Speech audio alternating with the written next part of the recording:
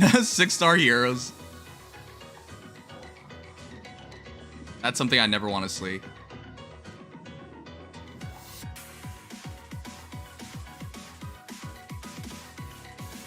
Guys.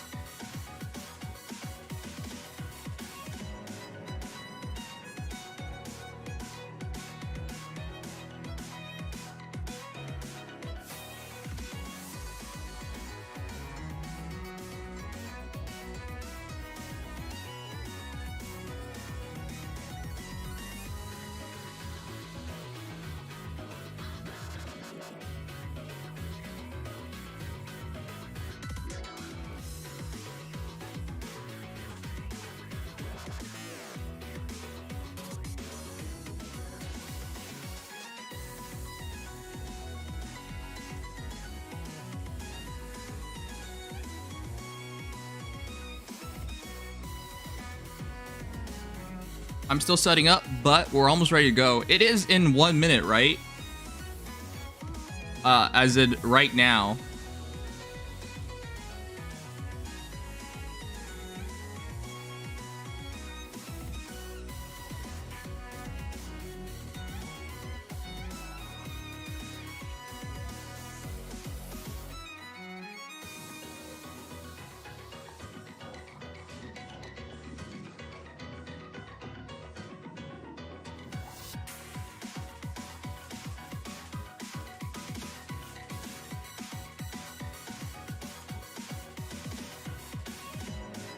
Hey Moose, at what hour does the Fade channel start? Isn't it now? It says 4 p.m.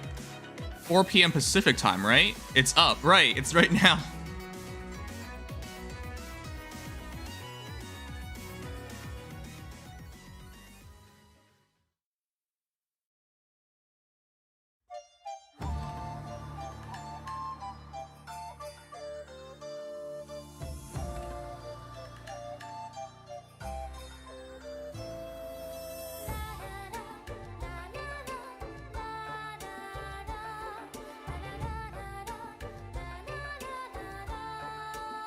All right, give me a sec. I'm setting up.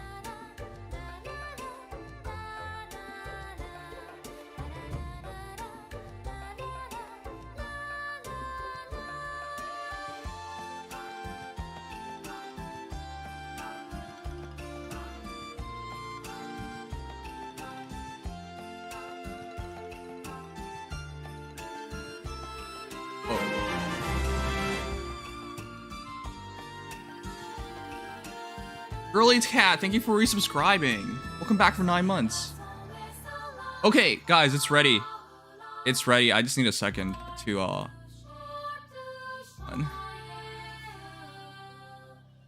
Still not very used to using an iPhone.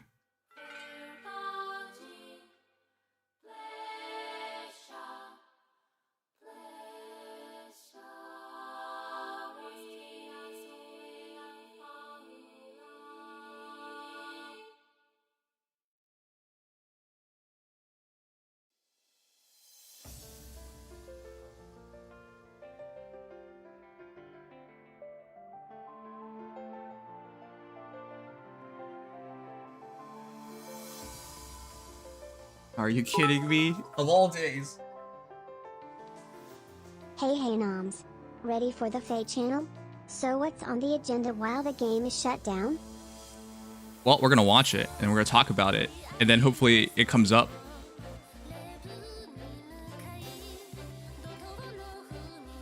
Come on, turn on. Alright, I'm downloading it right now.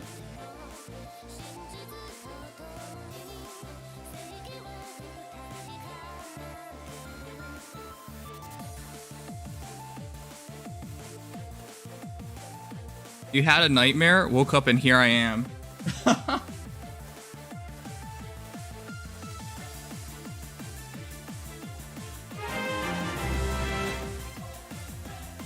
Although Nims haven't been able to catch a stream in a while, love your content, and how have you been? I've been good. Alright, it is absolutely up. Let's watch it.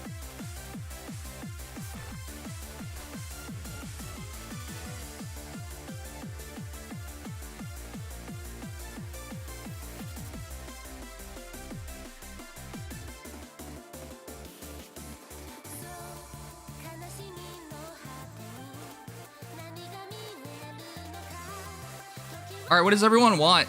I know it's already out, but I'm downloading it right now.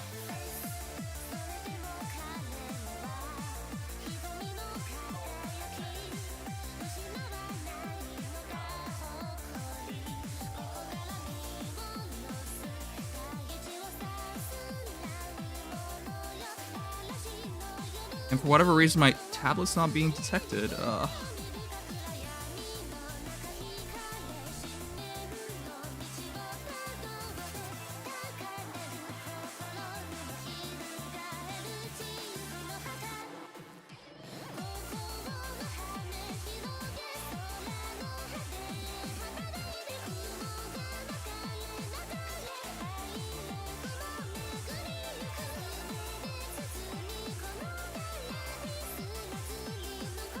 Should be working now. Come on. Well, I can't. What the hell? I'll try plugging it one more time. Wait, sometimes it's this.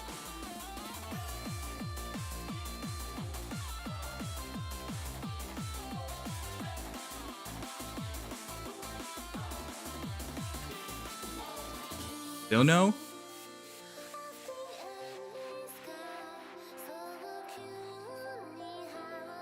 Wow, I can't get it turned on.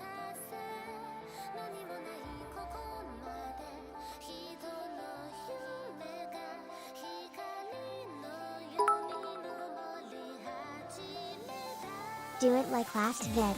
Bump up sound volume once you're ready. All right, well, whatever. Let's watch it first. I can't figure out why I can't get my Elgato to turn on, but we have some time. All right, let's watch it.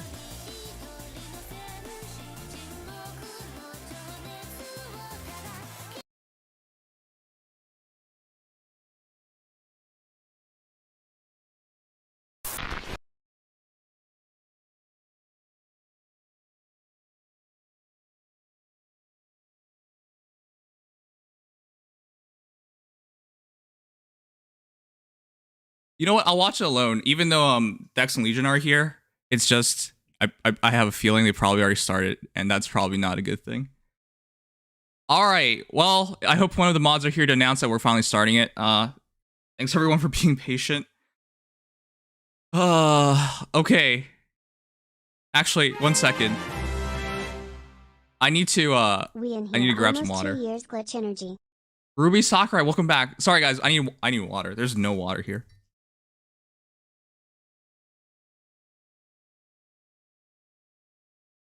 It's not even being powered. There? Okay, we're almost ready.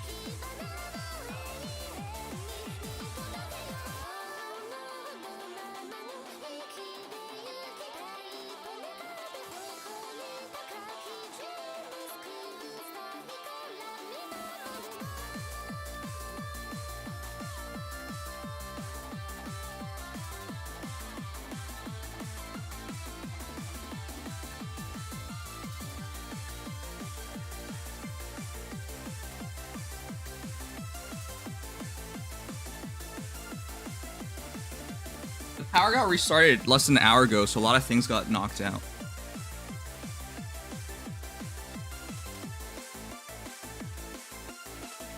Nope, so it doesn't show up. All right, whatever, let's just start.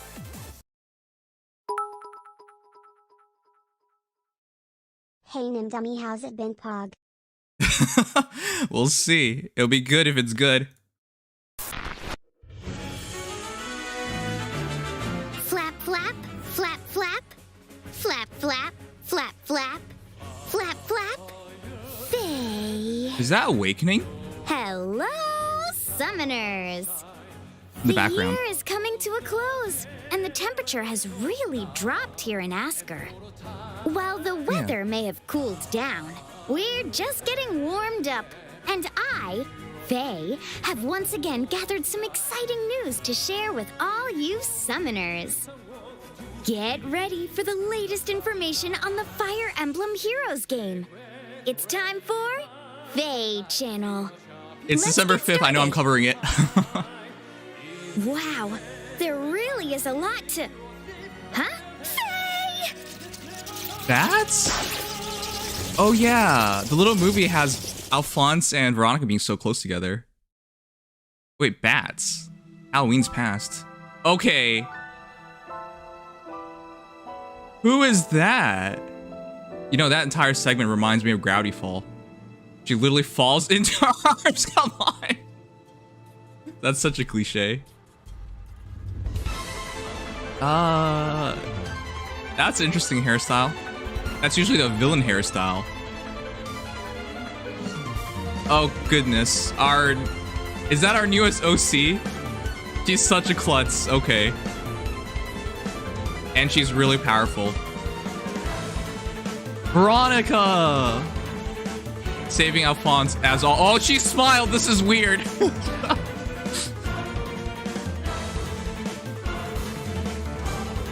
Whoa.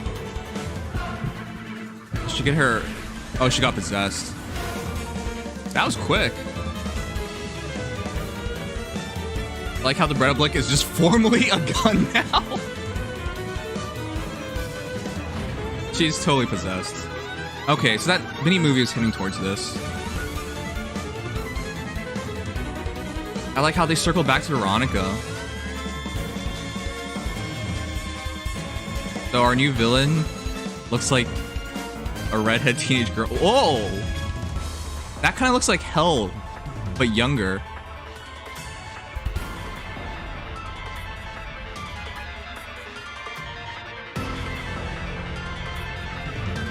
Is this the biggest catastrophe in a Fae trailer yet for a book? Even more than Surtur's giant meteor? Wait, that's it? No! It has to be a bit more to this. Okay, there's more.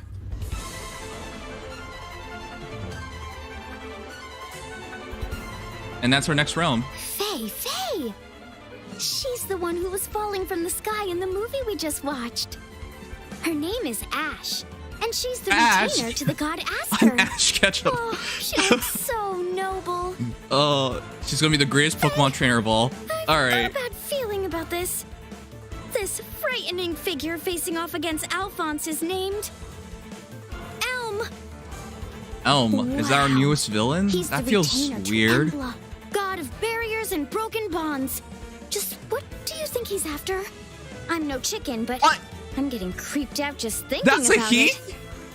The people of Azur are counting That's a on you, he. Alphonse. Our newest villain is straight up. This very sophisticated. If I say trap, someone's gonna call me out on that. So I don't know. Letizia. She's a member of Letizia. the Imperial family of Embla, and she's like an older sister to Veronica. Yes, that's a Despite being older, I hear Wait, she's that's pretty older far sister down the Veronica? line of succession to the throne. I wonder if something Wait, what happened the to heck? cause that. How can you have just write in an older sister like Veronica doesn't 5 look too years after the happy first here. book? That's so She weird. must have a lot on her mind. I That always looked like thought hell, Azur but, and Embla would be at peace wow. once Alphonse and Veronica take over, but I guess there's more to their story after all. They actually circle back to My Emblem. mind is racing with ideas about what might happen between them. In I'm going the to background be awake all day just thinking about it. of the Fae channel thumbnail is Emblem. Book Right? 6 will be That's available Embla. starting December 6th. Oh, You'll it's be able tomorrow. to It's not jump actually right into the tonight. story there, even if you're new to Fire Emblem Heroes. Oh, I almost forgot. Ash will join Is that your a barracks cowbell? as a mythic hero if you clear Chapter 1 of Book Okay. 6 on normal difficulty. We're still getting mythic heroes. They're not Those making a new horns type and of tail hero. of hers look like they belong in a cute little calf, don't they? Oh, Wow. what the? She transformed into a burly bovine. She looks so tough now. I guess that's what you can expect from someone who works for a god. She's just straight up a The cow. excitement Oh doesn't my end with Ash, though. goodness. There will also be a series of events to celebrate the We start saw our of Book stats. We'll 6. check it out later. I'll introduce them to you one by one. To start, there will be a login bonus. If you log in for 10 days during the active period, you can get the items shown here. So don't forget to check in daily. Yeah, that's a lot of good flowers. I need more. Next up, there will be Celebrations quests. for a new book. Here are the rewards you can earn by completing them. Just 3 There orbs. Sure are a lot, aren't there? But 60 flowers of all and 60 grails is not so You can even bad. complete Aether Raids quests to earn limited-time Aether Stones. Oh yeah, that they're can be celebrating. exchanged for Yep. the Aether Raid structures A you cow, see a here. bat. Oh yeah, they really are circling back to Finally, Emblem. I can't believe there's that. going to be a new Oh, finally a new design castle. to celebrate the start of Book 6, and we'll be giving it out to everyone who plays. The new design is based on the castle in the Emblean Empire. Get a It even has 5-star river Reinhardt. and a fountain in it. It seems like a nice place to relax. Yeah, that actually looks really nice. I like that. Book Oh, and 6 here is we are. starting, and I couldn't be more excited. I have to change my castle design to get in the celebratory spirit. It's gonna be a hoot. Oh yeah, this is Next 20 up- minutes, 21 minutes long, this Fate channel. And it is Awakening. New heroes from the Fire Emblem Awakening Oh. game are here. It's Let's been see so who we've long. got. You wish to learn all I know of fighting? Prepare yourself. This journey will be a long one. First up is Priam. Priam is a skilled swordsman, which makes sense because he's a descendant of the Radiant Hero. Or so I hear. Whatever the case may be, I do know that he has the charisma and strength to Oh, draw that's Ragnar. warriors in to fight at his side. Wasn't there like Just Ike point me in at the the DLC enemy. for Awakening? I'll give those kettleheads a taste of Ferox's barbarian roots. Next is Basilio. Basilio! Regna Ferox is a land known for producing strong warriors and having a powerful military, and Basilio is no exception. Though he may be a ruler, holding the title of West Khan, he still knows how to have a good time, Time to and he's even been seen sneaking out of his own castle. Oh, I just can't get enough of that deep, gruff voice of his. Boast your victory. When you win, make damn sure everybody hears about it. That's Edelgard's voice actress. Here I we completely have heard that. Flavia. She's the East Con of Regna Ferox and a fierce but friendly rival of Basilio. She's known to have a strong Blindness personality, blade. but that's Unique C nothing slot. compared to her physical strength. Make ready, Flavia dog. is practically a one-woman army. 41 speed base. The universe contains so many fascinating things I have yet to see. Next up is Wait. Muriel. That's the same If voice her glasses actress. and pointy hat didn't give it away, she's a studious That's magic user. Tara And Platt she's getting also a paid member twice of the here. Shepherds, and she actually manages their Okay. supplies, which is fitting for her precise personality. I hear her goal is to someday discover the answers to the many mysteries of the world. Is this our demoted hero? That's attack speed ideal 3. My homeland. It is a place of beauty with a culture all its own. Last but not least, we have the strong and stoic Yen Fei. He's the former king of Chonsin and was once known as the Blade Legend. He So is he later gonna came be- into conflict with his sister, Sayuri, Aw. as a general of the Empire of Valm. They do this again where they show off Priam, weapons, but he's not Basilio, going to use them. Flavia, and Ash.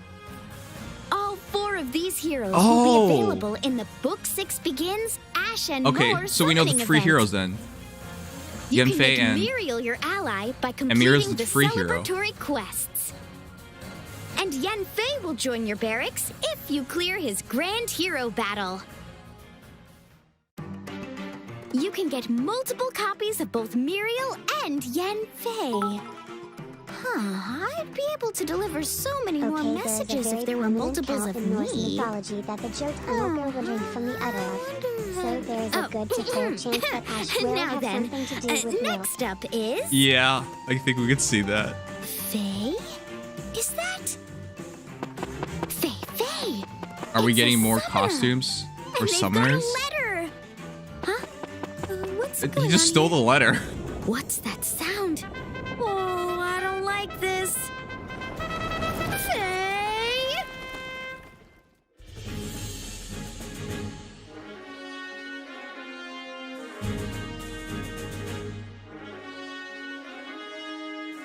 This must be a summoner from another world and...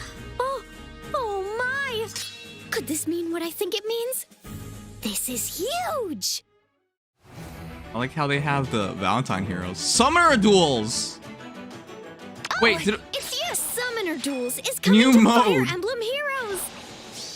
It's jousting in the Duels is a new background. player versus player mode, where summoners from around the world can battle Is this one live another in PvP? synchronous combat. Let's take a look. Is this live You PvP? can get started by tapping Summoner It's Duels live, in the real time. Coliseum. It only took what? It looks only like took there are a 6 few different ways years. to play, Well, as it feels you like can 6 see years. It's here. 5. I want to give favor battles a try.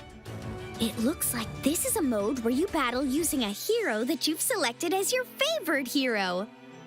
There Okay. are so many heroes that I appreciate for so many different reasons. I wonder how I can't this believe works. I have to pick just one. First up, let's build a team. In this mode, you can add 5 heroes to your team. Okay. 5 The deployment. slot on the far left looks a little different than the rest. That's because this is the slot for your favorite hero. You should They'll favor act as Yuri your so you'll team's always win. captain. Just When kill you something and then battle, run. Your captain is the only hero whose favor level will increase. But I'll explain that in more detail later. Is she gonna Hey, favor? hey! Oh, I went ahead and chose my good I friend thought she was gonna go out Sharena to be my fonts. captain. You can also equip your captain with a mode-specific skill called a captain Oh. skill. So we can't forget about that. so you have augmentations. All that's left to do is add some more heroes who will complement Sharena's style of combat. What? Now, What to kind of team battle. is that? My heart's aflutter just Faye, you're thinking going about to who I'm going up lose. against. Why would you deploy? You had friggin' Yuri, and you're gonna be like, I got a match. you know what I need? Battles last for 5 Rise, turns. Matthew. If you defeat all of your opponent's heroes, or if your score is higher than your opponent's at the end of the 5th turn, Okay, you this- win. The hero with the crown icon She's literally next fighting to them Mustache. is the captain. Let's set their positions and start the battle. Oh, you have a timer. Good.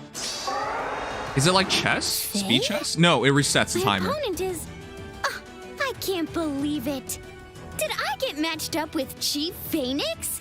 Oh, that's why he's Faye, mustache. I'll have to give it my all.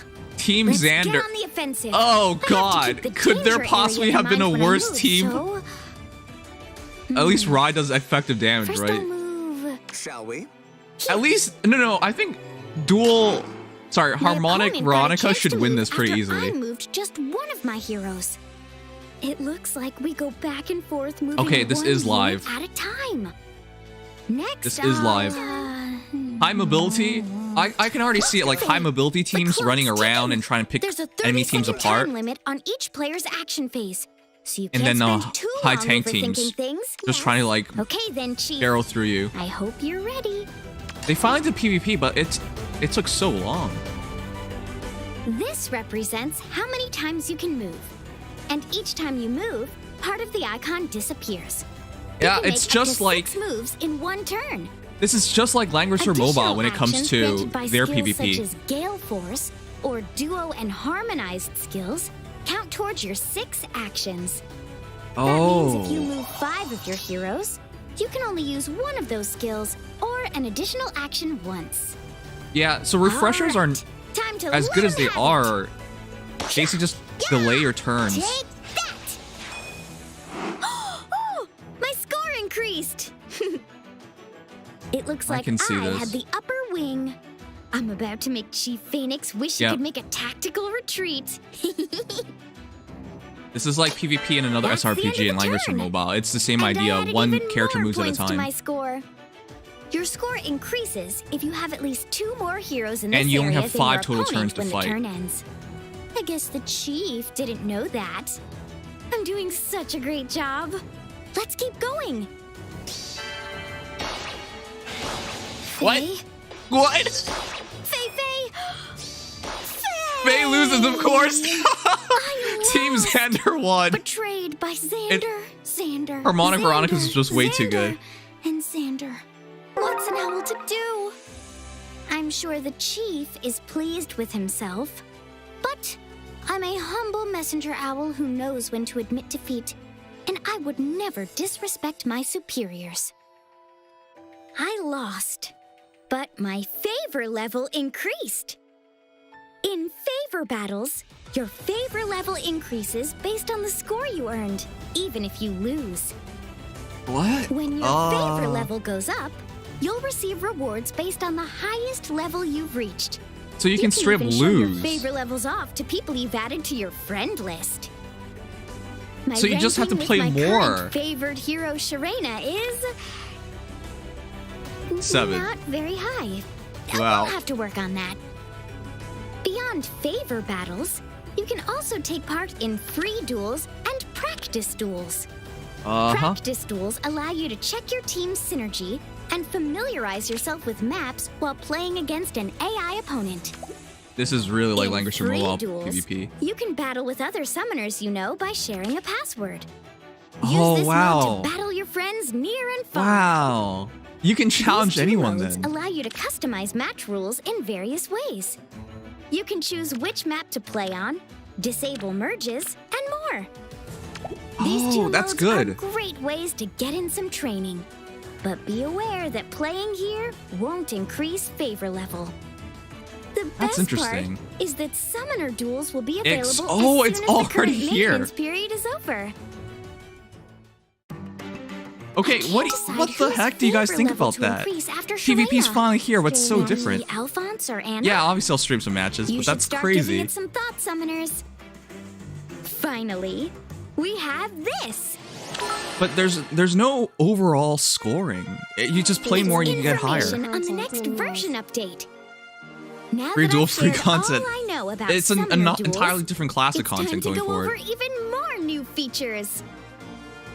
Oh I need to see how they my. treat merges It and stuff in looks like actual you'll be able to play. make a profile And I card want to after the next think update through like goes how useful live. Gale Force is. I went ahead and made one already. How's it look? Here Oh, you can wow, see you're my showing off summoner Golden Thrones. avatar. My favorite hero that appeared in the Summoner Duels match I played earlier, and more. You Play can style edit each casual, of of the course. items by tapping this button here. That's pretty cool. Let's Finally, start with home base. we have stuff like There this were so in many other options, games. and I didn't know All what of to the other pick, games, So I basically. set mine to secret. Next is my play style.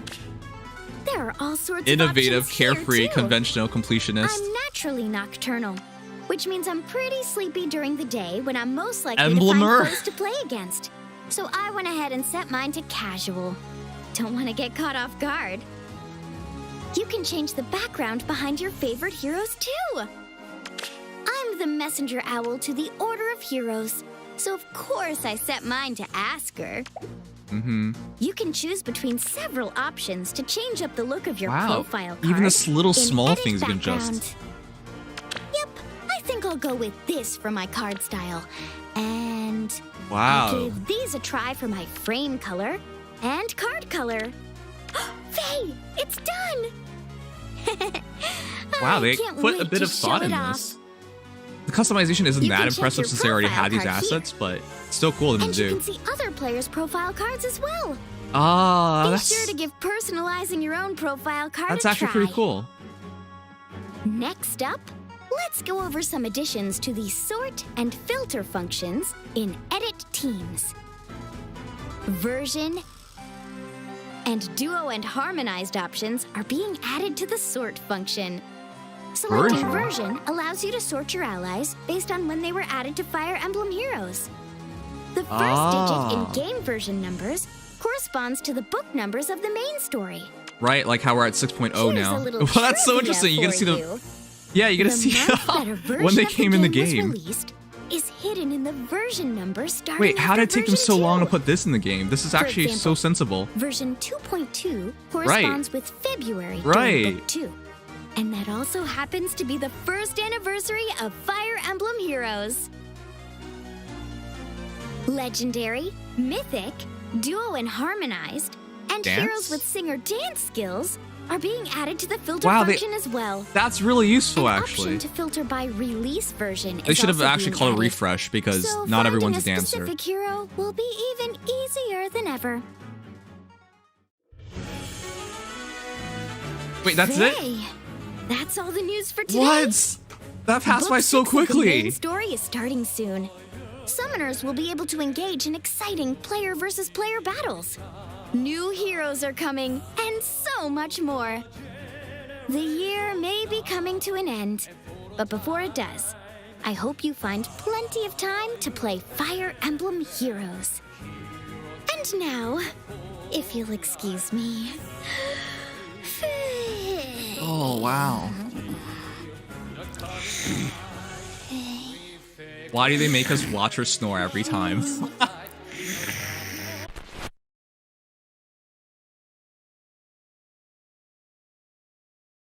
Alright, guys. One sec.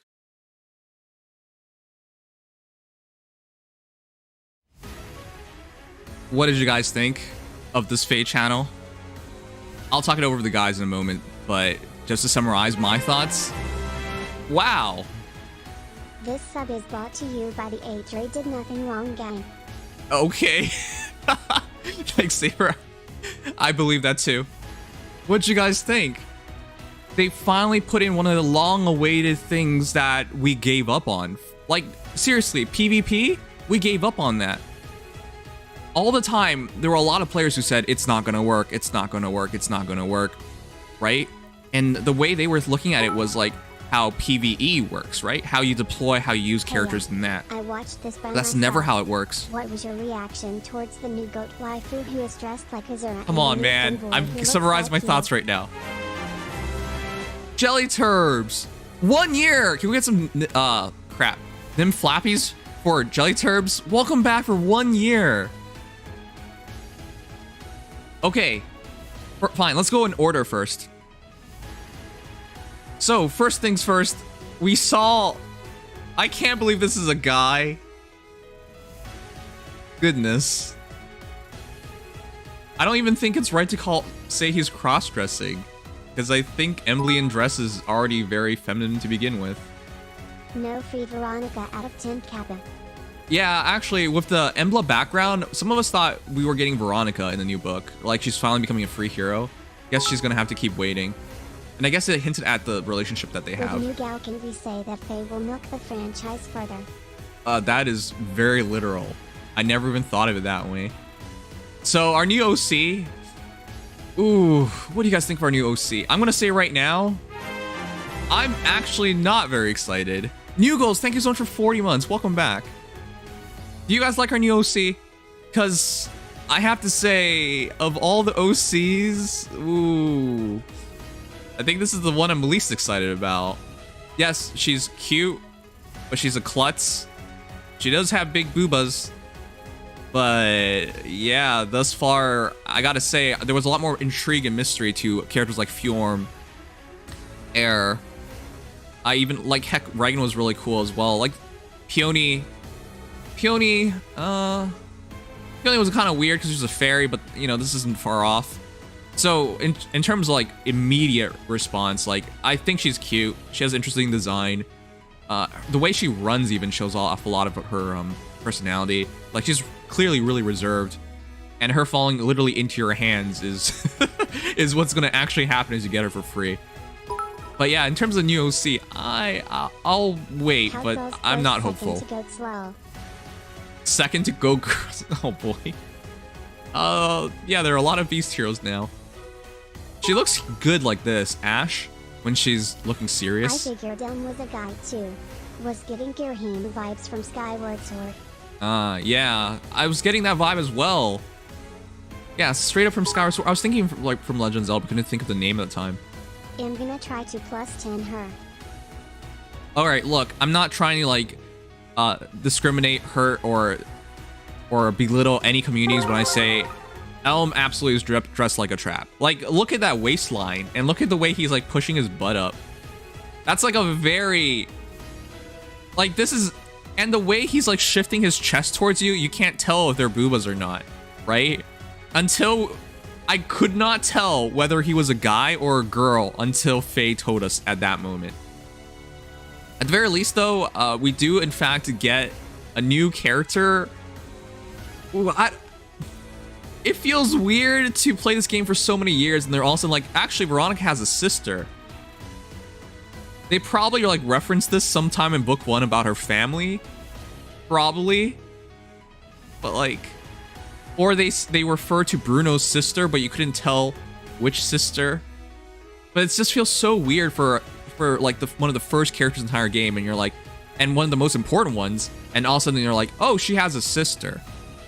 Isn't that kind of weird? So yeah, the new characters for a new book, I have to say, I want to see what Litzy is about. But the other two characters, man, it's a very different way of feeling about things.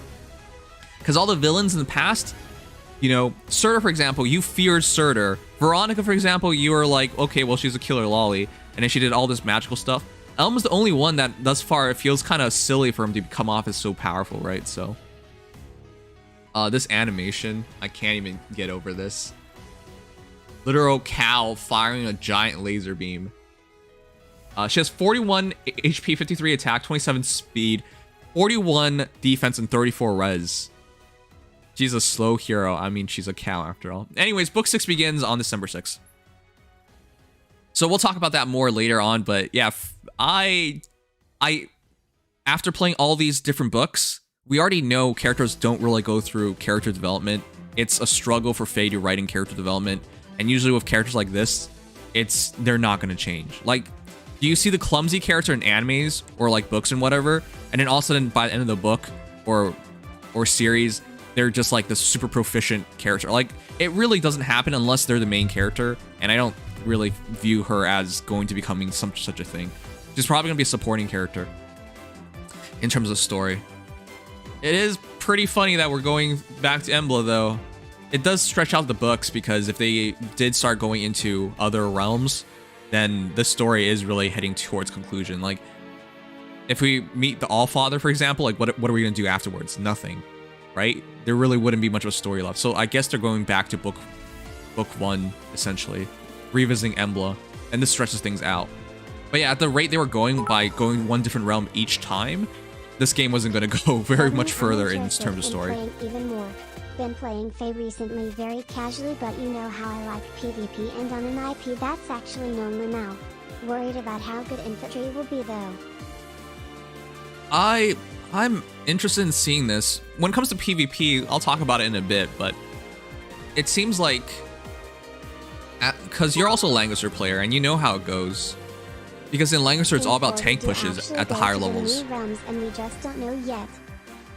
Yeah, we might, but with the reference of all these Emblem characters being shown off, it's very unlikely we're going to many, if any, new realms. The new heroes, of course, are from Awakening.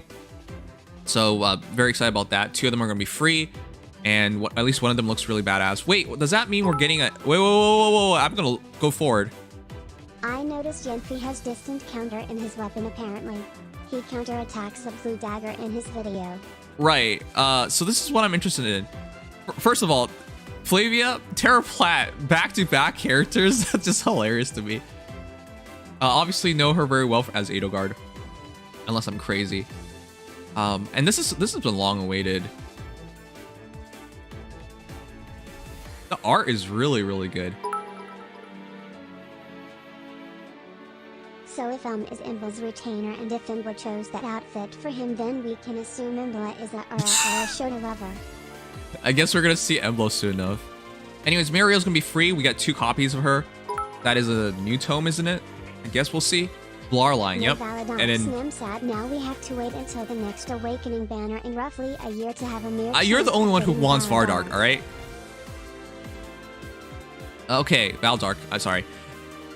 Wait, is Yenfei gonna be free then? Because if he is, doesn't that find Demote an infantry hero for us? He's GHB. Yeah, see, the dagger hero attacks and then he counterattacks. So he has this encounter in his weapon? Oh, okay.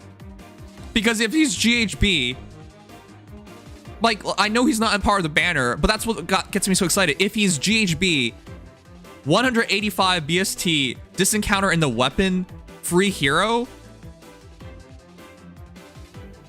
Are you kidding me? No, seriously, he is GHB. I must have blinked or something. Oh my god. I think he just jumped Haramatsu low. Okay. That's your next 185 BST red merge project. I'm sorry, what? What in the world?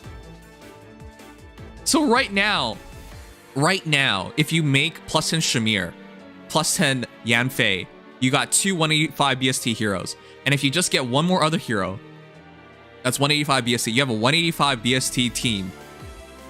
All of a sudden, scoring is not so difficult. You just have to build him, and he already comes with a perf.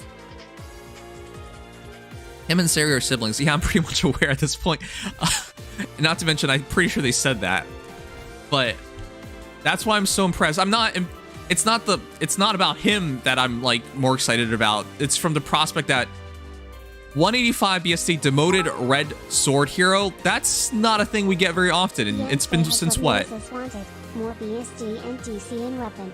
Right, it's been since Nemesis and friggin' Astrum, I think, that we've had such a hero. So this is why, and Itsuki.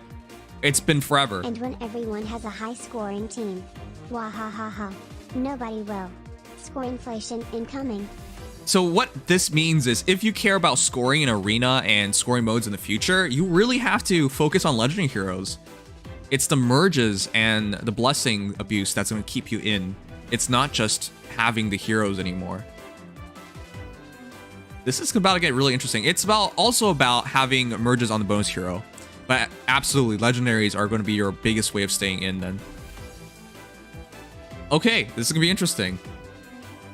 There's also Balthus for 185 BST. Right, but Balthus is a lot harder to get. Shamir and Yanfei are going to be rail heroes. I don't think it's worth getting overly excited. Series Amatsu had the unfortunate circumstance of having 50% HP DC. No, that's absolutely fine. He just took it. That's fine. I honestly think that's fine. Doesn't he get slaying as a result then? So I actually do think it's pretty worth it. Anyways, with this though, PvP. PvP. PvP. I can't believe there's PvP. This is going to be very interesting. Yeah, if you guys have seen, like, I used to play some PvP in Langrisser Mobile. We played Apex matches as well. We were pretty competitive in it for a while. But the thing is, the one problem I had with Apex was this. Tank pushes. It was rough. In other words, you would just have savior heroes, and they would just keep moving the savior heroes slowly forward. And then it's all about having your tank heroes survive, and then having AoE decimate the enemy team.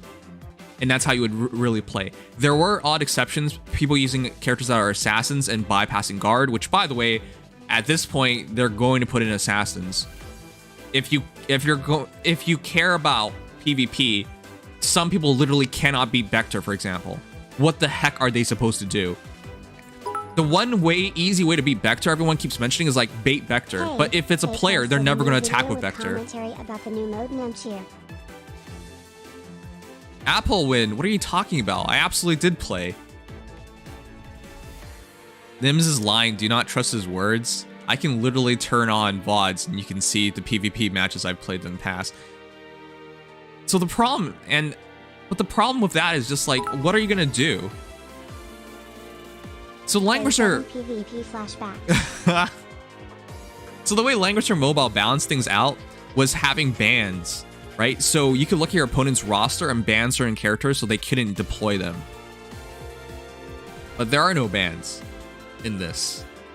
So my immediate thought is, how do you deal with this? First of all, AoE is not as easy to come by. And second of all, there are no bans. So if your opponent has really, really rough heroes to kill in the first place, what are you supposed to do about it? You never made it to go through. Applewind, what the hell? You want me to turn on Langrisser right now and I can show you all the gold 3 costumes I've won? Like, what are you talking about? Bans were a godsend. I'm trying to listen, dude. If you're gonna just make up stuff at Nat right now, I'm not appreciating it. But the problem right now I'm trying to go through is what if that's what's gonna like. It's not if you don't have bans and you don't have all these ways to bypass guard. It's gonna be really rough for some players to really play this mode. They're just characters they can't kill. So yeah, and because there's a mode to turn off merges, I'm gonna presume that normal play has merges. Other than that, it's going to function like what it is in Langrisser Mobile, where in this case, there's a 5-turn limit, and each character gets to move, and your opponent gets to move afterwards, and it goes back and forth, back and forth. And as always, there's advantages to going first and advantages to going second. So yeah, I need to see more about this because I really hope it isn't about, hey, just save your tank, slowly move forward, and then just go from there. So yeah, the good news is no matter what happens, you get points. So it's about rewards or get everything. Force feed over the action limit. Yes, please play please. No, I'm not playing more Langrisser. What? The problem with Langrisser is that the game. So here's the problem with Langrisser, chat. By the time, and this is what I hope doesn't happen to Faye. Langrisser, by the time it was in what, year 3, everyone who played, the only thing they cared about was PvP. They basically gave up on story.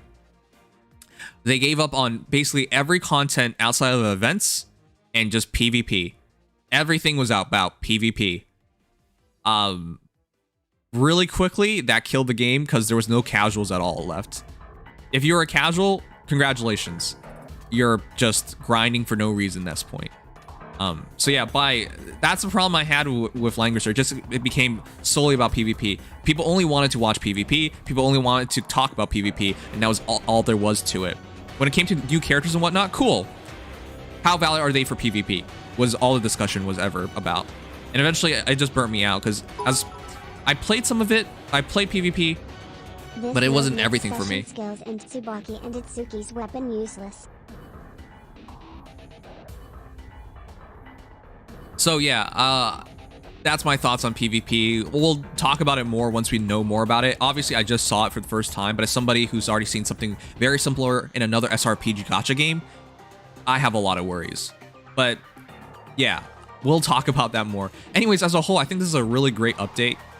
New exciting mode, which adds a ton of replayability and depth to the game.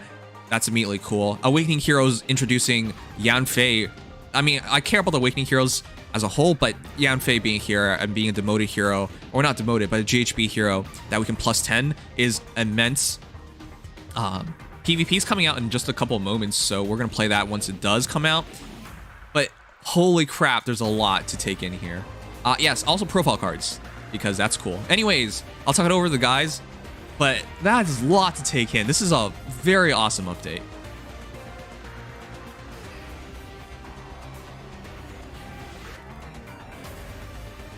Yeah, because the only thing for PvE was AB and challenge quests, right? So that's why I had to issue with that. Oh crap! There's a new video. All right, we'll watch a new video and then we'll talk it over because there's so much stuff right now.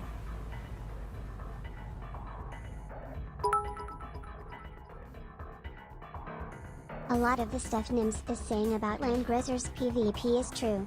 But yeah, all we can really do about PvP and Fae is wait and see, and hope it's not another mode that loses its charm in about a week. Because I don't know if people realize this. Oh my god, there's so many new videos. There's a Summoner's Duel already up.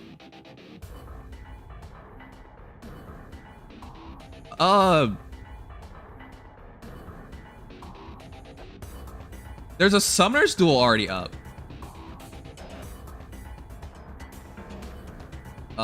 Okay, I guess we're watching it. Give me a sec. Alright, there's a Summoner's Duel already up. Christ, we're actually... Listen, it's good and bad. It's good and bad. The very minimum, if you play through this mode, no matter what you do... Do it! Make your dreams come true! I don't even know what you're referencing to! What am I not doing? Oh my god, okay. Anyways. We're gonna watch the summer duel first, and then we'll talk over talk everything over with the guys, because I think with this in the background, it's really hard to focus on things. I'm gonna try out Team Leg Jar regardless, so Nim smug.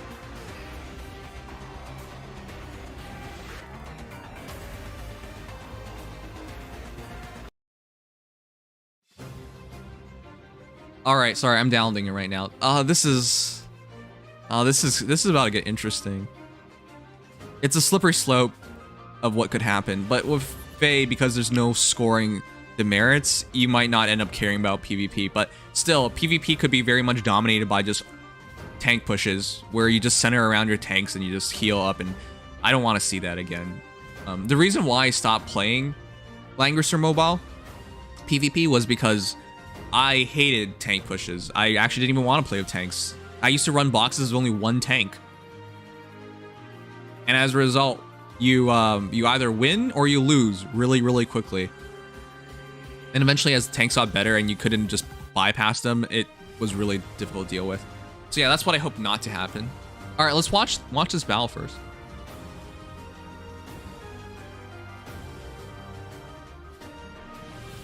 Okay, there's this new video. Let's watch it.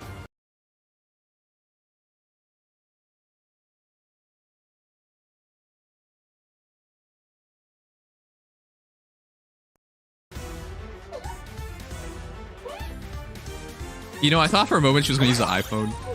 They're using the same phone. It's so weird how they're pushing Veronica and Alphonse together so much now. Because it feels like Dragalia Lost did that first. Summoner duels. So let's watch our first battle then. Hello, summoners. Oh, crap! Reinhardt of Frigga am here with a surprise video. A special exhibition Why? match to celebrate the launch of Summoner Duels. Why are you the commentator? Let's begin. Don't we have better people? Summoner Duels is a mode that allows you to play player versus player battles against an AI or live human opponent online. First you move, then they move. It's similar to chess. I do like how it's only 30 Battles seconds. last for up to 5 turns, with each opponent having up to 6 moves. If you defeat all of your opponent's heroes, or you have the most points at the end of the 5th turn, you That's why win. stalling is so effective. And that's why using Savior earn heroes is points so under good. 2 conditions. When you have at least 2 Is more Rose about heroes to than get your this opponent bit in the of capture dislike already? area at the Happen. end of the turn. You have to get in the Defeat center, an yeah. opponent's hero. A Summoner Duels team consists of a captain and 4 other heroes. It does for feel a like it's total more of watered 5. down Langrisser The hero PvP, furthest but that's left fine. is the captain. They can use a special captain skill that you choose. Yeah, the captain skill is going to help you break Captain down these skills things. Can influence the abilities of foes and allies, or hold sway over the very rules of the match. There's like partial no There are follow-up as a 3 captain modes, skill. but for today we'll concentrate on Free Duel, a mode for battling your friends. First, let's take a look at each of our players' teams. Oh, Each have selected a if captain, Veronica loses a this, it's because of her captain's skill, harmonized and leaf 4 more deployment. heroes. Sorry, dual This leaf is deployment. Sorry, not Veronica's harmonized. Her captain is Ilger. Veronica seems Wait, why to was she- prioritize What? heroes she gets along with. 3 of Listen, her heroes are Xander has been supporting Veronica might for how present long now? difficulties depending on the match. She has Yogurt as her captain Let's and not take a Xander? closer look. Stop cucking this man. First Holy is Ilger, crap. who Veronica got to know during the events of Book 2 when they were trapped in Moose. Courtly fan without wind sweep? Her Come skill on. set seems Come to on. reflect her will to survive. Ilger has life and death equipped twice, and her special is lethality. Lethality. Next is the I don't even know if it's gonna ever redoubtable trigger. Xander, Whoa! who's become something of Whoa! a guardian to Veronica. I'm surprised to see Gale Force What? as his special. What It are you allows another doing? action, but it requires 5 attacks to prepare. What is the Will he ever spill? get the Veronica, chance to- please! Why? And A here is DC Gale Bruno, Force are great. Veronica's older brother. She trusts him with her life, no doubt. He Blue can Tome heal Breaker? allies each turn with his staff of 12+, which will be more and more useful as the turns progress. He has B Tomebreaker equipped. It destroys Perhaps he Reinhardt. anticipates fighting a specific foe. Shut up, Reinhardt. Here we have Helbindi, who saved Ilger and Veronica from That's actually not a bad Helbindi, he just needs QR. He won't be easily defeated thanks to Mystic Boost. He also has Odd Tempest boosting his mobility. Yes, I'm quite interested to see how he'll fare in battle. I think that Helbindi is going to be a pretty good tank. Next is Duo Leaf. No! He and Veronica No, were Seal! opposed, but here she calls upon Loyal Reef! Leaf has a high attack power, and this Duo Leaf has thoroughly reinforced his defense. Why? His Loyal Wreath weapon is a bit of a mystery, but I'm told that he was equipped with it to liven things up. Yeah, he would destroy everything if he uses actual A tome. highly original lineup for the Princess of Emblem. What are you doing? She's literally Now making let things us harder look for at her herself for no captain. reason. Secret Maneuver. During the captain's combat, Secret Maneuver disables the skills of all foes, excluding the foe in combat. Also, at the start of turns 2 through 5, it grants special cooldown count -1 to all allies. That's all for so you can Princess bypass guard Veronica's like team. that? Saviors, I I look mean. forward to seeing her tactical mind at work. We mustn't forget to check and see if Alphonse's team is up to scratch. Oh shit, For his Alphonse's team captain, is so he's chosen solid. Duo Alphonse.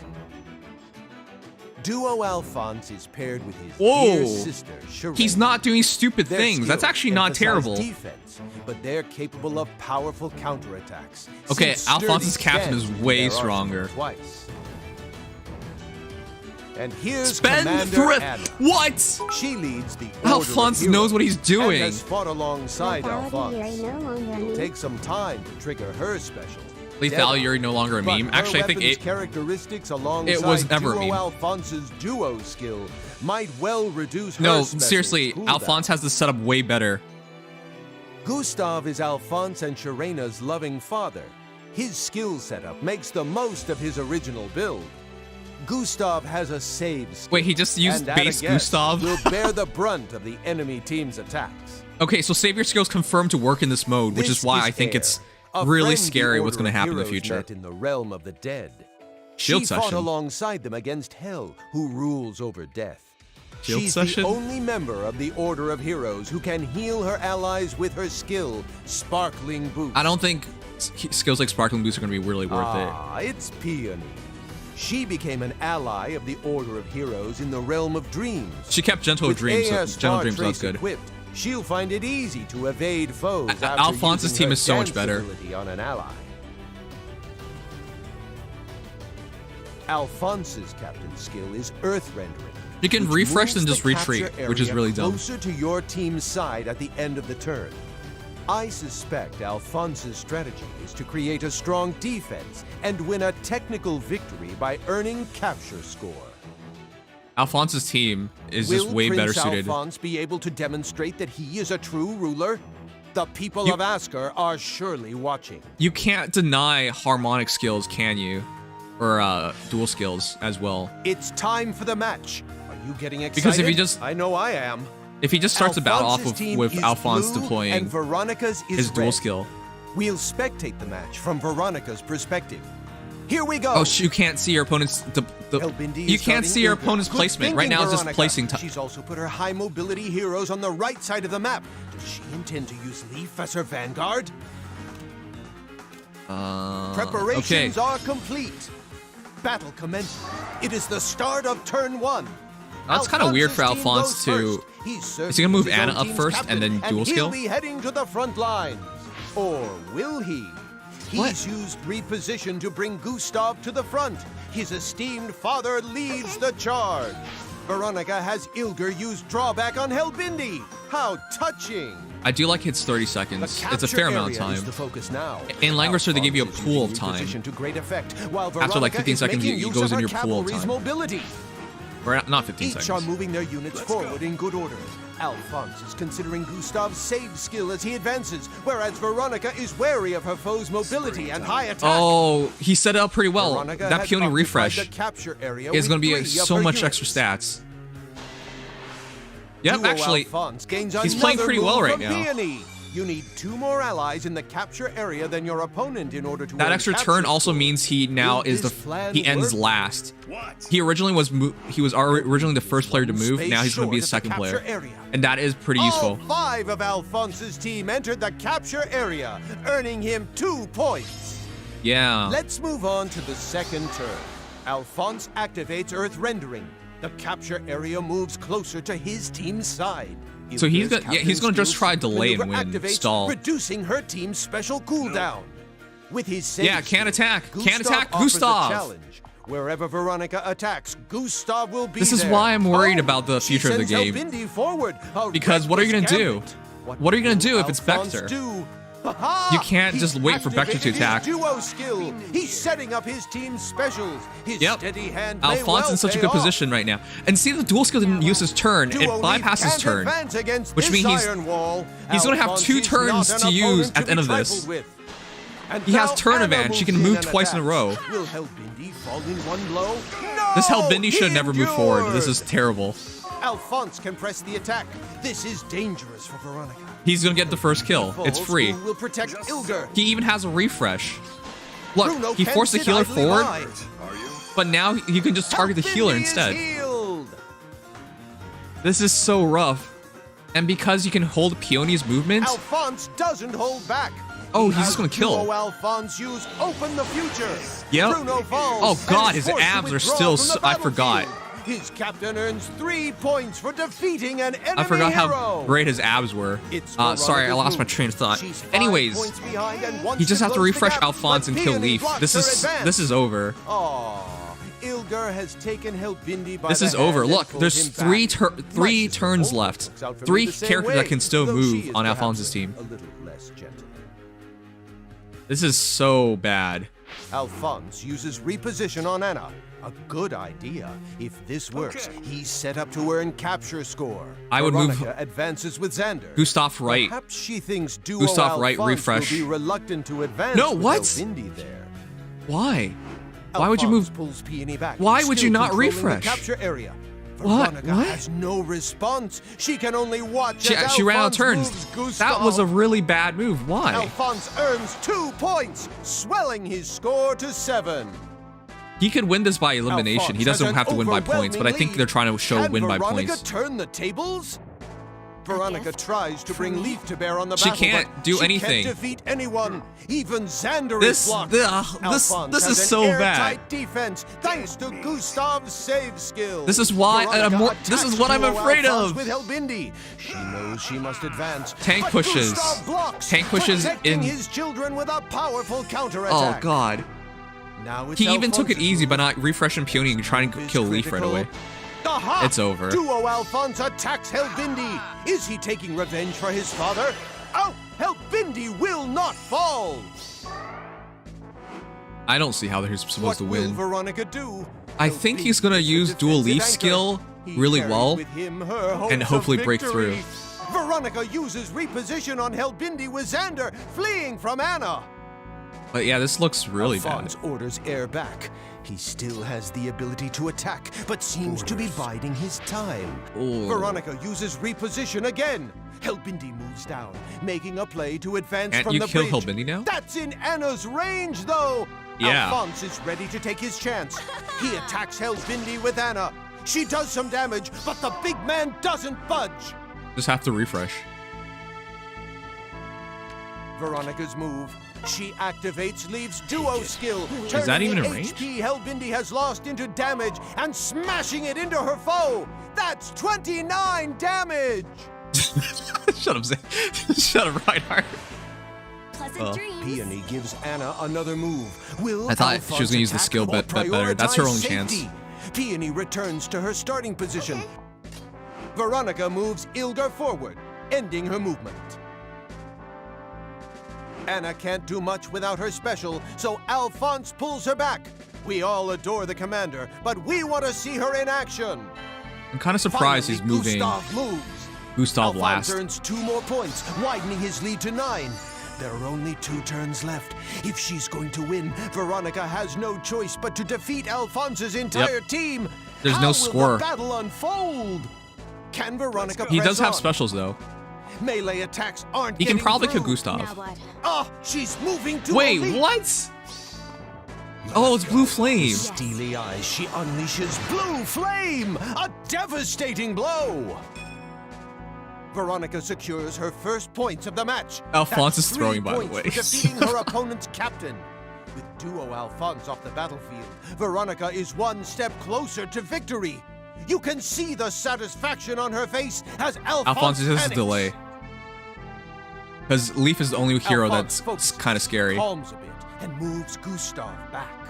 Veronica wants to press the advantage, but Gustav's Can't, making you know. it difficult Gustav is too for her. good. She begins preparations for the next turn, moving Xander out of Anna's reach. I think she's gonna run out of Alphonse turns. uses air to pull Gustav back, retreating safely. Veronica moves Ilger forward. Ilger has yet to attack, so this could be big. Alphonse, will you So- attack or retreat? Yeah, Alphonse is just playing stall now, which He is the pulled right thing to Anna do. back. Veronica moves Helbindi forward and cuts off Alphonse's escape route. She saw it coming. Please refresh. Alphonse moves Peony back Why? and ends the turn. He's now 8 points He's ahead. used so many peony This turns is it, without the final refreshing. turn. Veronica has no path to victory other than I see defeating how they're gonna Alphonse's win. entire team. Actually, I don't think she can kill the Veronica entire gets the team. first move. Her captain's skill's secret maneuver speeds up the cooldown of Ilger's special. Ilger leaps valiantly forward and attacks Are you kidding Gustav. me? Oh my 42 god! Damage. Okay, she won. A lethal blow to Gustav. Because Veronica Alphonse gets 3 threw. points for defeating a foe with her captain. The pillar of Alphonse's team falls. I already see what you can Alphonse do here, hold out but for 3 moves, he wins. He has Anna flee, but is okay, she yeah, just safe? run, just run. The Tempest skill boosts They Helbindi's can't. movement. Okay, Alphonse this one. He hits Anna with a vengeful blow, defeating her and earning Veronica 2 points. You can't reach air now. Alphonse has nowhere left to turn. Please refresh. Finally. He grants Air another action. Will he be able to flee to safety? Things are Yeah, just not run. looking promising. That Veronica trace uses skill. reposition That's on over. Xander with leap. All allies other than Xander have moved. Can Veronica defeat 2 more foes? Alphonse moves Air to the right. That's over. That might do it. Wait, it's Gale Force. Xander moves. Gale He Force. attacks Peony. A powerful blow.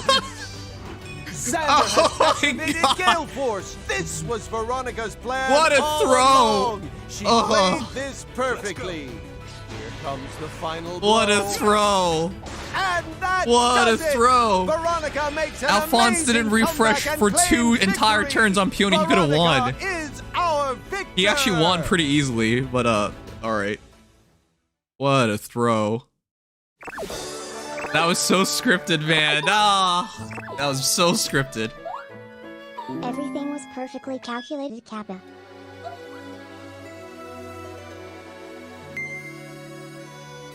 Aw, that's so cute.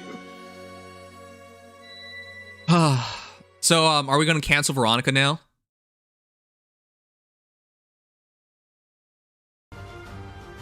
You guys think I'm kidding? Do you know what happens? Do you know what happens in competitive game communities when you don't shake hands? Oh my god, it's glitching. She didn't shake hands. Look, look. Alphonse stretches his hand out for a shake for a good match. And Veronica refuses to shake. Oh, so bad manner. Just steamrolling him in the actual match and giving him no respect. All he gets is a finger poke. Are we canceling Veronica now? That disrespect. Disrespect. I've never seen anyone ever do that. Ever. Most people don't even... She like teased it. Bro, but they touch tips. Shut up. Stop making things weird. Anyways, yeah, you know, it could be pretty good content, to be honest. I don't think it's gonna become to the degree of like, if you guys don't know what happens in Shame on you. Shame on your family. Shame on your cow. Is that from Simpsons? All right. So that was pretty exciting. Do you guys agree? Did you like watching a summoner duel? So here's the thing. That one was exciting because the builds were so weird.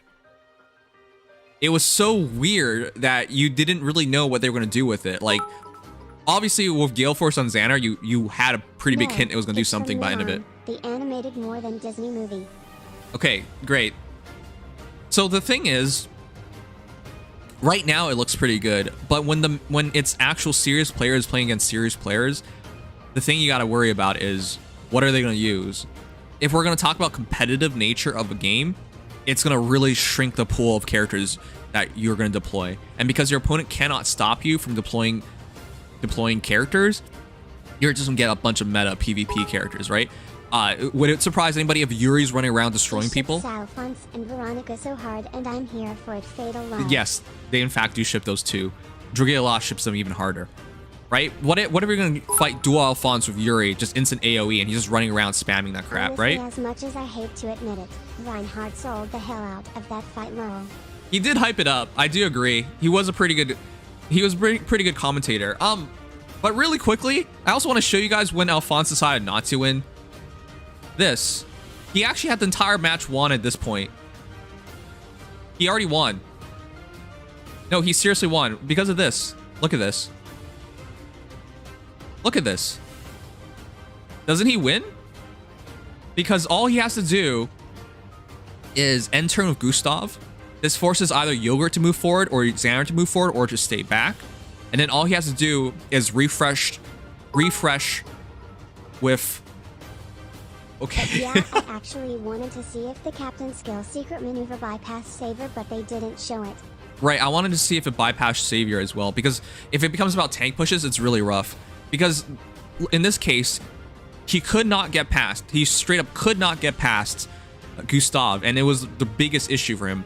But basically, if you guys can't see my mouse, if he took Peony and aerobatics up, refreshed, or even just move Gustav back a step because Gustav is still guarding, and then refreshed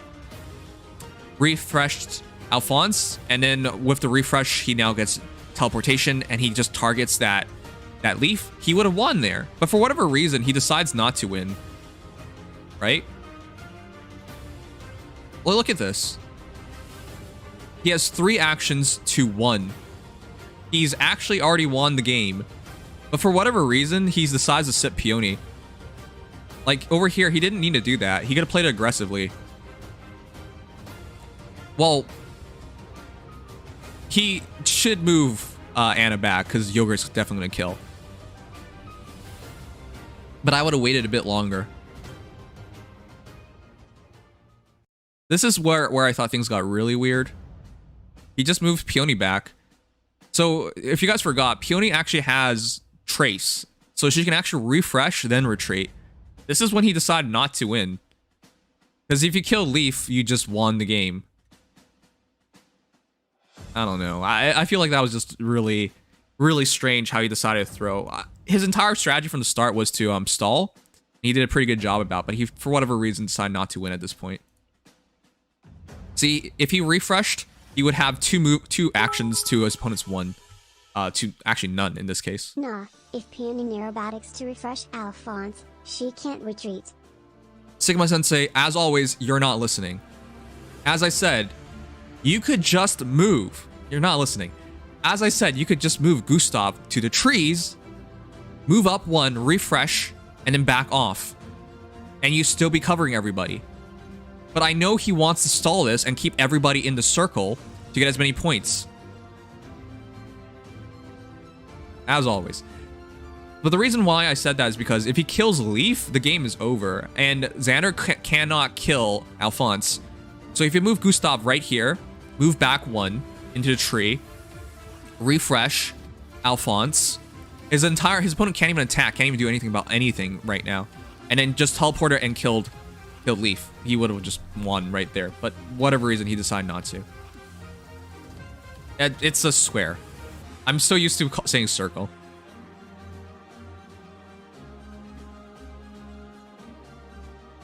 Yeah. No, the definite idea is to show you that even with a savior team, you can lose. But the problem of that is he actually had to try to lose. Because for whatever reason, he decided not to refresh. And there's no reason not to refresh ever. in a case like this where you have last move, definitely not.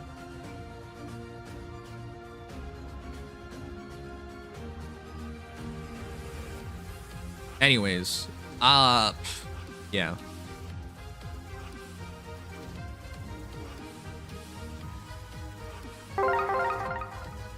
Tsukumo, thank you for the follow.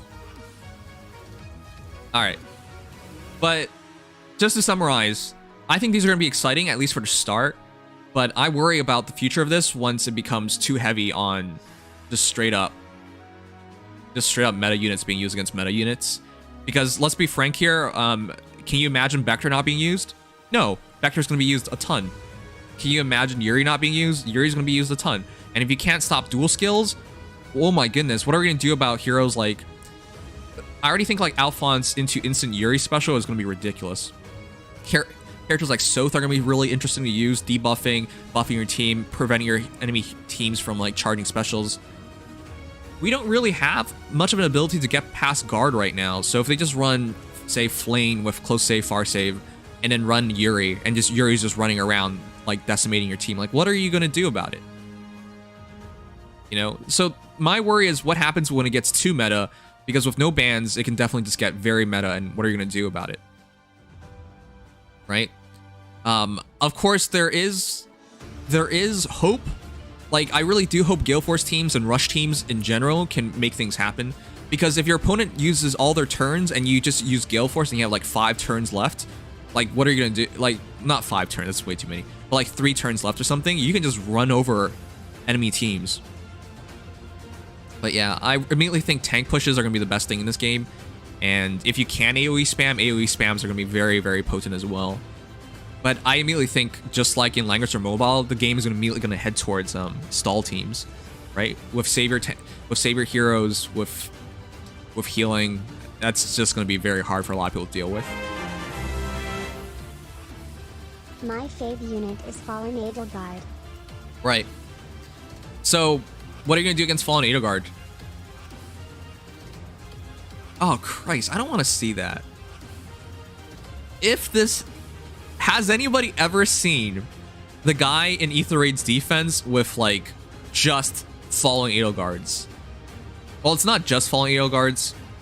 He uses Mythic Heroes as well. But have you ever seen that team? Where it's, like, just Edelgards. You're only fighting Edelgards.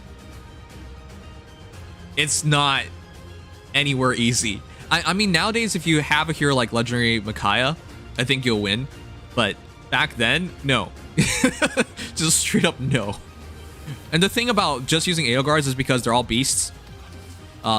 Sorry. They're all transform, which is the big thing. And then, of course, they can run savior skills on them as well, and they all have damage reduction as well. And, like, it's just ridiculous. Like, what are you going to do about teams like that? But, yeah. Okay, anyways. That was really interesting to watch. I can't wait to play this myself. But yeah, a lot of things to fear.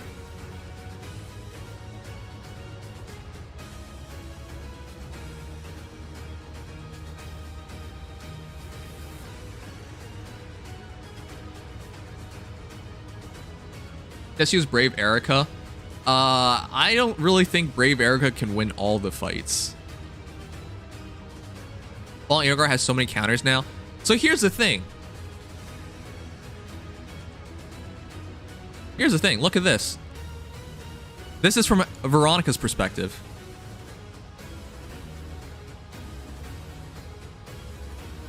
Do you notice something? Do you notice something? That's right, you don't see your enemy team. I'm gonna double check to make sure whether we see them or not.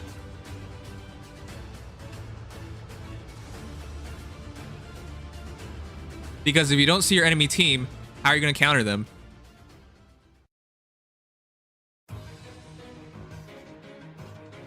This could just be masking their where they're deploying. But if you don't get to see your enemy team, what are you going to do? I don't think they've shown that off. Because if you're going to be like, well, I'm going to counter Fallen Edelgard, and then you end up not deploying Fallen Edelgard, and you have a bunch of counters for Fallen Edelgard, like, what are you... Better hope those units are good in other matchups. You can count on meta units being here. I agree with that. I agree. But it's not free. Right? If you put a bunch of... It's like I guess we'll see. Pokemon PvP 6v6. No, it's not like you Pokemon. You bring a team and you see the enemy team until you're matched. Hello? That was a weird... Hello? Hello? Hello. Okay, that took forever because Summer Duel. I can't blame you. It's a lot to go over. Either way, I'm glad they're at least trying the mode because I was kinda getting tired of both Arena and R. So the good news is, because this new mode with PvP, yep, even if you lose, you get points.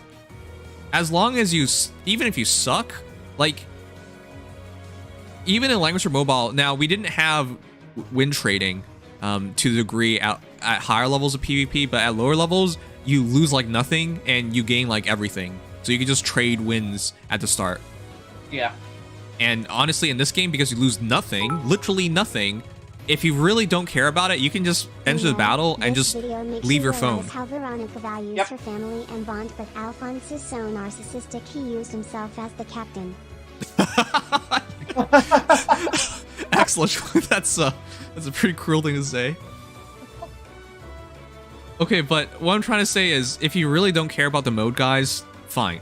It doesn't matter. You get a bunch of rewards for it anyways, and you could just leave yourself to lose all the battles. I'm not even sure if they keep track of your win rate. Win rate? I kind of doubt it based on what I know they're going to give a win rate, probably just like a total wins type thing. Yeah, they have win count, but I didn't see a like loss count. Right, because if there's no win rate, it doesn't really matter, right? No one does. You can have like 100 wins, but 100 wins out of 100 wins, extremely impressive. 100 wins out of 1,000 wins, 1,000 matches, terrible. Yeah. But if they don't show how many matches out of and you don't get a win rate, those numbers don't even mean anything. Yep. You could just play the person who played the most. You could go 50-50, but it could say you have 500 wins, right? But so what I'm trying to say is, if there's no win rate, it doesn't matter. Even if it is PvP, like having the most wins is not very meaningful because, you know. It means they have the most time on their hands. Yeah, right. This is true. I mean, I guess you could be the one to track it yourself, like manually, but I wouldn't really say that's something to be too pressured about doing. Right. And I don't honestly think people are going to care that much about it. And, I mean, the thing is, you could say whatever you want, and you wouldn't really be able to prove or disprove it. Unless you're a streamer, I guess. And even then, you would have to play all your matches online. Okay. But I do like the fact that for me, this is feeling very similar to certain, it's very similar to Langrisser Mobile's PvP. But it is pretty different in a lot of ways because it is still Fae at the end of the day. Right. But yeah, no, look, top right corner, it just says win count. That's it. Yep. So yeah, even if it is PvP, you don't have to take it seriously. You can just do it for the rewards, in which case you could just put yourself in battles, lose, put yourself in battles, lose. It's fine. You get 7 points at least. It will take a lot longer, but you'll eventually get there. So yeah. And I didn't check, but is there like a win count like ranking system or anything like that? I didn't check all the rewards. I think it was by points because we saw it by Sharina earlier. Yeah, I know there's one at least by points. I wasn't sure if there was like another system involved or whatnot. But, all right, 1 sec. I'll open it up. I know, I wouldn't be surprised if it's just the favorite level.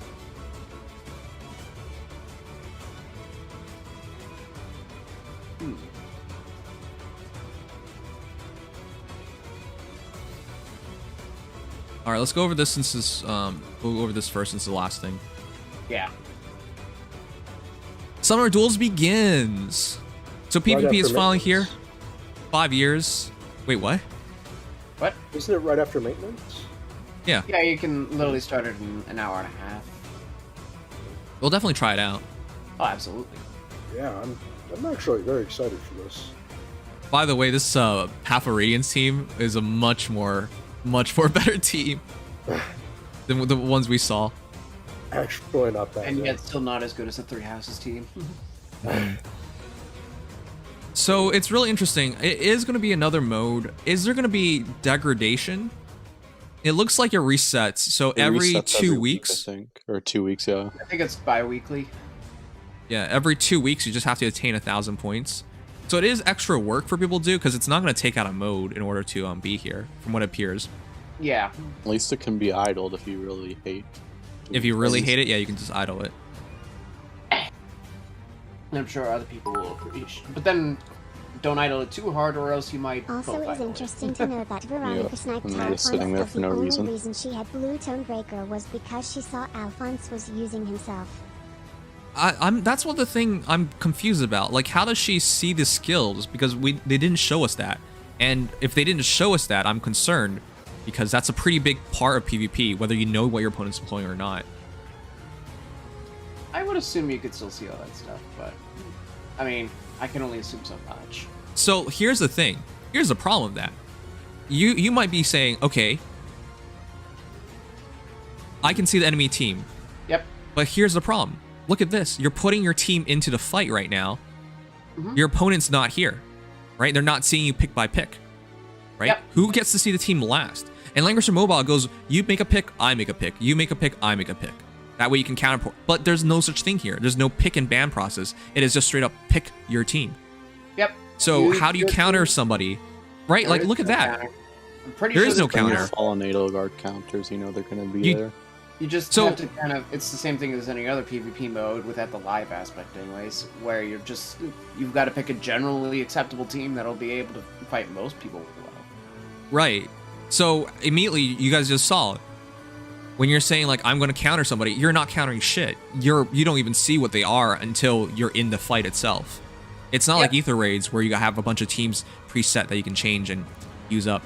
So immediately that already indicates the safest teams you're going to see are going to be double savior, far save, close save, particularly Vector, and then like a damage dealer, like a tank buster, maybe a refresher, maybe a healer, things like that. Because you got to go generalist. You can't go like, I'm going to go Gale Force, and you find out they have like the best savior hero, and then you just immediately surrender. Like, is that what you're going to do? Which, by the way, I actually think that's going to happen a lot. People are just going to run like these janky teams, and if they don't see something that they can beat, they just leave. This is one of the most P2W mode in the entire game. Yeah, I don't know about that thus far. I don't know about because that. For example, I don't know if merges count.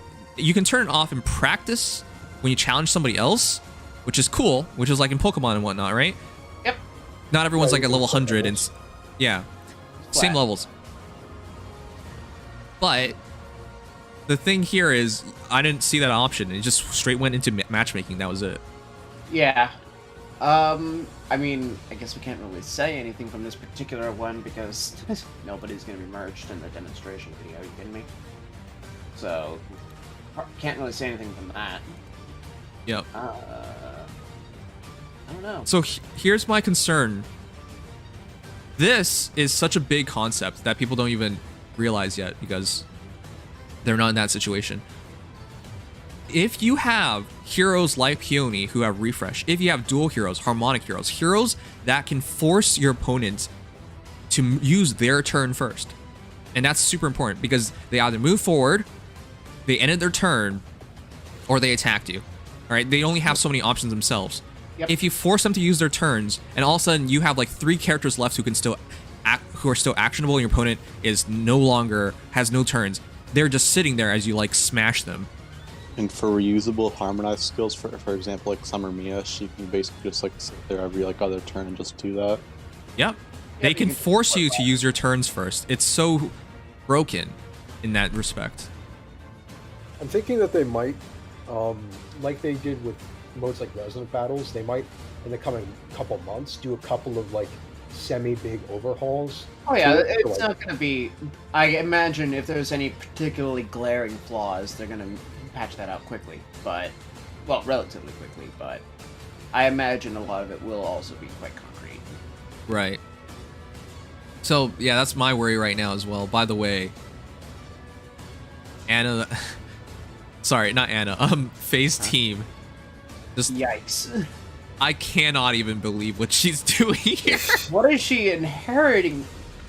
Huh? She fought can't believe pour into her Sharena. You guys she's doing your style of skill inheritance. Yeah. Would you ever imagine Rise having return plus? Would you imagine him having? Oh my god, he has return. As long as he didn't fodder a stall, I'm fine with it. Defrez Gap has to come from either Young Leon or one of Mirabilis or Winter Zephiel. Mm. All that amazing fodder on Reese. Yeah. I think the most powerful unit in this mode are gonna be Gravity Inflicting. I'm not gonna units question like people's Chimera or inheritance Loki. choices. Imagine shutting I'm just down gonna your accept that people play their opponent's games a little option of differently. entirely. Right. I think Gravity's gonna be really strong as well. Non-counter attack status is really, really strong. Anto but here's the is gonna be really strong. Right. Doesn't but I count definitely as think important tank busters are so necessary. Yep. Because if your opponent just stalls in terms, like Alphonse actually won that fight. He chose not to win for whatever reason, but if you just do that, if you just stall, oh my god, did you see that? There's a Form of Soul, yep. There's a friggin' Forma Soul. The rewards are And a very cute accessory. Look at 400 Divine Dew, and then 100 of the flowers. Yeah, I don't know how often. I can't even imagine how often this could refresh, but that the rewards here are insane. Okay, so here's what I know. Favor level, like, she took a loss. Faye took a loss and got 7 favor level. Yep. I'm assuming that's the baseline amount you can earn. Yep. And if this refreshes itself every 2 weeks, if we get a Forma Soul every 2 weeks, I'm sorry, that's just insane. I don't see that happening. I doubt it. I think it might be a one-time thing for the Form of Soul, and then they might exchange it for a different reward. They okay, could, even if it, but even then, even they could bring it back. then, remove the Forma Soul. Fine, let's pretend it's not there. 100 extra flowers of all the various kinds every 2 weeks. That's still extreme. 200 grails, 400 dew, more flowers. This stuff Listen, can't be that consistent. Maybe it refreshes monthly? I don't know. Even then, that's still a lot. Because that's it's a still monthly insane. Forma That Soul. means everyone's just going to deploy. You know, like Forma Souls have lost all value at that point. If that's the case, like we only get 1 all forms a month. But fine, let's say highest hero level. So is it's it the based highest on hero the- level. Yeah, so whoever your hero with the most favor is will be the one that gives you all the rewards. Right.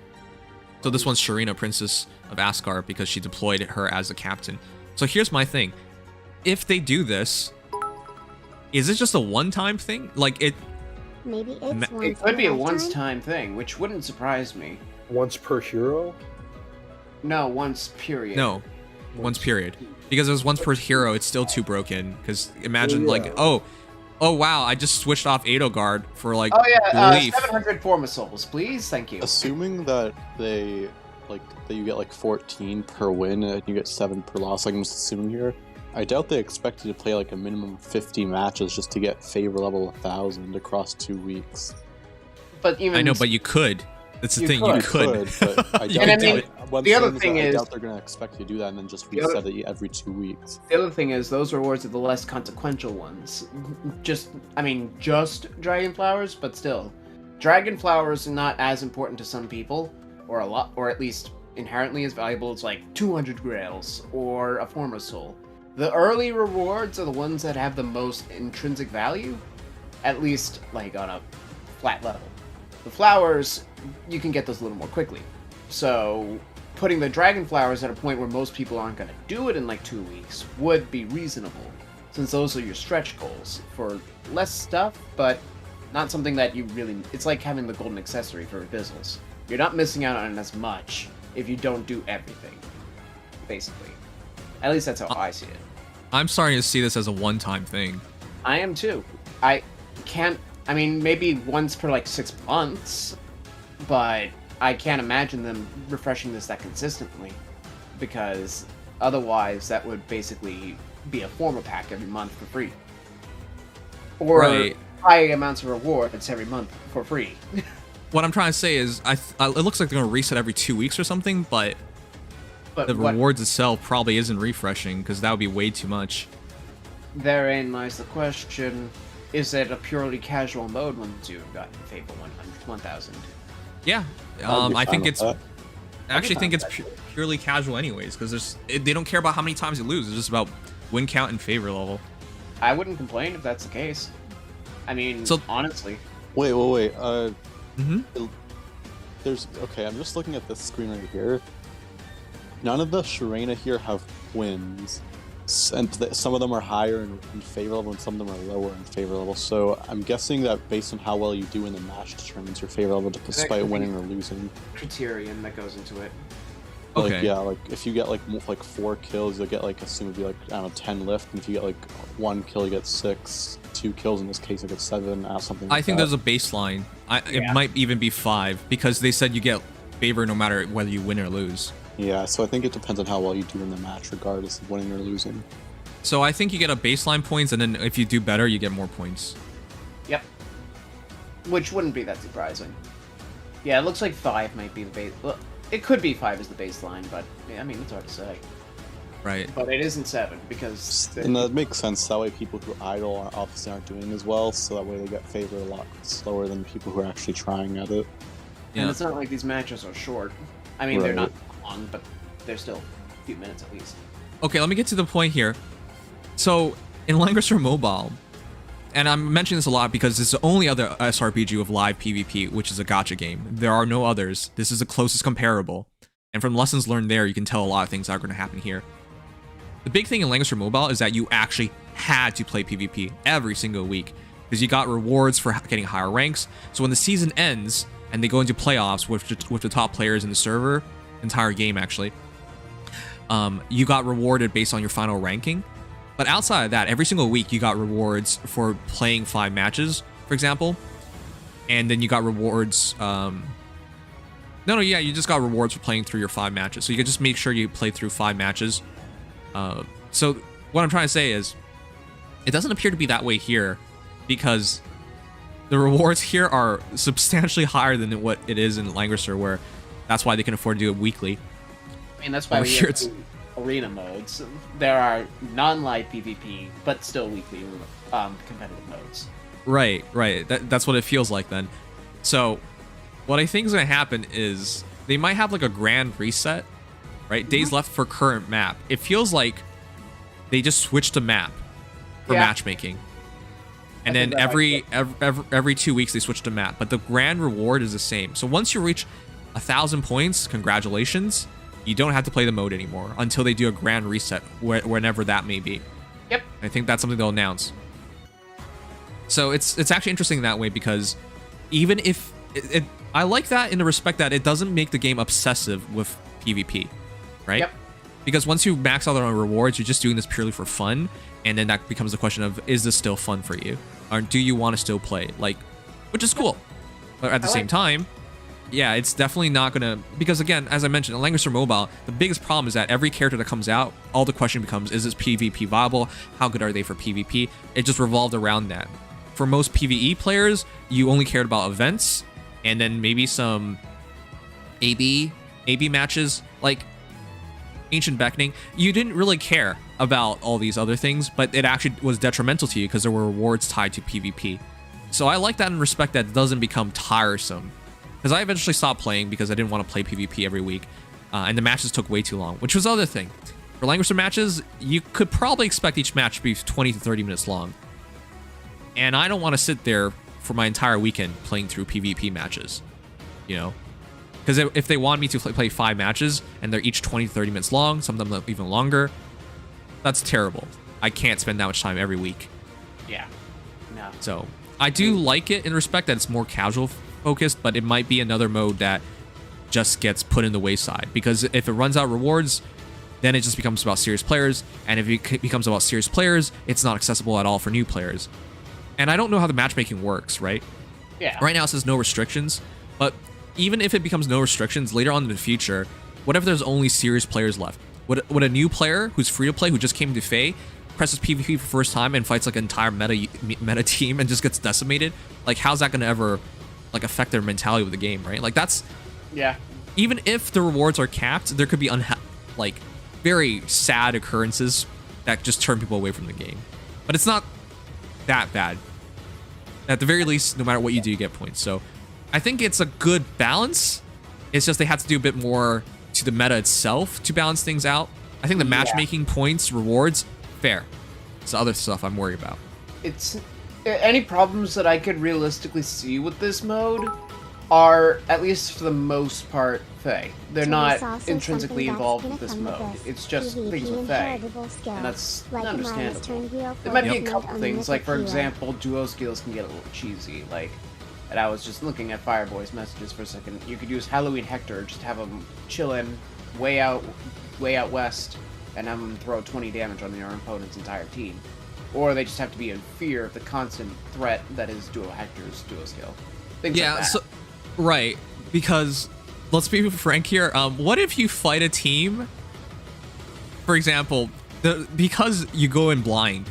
Yep. What if it's a super Vanish sweeping team, right? Like, what if you fight Brave Marth fully set up? What are you gonna do? Bear. But you can't. You have to predict they'll have. What like if you bring Hardy Bear into a match that you don't use it on, it's a dead slot. It is a dead slot. I mean, on the other hand, what if, for example, you have no penalty neutralization and you run into Guntra with like Menace users, or even Harid himself when he gets his remix? Just right. That's why I'm just always gonna use my favorites. Yeah, now, at least. My biggest worry right now is how to kill Vector, because I can't imagine how. I mean, one thing is that Vector has to. If Vector is forced into a situation where he has to initiate, he's gonna lose. But you don't. You can just end turn. You can just end turn. I mean, you could theoretically just stall your opponent out, but if you're just in a total stall fest, it becomes deadlocked at that point. Didn't Alphonse win like that because he stopped trying to fight even though he could have gotten kills, and he could have just stalled it out. Because what happened in his game was because he had the square constantly shift towards his side. He just had to keep moving back. That's all he had to do. Yep. You could just end up in lockstep, basically constantly retreating. Nobody's being the aggressor because there's no reason to be, and there's no reasonably favorable situation for that. And then it really becomes who dies first, who loses their first, and that could be the end. And of course, if you're an impenetrable savior ball, nobody's gonna die ever. Okay, so right away, I want to say Yuri and Camilla, super powerful units. Gravity, huge movement, retreat function. Legendary Claude. Legendary Claude. Yes. Those characters are going to be busted. All right, people are telling me the update is out. The update is out, but it's not ready. Oh. If you haven't fought on Volk yet, he would be a great tank buster for that mode as well.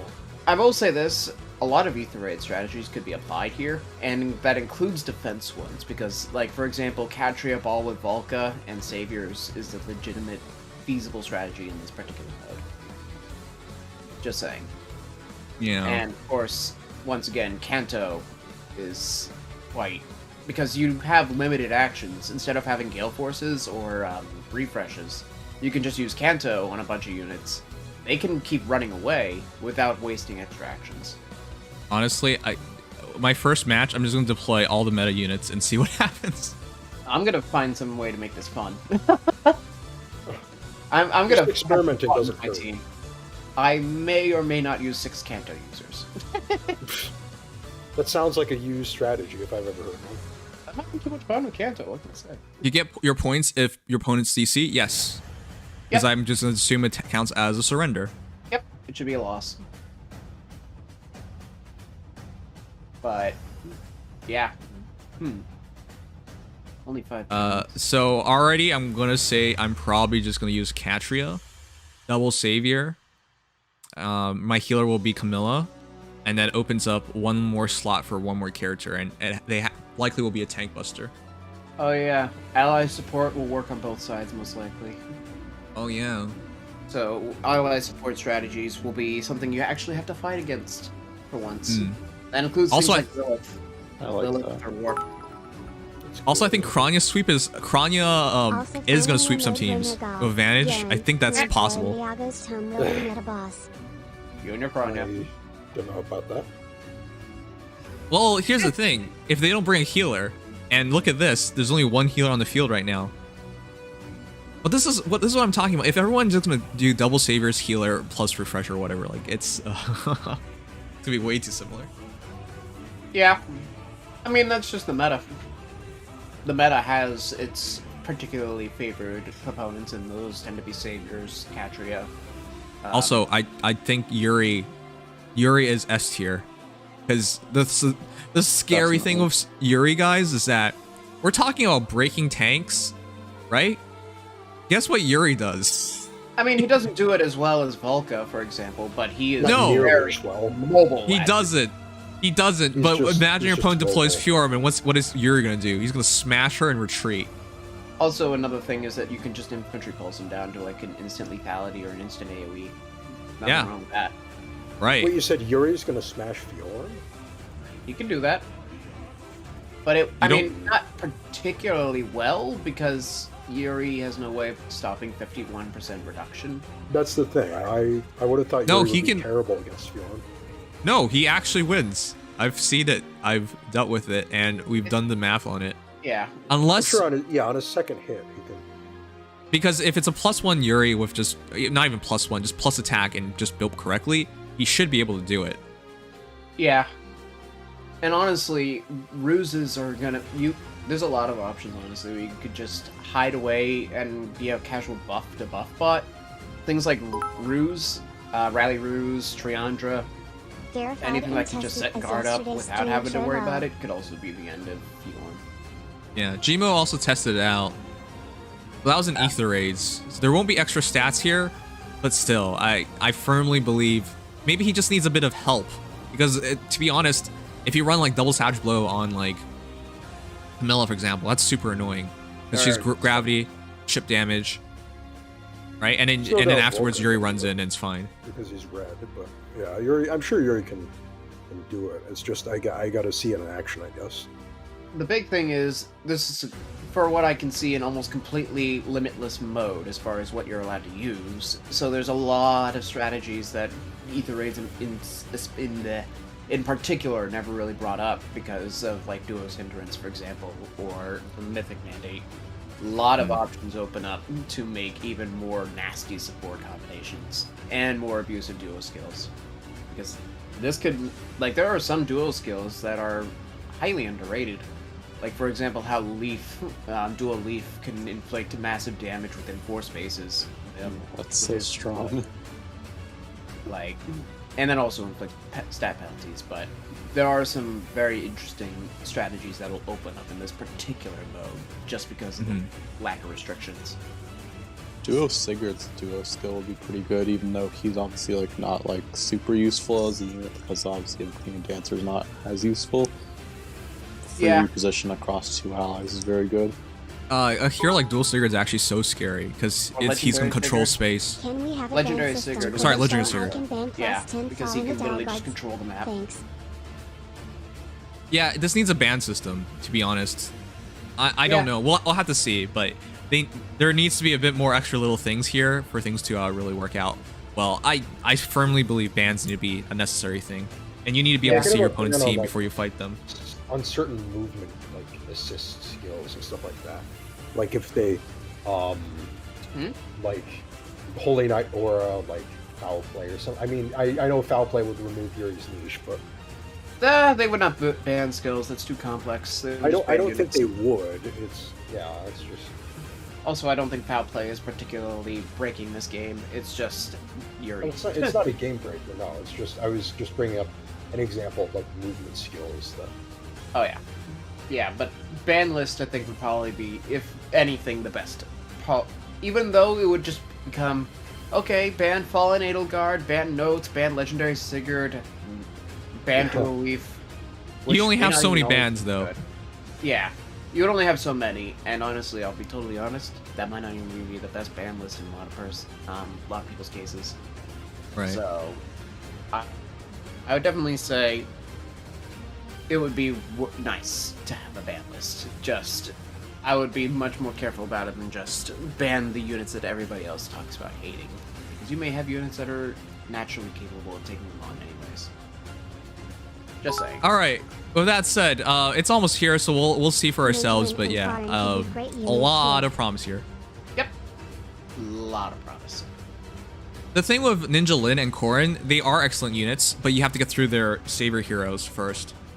Yeah, and they're not exactly. I mean, Ninja is a little not Ninja. Ninjoran is a little better because of the true damage and color, but they're both not great tank busters. They're just really good cleaners. Units like Brave Erica, who literally can almost kill any tank, and also have Kanto, by the way, will quite handily deal with most meta threats without much opposition. So I would probably say units like that would be more valuable than Ninja. What about banless every week like it was Ether Raid's bonus units but bans? Then that's... I think that's just a... moderated, and I don't think they do that. Yeah, here's the problem with that. People would be very, very, very upset. Also, what are the criterion for banning units at that point? Do you have like a community poll or something? Yeah, I don't think it works. I think they need to do it like Langrisser, which is you pick a hero, you pick a character, and your opponent can pick a character, but each time you pick, they can be banned from your roster. But that's the thing, they're not doing that. It'd be a lot more complex. You'd have to be a lot more complex, but a lot more fair. The matchmaking would have to also be the team building, so you'd have to open up the session longer and with more interaction beyond just a fight. Yeah, so for those who don't know, in Langrisser, you basically have a roster of 16. You pick 16 of your characters, and your opponent, once you start a match, your opponent can see your roster, and you can see their roster. And then you can't see their skills, by the way, but you can see their roster. And then there's a flip, and then whoever goes first, you get a ban one character first, and then they get to pick a character, and then they get to ban one character on your side, and then you pick, and then you get to ban two characters, and they get to pick, and then they get to ban two characters on you, and it goes 2 and 2 and 2 until your final pick, which is usually like out of 2 characters. So I think that's a very fair system, but there are 2 problems with this. Banning and picking extends the playtime significantly. The process of setting out your 2 teams already takes like 5 minutes. Right? Do you want to do that every time for the sake of fairness? It really bogs things down. The other thing about that is Faye clearly isn't the same kind of game, and in its simplicity also causes more issues because skill inheritance. You could see a bunch of tanks and you're just like, well, I don't know which. For example, if you see a Vector, is it a close save or far save? You have no idea. And if they show you the skills, how much more time is banning and picking gonna take? You know? Faye is supposed to be much more abbreviated than any other Fire Emblem or most mobile games. It's supposed to be very quick. Right. It's literally, what now, 5 minutes per PvP match, even with live PvP? So it's not like this is supposed to be a long game mode at all. And realistically, nothing in Faye really is, unless you make it that way. So, but that's...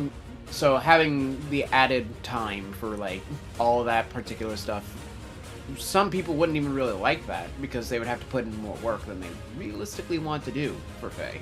So that's the problem with Langrisser. Burnout. You got burnout on PvP, and people quit. That's it. The entire game is about PvP at this point.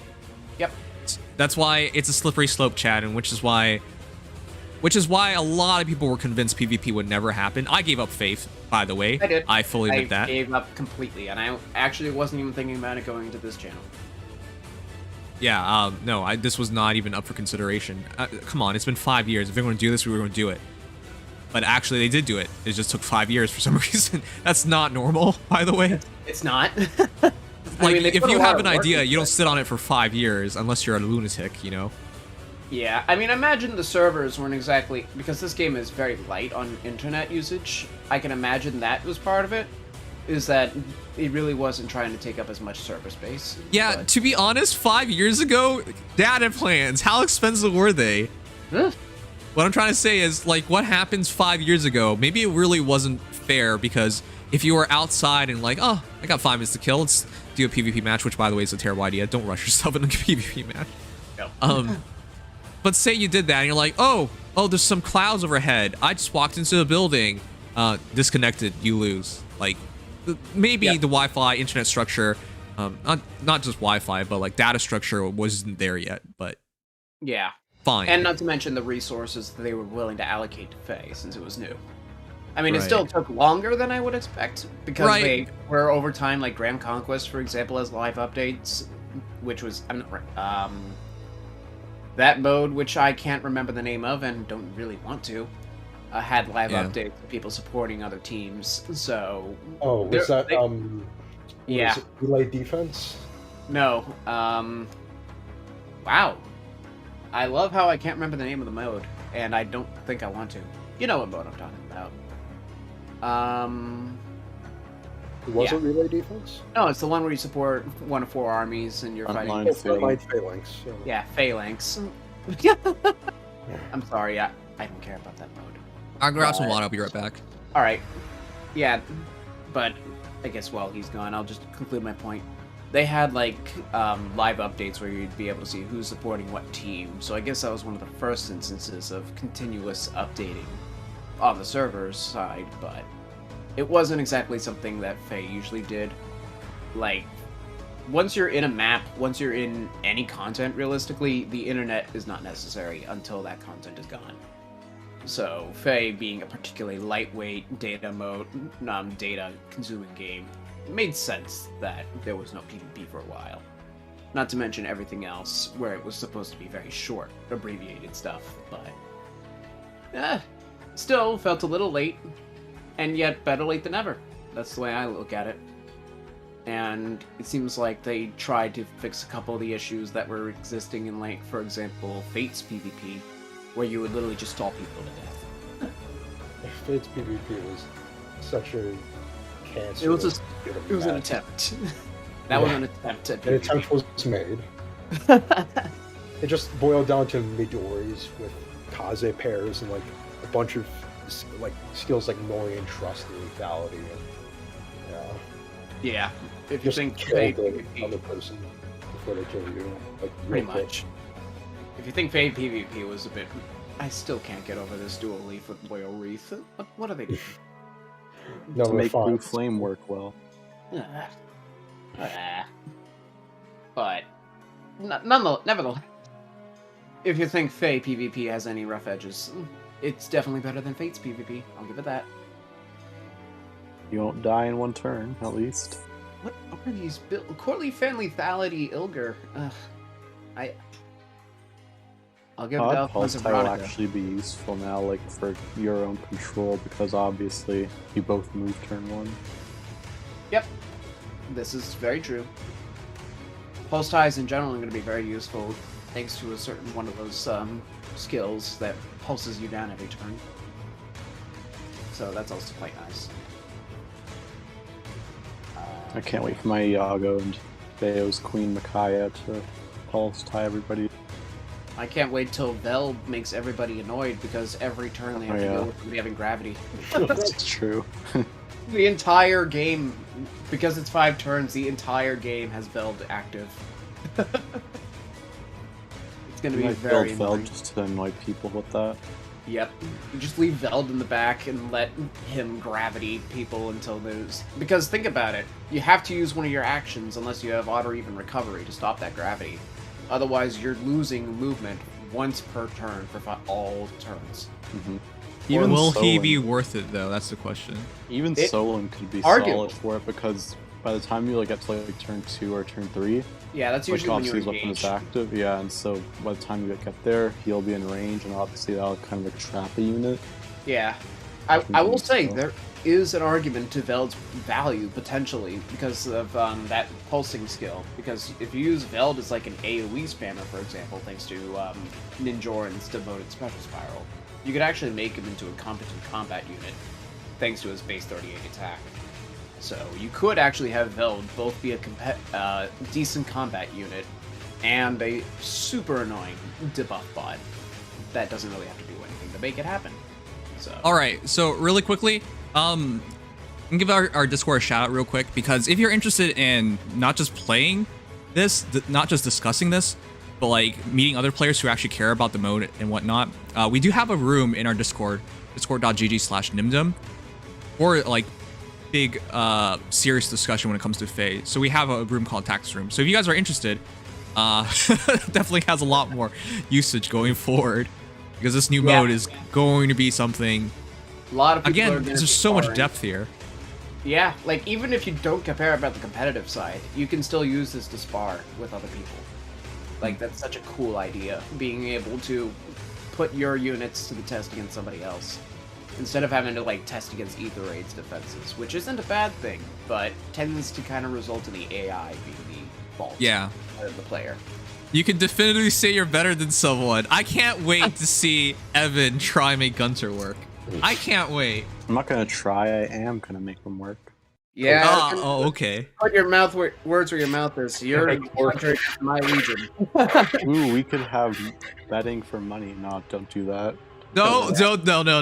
I mean, technically, you can have tournaments. There's nothing you can't now.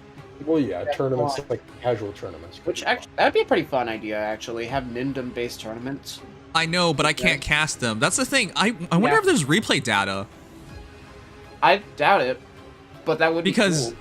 Because if there's replay data and you can set it in, that'd be actually really cool. That's the thing. That's the thing about IS that I've always been confused about. Ether Raids got replay data. Why don't we have for Arena? You know?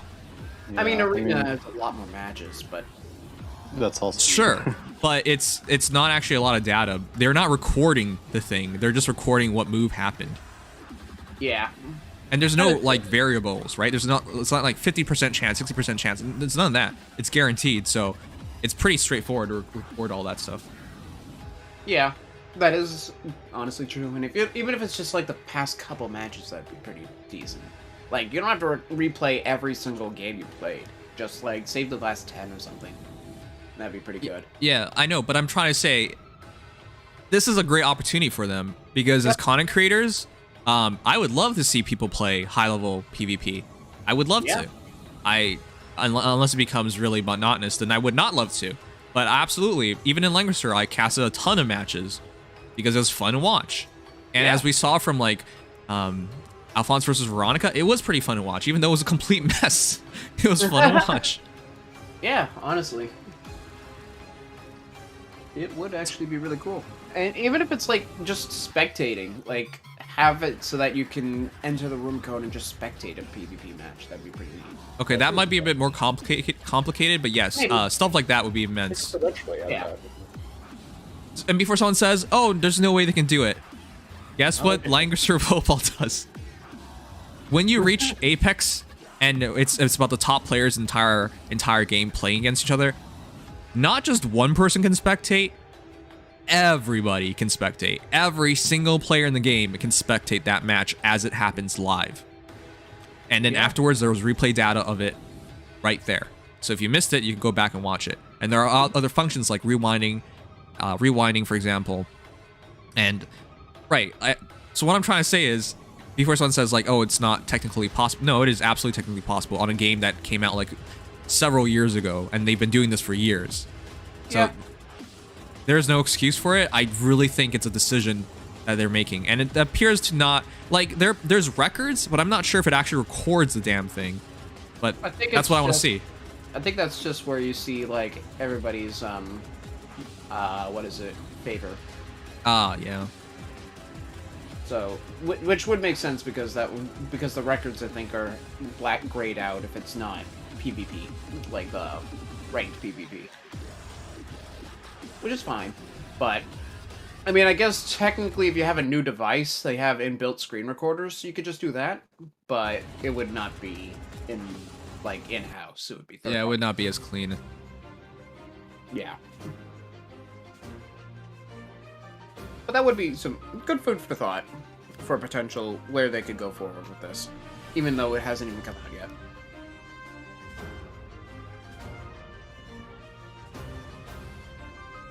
What? I swear that Ilger is basically just a forma. But yeah. Alright guys, let me do a quick test to see if my tablet works. I might have to restart the stream later. I don't know why it's not turning on. Maintenance ends 30 minutes early. Great. Trying to get this to work. It will, or it has? It is going to end in 30 minutes. Yeah, I already see the update thing, guys.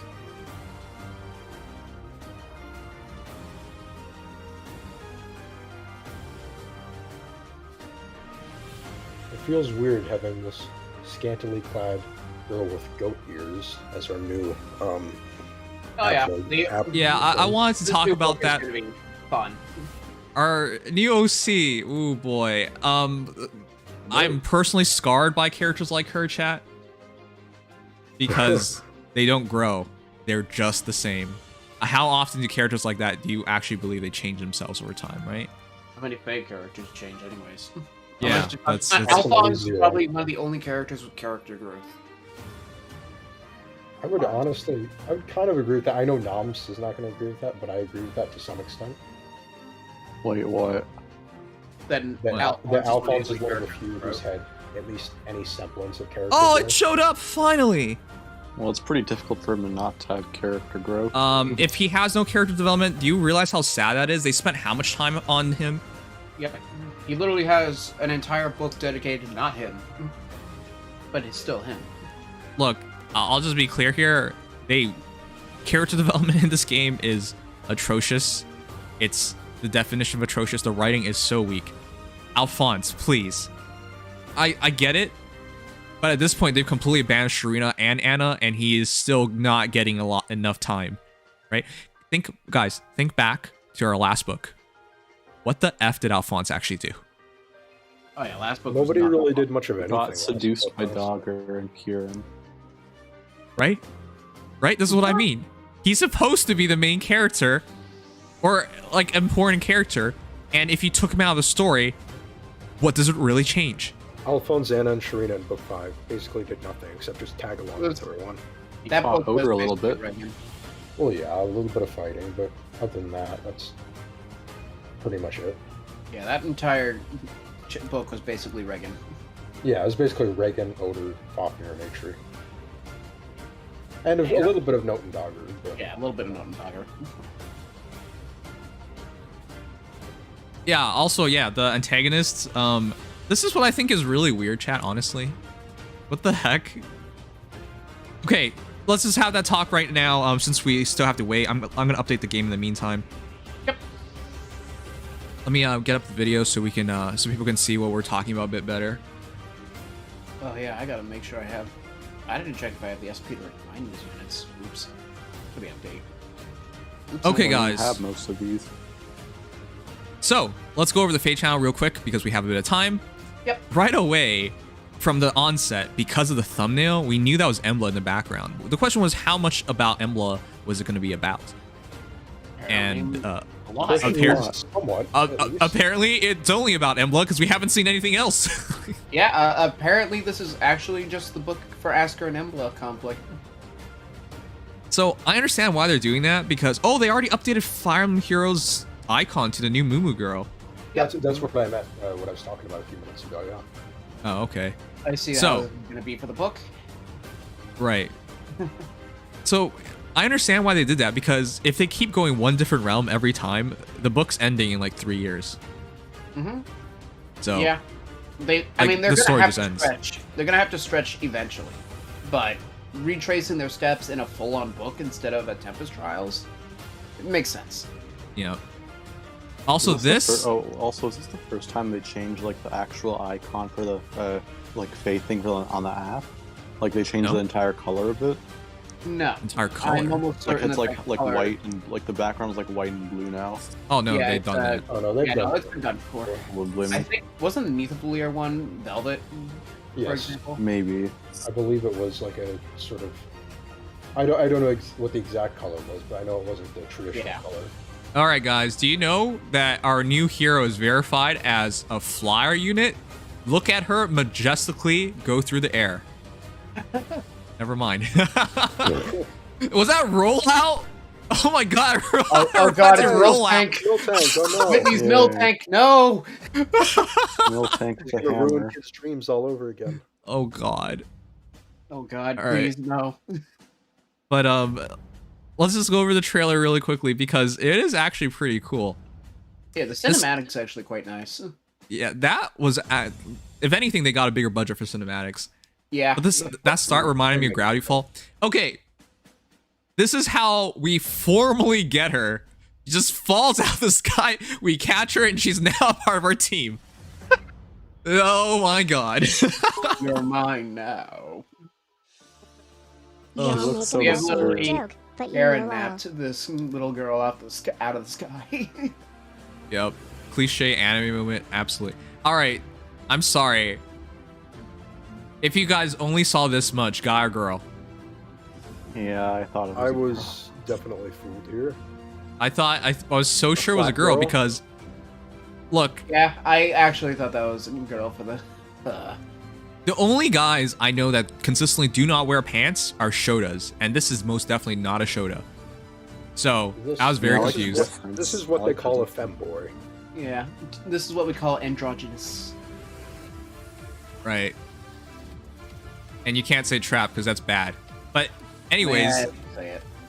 yeah. I know. What they say. It's just some people will get. Some people take It's it just not as like accurate. you're hating on Or that. whatever group, even though it's just not meant as that at all. But all right. Well, it's I don't know. Regardless, it's just whatever. I'm confused. At least he has very nice faces. anyone who says guy is lying. Yeah, anyone who says guy is lying. I had there was no hint towards that at all. Okay, so OC aside, which I don't have a lot of faith in, villain. Of all the villains displayed in the first movie, this is my least favorite. Really.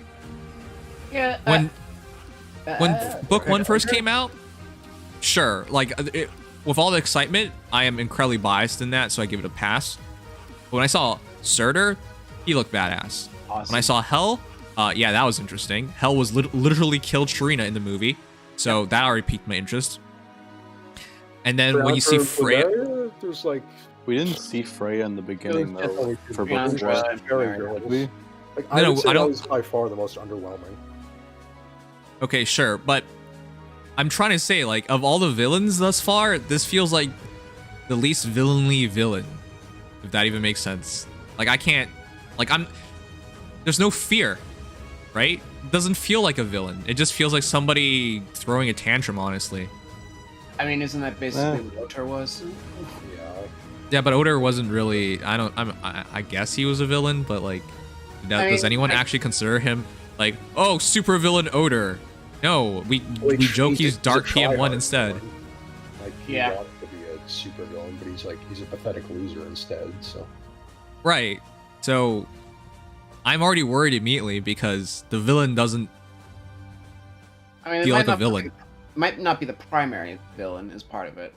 I don't know. I feel like I kind of disagree. I mean, there's definitely gonna be another villain. There's no way it's just like him and then like Veronica's sister is just like the Triandra of the story. Yeah. it's not just gonna be them. It's I There's definitely super gonna be another. Like they brought in A-Tree, for example. She wasn't on like the no, main that was introduction. terrible. That was terrible. I assume they aren't gonna pull another like A-Tree just to introduce them at like or like make them a unit at the end of the book, but like something similar to that where it's not just those Dude, villains. We went through book 5 without a clear villain, and by the time they're like, actually, Eitree's the villain, and Eitree's like, all I want is Regan to be queen, and you're just like, what? they throw that in at the last chapter. They threw that in the last chapter. There was no clear villain for book 5 because you're like, Fafner's clearly not entirely himself, and then you find out more about his own story. That's a mess. You need a formal villain, and this isn't feeling like a formal villain. The thing is, you can write a character in that's like not cliche, right? Not like the definition of villain, but are you gonna place that trust in Faye's writing? That's why I'm concerned, because this is not, at least right from the onset of like book 3, book 4, and then book 5, we got like this huge image where we basically had an inclination that there was more to it. Isn't this just this? Yeah, there's not a lot. I mean, to be fair, we had absolutely zero inclination in book 4 that Freya was a thing. Yeah. There was actually zero indication that there was going to be anything past the Dolkoppa. But nevertheless, I mean, Freya was literally... I think Dynamine was the way we figured out that there was an even more significant enemy, so that was weird. But, Okay. yeah. I mean, edgy Veronica twin sister aside, not much more indication as to where the plot would be going. Right. Also, that's the part I wanted to talk about as well. We've known of Veronica since the onset of this game. And then her sister? They'll I'm probably sorry. Explain it. You better explain it. Yeah, they because better. you make. Yeah. I don't Was she remember getting any away? mention of her having a sister. Yeah. I mean, no explicit mentioning on the contrary, but this might be in part because Book 1's writing really didn't flesh out much. Okay, fine, but you don't hide your sister for 5 years. And let's be frank, Emblem was practically destroyed even up to the last chapter when Fafnir rolled in and just... What did he do? He literally, like, came out of nowhere and almost took down Emblem, from what I could tell. Yeah, he was right about to finish them off, I think. Right. So in the span of one chapter, he conquered Emblem, and Veronica's sister's like, you know what? I still don't feel like coming out. Really? There better be a really good explanation as to why she wasn't here, because she's clearly not taking over any of her duties. I mean, she kind of looks like hell and air at the same time, so maybe she was trapped in hell or something. I don't know. Yeah, she actually. I thought that was young hell when I first saw her. So did I. Like from her side profile, like she kind of looks like air too. She does have that kind of deathly vibe, yeah. All right, my entire point is it's kind of weird to write in a character. No, seriously, there's only 5 characters here. Oh my god, that's. You guys remember Book 3? It was like so many characters. Yeah. Yeah, Book 3 literally introduced everybody except Hellbindi and Harid. Actually, Hellbindi, Harid, and Ilger, but they did introduce Loki, Levite, Legyarn, and Surtur all at once. You mean Book 2? Wait, you guys... That's Book 2, yeah. Book 2, sorry. And then Sorry. Mixing up my books now. Book 3... Leaf, Seer... Didn't really introduce that many characters overall, but yeah. Yeah, Book 3 was... They introduced everybody at once, but there was only 3, so... Yeah. Does anyone want to see the official image for this book 6? Oh yeah, the official icon. Yeah, the official. Yeah, the official one. Here, I'll show you. Book 6, baby. Look at how many characters there are. Oh yeah, that meme. Oh yeah. Oh man. Wow. Official. I swear. Incredible. Book 6. Look at that. Look forward to seeing Square Man. Eitree's of course gonna return. You know it's kind of funny because the Regan mock-up actually kind of looks like Elm, Elm or whatever. Dead. Official. Anyways, going back to this, yeah, this is there are very few characters here. Yeah. Is that a bull statue on the left or a cow statue? I wouldn't be surprised. I think that's a face. I don't know why there's a face on the left side, but there is one. Huh. At least people are gonna happy that she's thick. Ash retainer to Askar. Yes, she is going to be very, very overused in Mommy Milky's jokes. I can say that much. My only problem with all this stuff, guys, is that if these characters were actually all here all along, why did they not show up earlier? It just feels really, really awful. By the way, she has a tail. She just showed up in like a portal or something. Yeah, she better be from like a different realm or something. Because if she's actually supposed to be like a protectorate of Askar, you are very late. You should have been here for all the other times we almost got destroyed. Wouldn't that have been nice? I guess that does strike the point that we are missing both Askar and Embla for this book, which might be the big bads later on. Yeah. Kind of like how we got Mythil's new spell. Did anyone look at this animation? She literally transforms and immediately gets onto her knees. Yep. It's just like standing's too hard. I mean, with how big that cow is, I'm sorry. And then just laser beam. This is so weird. It's a hefty laser cow. Oh man. And this is actually such an interesting unit. Did anyone look at these stats? What the heck? Very tanky. It's gonna have an auto follow-up. Yeah, very much Zeke. Not entirely. Yeah. No, not. I wouldn't call her Zeke. She's a lot less min-maxed than Zeke in terms of her speed. Yeah, her speed's in a very middling point, which I think is actually kind of interesting. But all we know right now is that she has auto follow-up most likely with attack +6, attack -6 on foe, and slaying on a colorless beast infantry with a perf C slot and unity. You want to know the sad part? What?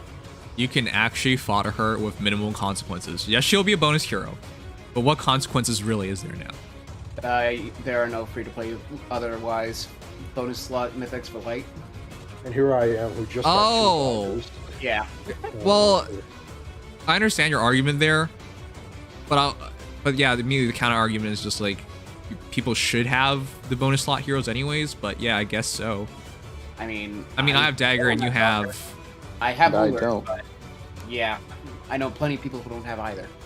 What? There are people who don't have either? Do they even care about Ether Raids? I totally care about Ether Raid. I think there are content creators who do Ether Raids and don't have that mythic.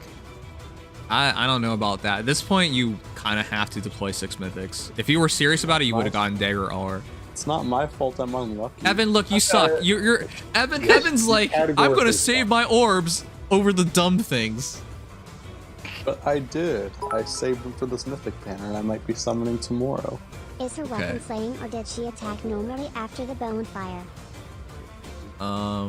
Actually, good question, but I'm pretty sure it's slaying. Okay, to be clear, I'm not saying you should go kill her. Oh my god! I saw her nipples! What? Oh my god, do you see her nipples? In her udders? Oh god, why? Why? Why do these? I know she's a cow, but I would have thought that would be censored. We see her nipples. Oh no. Oh, yeah, they're there. Oh no.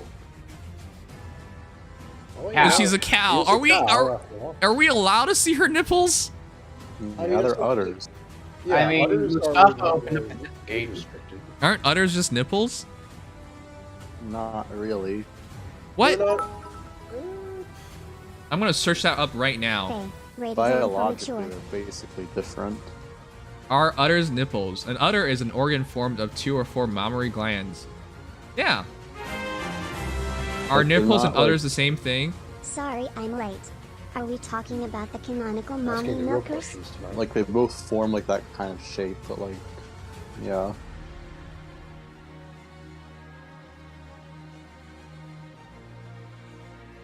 The udder is the boob. The teats, where the milk comes out, are the nipples. One big boob with many long nipples. Weird. Okay, we're gonna move on. But I googled it up, and they are in fact nipples. There you go. I guess because they aren't classified as female, because that can't classify a cow in that way when it's transformed, I guess.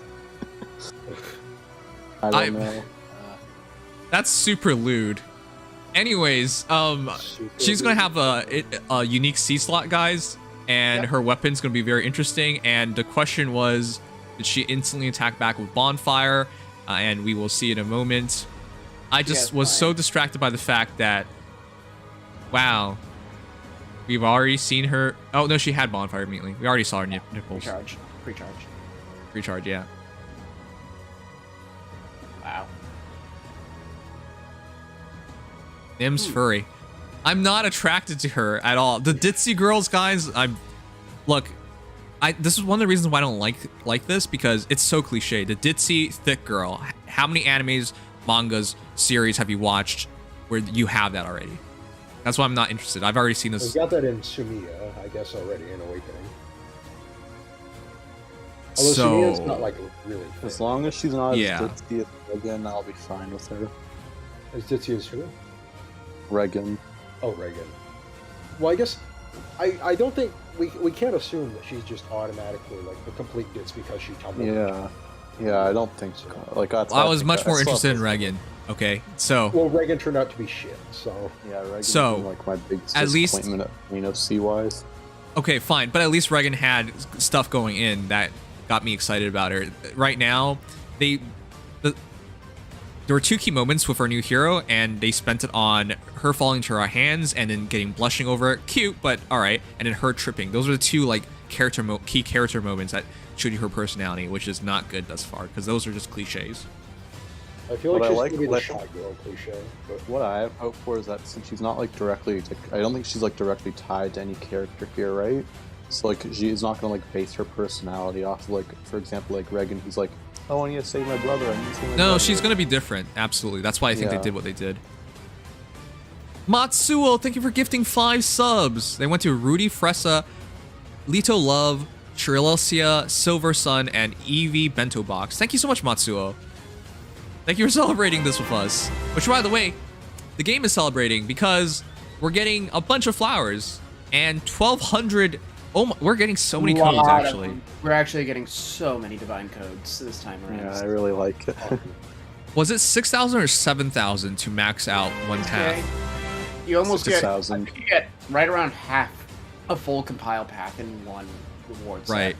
About a third, yeah. Third, no, there's 2 sets. There's login bonus. Oh. No, it's a total of 1,800, right? No, isn't it? Isn't 1,200 plus 1,800? Because if they add it together, that's yeah, super. Yeah, it's 3,000. Yeah, so it's exactly you get half. you get half a compile path just for this particular book start. Right. Combine that with the fact that we have the new PvP quest, PvP mode giving divine codes. My only issue. Huh? Yeah. My only issue with all this. 3 orbs. 3? Just 3 orbs? Not even enough for one summon? They could have at least done 5. I would have done 6 personally, at the very least. It's book 6. Book 6. Look, they did 6 stamina potions, 6 dueling crests, 60. Like, there's a lot here that's like saying, hey, we're celebrating book 6, but they're like 3 orbs. That's all you get. Come on. I guess it's Yeah, technically divisible by like a Yes, it's a but it's you still can multiply it kinda into silly. 6. So Yeah, it's still silly. I'd I'm rather gonna they just not pretend did that. I'm just not gonna look at the orbs and look at everything else and think about how you can almost finish an entire path in this update alone. Thanks to the PvP as well, you can almost finish an entire compile path all at once. I just realized for the Mythic Heroes banner, we're going to have all these extra resources for. Holy crap. Yep. All the divine codes, though. That's a lot. No, yeah, there's a lot of divine codes. I'm not complaining. I just think we should have gotten more orbs. Like, I just feel like it's really silly to get 3 orbs of all the amounts you could make. I understand that. A third 6 would have been pretty Seuss. Oh yeah, 666. You're right. Oof. Oh, but they should have at least done 5 then. Come on. All right, I do like our new castle design. It's actually really cool. The one thing, this is something that I always fault Nintendo for, chat. Does anyone remember the 3DS and its themes? Awesome, right? Like, there's so many themes for every little thing. So cool. But Faye, for whatever reason, doesn't want to do that for their castles, right? We only get like 1 new castle every year, but it's not even that hard of a thing to design, is it? Like, if you hire somebody, couldn't they come up with a new castle at least once a month? Wouldn't that be It wouldn't be that It's difficult. they're focusing on all the heroes. And his name is John Cena!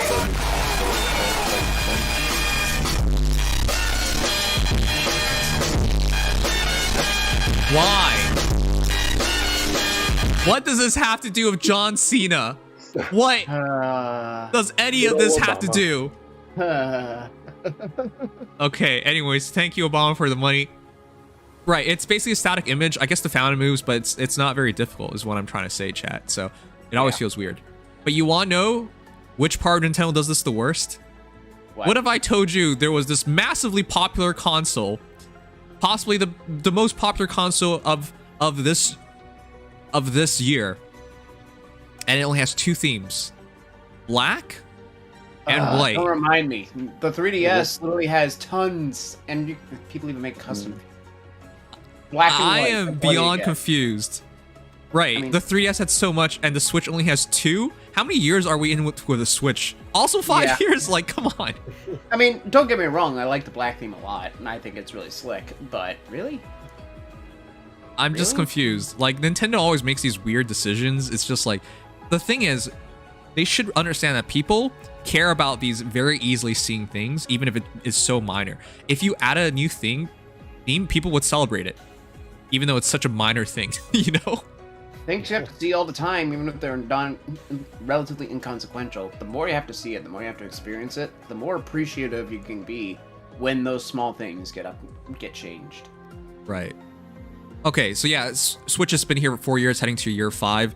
That's why it really bothers me. But that's why I really think, like, Fae could feel a lot more newer if you just change your castle theme. Just like the Switch can, just like the 3DS. But, like, they, for whatever reason, don't do this very often. At the very least, we got one, but I hope there's more in the future. Would be nice. Yep. That would be really nice. Well, you never know. I mean, what, we did get three houses themes when 3 houses came out in a lot. Right, but that's like still once a year. Yeah. All right, I'm just gonna be frank with you guys. All the new Awakening heroes I didn't really care for until they I'm really hyped up for them, actually. until we saw the free hero.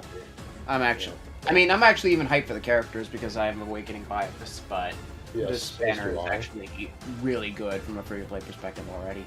Yep. All I remember from Priam was that he was not as cool as Ike. That's all I remember. All I remember is Priam got way less than he was literally a side note. He was relegated to a footnote. Yeah, he was relegated to basically a remarkably hard epilogue, a side story. Yeah. But, that's about all. Yeah, really hard chapter, and then you just have a cool unit with a generic class and a meat sword. Yes, Basilio, though, I remember people being excited about that. Oh, I'm very hyped. I was excited about him, yeah. He's gonna be an interesting one because he most likely has Odd Tempest and Faithful Axe. He's looking like a 5-star fodder unit in a sense. Yep. Either that, he would either be the best emote ever, or there's no main emote on this banner. Those are the 2 options right now. So, and the first one is looking more likely. I will say that it could go either way. But he either has most likely Distant Foil or Attack Death Bond with Odd Tempest and Faithful Axe. So for Flavia, the thing that got to me was her voice actress being Terra Platt. Well, because it just sounds exactly like Edelgard. Well, Terra Platt actually, back when she first did Flavia in Awakening, she sounded a lot more distinct than this. She sounded a lot less like Edelgard. Yeah, but now she just straight up sounds like Edelgard. Yeah, now she sounds, which is unfortunate. Yeah. Time will do that, though. That was like 10 years ago when she... Right. So how do you remember like how to voice a character? Because if you guys remember, we actually saw an interesting thing with Leguiarn and her voice actress. Remember that? We couldn't tell the difference. Okay, Leguiarn's voice actress is very distinct. But then you get to the other character. Who's the other character? Nana and Annette. Yeah, they sound entirely different. Yeah, Nana and Annette sound kind of similar, but Nana and Annette versus Leguiarn are very different. So. Okay. Update is done, chat. Maintenance is done, so we're going to go there in a moment. So we'll just clear this up. Since we already talked a lot about the duels, summoner duels, and we're about to go into it, we're not going to say too much more about it. But just to summarize over here, Muriel's your free character that we get 2 copies of. Really, really good demote, actually. Very good. What is her tome going to do? It's going to be attack res +5 if she's healthy, and then attack +6 hone buff to all allies adjacent to her. It's the same as Peleus's tome. And then demote on Ideal is really nice because that means a better foddering. Which, by the way, for people who fodder for attack speed Ideal 4 already, that's sad. Main full attack speed Ideal speed res link, and she has 37 attack and 40 speed. What? It's just like Urk as a blue mage, except a little bulky. Well, more attack and speed. Yeah, more attack and speed. Her HP is a lot lower, but still. Yeah. Muriel not only has an amazing stat spread, but her fodder is fantastic. Absolutely. All right, Yen Fei looks like Raiden from Metal Gear Solid. He does. And I can't believe he's free because this is my next merge project now. Same here. He's gonna be good. Awesome. Basically, what we've been kind of trying to figure out what it is because his weapon looks slightly different from Sadie's.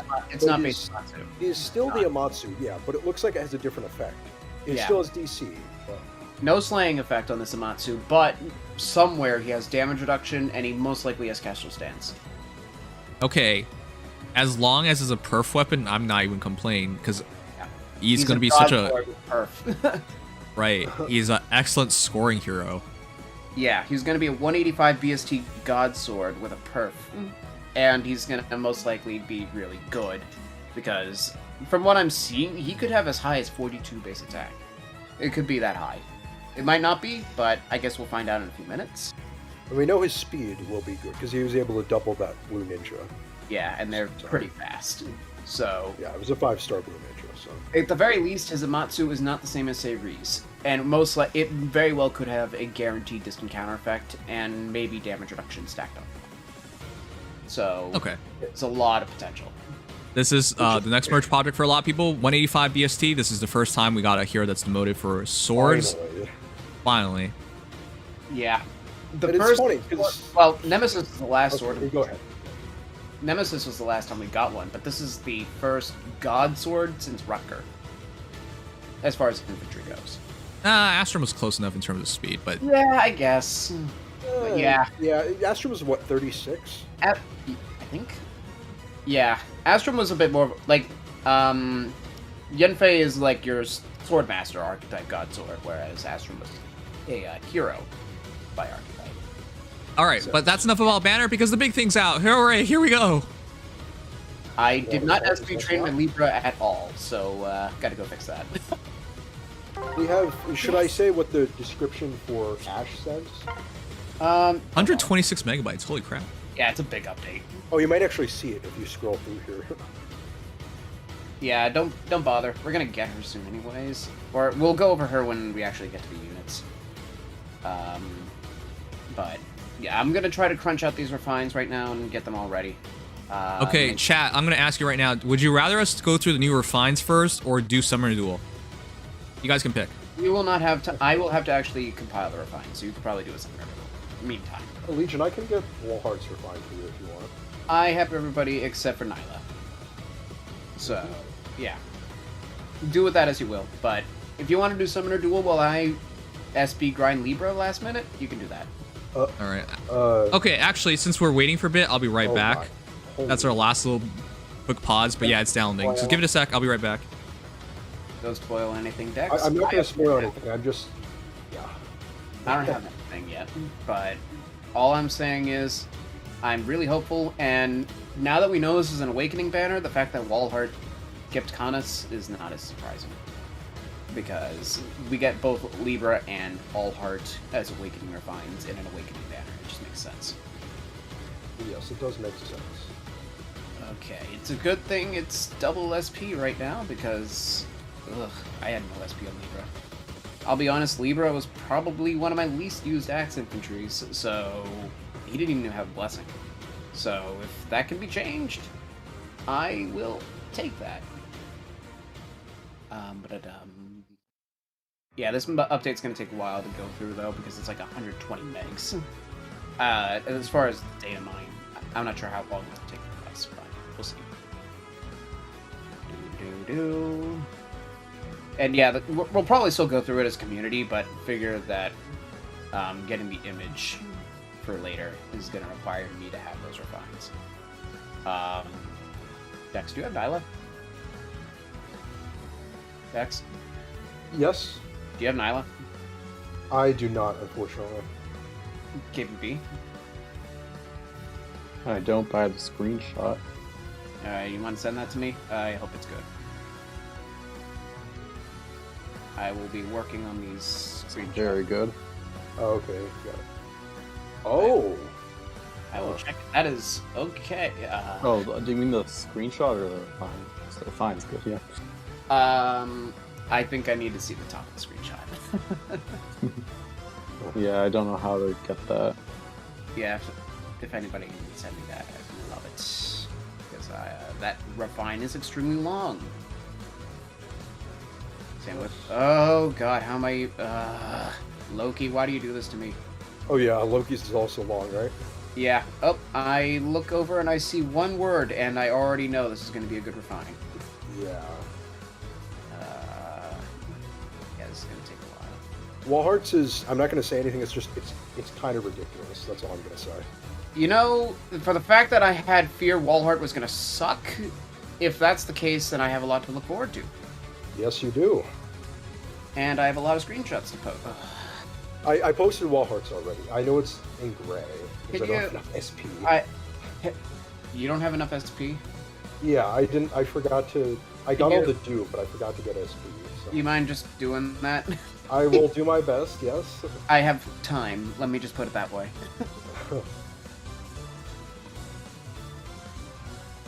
I don't press images. Discord, thank you.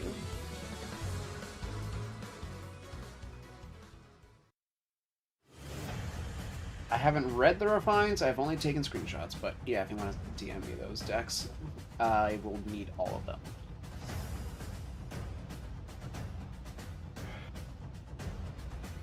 Photoshop!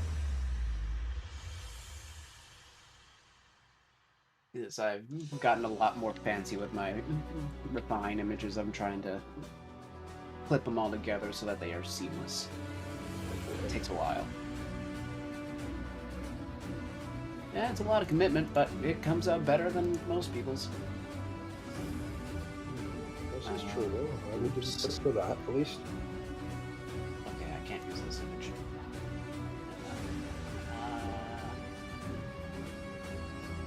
Did Noms die? He's gone for a bit. Yeah. Sorry for the mumbling that is this intermission.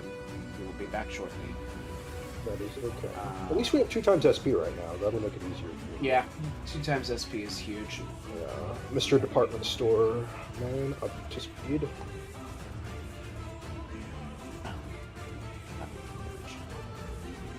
I actually outfitted them with some premium skills and prep for this refine.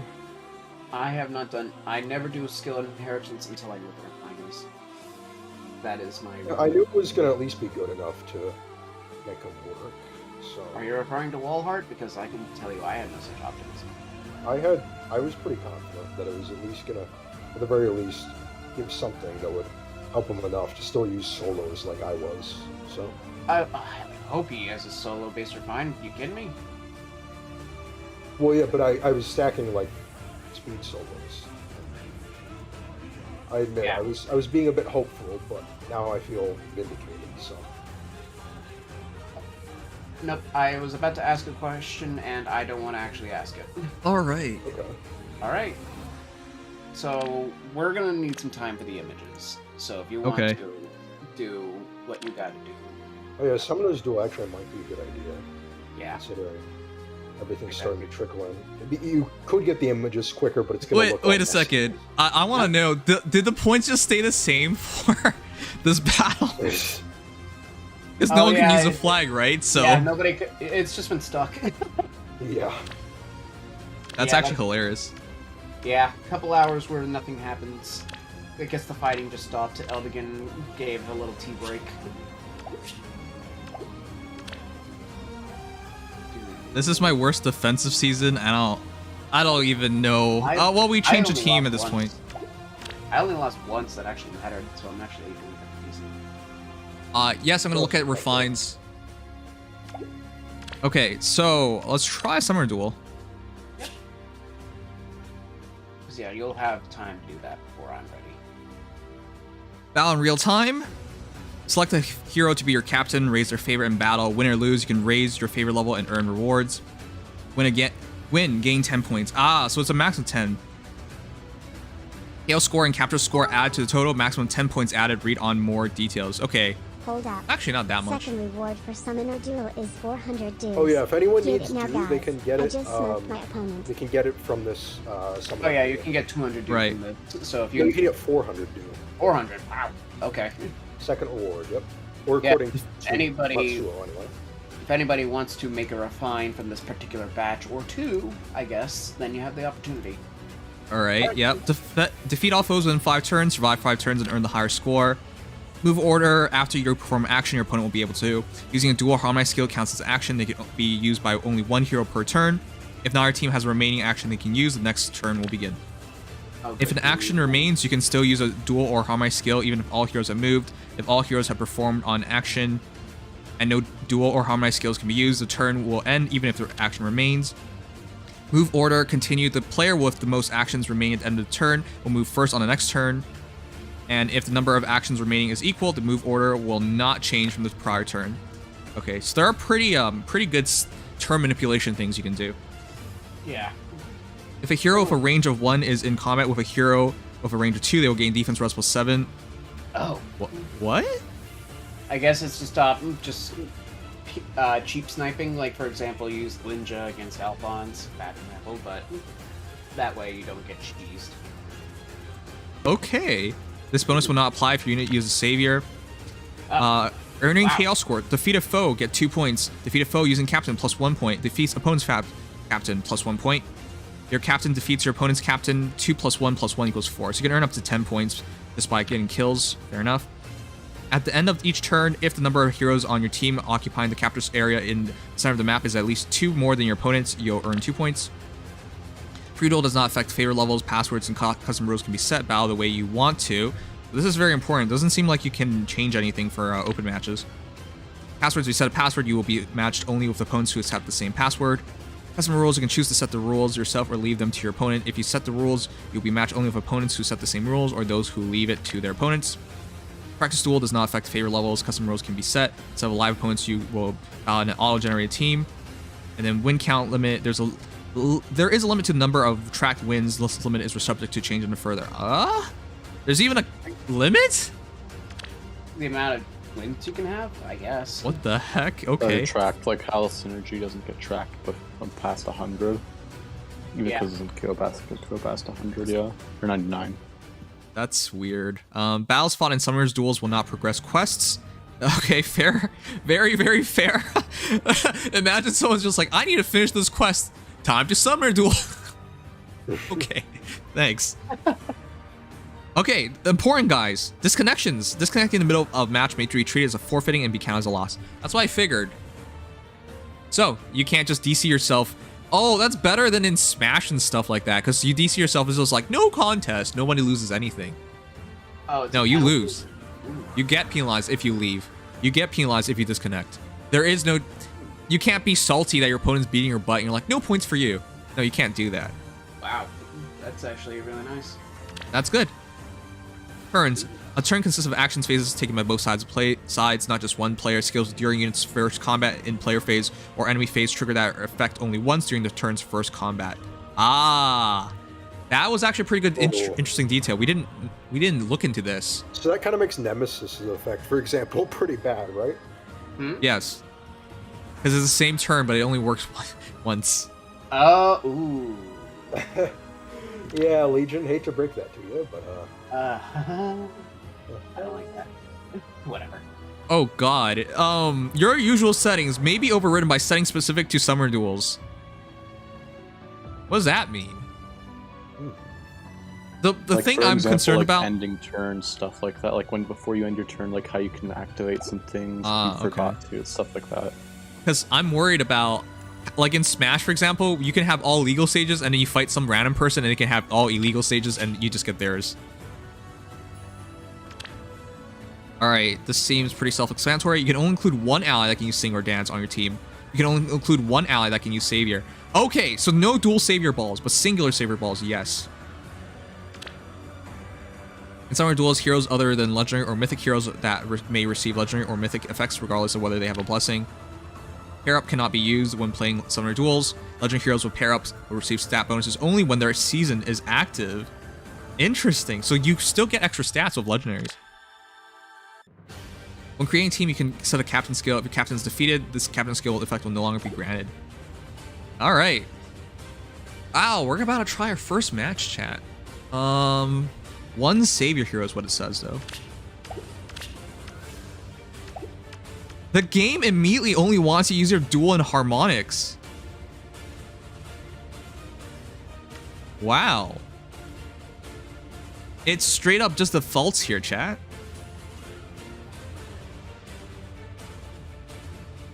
Huh.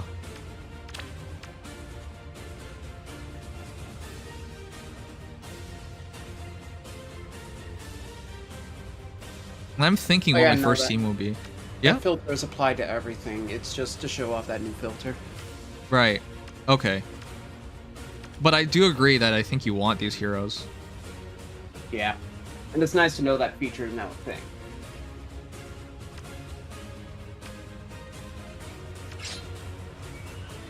You can outmove your opponent by so much.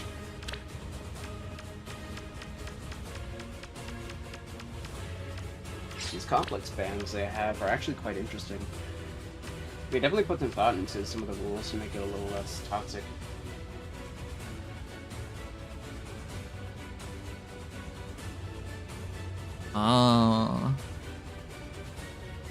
Race skills are so good. Like I say, Kanto is amazing.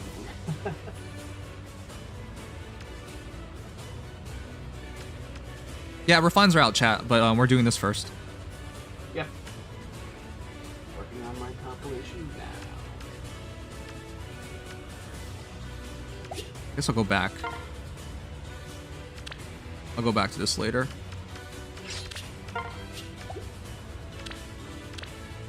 Alright, I just want to try this out really quickly. I don't think we're going to get a serious match immediately. Yeah. Unless you wanted to fight one of us people. Bye. The thing about New Orleans is it's actually not as good as you would presume. You don't really get much out of it. I mean, I guess New Orleans plus Kanto is pretty good. But that would be harmonizedly.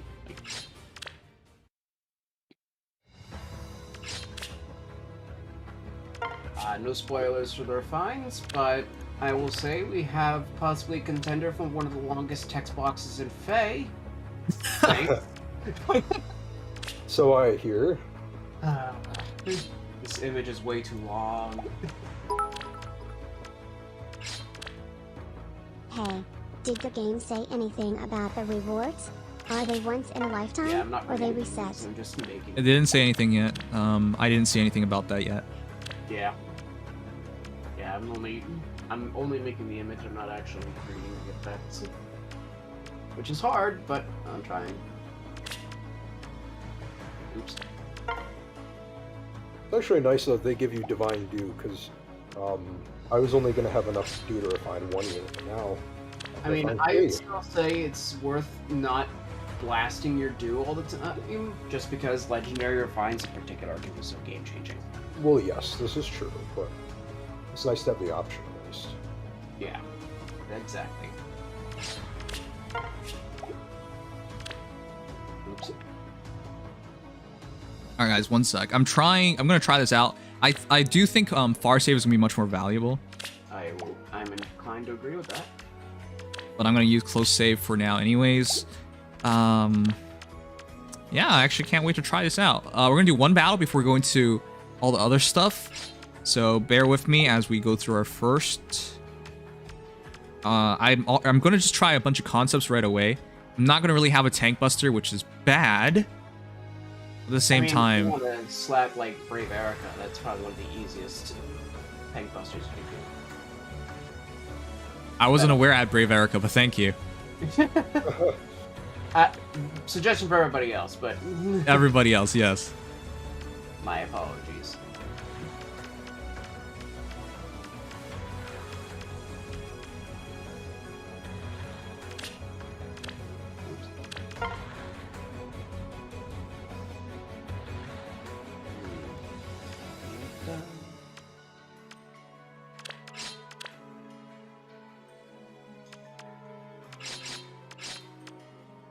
Literally can't learn anything else.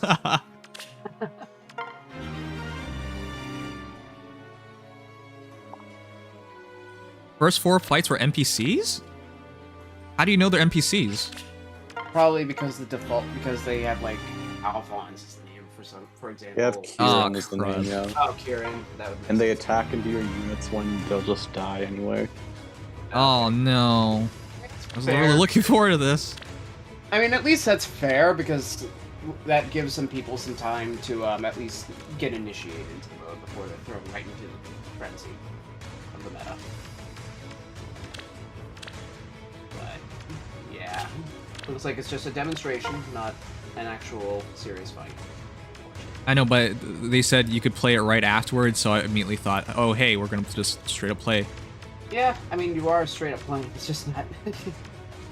Legion, are there any other refines that you need the images of? Isla. Preferably with the highlight, so I'm not inconsistent. And foliage.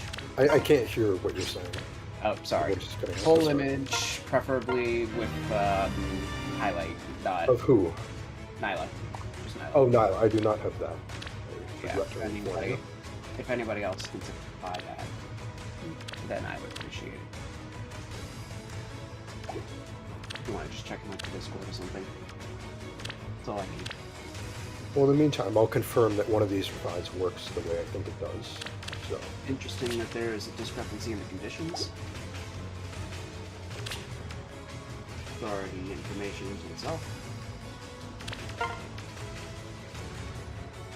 Oh, my best refresher. You have duo peony? No. I guess for the how annoying she is, Dorothea. I'll deploy Dorothea. Dorothea would work.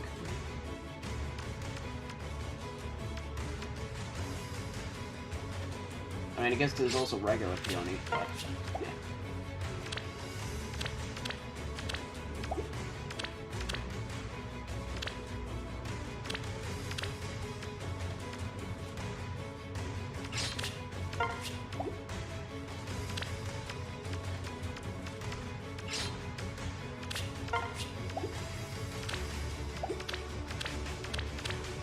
All right, we're just gonna try it out.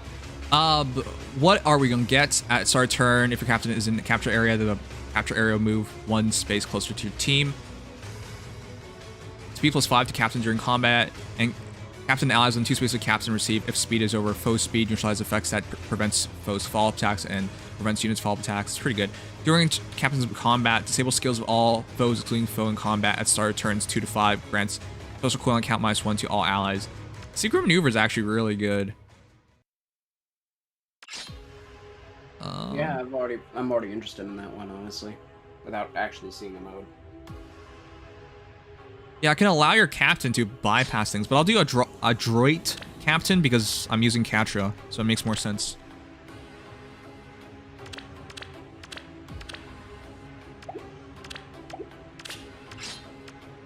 All right, guys, let's do our first battle, and then we'll check out the data mine. Can't believe we got an actual cowgirl, but not complaining. That your kink?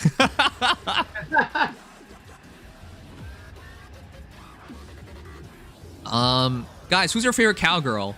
And if you say Camilla, you're being basic, but that's all right, because you guys know who's basic or not.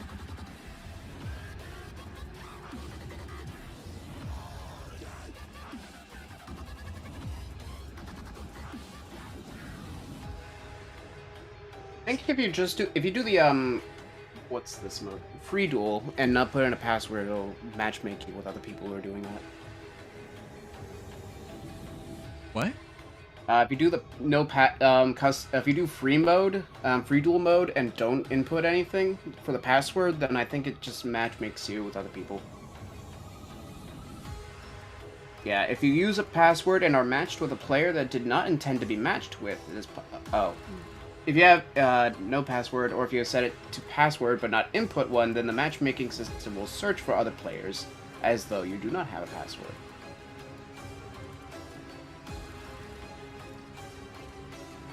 What's wrong again?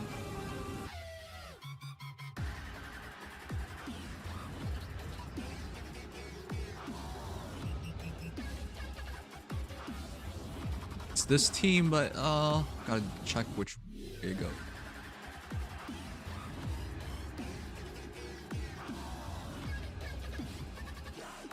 There you go. All right, here we go. Let's try it out.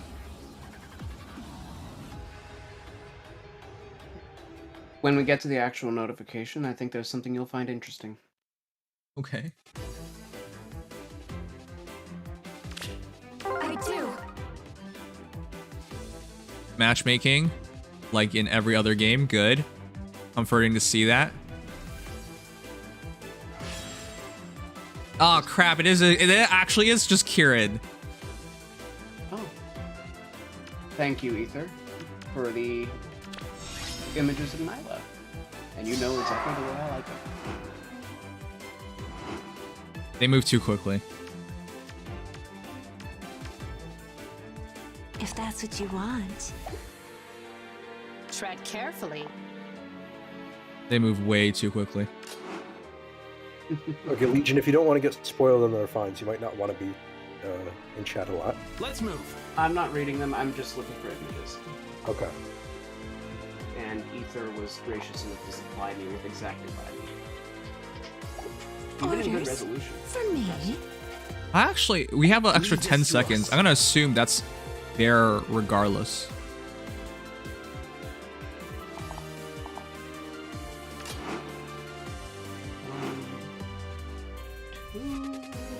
Wait for me. It is way too quick. The AI is moving way too quick. I'm listening. The reason I really think it's kind of broken to run 2 harmonics because you can force your opponent. Like, you know what I'm setting up right now, right, chat? I'm setting up for Leaf. Where to? And now he's used all his turns. And now I gotta rip him apart. I'll consider it.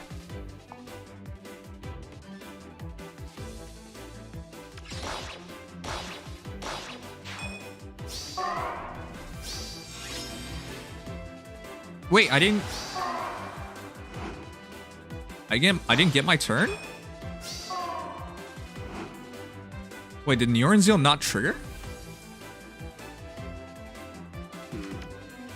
Huh? Is there some sort of pulse smoke? Are you only allowed 5 turns? Okay, that's really weird. Orders for me?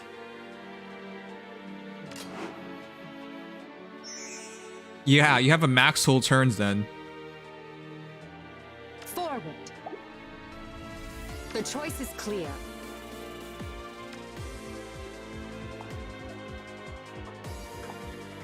Ah, that's really crappy actually. Forward. So skill manipulation isn't as good as I originally thought. We're still gonna win, but it's just, wow, that really sucks. My first choice.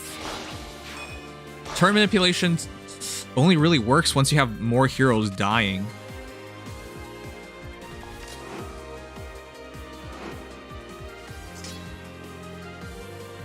Let's captivate them.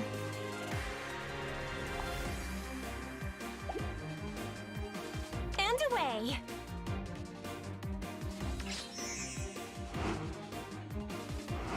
Yeah, it definitely works once you have more heroes dead. Tread carefully.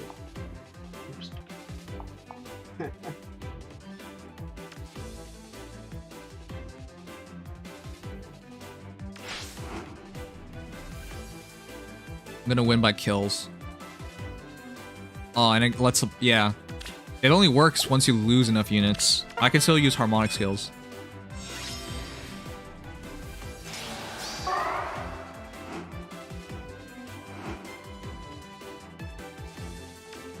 The choice is clear.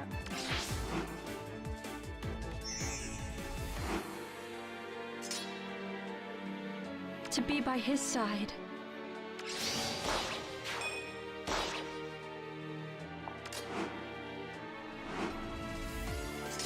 Where to? I'm glad they're at least not suicidal. Not my first choice.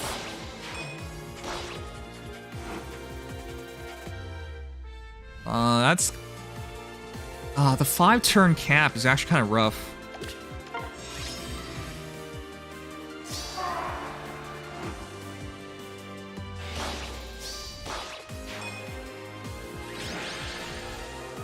You're supposed to stay in the blue box? No, you can just kill everything. I got 20 favors for the win.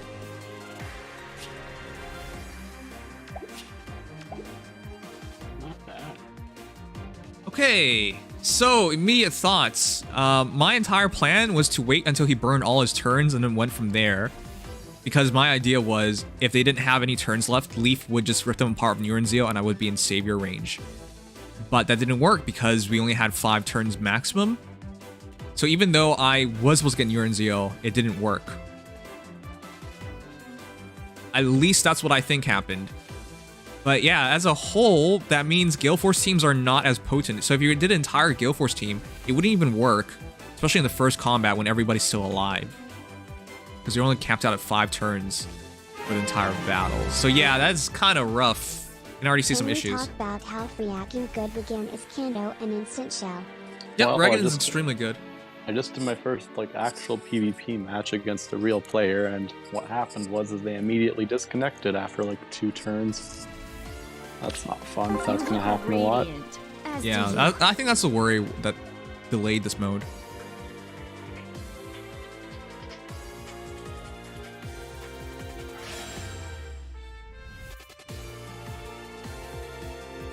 Another Kieran.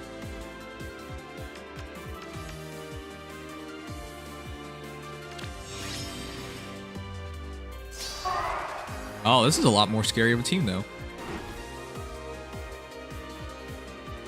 Leave this to us.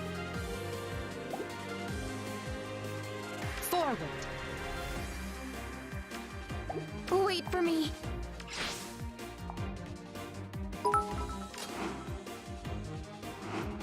Hey, new banner trailer is out. All right, I'll check it out. Clear.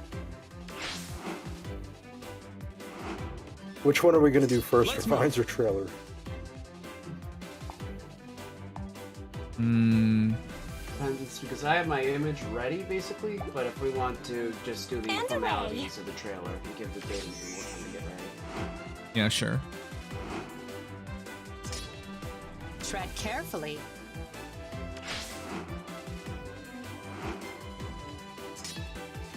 I'll consider it.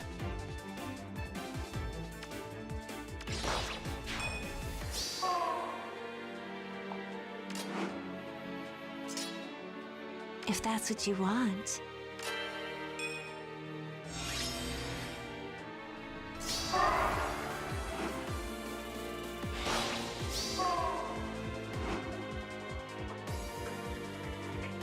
Okay, I actually really want to play this with real people. I think that'd be really cool.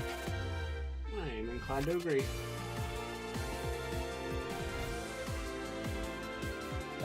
Is that guard? No, it I'll isn't. consider it.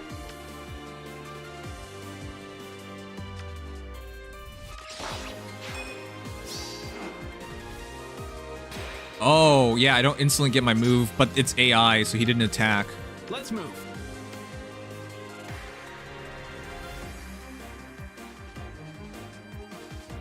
Oh, let's just back off.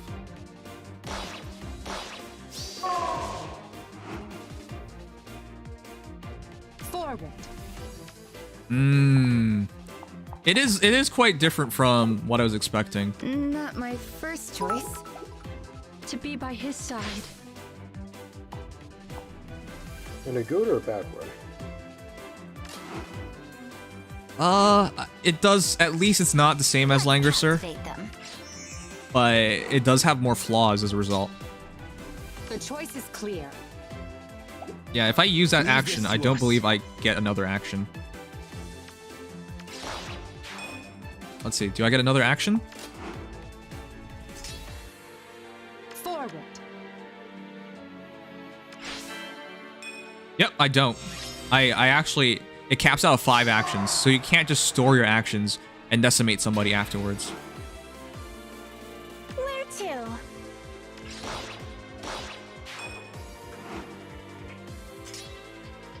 Tread carefully. I'm listening. It is interesting though, because there are benefits to like storing turns essentially. You'll play against people if you're in higher rank. Yeah, I mean that's why we're going through this. All right. Anyways, enough about that. Let's see the other stuff. Duelist badge, a permit to given to those who are successful in summer duels. So I would presume after you're here, you're at 80, you can start playing other people. And yeah, I don't think this stuff is refreshing. Because if it were, this is way too much stuff. So yeah, I think really scary units like Sigurd are really good. They control space really well, and because you can't really tank it for most heroes, it makes it really rough. We'll play a bit more later, but this is an interesting mode. It's just, wow, the limitation of just 5-turn max really does take away some strategies. I do think it's a bit fair though, because if you run triple harmonic / duels, it does become really easy for some people to like really abuse it to like take down certain characters. That's what I was trying to do by running 3 immediately and then running gravity. Ravage, Savage Blow. I have quite a few ideas, but we'll see. Okay, so we haven't fought a real person yet, so I'm not gonna make up my mind about the mode. It has a lot of promise. We're gonna check it out more in the future, of course. But yeah, since refines are out, we're gonna do that first. Are we doing refines or trailer first? Oh crap! I mean trailer first. So much stuff. It does feel kind of nice though, even though it's a little overwhelming. There's so much stuff to look forward to now. As it should be for a new book.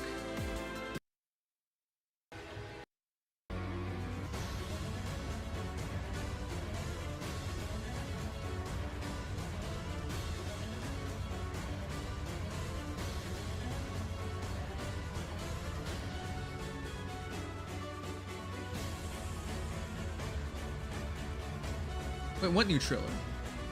It's the new Heroes trailer. I don't see it yet. It's on notifications. And I believe it's also on their site, on YouTube, because I found it. You? I still only see things from 2 hours ago. Here. Hey, just link me. Like, I'll show you guys if you guys don't believe me. It's here. I believe you. I just okay.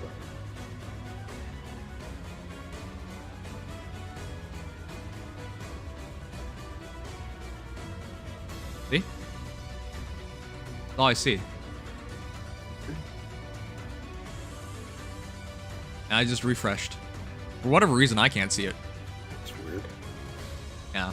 Okay, well, whatever. Just give me the link and I'll be fine. But yeah, for whatever reason, I can't see it right now. Yeah, I'll link it to you in DMs. I don't know why DMs, but I did. I can link in the stream, yes. It's fine.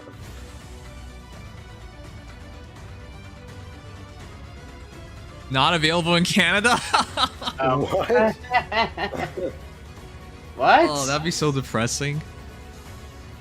Oh, I thought, it was a chatter who said that. Okay. Yeah, it was a chatter that said that. That'd be so depressing if that actually was the case. I'm downloading it.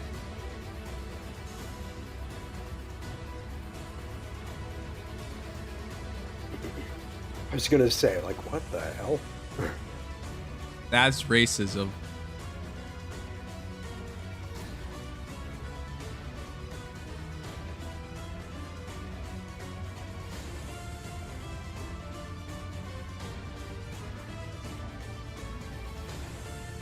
All right, I downloaded it. Okay, guys, we're gonna check out the new trailer for the new Heroes first. And then we'll go over the refines. Is it done being put together?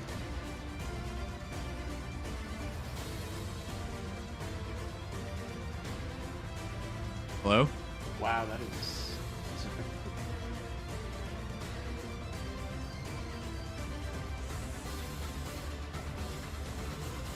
It'd be fun to play like Gen 1 battle. Is that a custom rule you can do?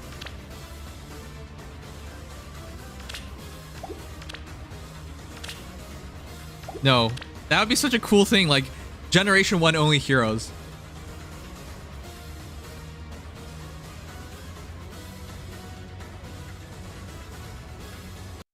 All right, let's watch a new trailer.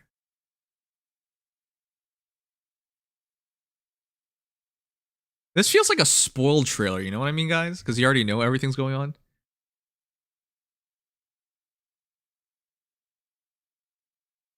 Okay, Legion, you managed to stitch the refines together pretty well. That's good. Yeah, it took a little bit. Yeah, I know it's not perfect, but it's hard to be with. Well, you literally can't. I was just gonna say, I was just gonna give you the benefit of the doubt and say, yeah, of course you can't be perfect, and it's. I mean, these even descriptions vary so wildly in length. We don't know the skills, obviously. That's why we're watching it. All right, let's watch a new trailer so we can see the skills. I said it felt like a spoiled trailer because, oh boy, because we already know what's going on.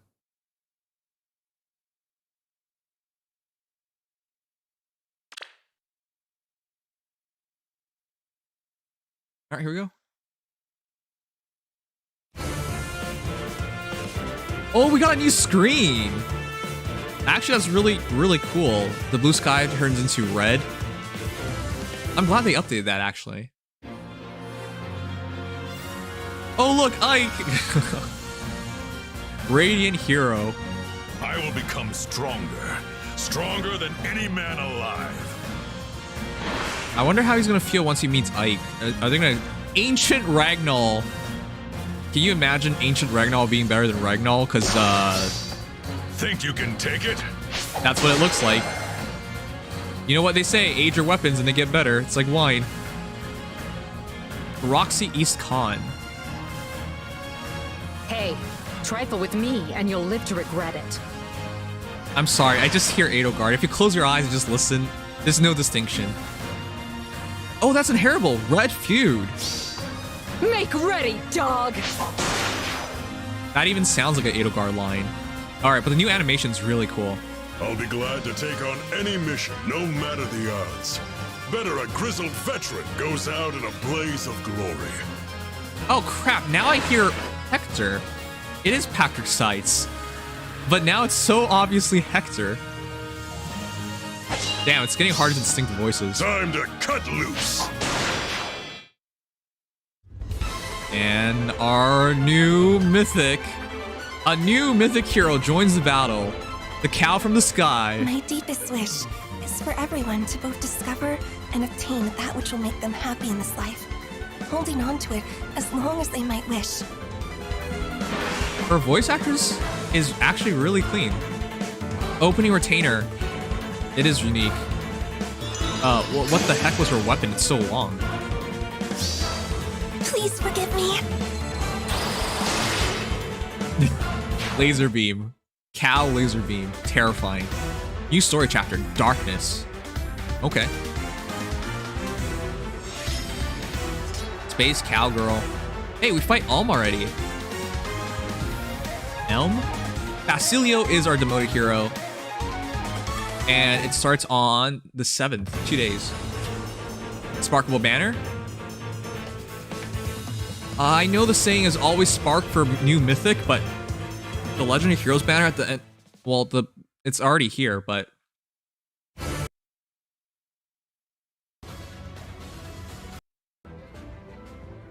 okay. So the saying is always go spark for the mythics and legendaries whenever you can, but ooh, the current banner is so strong right now with the legendary mythic banner that we have. First of its kind, amazing value throughout. I'm gonna have to see how good our new cow mythic is before I, it's guaranteed, but then again, with the amount of mythics available, it's pretty much guaranteed the other side as well that you'll pull one, unless you're really unlucky. With that said, though, new awakening heroes are here, and they're gonna be extremely powerful, of course. They're gonna have modern BST at the very least, and they seem to have new skills, new perf skills, and just new skills, period. It's really weird for me hearing Flavia and Basilio because they just hear other characters. It's not their fault. Voice actors voicing a character is very distinct, and it seems easy until you... Doesn't this look funny? Basilio looks like he came from the sky. He's literally flying as he swings. Gamings, thank you so much. And yes, Moo. Oh god. Do you guys think she's actually gonna moo? If you tap our new mythic hero, is she gonna moo? Oh, I can already see it happening. Anyway, Spirited Axe. That's gonna be a new weapon available for everybody to use. Yeah, that's actually really good. Wasn't that an instant special? So it's probably gonna be a huge fan, but normalized? I don't know. We'll see in a moment. Retainer to Askar. She does look really, really good though. But her portrait, look at her reserved nature and how she holds herself. She is crazy thick. All right. Yeah, Ashe, if nothing else, is going to be great fodder with attack defense unity, law attack defense, but I really don't recommend foddering off mythics. Though I don't think in this case, if you have like Aura and you have Dagger, it's not that big of a deal. Of course, she's going to be a bonus hero once in a while, so. Also, is she ascended? I saw Celestial Stone. Oh, is she? Let's check it out. No, Alm looks like a girl. Ugh, there's so many metrosexual. Is that a term I can use without getting in trouble? I don't even know anymore. Anyways, it comes out on the 6th, 7th, one more day after.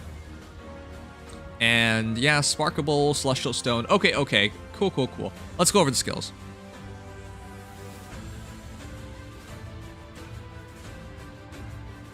Radiant Hero.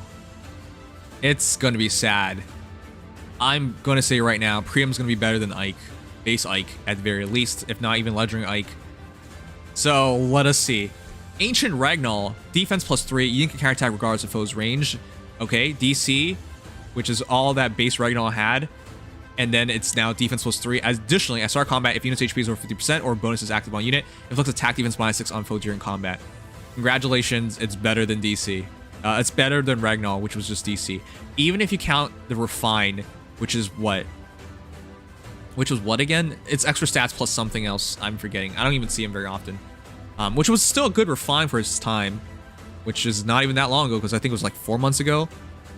Yeah. Attack defense -6 on your foes. Defense +3 inherent. It's not bad at all. It's actually pretty good. I think it's comparable to the Refine that the Ikes have gotten right now. Slaying. It was Slaying. Right. Which makes a lot of sense because Black Knight with Alondite, Sister Swords, also Slaying. Okay. So, this gets more stats, more defense in particular, but it does not have Slaying. The thing is, one day in the future, this is going to be refinable. And as a whole, it keeps up with like the modern Refine that is already out right now. So, yeah, it's still a good weapon. Slaying makes more sense on Ike, though, because of Ether usage. That said, he comes with Soul, attack defense ideal 4. He's going to have very high base defense, just like Ike is going to have, and pretty good speed, so that's the expectation. You should use that pretty well.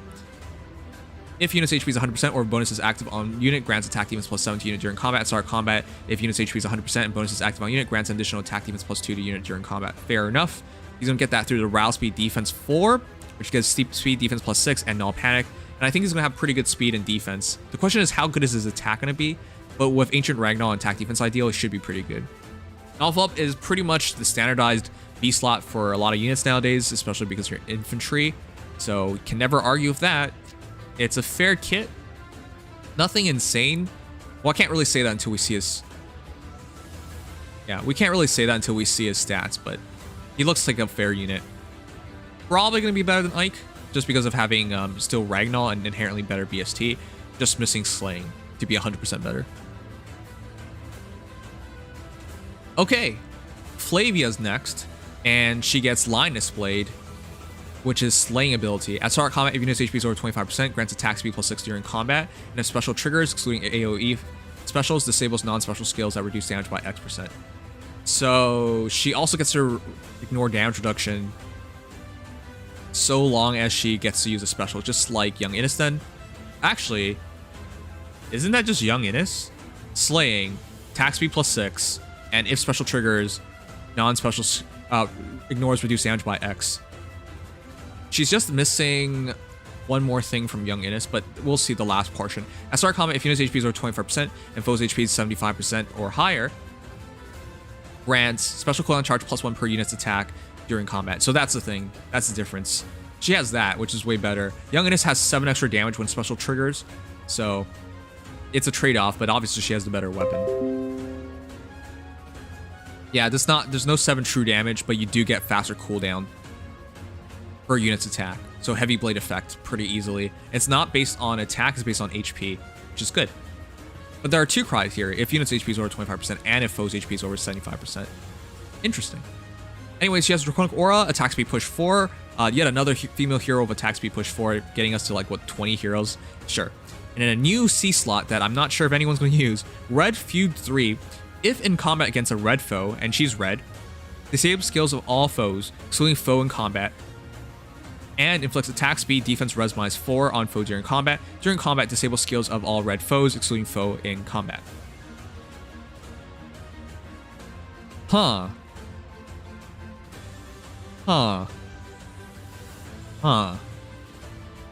So, is this our way of bypassing guard? Is that what it's saying? And also during combat, if you fight another red hero, you basically get a huge boost. So essentially, she's going to have weapon triangle advantage against greens, and against reds, red feud triggers, which means they don't have support. They do get debuffed during combat. And during combat, the save skills of all red foes, excluding foe in combat as well. I think it bypasses save, bypasses support skills, and makes her, yeah, just an anti-red hero. I think red feud's actually pretty good. I'm interested in seeing how this is going to be utilized, though. Ooh, who can use that? Is it just melee heroes, or can range heroes use it? Because if range heroes can use it, that becomes really interesting. Sounds like an ether raid skill, like specifically to turn off other damage reduction skills and saves. Yeah. That's what it seems like to me. So the reason why I brought that up, guys, Regan. If Regan can use Red Feud 3, and she no longer has to worry about Savior, couldn't she just go ahead and smite her in, get a kill and just retreat? Because a lot of teams are built with Savior in mind, and once you can start ignoring all of that stuff, that's very, very scary. So the formerly heroes that were, you know, covered are now exposed. So that makes a lot of team compositions really, really awkward. Probably any other unit than green units, because we know that breaker skills can't be inherited by weaker colors. What makes you think it bypasses skill saves? Because it says disable skills of all foes. So if in combat against a red foe, disable skills of all foes, excluding foe in combat, and inflicts attack speed defense res -4 on foe during combat. It had during combat in its text.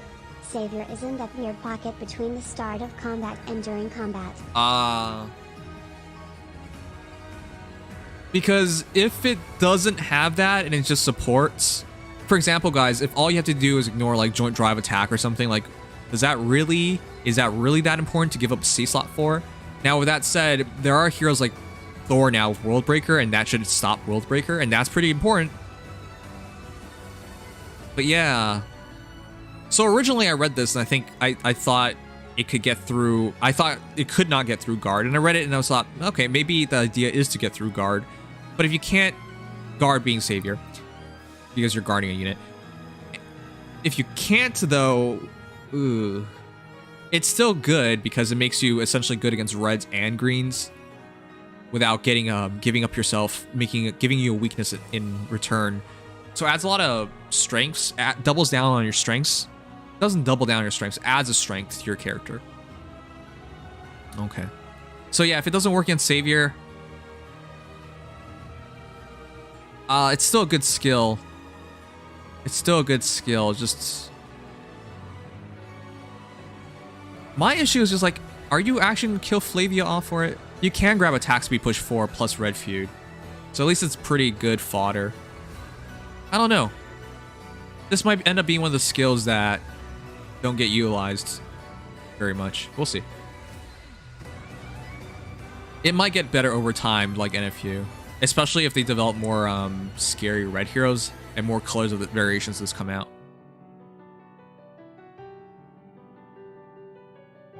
Okay. Basilio, let's go through this quickly. A bonus is active on unit, grants attack defense +4 and special equivalent charge +1 per foe's attack during combat, aka it's huge fan, but now available for everybody. Very nice, because I want to stop using Grails on Hinatas, and Spirited Axe looks more cool than the fans. Though the fans look great on Hannah. Moonbow, attack defense bond, and tactic 3. What do you guys think about this kit? Is attack defense bond now a 4-star skill? That's what I'm interested in finding out. Tactic 3 is already a 4-star skill on Legault, and Spirited Axe is very important because that's a really good axe for a lot of defensive heroes. Like, I run huge fan on Flame Emperor, on Hannah, and I'm gonna run it on Shamir, but if I can run Spirited Axe, I'll run that instead. I just don't want to keep killing off Hinatas because I don't want to keep using Grails. But yeah, Spirited Axe is definitely good.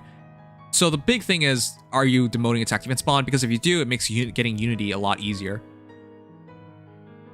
I'm a huge fan of it. Yeah, that's my joke. Huge fan for huge fan.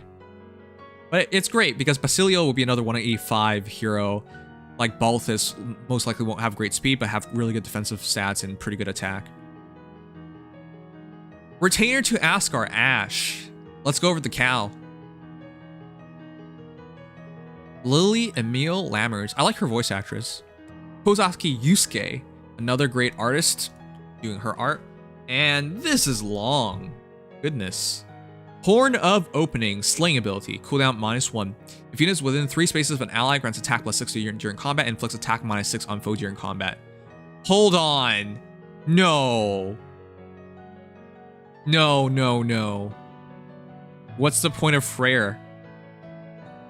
Is there a point of Freyr anymore? He's never coming to the game, is he? Grants the following effects based on the number of allies within 3 spaces. I mean, his base form. If greater or equal to 2 allies, unit makes a guaranteed follow-up attacks. Greater than 3 allies, foes cannot make a follow-up attack. Greater or equal to 3 allies. So you at least get to auto double, and if you have enough allies, she just straight up doesn't even get doubled anymore. So her really well min-max stats, I mean, she has 41 defense and 34 res, right? And then like 27 speed. Off the top of my head, I might be wrong.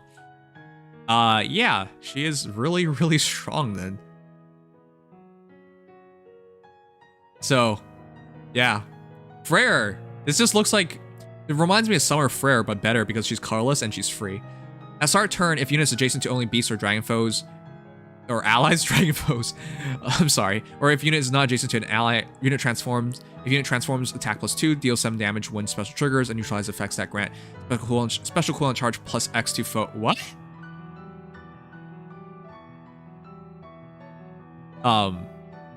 I'm sorry, what? That's new?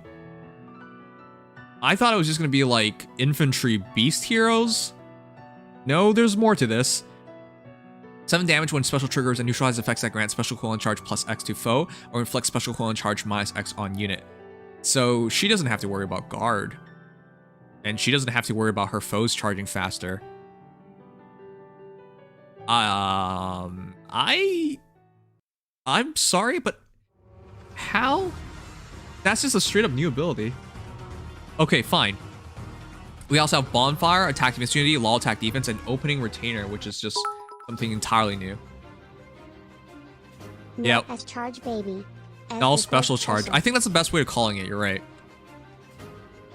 Okay, so Opening Retainer. Allies within 2 spaces can move to a space within 2 spaces of unit. Oh god, do not fodder her, use her. Grants attack +4 to allies within 2 spaces during combat. Oh my god. If units within 2 spaces of an ally, grants attack +4 to unit during combat. Okay, she's not fodder. Attack Defense Unity plus attack. Law Attack Defense is really nice. You can get attack defense bond from like Basilio and then just get attack defense unity and law attack defense. That's a great fodder combination.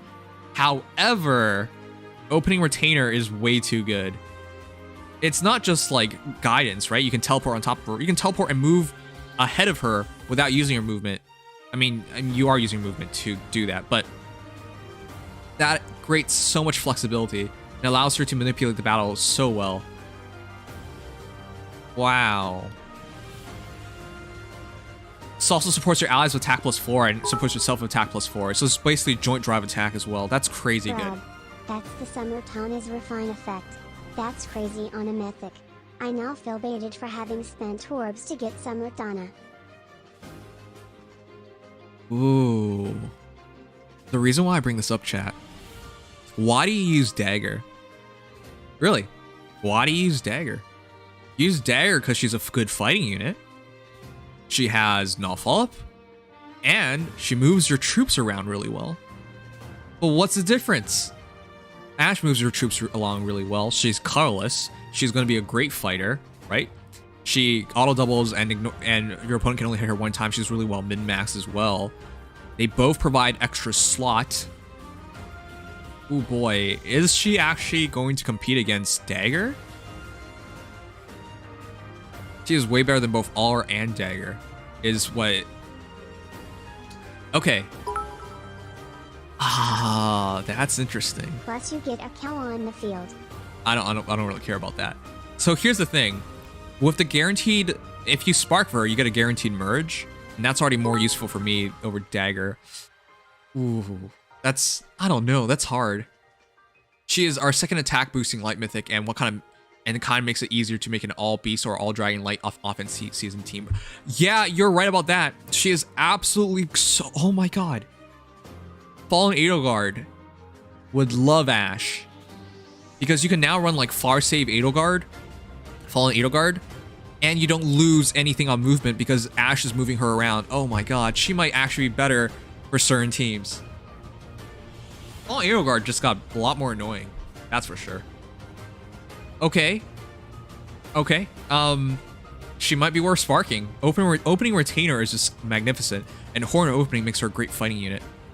She could even use DC really well because her res is actually pretty good, and because of the attack -6 on her foes. Even if our new mythic hero isn't, I mean, she's cute. Look at that pout, chat. She's cute, I'll give her that. But even if she wasn't so cute, she's useful. Maybe worthwhile sparking to get 2 copies, because that'll get you a +1. Alright, what do you guys think of our new heroes? Elm doesn't even, guys, come on. Come on. If I told you this is the main villain of book 6, would you believe me? Look at that precious smile of his. That doesn't look like a villain at all. But look at the text. You are so weak. Ugh, how disappointing. You don't even make a good toy. That face doesn't even match the dialogue at all. I'm not thrilled about, I hope there's like some secret villain. Not like last time. Eitri being the secret villain was super lame, because Eitri ended up being not a villain. She did all this for Nivelir and Regan. Femboys are evil, you know this. I'm not evil. I'm also not a femboy. Femboys are not evil. You're evil for thinking this. Alright. Basilio's your demoted hero. This comes out on 6. How many of you guys are going to summon for this? Let me know. I need to think this over. Sparking would be kind of awkward here because there's color sharing, which means you might not. Going for blues is just extra dumb, but ooh, it's rough. This is really good. Good waifu who is dressed like Azura and fell into her arms and who has a crazy skill that boosts my fallen Julia plus Dueling Team. Instant +10. 3rd max light mythic. Here we go. Okay, well, I don't think she's dressed like Azura at all. Don't we get one Ash from story? We do. I'm saying getting one more to merge, get +1, because then she will score better than Dagger for me, for example. I have a base, a non-merge Dagger. +1 guaranteed light mythic hero, guaranteed extra scoring, and you would run her every single time, wouldn't you? Why would you not run her?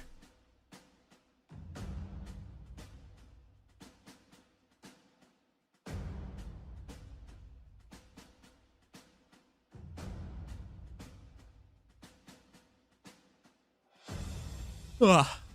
Wow, so much time has passed.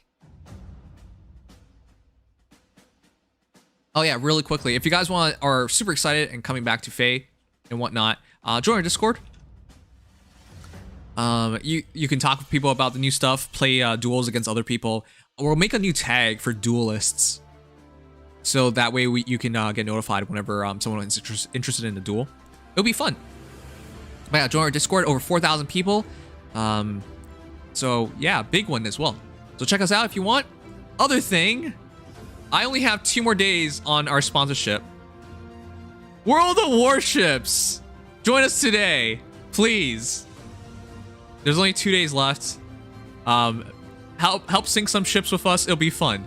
I actually was supposed to play. I mean, I want to play World of Warships after this, but I might not have the time.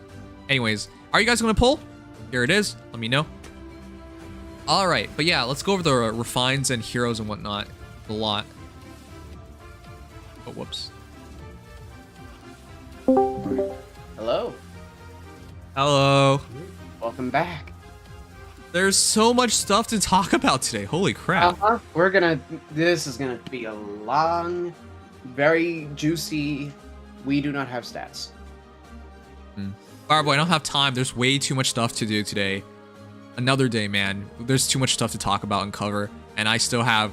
The World of Warship sponsorship ends tomorrow, so I want to make sure I get to play tonight. But, yeah, Faye's obviously taking priority right now. There's going to be some details that are going to take a while to come through because Game Press had some problems. Okay. Oh, did they actually have confirmed issues? Yeah, their actual data mine application. Also, last biddies were nice. Oh. Not sure how many people have I think that we're just starting to get information, so we'll get there. 826,807,555. But yeah, the banner. Stats aside, this banner is a lot. Whew. So, really quickly, for anyone who has never been here before and you don't know how this works, I'm about to open things up. Send in your heroes. We're gonna go over every refine, but instead of just checking plain old boring non-built heroes, I always want to feature your heroes. Currently I have no editor, so I have to do all this stuff myself, and there's so much editing shit going on nowadays. So no promises on when it comes out, but if you ever want to just be in a video and whatnot, send in your heroes that have the refines. Definitely check them out. I should... What? Alright. That's if Nimious even reviews the refines at all. Come on! Sounds good. Give me a break. I'm literally talking about it right now. Yes, I will review the refines. Do not worry. Quiet down. Oh, he's doing it. Yes. I should... What? Oh my god. Give me a sec. Let me just do voting gauntlet real quick. Get an editor, dummy.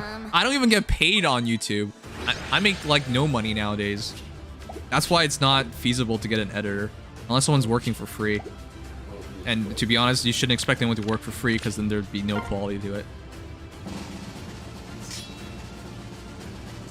Might be. Don't worry about it. But yeah, sorry. I just needed to clean this up real quick. Okay, so I'm about to show you guys my list. If you have a hero with the refines, show them off. I would love to see every one of them. Oh, wow. It literally just changed in front of our eyes. Yes, let's use this new... It makes the game feel so fresh. Oh god. Oh, our default profiles. My favorite hero is apparently Katria. 101 arena tier. Arena tier and 102 golden thrones. Wow. 101, 102. Sure. Wow. You know what? Chat. This is a better screen than just going here like, hey guys, send your heroes now. And it's just like your ID. This is so much cooler. So. And you can make it pretty. Oh, it disconnected. Sorry, guys. Once it comes back, you guys can send in your heroes. Here's my code. Send in your heroes. And we'll check out the new refines.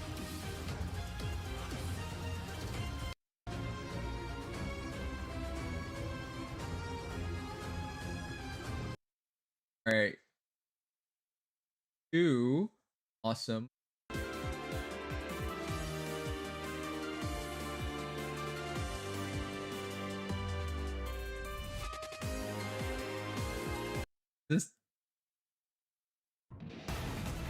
This is refined music, of course.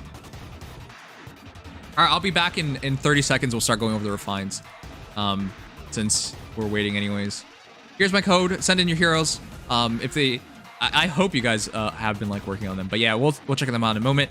Once again, the new heroes are Nyla, Summer Tiki, Libra, Walhart, and Loki. So yeah, any of them will be fine. Yep. Any particular one you're looking forward to? I'll just say that. I love Tiki. She's been around forever and she's the cutest. And I really hope in terms of speedy dragons, even though that's not really speedy anymore, that we have somebody outside of London Grima. So I hope she's good.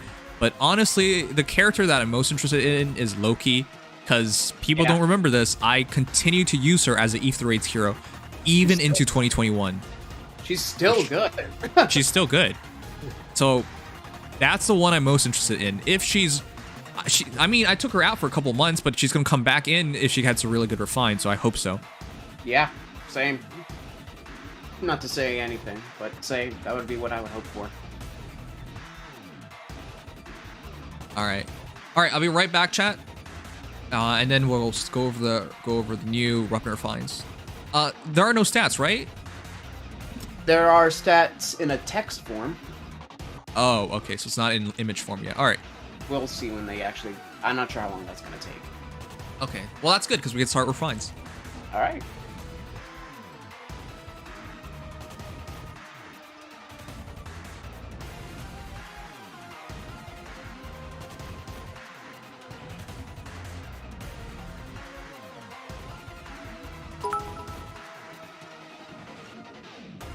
but his profile card doesn't have Japan or Shibuya as an option, it's Garbo Kappa.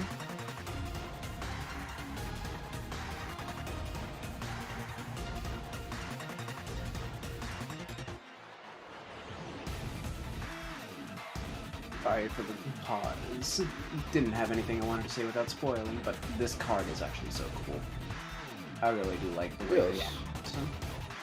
Of course, I don't have any favorite heroes, but... Do the favorite heroes automatically come by when you use particular units in that? Huh? You have to have them used in the new mode. Oh, I see. Oh, favored heroes, I see, yeah. All right, that's enough time. Let's check out your heroes. Oh, I can enter actual battle. Why not? Don't try it. Flee.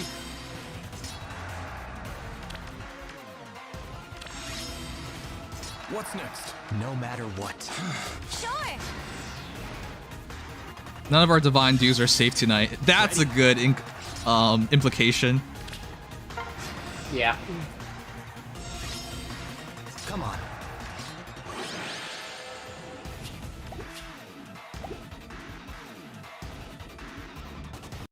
All right, that's not refined music. I was kidding.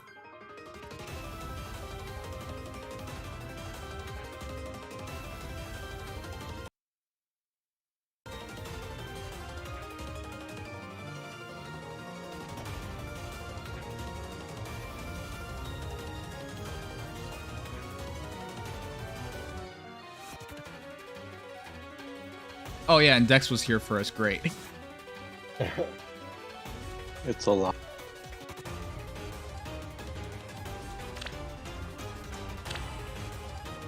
All right. Recommend a hero that we start with? Let's see. Let's start with... Well, I don't have the image on me. Let's start with Libra. Libra? Does anyone even have a Libra? Plenty of people do, as long as they haven't manualed him. Okay, well, I see one. And that's part of the reason why, because I know it's not going to be that common. Yeah. All right, well, if you guys... Oh, I think Riken will want it. If you guys have one, send them in. Thus far, I only see two. Fine, we'll go through two. I mean, it helps me out.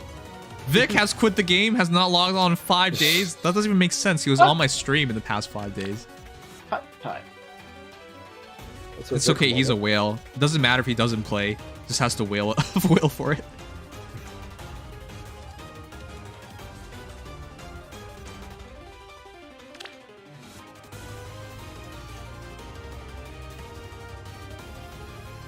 Laszlo has one. I'm looking at Laszlo right now.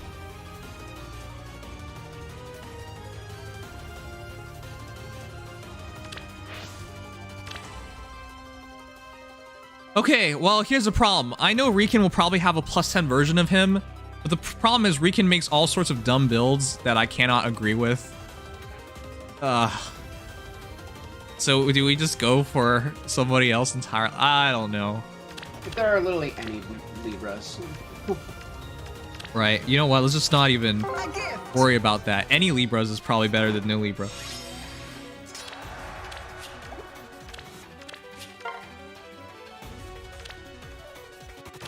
Alright, let's start this then. I'll go Riken first. Riken! I knew he would have a +10 Libra, but I don't know. Flashing Blade 4 on a plus attack variant with 37 speed base. This is what I was talking about. He always does weird builds. What are you trying to Flashing Blade? Hector? Come on. 4 +10, +7, 49 HP, 60 attack, 37 speed, 33 defense, 34 res. Even back in the day, it was recommended to go for plus speed, so... But yeah, Libra is one of the ultra power creep heroes. There's literally like 10 other heroes over him at this point who are free to play. Yeah, Libra was just that iteration of power creep axe infantry that we've had for the past couple. Yep. And it was so sad because it was basically like, even on his release, like it was relatively close to Yogur, I believe. So you immediately Ilger had a came grip. out. Ilger was out after. Actually, Libra. yeah. No, that's right. I think Legion was the only competitor at the time. Yeah. What I'm trying to say is like, I'm trying to illustrate how many heroes were part of that power creeping Libra. Yeah. It Where happened over Lance time. Flyers. Where Lance Flyers continuously power creep each other, Axe Infantries continuously do, and Libra was basically the start of it. Yeah. Unfortunately for him. Alright, with that said, Inviolable Axe. If unit initiates combat or is in 2 spaces of an ally, inflicts attack speed, defense, res -4 on foe during combat, and unit deals +7 damage. So, in terms of the projections, +7 damage was there, but attack speed, defense, -4. On base. And the damage is on hit. It's not on special. Yeah, it's a flat +7 on every. It's flat +7, yeah. Yeah, so he's basically dealing... It's basically like giving him +11 attack. If you think about it that way. Additionally, at start combat, if unit's HP is over 25%, inflicts attack speed, defense -4 on foe during combat, and restores 7 HP to unit and allies within 2 spaces after combat. What? Not bad.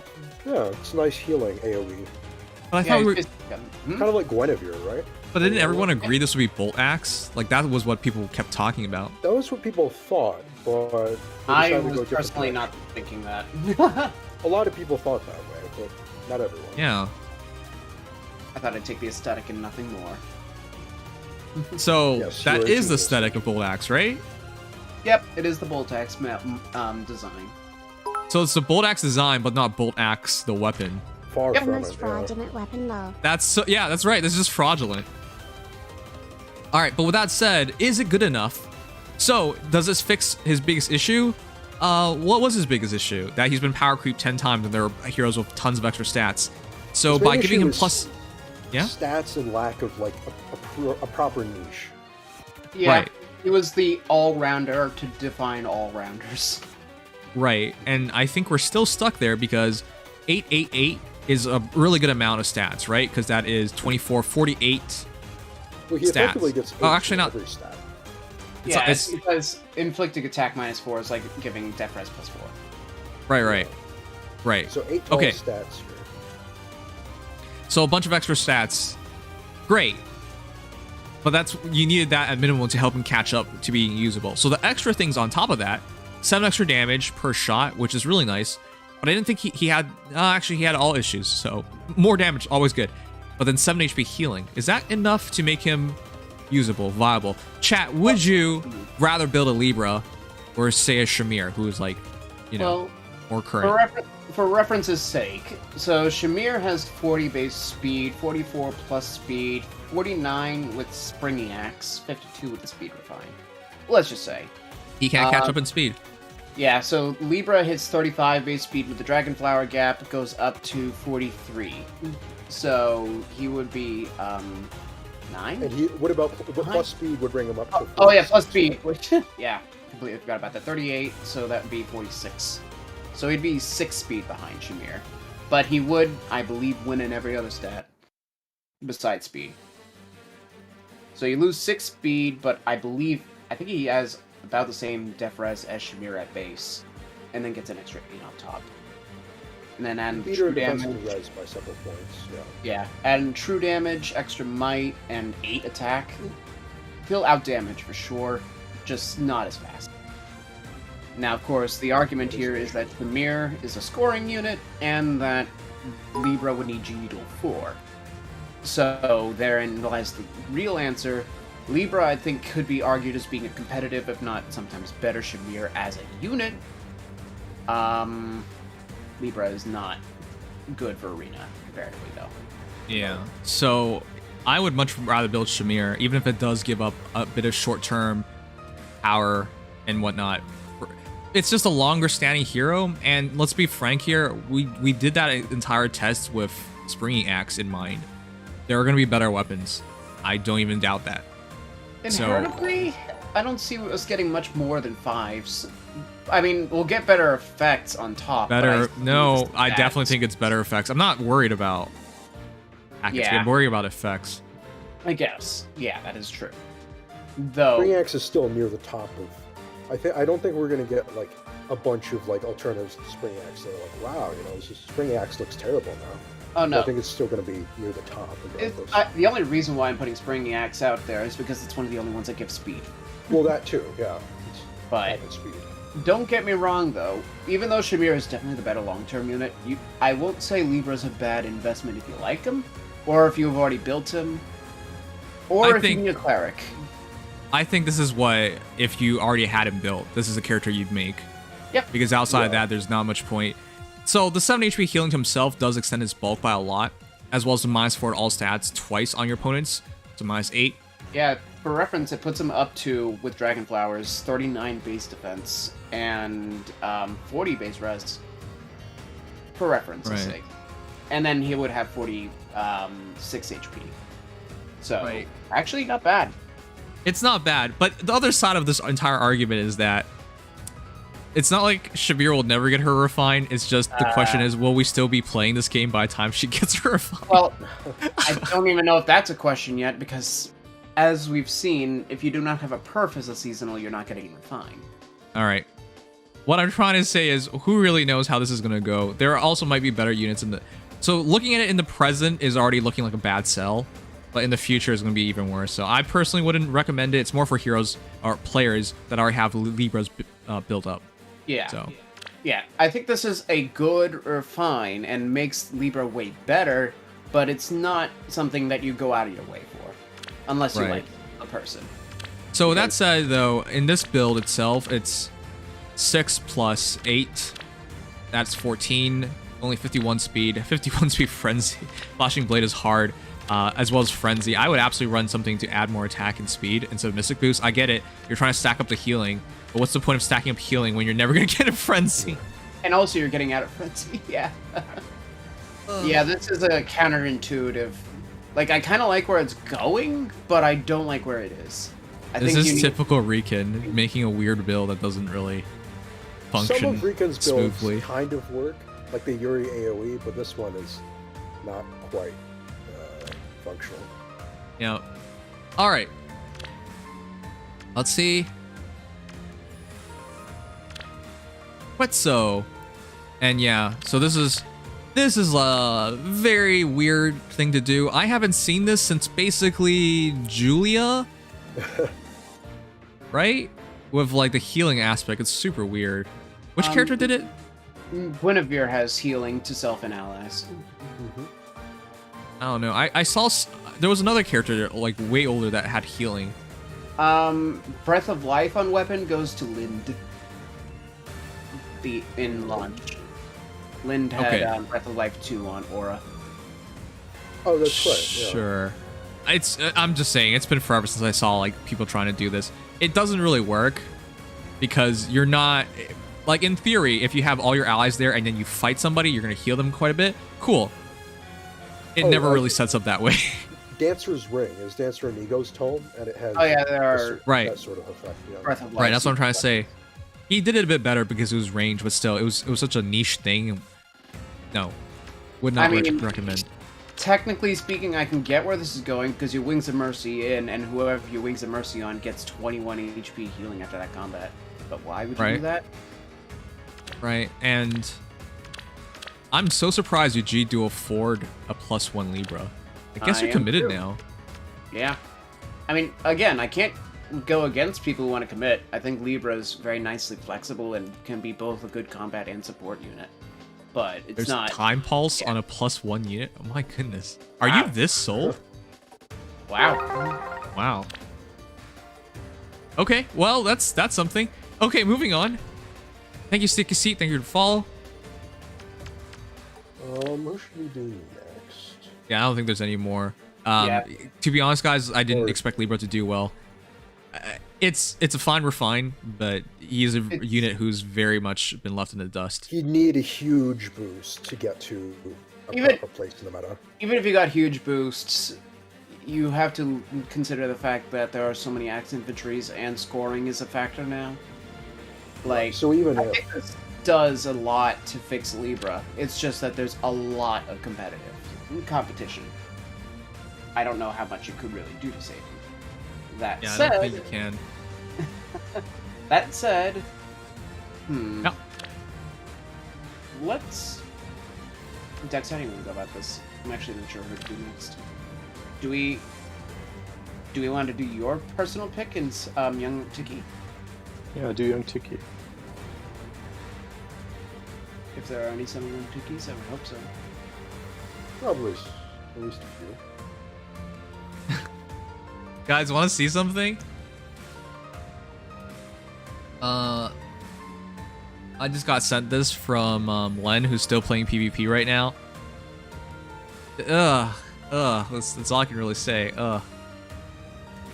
So here, watch.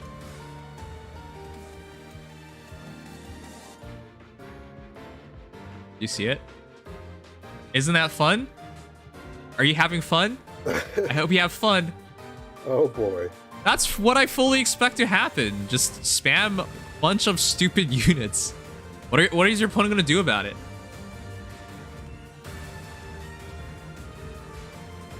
So yeah, that's fully what I expect. That's why I was running Capture myself, Leaf myself, Sigurd as his captain. Why the heck not? Prom is actually stupidly good with the reposition keeping his turn. It's just so dumb. Yeah, the change fate and future vision are both great. Can't. Yeah, I mean, it's not like Len isn't like essentially being a dick himself. He friggin' has Yuri, so let's not cry for him.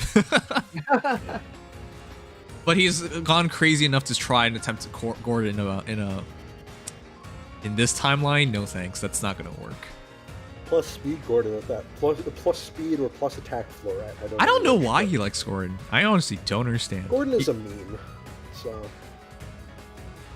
I don't know. Gordon's okay, guys. Anyways, so yeah, just to display what it's looking like at higher levels right now.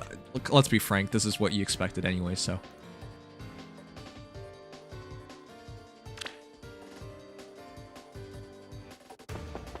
Why is he so cancer? Because he can smash, if you have a really well built one, he can smash your tanks and break through. His AoEs, you can't even chase him because he moves 3 spaces, attacks, and then moves back 2 spaces. You can't chase him, and he smashes you with AoEs. He's so huge flexibility, hard to chase him, very strong control character.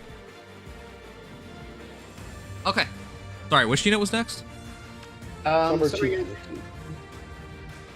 I do not have a Summer Tiki. Oh. Does anybody have a Summer Tiki?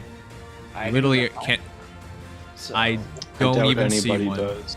I mean, she's the worst Summer Tiki, so. She's the worst Summer Tiki? What does that even mean? There's 2 She's worse than Summer Tiki. No, what? No. Adult Summer Tiki is completely forgettable. No, her art is so much better. Oh, she has Axe Valor. I'll have you know that Also my team that. is very good. I mean, to be fair, that was Dancer, young. Indigo, He has Dragon Rise, Dog. Varion, Alphonse, and a 1-star down now. You friggin' meme. Do you have to use your own? Do you have your own? I don't have a Summer Tiki. What? I went for her, but I never got her. Oh. My condolences. Is there really no one?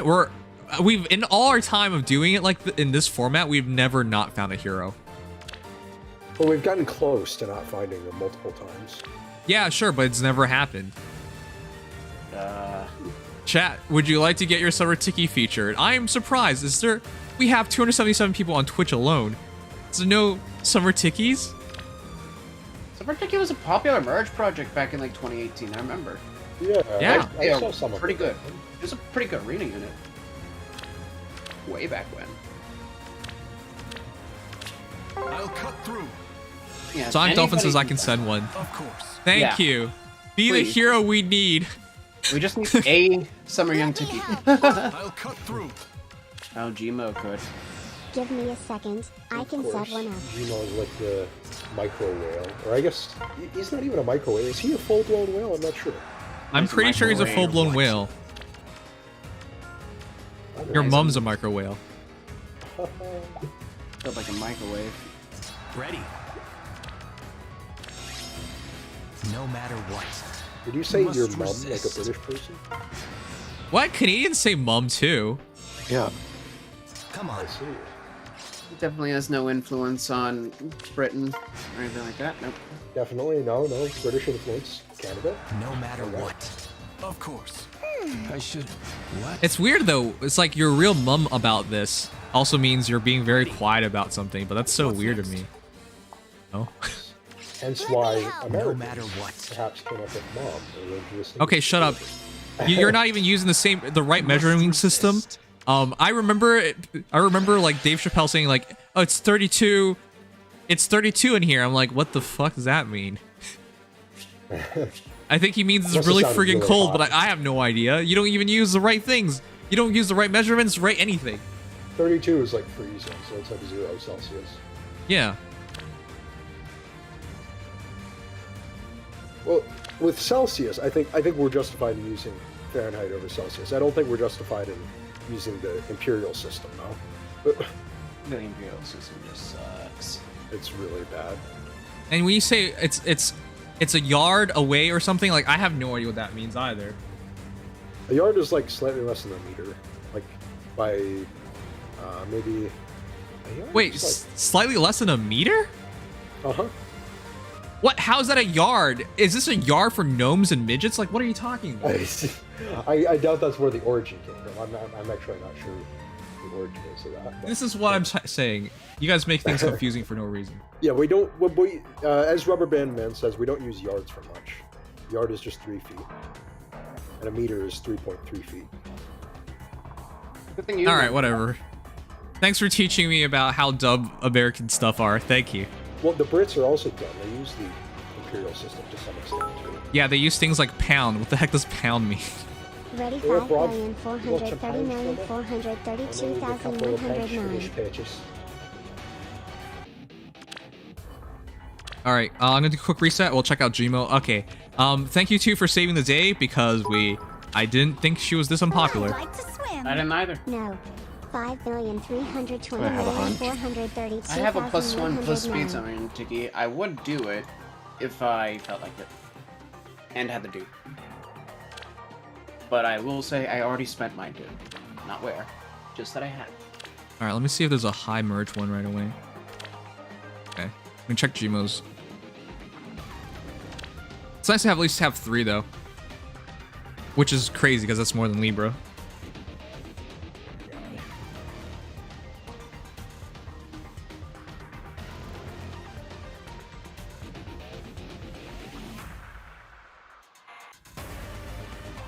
Gmo can count to 1, 2, 3. Perfect. Gmo, Beachside, Scion, Tiki, 40 plus 4, 45 HP, 51 attack, 41 speed, 37 defense, 27 res. You actually have a really good Tiki. Wow. And your build's not bad too. Distant counter, guard, guidance, speed res form with Luna. Ooh. All right. Here we go. Summer's Breath, effective against dragon foes as it was before. Defense plus 3 as it was before.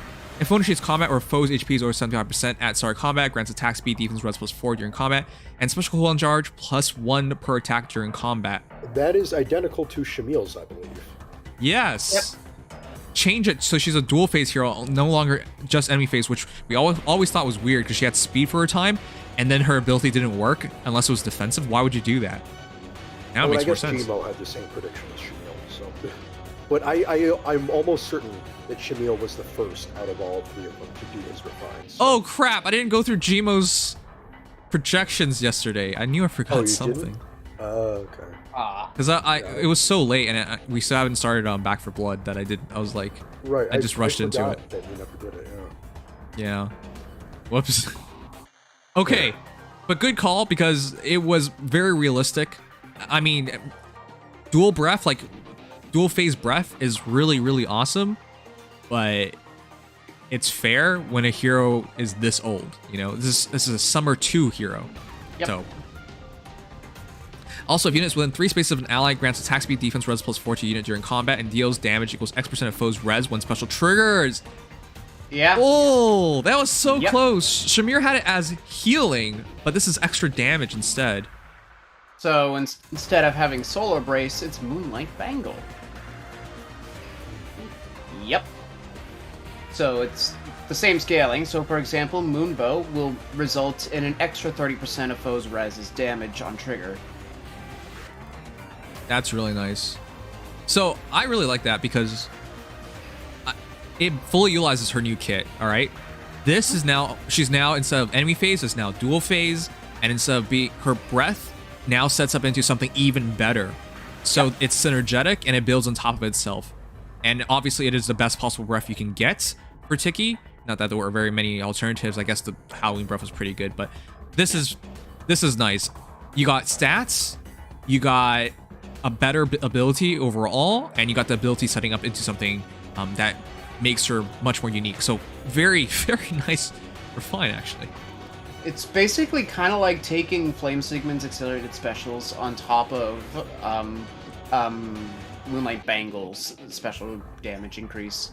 Kind of like a mixture between Legendary Ephraim and Brave Erica. It's really interesting. Yep. And really unique for a flyer who couldn't even... Keep in mind that Tiki's only acceleration option is Heavy Blade. So, there's a lot of unique traits to gain out of this. Yep. Unfortunately, if she could Gale Force, it'd be pretty broken, but dragons can't Gale Force. Yeah, but you can trace. She can trace, that's right. She is a flyer. So this is very awesome. I actually like this a lot. And you gave her guard, fair enough. Now she doesn't have to worry about specials.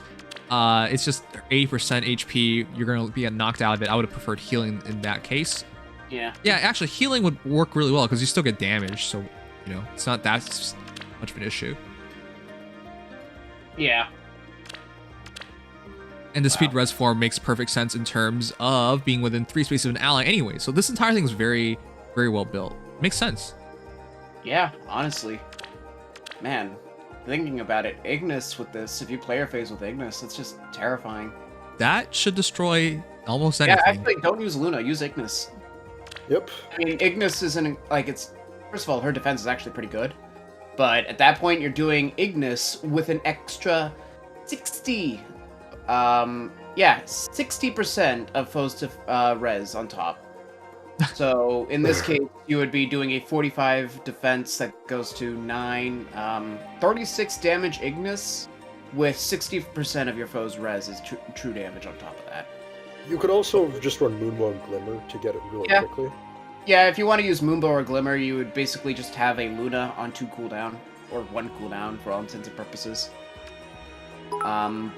Ignis, though, if you initiate and follow up, that will pretty much kill anything. Can basically run mini ether with Yeah, it's basically mini ether with So you got a lot of options. This is a very strong hero as a result now. Okay, I'm surprised because I remember back in the day we saw plenty of plus 10 Tikis. She's a popular hero. Yeah, Tiki was, because she is a trainee, she actually scores decently relative to her time. I think she's almost what... Let me double check her, actually. I think she's either 170? Or 170. Let's see. Yeah, she's 170, which is really high for the time. Right. So, nice to see her return. Still feels weird that she's this powerful despite dressed like this, but yes. Tiki's back, I guess. Yeah. Pretty much. Gonna destroy the meta for those who actually have her. And I know there are people in Arena who have her, so... All right, really quickly checking these two guys. This encounter QR, shield session 1. Oh, she had seal session 3, but yeah, it makes quite a bit of sense. Fair enough. With Ether, it'd be they attack -2, you attack -2, you attack -2. You would have to get doubled. Huh? You would have to get doubled. You would have to get doubled to use it immediately, so that's the rough part. Yeah. It's also because Summoner's Breath now adds 8 speed. You're causing so many draws at 45 speed base. Yep. This would have worked back in the day because she was a lot slower and didn't get the extra stats, but it also would have suggested QR on her if prior to this. Yeah, but, I would have too. Oh, that's right. If she runs Rain and Trace, so annoying. Flyers have a lot of stats that they can use. And keep in mind, she can also use Dragon's Ire, Dragon's Wrath, or Dragon Wall. And she can even use Dragon Wall because she has 26 res with 8 res on weapon. Right, which is a lot. Before someone says like, oh, that doesn't sound like it makes sense. No, Legendary Grimas were doing that, so. Yeah. When Flyers have some of the most ridiculous stat manipulation available to them, so... And Dragons have a lot of really good skills on top of that, so... There's a lot. Think about it this way. With Dragon's Wrath, Moonbow, you'd be dealing 20% of your attack minus your foe's res, plus an extra 30% of your foe's res, plus it's still Moonbow on retaliation for the first hit. Yep. Yeah, that's a good way to just one-shot people. Beachside Silent Tiki, this time with steady posture and even odd speed wave with Vantage. Sure. This is Vantage? as budget as it gets. Yeah, it's as much as it gets. Vantage isn't really good on her because she actually wants to get hit so she can utilize a special instantly by attacking first. It creates a weird situation. Also, I do not agree with these Lunas. 4 or 2 cooldown specials, those are the ones I'd go with. Yeah, breath skills always want an even number. Yep. All right, fair enough. But thank you for showing it off. At the very minimum, this would have guaranteed we at least had someone to, thank you, Abel, had somebody to show off the skill, because this was looking really iffy for the time. All right, but who are we checking out next? Let's see. How about... I know who I want to end with, but how about we do the next of your interests, Loki? Oh, wow. Oh, right. The big one, chat. The one you guys most asked for. I have no idea who we're checking out. And a third big asset right now. Okay, the thing is, P-Floor, I know, probably has a good one. Jen is a crazy person, so probably not so good. Is there anyone who volunteered their Loki that we can totally tell for sure is really good? Gaming set in Nyla. Okay, I don't know. I don't know if there's a really good one. P-Floor says it's his. We're Juan. Juan, isn't he a whale? Let's see. All right, I'll probably go with P-Floors because I feel pretty safe in that one. Like no troll. Are you betting? Are you betting here? I have one rule in my life, chat. You can tell me the most insane things, and if you tell me you're serious, I will believe you. However, it turns out you weren't serious, I will never, ever take you seriously ever again. Ever. There is no coming back from that. I have this rule because you can tell me there's a zombie invasion, aliens are taking over the world, whatever. I will believe you. I will. But if you're fucking with me, I'm never believing you again. And there's good reason for this. Because what if it actually is a zombie invasion? What if it actually is like aliens from other worlds coming over, you know? Exactly. It's important to have that faith in people, even if in the end it might be for nothing. But that's how it works. I just joined. Oh, fine. I was Let's. wondering if you could do my tiki. 1-1-5-9-0-0-4-6-3. All right, I'll check out you before we go to gamings. No, but it's important because if you ever watch these horror movies or these zombie flicks or whatever, and you're like, oh, these guys are so stupid for not listening. But think about it. Any rational person would not listen unless they have a rule like that, where you will take anyone seriously if they say they're serious.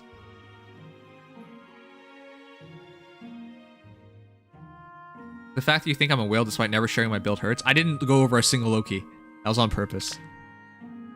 We were still just scanning over everybody to make sure we get a good one. By the way, as a fun fact, Mjolnir's added Askren Seal level 5, which allows you to visibly buff 10 to all stats. Because that's a thing. That's good, because, well, Mjolnir's is kind of dumb anyways, but yeah. It's the only way you can do it, I guess. Solnar says, I'm not a trap, do you believe me? No. Alright, Marianne won. 40 plus 4, wow! There we go. With 45 HP, 51 attack, 41 speed. I like how you both are at plus 4. Wow.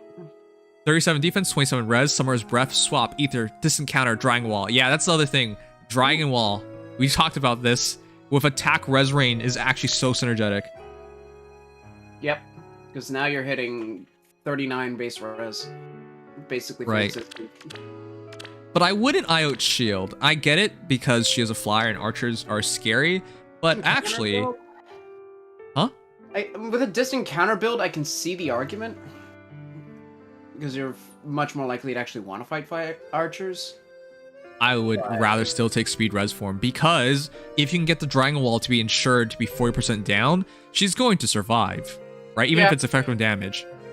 And if you outspeed them, that Ether is going to get you some healing back, so you might not be dead. Yes, it doubles it down, but speed res form would be more useful in every other matchup outside of archers, and even against archers, it might guarantee your survival anyways. So I personally am not a fan of using IELTS shield whenever you can help it.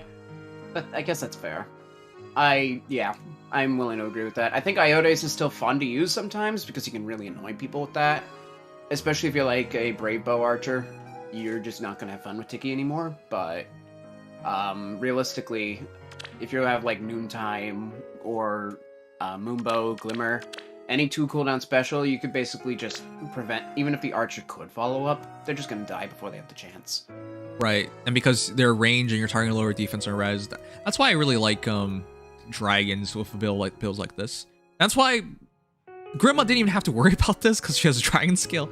But even if she had to worry about it, she would have been fine.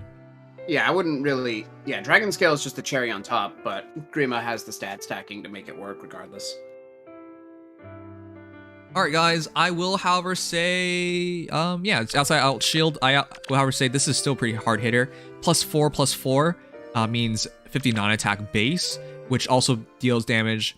Percentage of foes res when special triggers, X equals units max special cooldown count value times 10 plus 20. In other words, she does a lot of extra damage once the special triggers. She'll definitely win the fight. And then 49 speed with defense of 8 + 4, 12.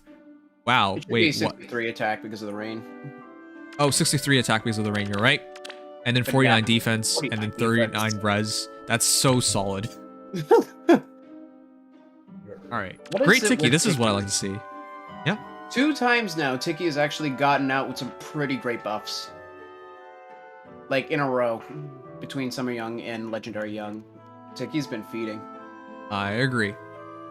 Okay, but with that... wait, how much time do we have left? Oh, wow, I'm not gonna make it. Alright. With that, let's go into Loki. And P. Floor has put down his trust. He says no troll. I believe him.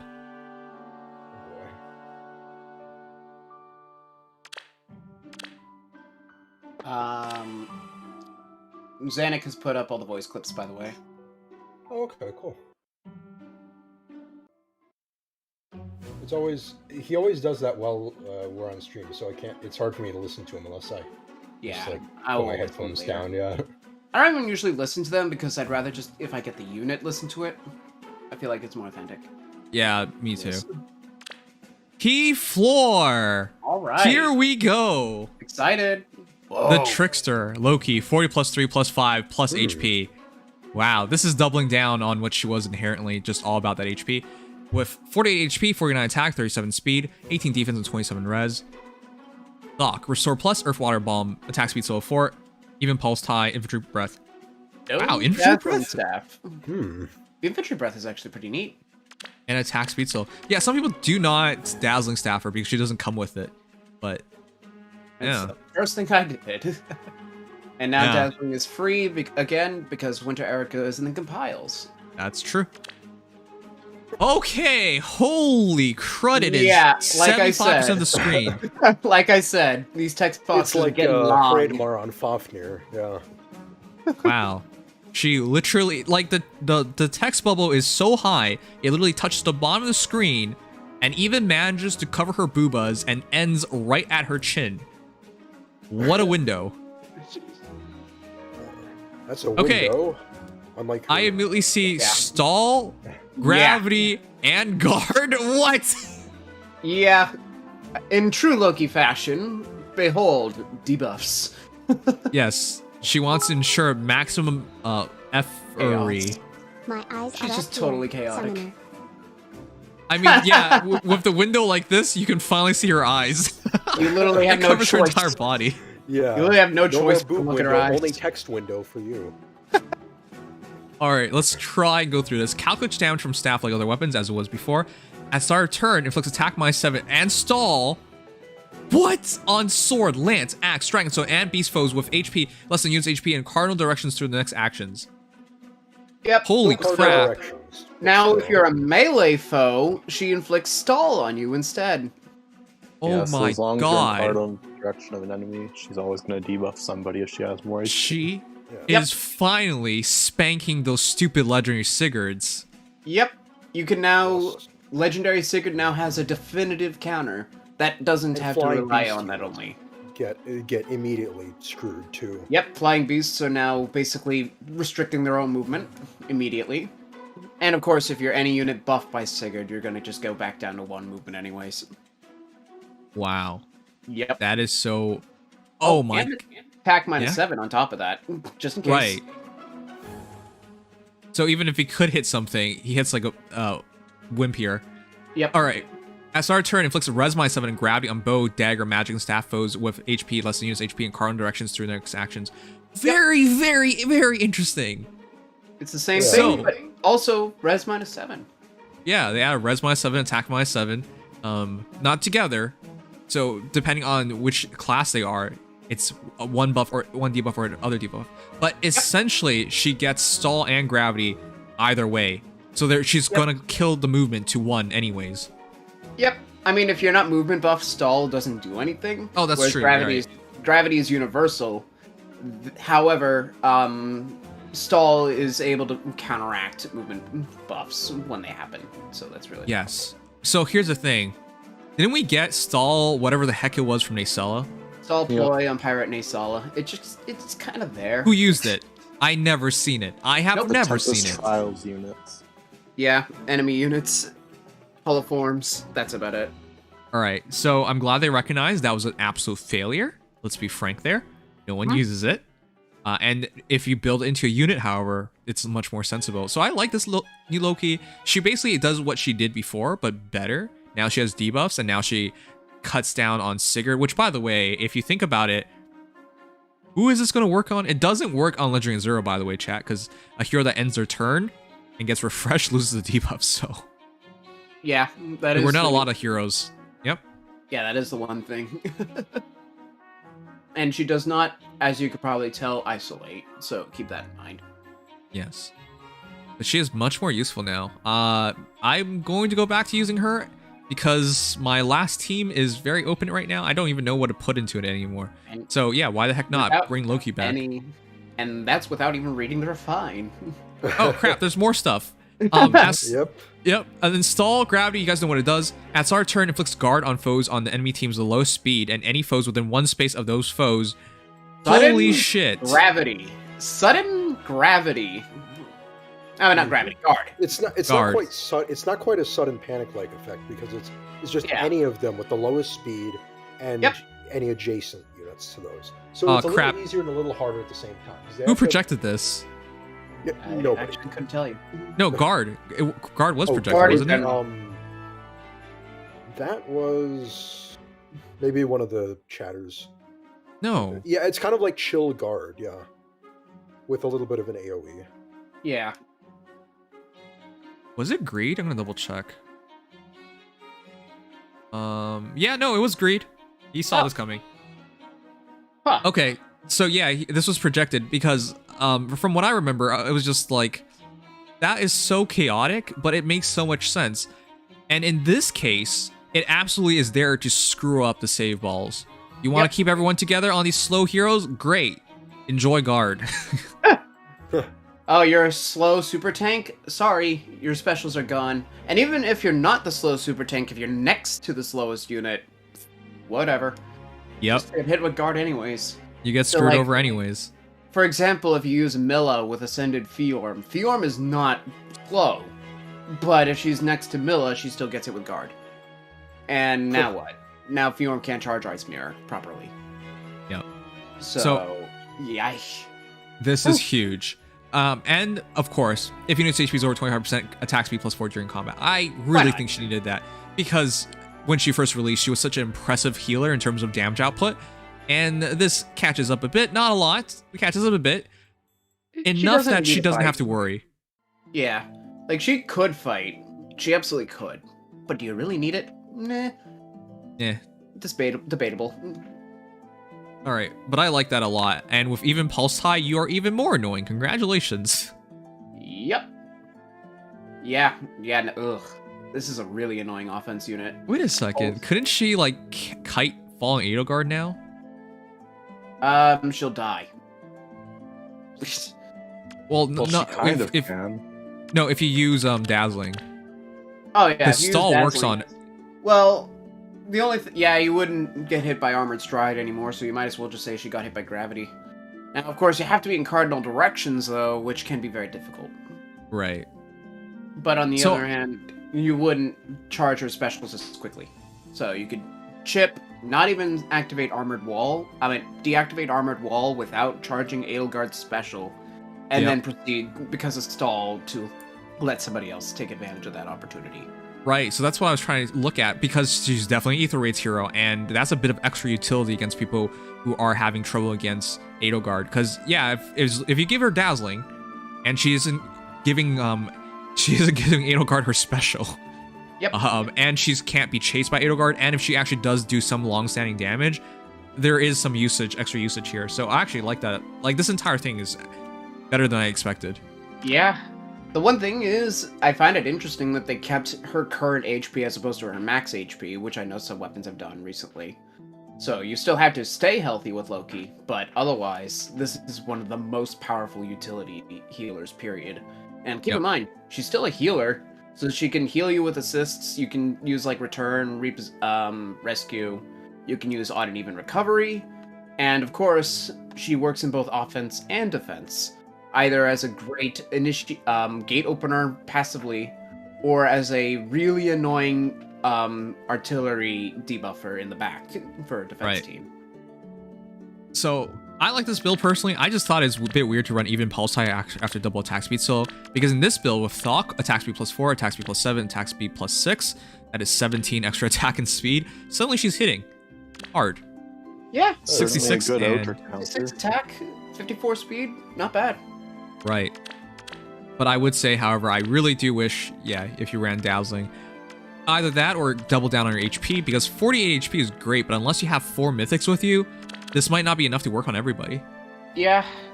I mean, it will work on most units you should really be worrying about, but there are still Sylvias in the world, for example. I mean, not that Sylvia would get a movement buff without Tempest, but nevertheless, it's still worth noting. So yeah, great Loki refine. Excited. I'm excited to use her again. Yeah, it's not isolation, but it doesn't have to be. It's still extremely chaotic.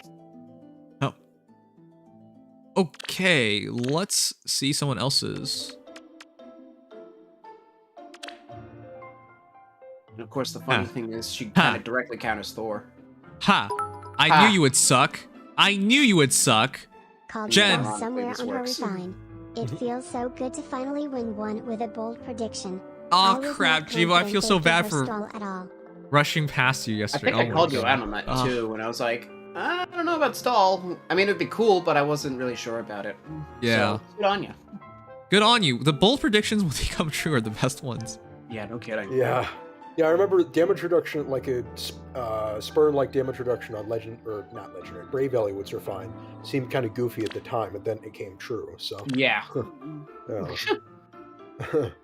Or, I think somebody said all in +1 movement, but yeah, this is just Loki. This Loki is so basic. See Dual Infantry 3. My suggestion, guys, use HP Attack 2 if you're going to have to do this. Or HP Speed 2, something else. 1 HP usually never makes a difference. However, it does a bit more. If you prevent yourself from getting doubled, Loki's gonna survive, so it's pretty big. Dazzling, however, is really recommended, I think, so sure, but the rest of this is whatever. Sure. It's just base kit plus Dazzling and I mean, a dual seal.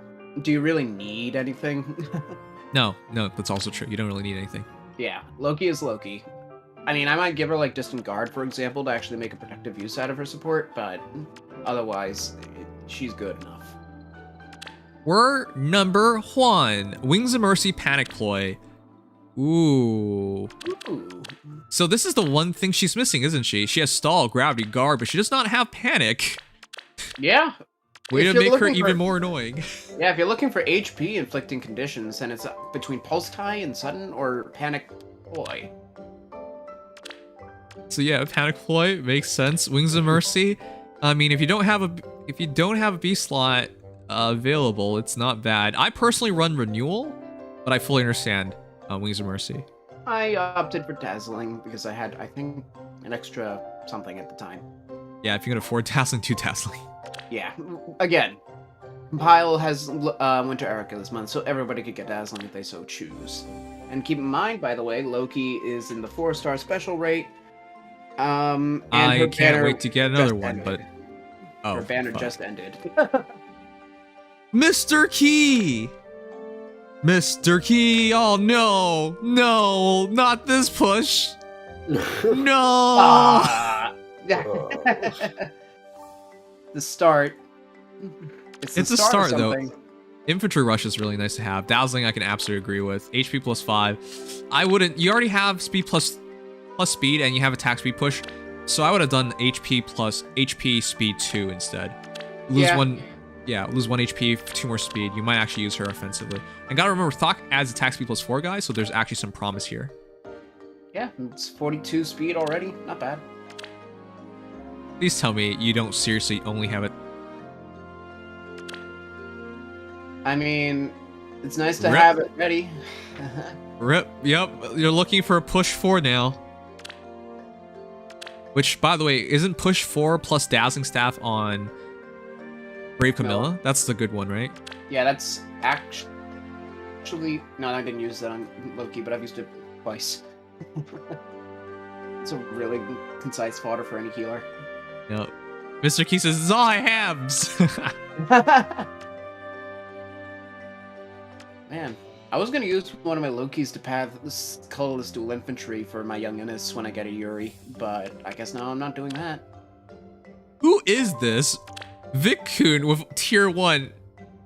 How did I friend you? I don't remember friending. How did you? How interesting. How did I end up on his friends list? He's using the fine speed and sprint. Doesn't he come with both those skills? Yeah, he does. Yep. Oh, wait. Is it by default private? Yeah. No, he definitely plays this. Wait, what? Why? How's it privated? He's 11 hour. No, it's the update just came out. Yeah, it came out an hour ago. So anybody who hasn't played in the past hour, yeah. I see. Isn't that Vic? No. Actually, yes, that's Vic's real account. That's his free-to-play account. Well, that's enough. I gotta head out now because my phone's about to die. My demo on charge right now, so later. Take care, Evan. Next time you guys see Vic, call him Vic-kun. Give him a heart. That's how he likes to be referred to. Fire Boy! I'm so surprised. So, Fireboy is absolutely a whale chat, but I'm so surprised to see a very basic Loki just with Dazzling. Come on, man. You got way better available for her. I mean, Dazzling is fine. I wouldn't really change it on most builds anyways. I know, but at least see dual 4. Could be. Yeah. See, well then again, I mean, it is Fire we're talking about, but Yuri isn't exactly best used on Loki. I know, it isn't, but he can afford it.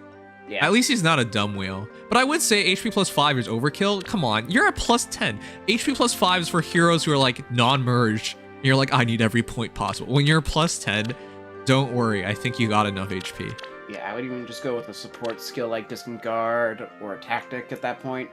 Yeah. At the minimum. Wow. Whales piss me off so much. In what universe does she need this? Calm down. Very angry Loki. Guys, remember? Thok has it by default. Whales are the worst thing to ever happen. But they keep the game alive, so we can at least thank them for supporting the game. Alright, moving on. That is... I don't even understand what he took for that Rayful Staff. Because if you just took Rayful Staff by itself, why? I couldn't tell you. It's me. Oh. HP plus 5 is for Panza Loki. Wink. Len. Man, you guys are so basic, but it's not like I can blame you. I mean, Loki is... Everything is on that staff. Yeah. IP is actually pretty cool, though. She's a really good pulser. And for, like, Yuri, for example, infantry pulse stacking Yuri for an instant AoE is really good. I can't really complain about that. So, hey, is this Red Man fire? Okay. Sly Rivers. When you put sunglasses on somebody, they absolutely are badass. Ah, there you go. That's better. Odd recovery. Ooh, On a Earth Blessing? Sure. I guess that was not changed yet. Yep. With that said, though, yeah, dazzling HP speed 2 plus speed variant. That's fine. She actually does have a decent amount of speed. And I know people want plus HP, but if you have a plus speed Loki or plus attack Loki, just keep it. It's not a big deal. Plus speed keeps you alive if she gets caught off guard, and you can see it right now. 42 speed is not bad. Once you have support from other heroes, even better. And of course, plus attack, she can be used with her high HP. Even if she gets hit, she might survive because she has so much HP she can absorb the hit. So in a clinch, or if you're desperate, definitely works. Yeah. And now that I am thinking about it, sometimes it is good to have the extra HP. Like, for example, my Brave Hector has 77 HP going into raids. So anything can count. I was actually so upset to lose to this Hector. Plus 10, plus 15, summer supported. What is this? Let me just show you guys real quick. I was so upset because it was just like, how am I supposed to win this? You're not. Oh yeah, now I think about it. Brave Edelgard is hard counted by Loki. Oh yeah, because she... But she still teleports, doesn't she? She can still teleport, but now she has normal armor movement. Chat, this is what I was talking about. Oh, this is not even plus 10. But how do you beat this? What the F am I supposed to do? He has 83 HP. Come on, man. What am I supposed to do? That's a 40 speed Vector. And why the heck not throw in Flame?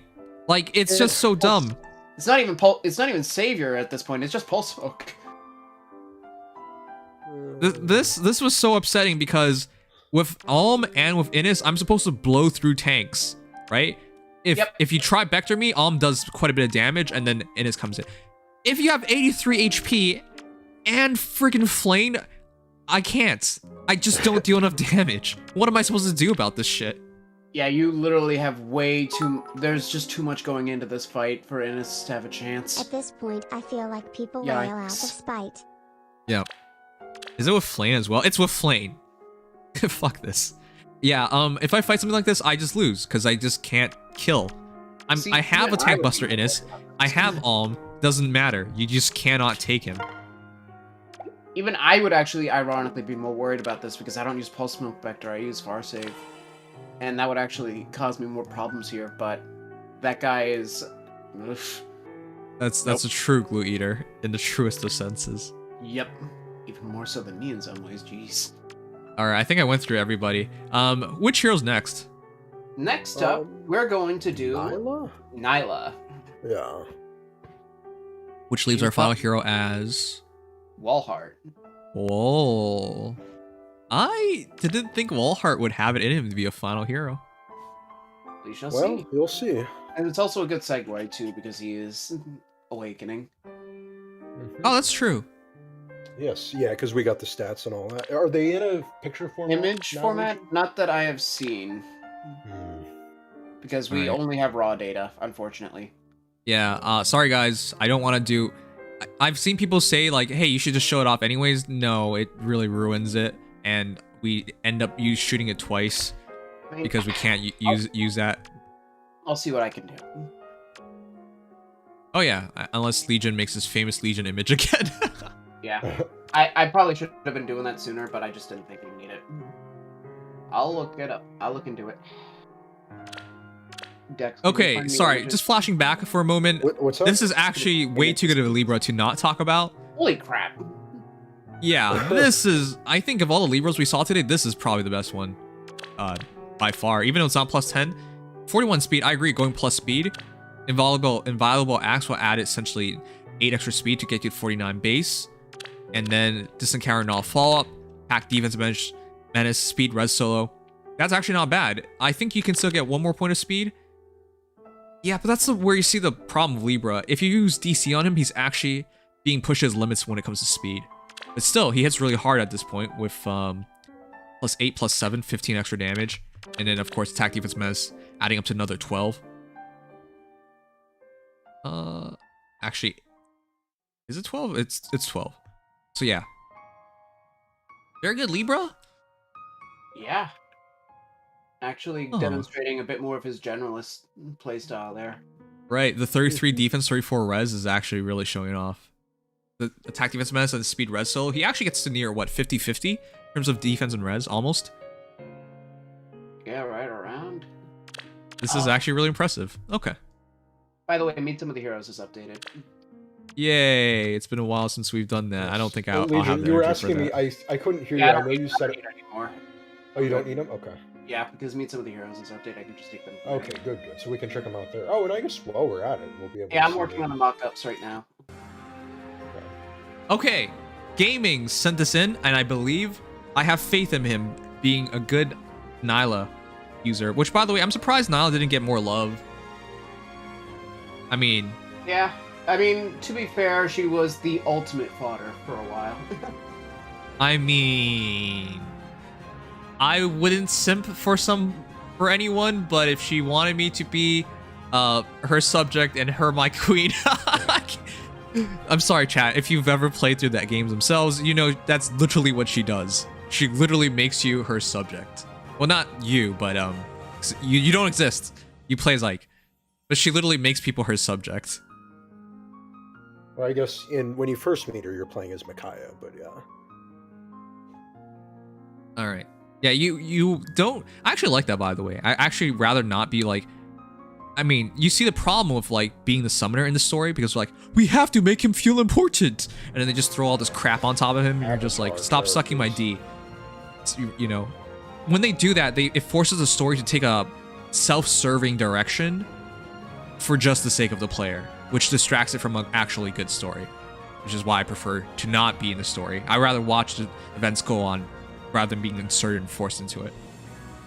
Avatars are just not good story devices in almost every way. Well, that's what people like. They want to be like, oh, you can marry these people. And like, oh, yeah, that's great. Okay, Valkyria, thank you so much for the follow. Here we go. This should be a good one. Gaming. It's, longer. Huh? Longer. Oh, it's even longer? Okay, 40 plus 1, 44 HP, 48 attack, 38 speed, 32 defense, 23 res. I have a plus attack and a plus speed Nile. Both of them, one's like minus res and one's like minus HP. I can merge her and use her, but yeah, I'm DC Null Sea Disrupt, hard to ever argue with. Glare. It's hard to even switch off her base kit because it's so great and concise.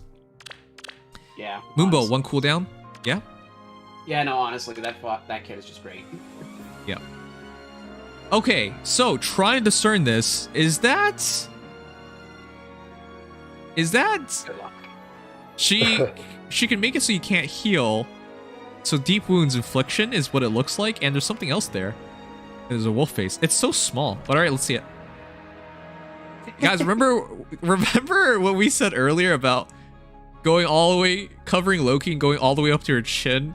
Well, we can't even see Nyla's face anymore. Yeah, I think we went a little far with this one. Chat, is this like, is Fire Emblem Heroes just a test of your reading prowesses? Because who has time for all this stuff anymore? Honestly, I wonder the same thing sometimes. Okay, you might even say, hey, Nims, it's not that bad. Some of that is like Kanto and just explaining that stuff. Okay, sure, but the actual skill itself is still just a giant block of text. Yeah.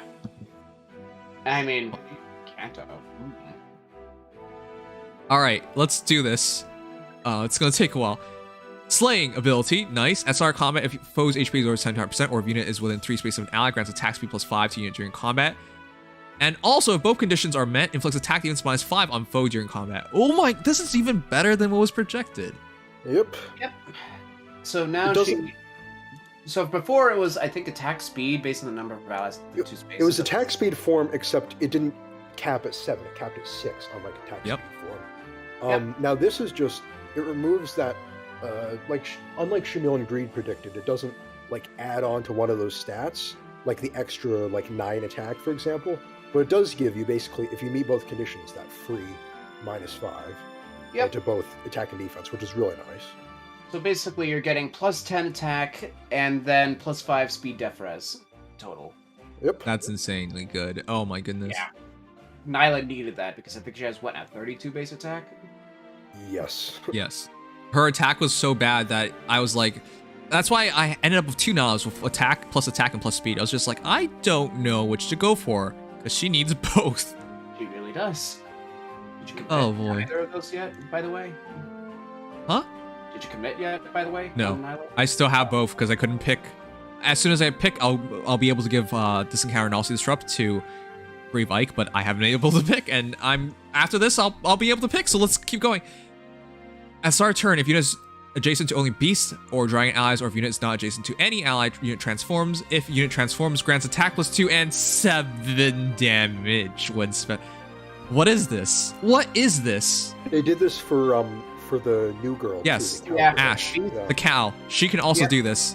So it's looking like this is going to be the new Beast infantry effect. Yeah.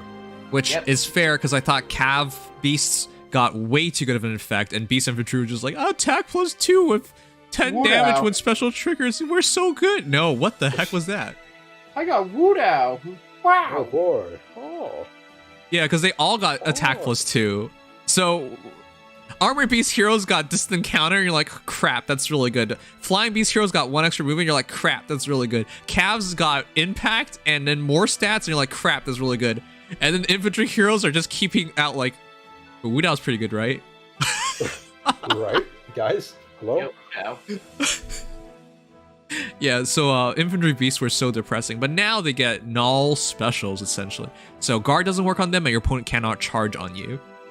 Yep, well, you charge extra. They can't charge Charge no extra, extra sorry. charges. Yeah, it's anti-specials, anti-special acceleration or deceleration. Yes. So her one cooldown, like instant noontime, instant moonbow, very deadly. Cannot stop it. Yep. All right. Additionally, the refine ability, her base ability. Oh my goodness, the base weapon is already immaculate, but they gave her more. She got Canto, which Canto crazy. Which is like Fallen Dimitri's murderous line. Valoria's refine will be amazing when it comes. On weapon. Oh, yeah, when Valoria gets this, it'll be amazing too. Okay. Oh, yeah. I do want to say that is insane, actually. So stupidly insane. I feel it's a cool reference too, because she was a very high move in Radiant Dawn. So that's what I wanted to talk about. I was always confused. If you guys were there with me when she first released, I kept mixing her up as a cav, and you guys were like, Nims, you're stupid. Recognize it's infantry already. But that's because in her actual game, she wasn't infantry. I mean, they didn't really distinct it like that. I mean, but she wasn't quite infantry. But she moves so much that that's why I always got confused. It's like, why is she infantry? She clearly moves way too far for that. Yeah, a 9-move hero turns into infantry? Come on, that doesn't make sense. Yeah, it was nonsense. But it seems, I mean, think about it this way. If she doesn't move before using Canto, she now does have technically 3 movement. Oh, yeah. Because it adds 1 extra movement because it's remainder +1. That's so dumb. Yep, so now she basically is a cav. Go figure. Yep. But she doesn't have cav weaknesses, so this is even better. Yep, and she also has the boons of being an infantry in that she has no guard. Let's move down. Yeah, I think that's a new generation for beast infantry, which is really cool. Yeah. Yeah, she's okay, winning. but we didn't finish this because it is also not just Canto remainder +1, but at start combat, if a unit's HP is over 25%, grants attack speed, defense, res +4 during combat, extra stats on top of extra stats. Yes, let's freaking go. And also when unit deals damage, even 0 to foe. Oh my god, she has healing? 7 HP per hit. She heals per hit. Whoa. She heals per hit and also has Canto. She has stats on stats on stats, So on null guard, on shitty null stats special anymore. charge, on Wudao, on slaying. So, And because Blair. suddenly... Just a little better. Priam looking like Suddenly, she's one of the best Gale Force 5-star locks for offense Gale Forcing. Oh my god. Tactic, yes. Priam looks better than Ike. If he only had slaying, he'd be 100% better. Yeah, I would totally agree at that point. Okay, so the reason why I think that cancel makes so much sense is because of glare. After combat, you can attack and inflict status on target and foes within 1 space of target, restricting their movement to 1 space through their next actions. This was shit before because if you ran your Nyla in with her distant counter and also disrupt, you're an idiot because she's about to die. what are you doing? Why would Right. she design this way? Like, she was designed to just encounter, lock people down? It was Like, weird. What? But now, with the new Wolf Queen Fang, she can actually attack, retreat, and then lock them down. This is why she's so interesting, chat. Wait. Can she use Wind Sweep, or is that not on the board? She can use Wind Sweep. She doesn't have no follow-up. She can. But that's stupid then, because you can just run into enemy team and glare them. Yep. And then just retreat. What the frig? That's stupid. Yep. The whole point is now you can go in on safety fence turn, by the way. Knock up a bunch of people, gravity them so you don't get punished, and just walk away with Kanto. Or Gale Force. That's or so both. stupid. Because you can now run Gale Force with no punishment. Because if she doubles because of her no guard, she will basically hit you twice, proc Gale Force off slaying, and walk away. And then Kanto if she needs to, while also walking away. Okay. This unit just got incredible. Like, straight up, period, incredible. If she has in a few, she becomes Beast Beelith. I am actually amazed. They have completely flipped Nyla. Oh yeah, she does just become Beelith. So, what I'm going to say is, if you have a Nyla, very much consider using her at this point. Because in terms of Ether Raids, yep, Astral Blessing, yeah, she is very impressive now. Now, we did think there was a possibility of her getting damage reduction, but we also thought of a possibility of getting Special Coil and Charge plus X, null specials essentially, in terms of projections. So, this is very interesting. She's very flexible. I think I would go for... She now doesn't have a damage issue. I would probably go for speed then. Yeah, for perspective's sake, when transformed, she has 47 base attack, goes to 57 off base, goes up to 61 attack with her refine effect. 61 attack. Yeah, it's not bad. It's no longer mediocre. Like, her attack was so low for a time, but... Yeah, 31. Especially with 14 might at base. On Beast, you have to actually activate it to get the 16 might. Oh, yeah. But yeah, no. Okay. 61 attack, and then her speed goes all the way up to a very solid 46. To say nothing of her defenses, because now she's hitting, what now? 46 defense? My goodness. And 37 res? Yeah, the bulk is actually an important part too, because she's actually tanky. Maybe I should just merge her and just straight up use her now. I don't know. I'll think about it. I really do want to fodder one off for Brave Ike, but at the same time, it's very tempting now. Well, part of it's also Brave Ike has fallen off. Enough. Yeah, it's just he's almost plus 10, so I was just like, maybe I should just commit to the guy. Yeah. Okay, with that said, though, let's check out some other Nylas and see if there are any good ones. Probably not too many, even though she got a really good... Well... I think she's actually incredible now, like a top tier beast hero. She is really good. A lot of people fought her, myself included. But... Well, F you. Alright, here, Unflinching Eye Nyla.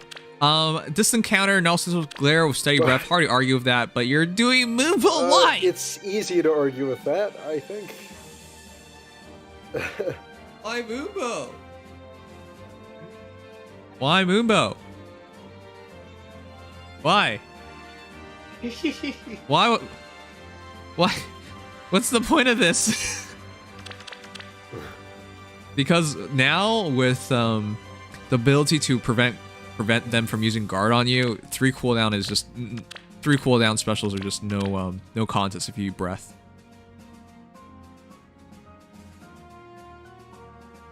This is his base. All right, fair enough. Fair enough. I like how you have 5 flowers and +1 though. Moonbow's her base kit. And this one's +2 plus speed. Okay, fine. Would you even change anything? I think you might wind sweep just to make glare very annoying, but outside of that, yeah, how am I going to disagree with anything here? I think if you just use glare and then force them to start advancing towards you, you have such a huge advantage. Well, if they're a savior team anyways. Yeah. Okay. True, actually. Instant near saves would definitely hate a good Nyla push, honestly. Right. Dr. Ferdinand, thank you so much for the follow. Okie doke. And that's it. All the Nyla builds were the same. I think there's also an argument to using Yuri. Disarm Yuri, just put him all the way in, and then foul play Nyla in, and then Kanto out, so that Nyla can get all of her Kanto movement at the same time. That's actually such a dick team. The absolute trashiest first turn poking I've ever heard. And yet... Yep. Oh man. Alright, we got Shogi Show. Shogi Show! There you go! I honestly didn't think we'd see one of these, chat. Oof. One of these. What does one of these mean? Plus 10? What the heck? Wow! Okay then. Who would even have it in their heart for 10 of these? Holy stats. Plus 13. Now, as always, guys, I get it. You want to bounce bulk. I'm going to tell you right now, give up on it. 3 extra res is often not going to be as impactful as more attack and more speed. Especially in Nala's case when she had so little attack. So, yeah, I personally hate when this happens, but I understand it. And the reason why you want to go for plus speed or plus attack is if you change your build in this scenario, for example, what's the res doing for you anymore? Like, in case you fight a dragon, right? Like, come on. Therefore, it's always better to go for plus attack or plus speed on units like this, because if you ever do change your mind on the build, you actually have a lot more value there as well. All right, with that said, attack defense solo 4, null follow up 3, times pulse 3, attack speed solo 3. It feels so funny. She's basically back to being Cav. Pretty much. This is basically what you would run on like a lot of Cav beast girls, but yeah, with the cancel, she basically feels like one. All right, with this, let's just do a quick calc. Attack, defense plus 7, attack plus 6, so 7 plus 6, 13. 13 plus 5 plus 5, 23, plus 4, 27. That it? Yeah, it's 27 plus 2, 29. 29, that takes you to 81 attack. Holy crud, she is hurting you. And then her defense is 5 plus 4 plus 7, 12, 50 defense. And her res is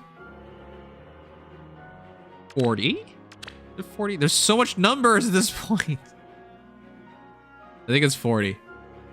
9 plus... No, it's 42. Okay, anyways, too many numbers, and her speed is really, really high. I'm not even bother.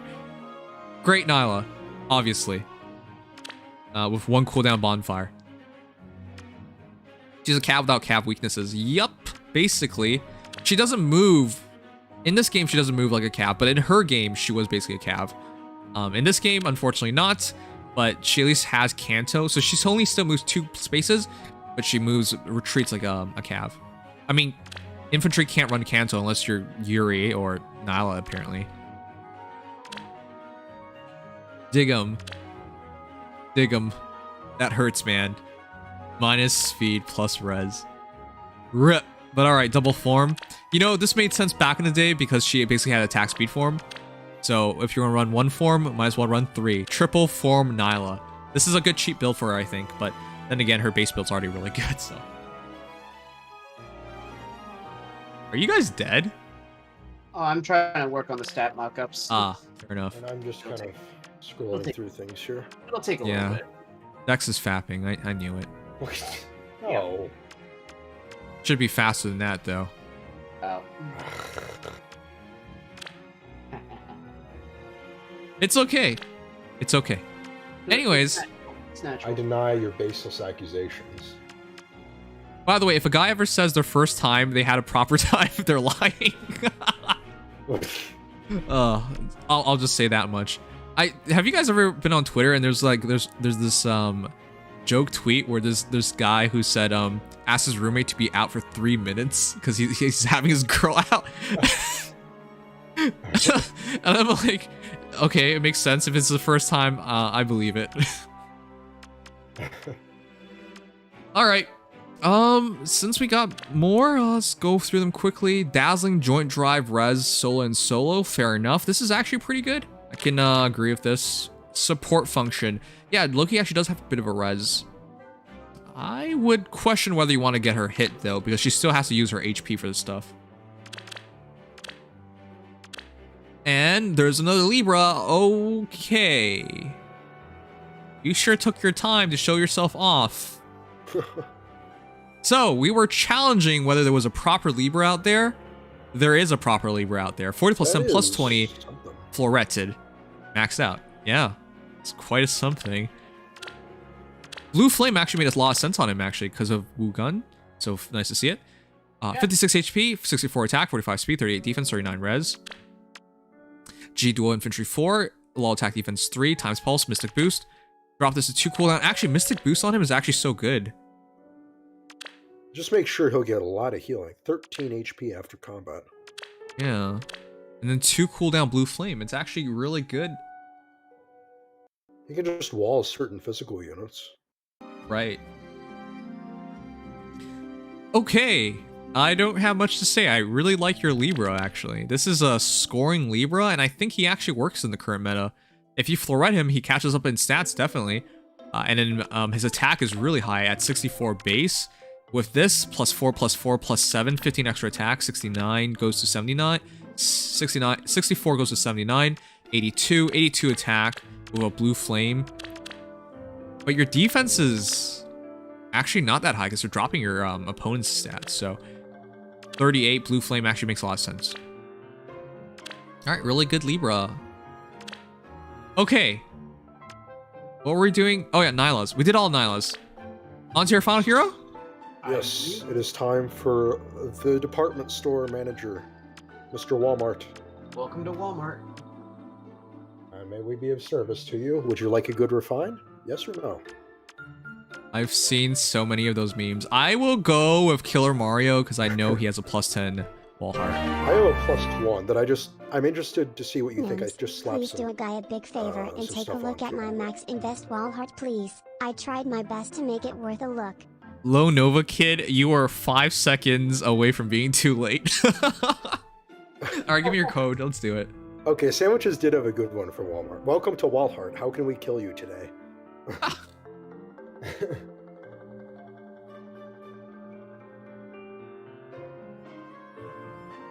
All right. Oh, there are ads right now. Don't worry, we haven't started. Fitting. By the way, I want you guys to know, once the ads are, I'll say in 10 more seconds once the ads are definitely done. All right, Low Nova Kid. Low Nova Kid. Better be a Walmart ad. I need your code.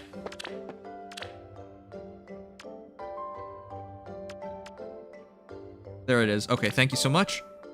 So, really quickly, I want you guys to know why there are so many more ads nowadays. Microwavy, thank you for resubscribing for 6 months. Tarantula, thank you for gifting him.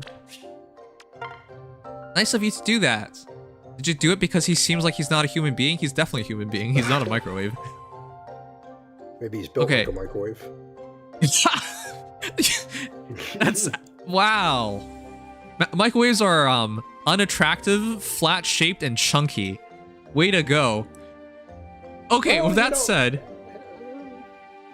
What, you're gonna tell me you've seen sexy microwaves? Yeah, I wasn't gonna say that, but I wouldn't call microwaves terrible. I mean, they're useful. They're, they can look appealing as long as they're kept clean. So, Where are we going? You're making him sound like one of those... He said damn right. He doesn't mind. Oh, okay, sure. Anyways, with that said, okay. So quickly explaining why there are so many ads recently. There's a promotion on Twitch right now, which is 2.5x ad revenue, but they get to manage my ads, which obviously meant they're going to put more ads. So that's basically it.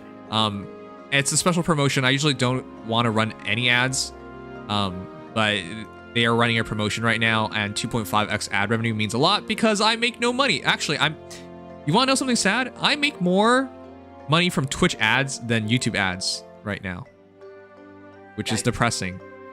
Very, very depressing. That is very depressing. Yeah, but I need it because, as I said, I've been making almost nothing off of YouTube because they've been demonetizing every video. So I'm sorry. Please bear with it. It's a special promotion. It's not there forever. But yeah, just bear with it for a while longer. Once they cancel the promotion, it'll just go back to normal ads. Okay, with that said, let us start with Lone Nova Kid.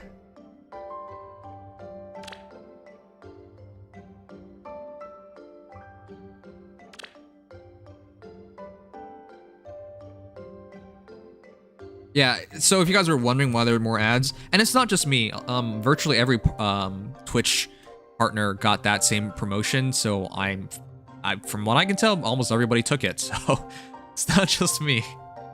But yeah. Lone Nova, holy crud. Lone Nova Kid, you were not kidding when you said this is a wall heart worth showing off. Does anyone see the insanity here? Holy crap. No, I see. I understand the idea.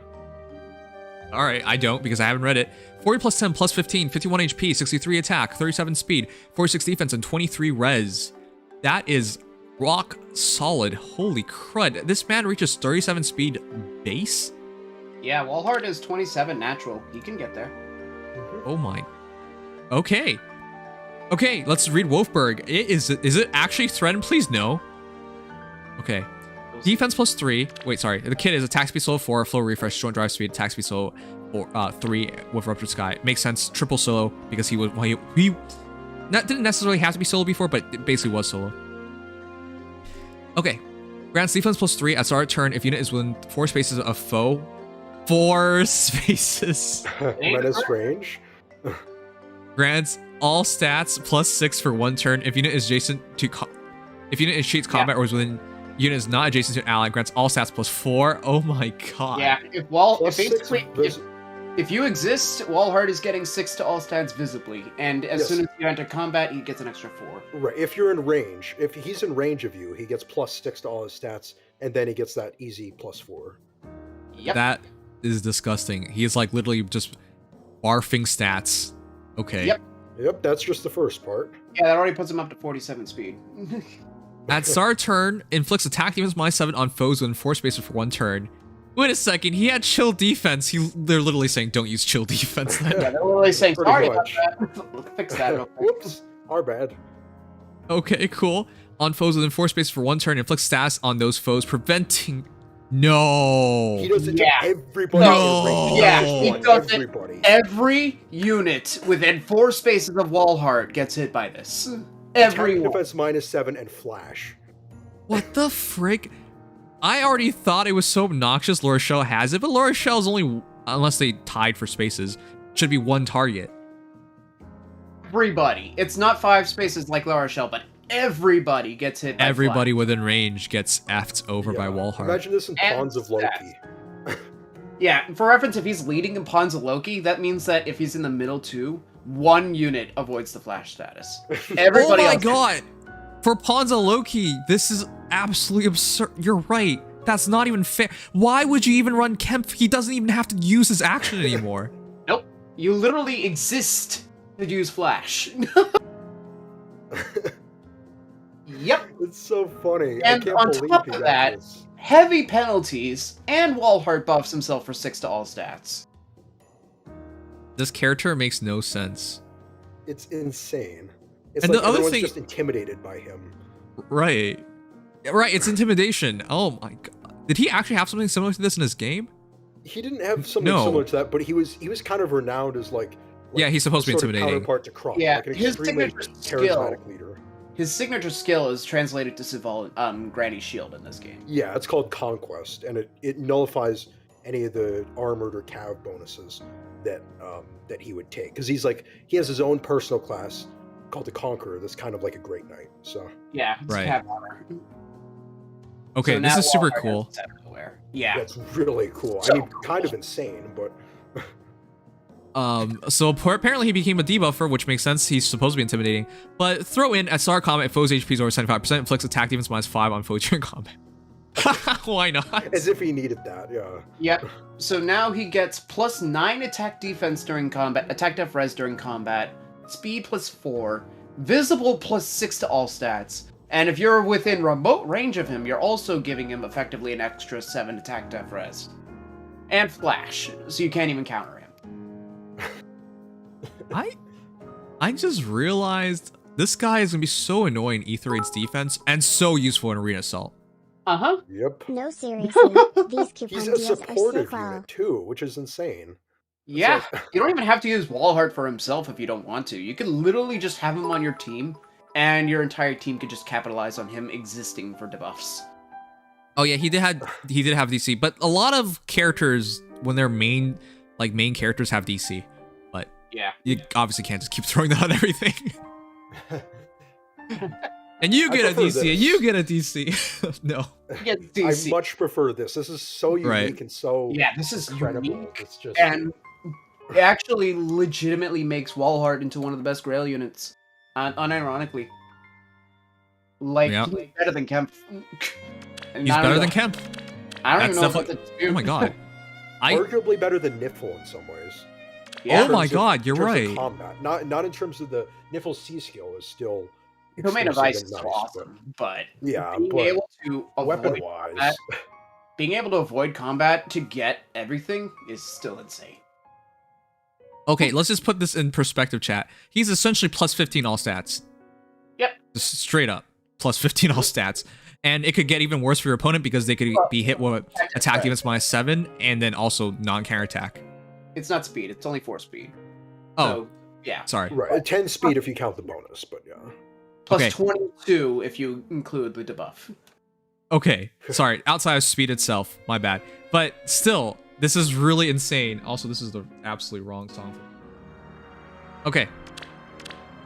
So let's try and calculate this with attack speed soul and attack speed soul 3 and joint drive speed. There are too many numbers. Christ. Okay, 6 plus 4 plus 5, 15 plus 7, 22, 22 plus 6, 31, 94? He's hitting 94? Yeah, that's something like that. 73, 80, 85, 90, 92, 98 if you include his where am I going from this? But yeah, right around there. Okay. He's clipped on 100 attack.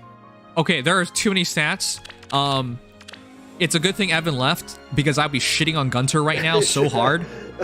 There's no point in a character like Gunter. Maybe Evan you gotta hear like Wallheart. He didn't want to see Wallheart. Oh man, he knew what he was doing. Okay, that's ridiculous output of damage, but that speed of 37 is actually no joke as well, because it's 37 plus 10, getting to 47, 47, 54, 58, 64 speed Wallheart. That doesn't even seem realistic. Yep. And that's with minimal investment from his own weapon, because his weapon is not made for that. Yeah. Wow.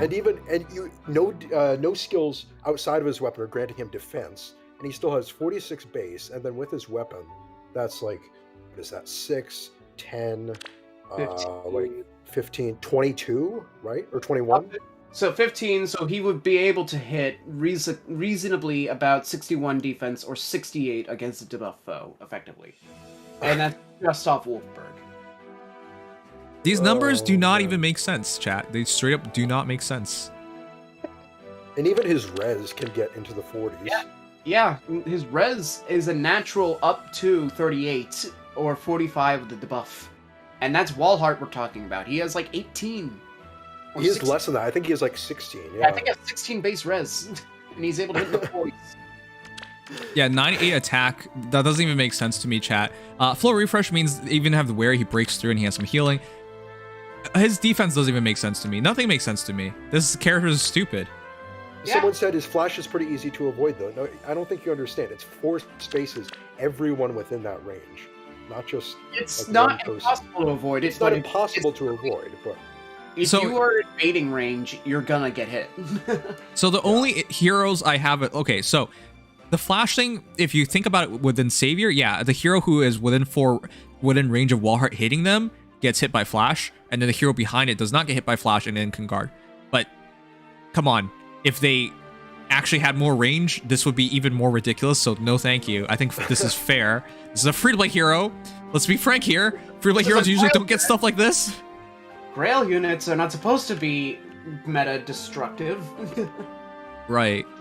No, this Wallheart, honestly, you guys might think I'm crazy for recommending him for everybody. Build him. Arena Assault, this guy's going to save your day.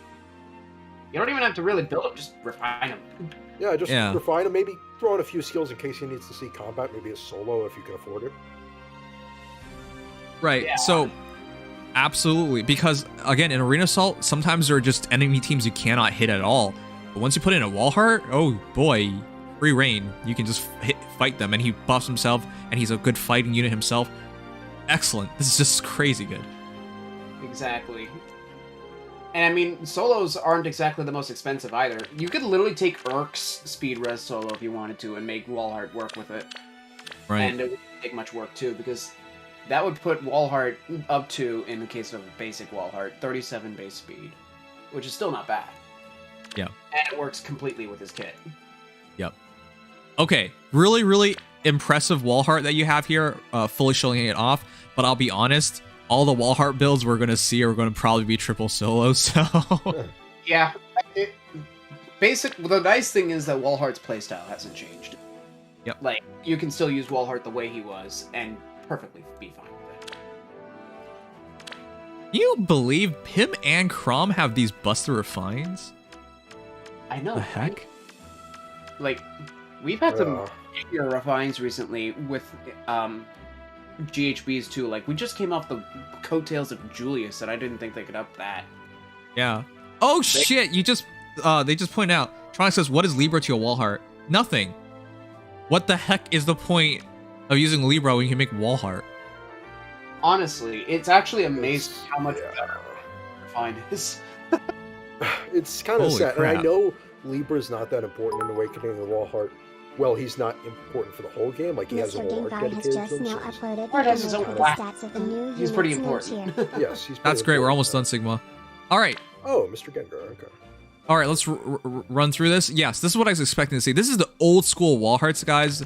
Now, of course, Killer Mario wasn't as committed as to Trait Fruit and Floret, but no, this was the old school build.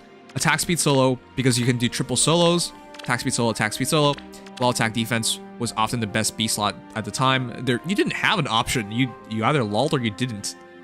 Like, you didn't have anything better, so you just, yes, lull. And this threat attack speed, which now, threat attack defense, sorry, now feels dumb. Wait, this is really dumb.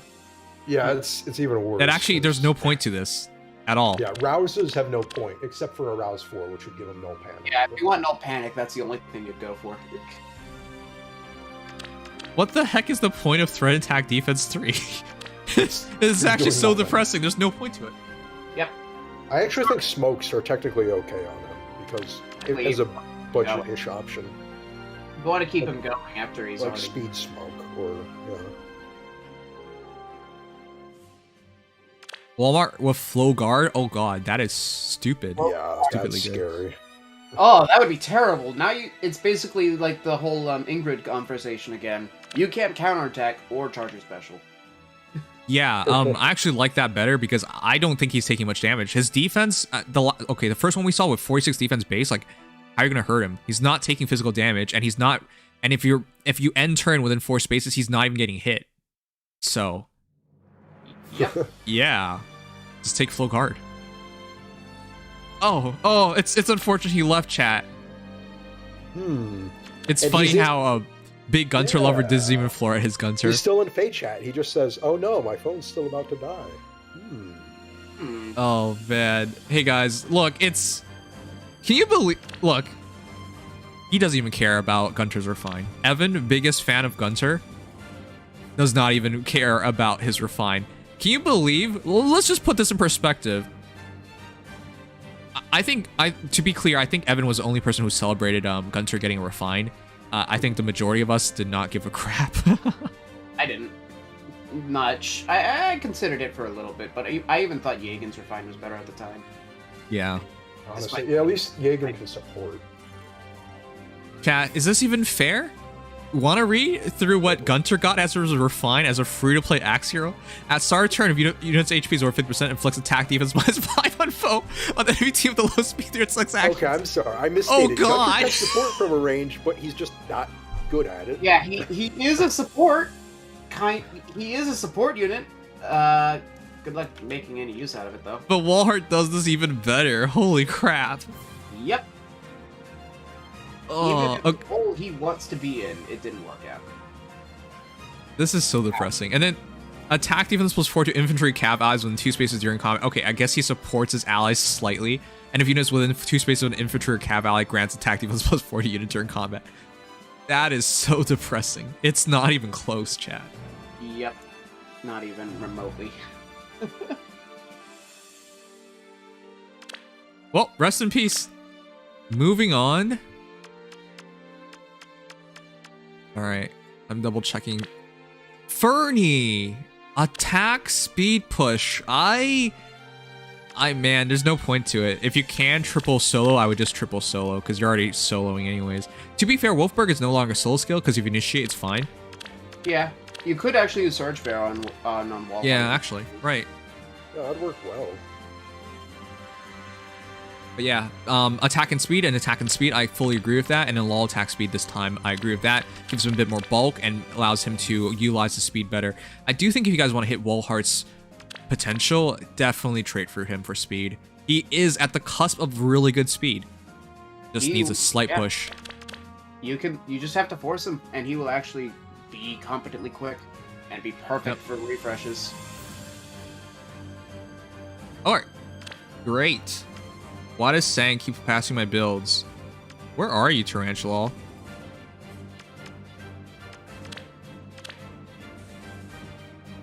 Did I actually pass you? Oh, fuck, I did. Good job. Okay, this is what Legion was talking about. What if you do budget Walhart? Speed red solo from Urk? That's 4 stars, right? 5-star. Ah, crap. Well, it's still good enough. It's still budget enough. The speed defense solo was off of combat or ephemera left, base left. That was out a while ago, I believe. Huh? Or did we ever get an ephemera base left, or was that just Leaf? And well, I think. Well, yeah, that's how I pronounced her name. Yes. Yeah, I think. I don't know if we did actually. But I would still probably take speed res and just kind of fix Walhart's res a little bit, personally. You could. It balances out the matchups a little bit. Considering Walhart has 47 base defense here. Yep. Pulse Smoke is not budget. I don't mean Pulse Smoke. C slots are the most flexible of all. And to be honest, Pulse Smoke is only for Ether Raids. I mean, mostly for Ether Raids. Why does he have speed res though 3 out of Forma? Yeah, I'm actually kind of confused. You are Forma. Why are you using budget shit in the first place? Shaking my head. He took Plegian Axe. Fair enough. That's probably the best free-to-play axe for a slower hero. Yep. Now that he's no longer slow, though, but you know what I mean. And you took... Why are you just not doing attack speed solo 3 like normal person? Did you... What the heck did you... I think you took attack res solo 4? Oh. Okay, sure. And... What kind of Forma is this? Did you take lull attack defense? Probably. Or lull speed defense. And... Oh, the lull speed defense is probably from a Dead Bernadetta. Leave it to Walhart to kill a little girl, but alright. I think it's Pulse Smoke. I don't know. Whatever. Anyways, it's unfortunate because I don't think traces were available when he was Forma, right? So... Yeah. Alright. With that said, I like the build. I actually do believe in using speed wrestle on him at a cheaper level, and then running another like attack speed soul steal on him, and I think that's fine. Lull speed defense is perfectly good on him, though obviously traces are the best things possible, and in terms of C slot, very flexible. Pulse is obviously cool, but yeah, you wouldn't run. The funny thing is, you wouldn't really run Menace. You could, but you shouldn't. What would you even Menace for? Yeah, you just don't do it. But C slot very flexible. Menace is pointless unless you have like speed res Menace to double down to fix all the buffs seaweed. Yep, for whatever reason. Alright. Man, sometimes I wish I got that wall heart forma. Yeah, me too. Oh, wow. Oh, wow. In the realm of all these plus 10 wall hearts, we have a brave, brave man here who's showing off just exactly how budget and shit you can be. Which, by the way, that lull attack speed, is it from the manual? Who's he again? Lancer? Percival, yes. Percival, yep. Is this Percival? Yes, it is. Oh, man, I knew it. I mean, it works. Cheap. Yep. It works. I would probably say it's one of his better B slots. It is. Honestly, I think you should trace when you can, because I feel like as long as he attacks and just retreats, he's going to be so annoying. It'd be nice, yeah.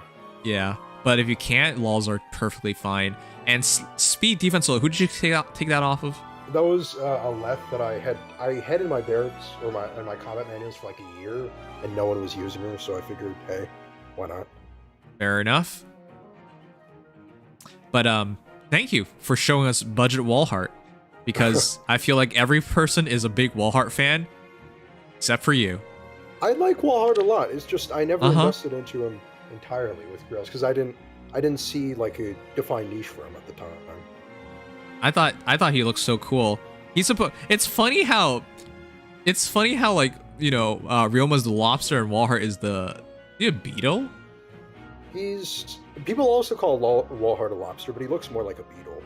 Yeah. I think it's a beetle. Yeah. I mean, at the end of the day, it's usually the two are just paired together as lobsters. Yeah, they're both called like lobster lords or kings or whatever. Yeah. All right. And before we go off to the big heroes, we got a few more. Tech Frost. Tech Frost, what the heck? How do you form a hero and then just be like, I guess I'm not merging him. It's a free-to-play form. What are you doing, my guy? All right, Deathblow 4 is fair, but honestly, you're not hitting his potential with Deathblow 4. I hope you have something better. And lull attack speed 3, perfectly fine. I'm surprised. I thought this was gonna be plus 10. You actually out-cheaped Dex. With a former unit, no less. That's weird. Yeah, you literally took Deathblow 4. At least you have Ruptured Sky. I have no commitment. Yes, you have no commitment. That is very... Okay, it's not... I don't think there's such a thing as bad Wallheart, but this is very much... I mean, Heavy Blade into Ruptured Sky makes sense because they can't counterattack. But then you're not doubling anyway, so who cares? Alright. Red Man! Red Man Fire, I believe. Does anyone listen to Red Man? Does anyone even know who Red Man is? I do not. Not a clue. He's a rapper. Oh. I see. Okay, well that's unfortunate. Man, you guys don't know this about me, but I used to listen to so much rap music when I was a kid. I was really into hip hop, and I was a b-boy, so. But yeah. Oh, that makes sense, wouldn't it? Red Man. Reginald Noble. Yeah. For a moment, I thought he was dead. It displayed his age, and instantly I was like, wait, did he die? No, but yeah, Red Man. It's crazy how old these guys are at this point. Alright, but yeah. Yeah. Man, he's also a voice actor?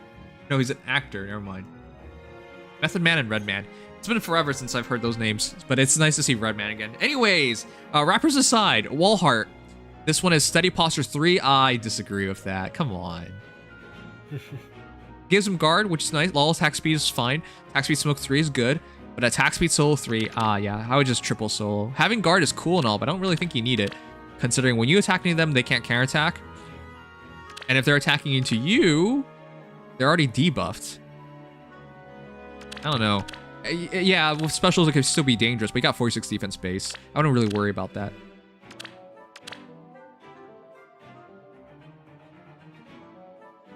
Alright. Oh, crap. Hit the tablet too hard.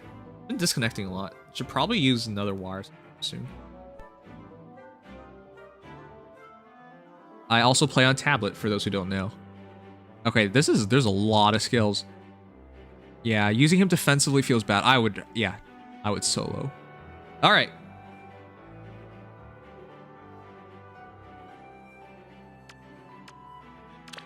Oh, we did Lone Wolf Kid and Xavier. Oh my god, there's so many +10 wall hearts, chat. Can you believe this? It was a popular I remember a lot of people would solo stack him because Wallheart had a good attack stat and salvageable speed. Yeah, he was fun to build. And he's fairly popular, so... Yeah. He looks cool. Yeah. Yeah, Ipe definitely made his art look cool.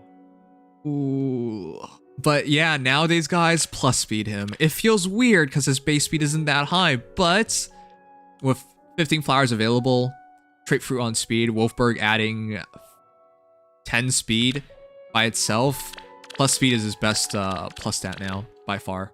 Yeah, plus speed, plus attack if you can have 4 at him. Yep.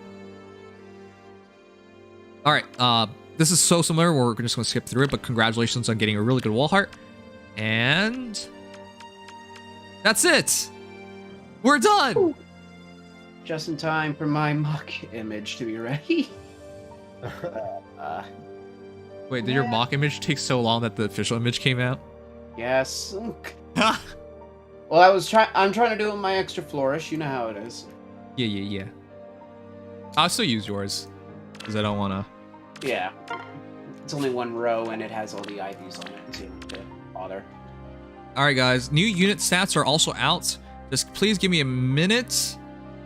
I would very much. Yeah. I did it in the exact same order he did, and I didn't even look. Alright, guys. Please give me 1 minute. I want to do ether raids before we do the last thing. That way, because there's only an hour and a half left. Yeah, I don't want to miss that. Yeah, don't want to screw up on that. But I'm very excited about to see our new units. In particular, our free-to-play hero is gonna be so amazing. Gee, these demotes this time around, even like all 3 of them are already looking pretty promising. What else is looking promising is the restaurant. Very bad fact. All right. Reject Odor, embrace Alm's descendant. That's actually really funny. He's basically gonna compete with Odor, which is weird. That's funny to think about. But yeah.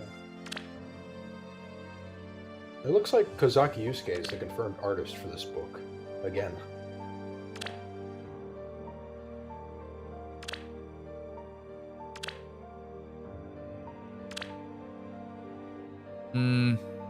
Should just rematch people.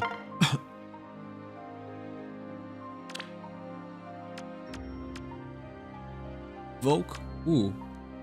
Arden. Ooh. But very open space. No counter. Got very lucky with one of mine.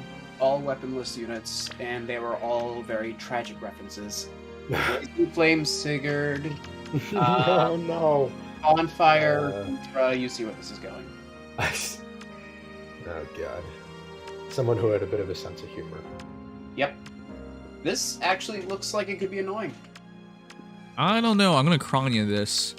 I'm just worried about Arden breaking through me, but I think I can take on Felix pretty easily. I'm gonna wait till turn 3 Bolt Tower and go in. Just don't let Volka hit you. That's it. Yeah, Volk is the only one I'm gonna. Yeah, the second worry you about anybody, you're already dead. Ugh, it's even a invested one. It's not even base.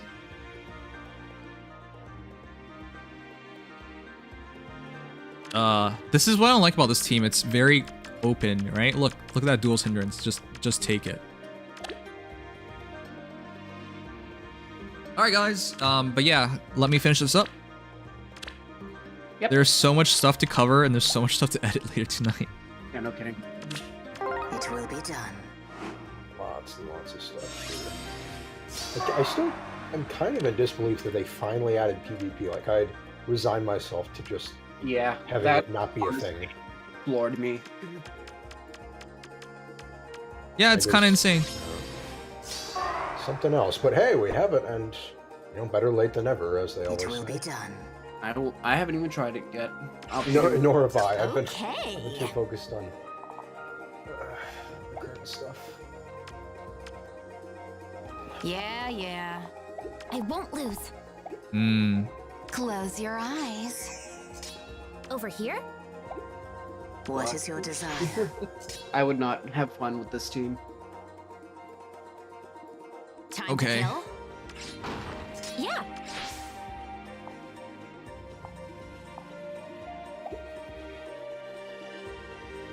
I can't even take the duel's hindrance pretty easily. Yeah, actually, I don't think this guy particularly cares. I think he's just relying on, I think he's just straight up relying on his team to tank the hits. Which I can't blame him because this would be a very annoying team to deal with. This way, Lilina. And by the way, for those who didn't know, Black Knight's theme is now available in the concert hall. Okay. That is something I will be picking up post haste. Of course. Yes. As will I. Over here? It's been in the game, I believe, since it's still in the game. That Black it's that Black Knight Tempest Trials event that happened so actually, long before ago. that, it's in Chapter 13, Part 3 of Book 1. What is your desire? I'll do it. I believe. Yeah. I don't think it is. Shadow over the Port, Black Knight shows up, and he has his music. I am the answer. I don't think he has his music. I could be mistaken. He does. I'm pretty sure he doesn't. Let me... I go there sometimes just to check it out. I'm pretty sure you smell like doo-doo, okay? Oh. Moving on. Time to And of kill? course, we bring a sense of maturity to the conversation. Obviously. Fuck your maturity. I need to win this fight. I love dancers when they accidentally screw themselves. This way, Lilina. Well, let me confirm this, Legion. I'm curious. I'll be away for 30 seconds. Okay.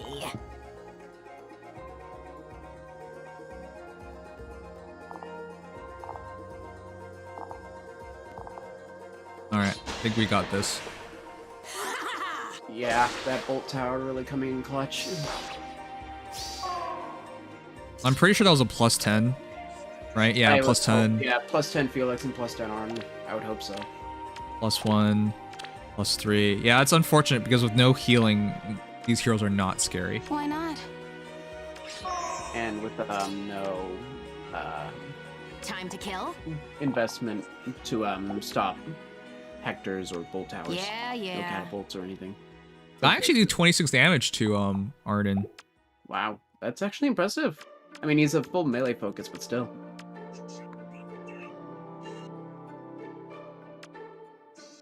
Yeah, I should just be killing Marabellas and just waiting for Arden to hit me, and that's pretty much it. This is over. Pretty much. There's a harsh command trap, so maybe. Just keep in mind Volca can warp. He can warp? Catria. Until Catria dies. Oh, no, I know. I'm gonna draw back Plumeria. Yes. Oh, okay.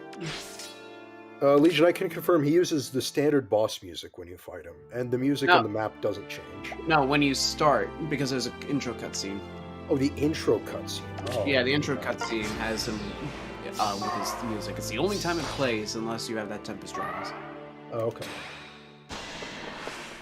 I remember when I first. Oh yeah, okay. I see. Yeah, that's right. Okay.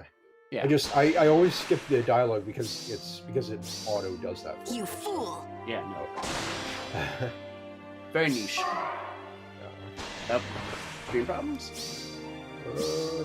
Just a nuisance.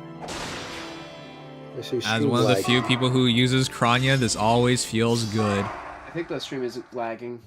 It seems laggy no more for me, but yeah, for whatever reason, whatever update they made has made things a bit more laggy. Yes. Yeah. Over here? Time to kill? I'll do it. Wow. Okay. Good demonstration of Crony. I am the answer. Yeah. People don't respect her enough. There is but one future. Still not my particular playstyle. I know that Cordia can still be pretty risk and reward sometimes, but I feel like my playstyle would have been even worse here than yours. You mean eating glue? Yes, because I think Volca actually can 2-round Vector. I don't doubt that.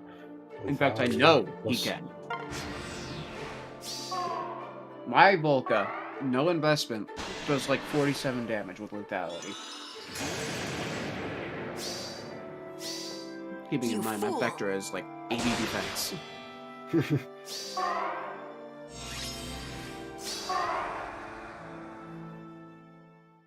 It will be done. All right, this is over. I won't lose. Yep. Let's check out the traps. That was a real one. Okay. All right. All right. Thank you guys for waiting through the Ether Raid battle.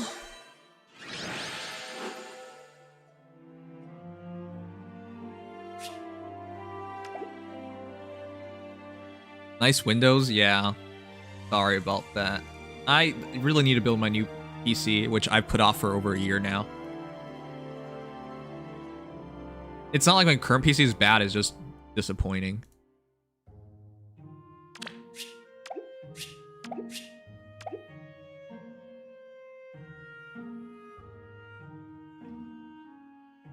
Alright. New heroes. Very excited. As am I. 5 hours into stream, excitement is as high as you can get while you're tired. Exactly. You always do be like that.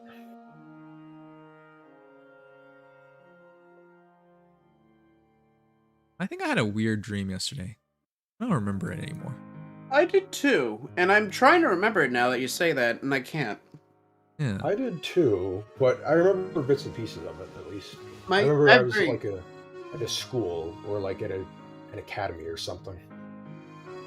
I have very lucid dreams that kind of just flow into each other, and oftentimes I'll just stay in bed because I want to keep those dreams going. I feel like people forget that you get multiple dreams at once. Yep. And you have dreams, so many dreams that you don't remember. Yep. Like you don't remember even like the dream that like you don't just forget like immediately, like you just don't remember it at all. Yeah, that's why you have to write them down. Yeah. Yep, you have to write down your. They really do get wiped out really quickly. Yeah. And you don't even think they do. You don't remember it. I'm like, oh yeah, and then 2 hours later, nope, not even a trace. Oh shit! I just realized the reason why the PC's been performing so poorly is because I got transitioned to Windows 11. Oh. Oh dear. Let me see. I'm gonna double check Windows. Where do you check this, anyways? It's actually doesn't look like it's much different, but there are a lot of small things that have changed. Where did I check this? PC. I'm pretty sure because I got shown the new screen once sometimes. All right. Sorry, guys. So yeah, for me, this stuff is the first time opening it on the new PC. Not new PC, on Windows 11. New OS. New OS, yep. I'm not going to download Windows 11 until I have to. It just did it without me knowing. So. Oh, that's dirty. That's not good. I know. I've heard Windows 11 is not great, but... It's not. I remember my weird dream. In this dream, I was preparing for a literature exam. But the weirder part is that I had to read Deltarune, since in this world, the game by Toby Fox was based on a novel called Deltarune. And I was afraid because I didn't read the book My favorite dreams are the ones where I go into work. It's a totally normal day at work, and then I wake up and realize I have to go to work in a few hours. Oh, no. I thought you were gonna say your favorite dreams were your dreams are like that you're late for work or something. That's so. I've had that happen too, and yeah. I wake up in a cold sweat and I'm like, head while you do If not, I will definitely not say your I've had some dreams where it's felt like kind of a regular day, like at school or like at a place that I've gone to before. I mean, I can't always complain about it, but there's nothing worse than the experience of working before work. Rekid, are you challenging me? Look, Fireboy challenged me earlier. It's not that I don't want to play, it's just there's way too much stuff today. Yeah. I would love to play you guys. I really would. It's just I don't have time today. Cool thing to arrange in the future. Yeah. Even if you're not watching other people's fights, fighting with other people yourself would be really cool. Right. Okay. I need to go to the washroom, but we're about to go over stats. Okay. I hope you guys are ready, because we got ourselves a missing blessing on Retainer of Ash. Oof. God. Oh, you missed a blessing. I had to remake that image 4 times. It was bad. Okay. I'm gonna go fix that real quick while you do that. Because I feel awkward now. EA making good use of that jabasted emote. Is that limited time? I'm not sure.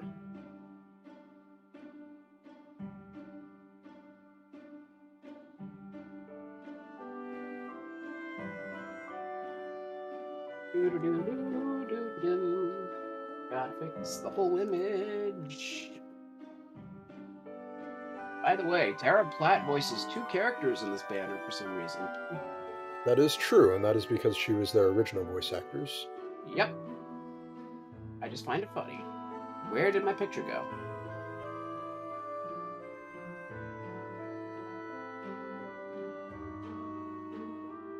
Does anybody in chat know if Jabased is a limited time emote, or if it's just, like, here to stay? Because it looks like a Thanksgiving theme. I mean, I'd be totally up for it if it were permanent. Yeah, I'd like it. 734 blessing, light attack slot. I will say the new unit, the unit builder for the custom builder, the new version of the unit builder, it's a little buggy, but it's easier to use. Easier? How so? Everything is right there on one page. I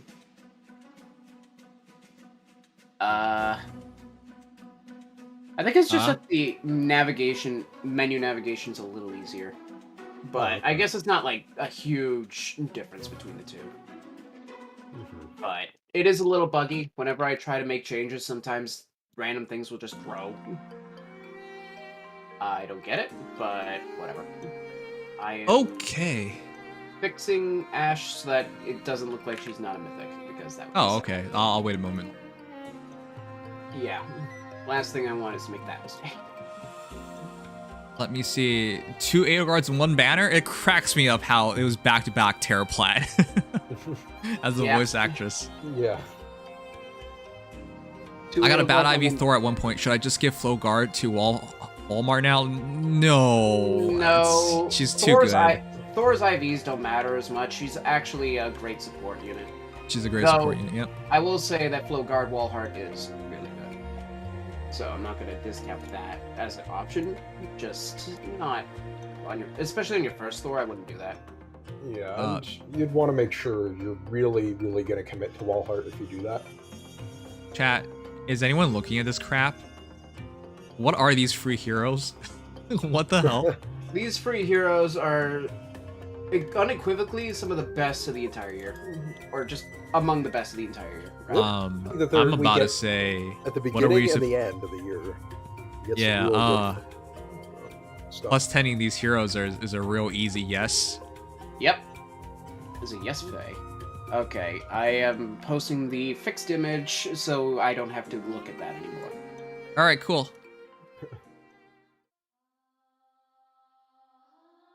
I gotta edit real quick.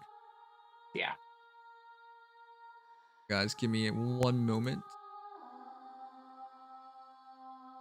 Yeah, the one shame is the Vake is not on this banner. Or Gregor.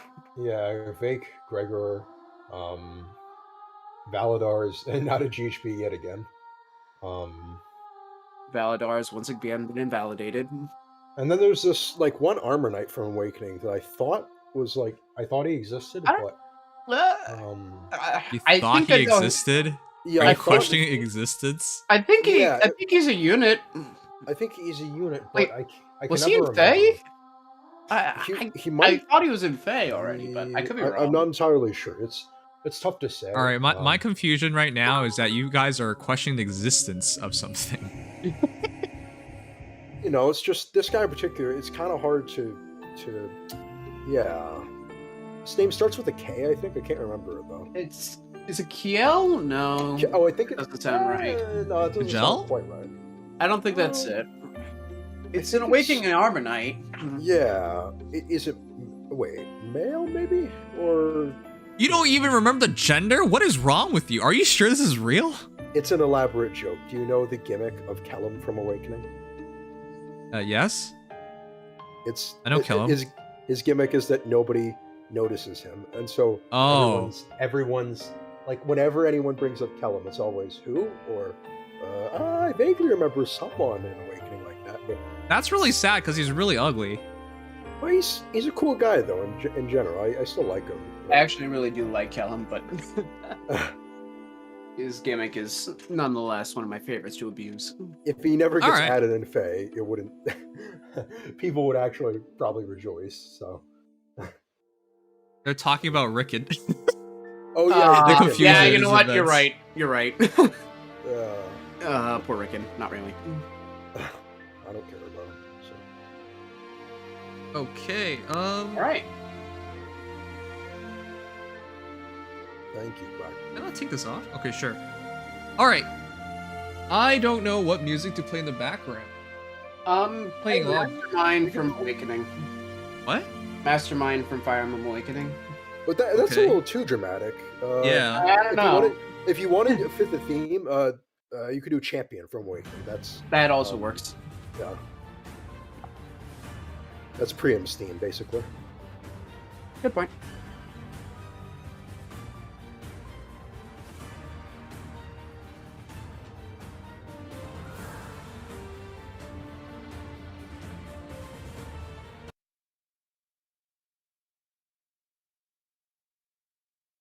Used to have so many different songs, chat, but then YouTube took down so many of them.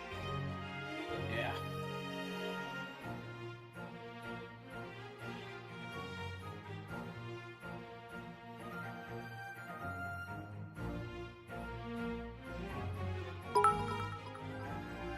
Hey, well, this is gonna be rough. Mm-hmm. Sorry, chat. Give me 1 second more. I just realized something. I'm not gonna have enough storage space for this. The last new Heroes banner for Awakening was Note and More, or not Note More. Mirabilis and More. The girl who evaded you for so long. Apotheosis Anna, Sayri, and what's his name? Mustafa. Yep. With Gangrel as the GHB. Back in mid 2020. That was May, I believe, 2020, late May. Yep. That was like a whole lot of shit was going on in the world at that time. It was kind of hard to focus on stuff like Fae. Not to mention that was a pretty Mirabilis is the only one that mattered banner. Yeah, that's true. Okay, sorry guys, I had to delete some stuff, but I think we're good to go now.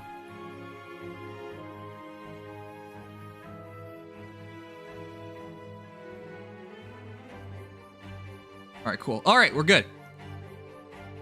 Okay, finally, our new Awakening heroes. I like how we have Ash immediately there, so it's hard to even say our new Awakening heroes.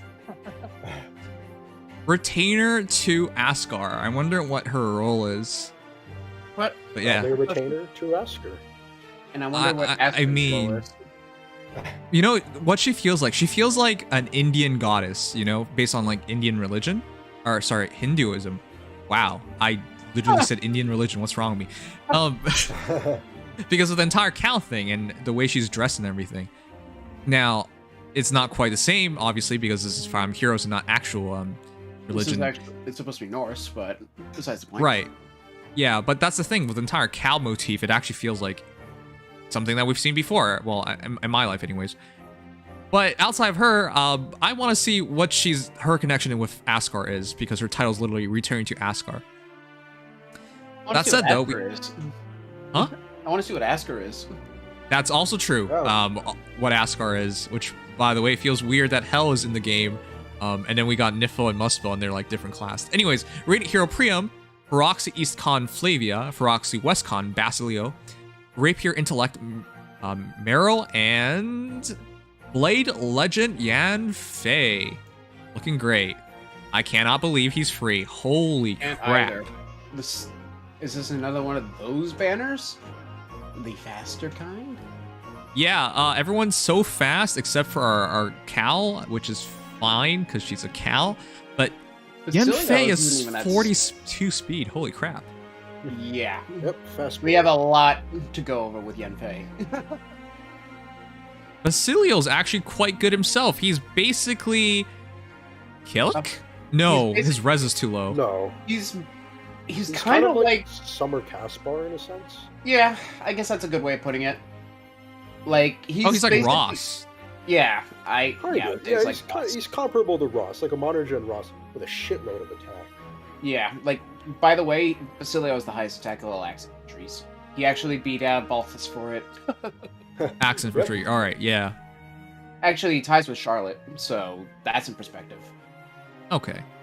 So our new Awakening heroes are obviously incredibly impressive, but let's break things down. We'll start with our first hero, Retainer to Askar Ash. And she has 41 HP, 39 attack, 27 speed, 41 defense, and 34 res. Wow, she has... I mean, we saw this, but a double boon for attack and 45 defense free hero. This feels so weird to have a tank for free. Mm-hmm. A very tanky, and not even bad res. 34 is really respectable. Yep. And she's not like that speed. It may seem like it's in an awkward space, but the good thing about it is that she's not going to be in that weird position where units who have wary effects are going to just what am I trying to say here? She like can like Fallen Edelgard, for example, will not be able to rock her wary effect. Yeah, right, yeah, exactly. Ash will be able to break through that. That's actually really important, actually. Yeah. And sometimes with units like Vector, too, she can break through. Yeah. Depending on the situation, that speed is actually extremely valuable. Okay, I am immensely impressed with Ash, actually. That stat spread, we already saw it earlier, but this is because of her ability to essentially have attack +6, attack -6, double, and if there's enough allies near her, 3, I believe, 3 or more, she gets to, which crazy, that's for ether raids, obviously. 3 or more, she cannot be doubled herself. Yep. That's so useful. This allows her to be used in so many different scenarios and used extremely well. To say nothing the fact that as a beast, she gets no guard and no special charge. Right. Like, think about it this way. She doubles Fallen Edelgard and doesn't get hit by Edelgard's bonfire immediately. And because of her no special, null guard, she can still charge her bonfire. Yep. This is actually a free-to-play Fallen Edelgard counter, if you think about it. Her defense is high enough. She won't get hit by bonfire. She won't get hit. She won't get hit by bonfire, and she'll be able to hit her own bonfire on her follow-up, which is into the dragon wall, the armored wall shot. Actually, wait. What's the bet the new beast infantry with no S charge was made with the intent to shut down Fidel? She'll take damage, but she won't get close to dying or anything. Yeah. I'm not really sure if the null charge thing was for Fallen Edelgard, but I think it was meant to catch them up because really we talked about it. Beast infantry just had the worst of it all. Wudao is not even that useful in comparison to, say, Wary, Distant Counter, Extra Movement, yeah? Yep. I was just going to say, I'm a little scared that other movement types of beasts might get an upgrade too. They don't need it as much, but I would be surprised if at least Cavalry got one. I think if they get a Refine or something, they'll get the new versions of these things. Yeah, I guess, because we're probably going to see Tabarn get his Refine soon enough. We'll probably see sooner or later what's going to happen. Yeah, Tabarn could get it as soon as next month, so... Yeah. But in the meantime, we're already getting a very strong precedence for where Beast Infantry in particular are now. And it really... super good buff. And no better time than the present. But yeah.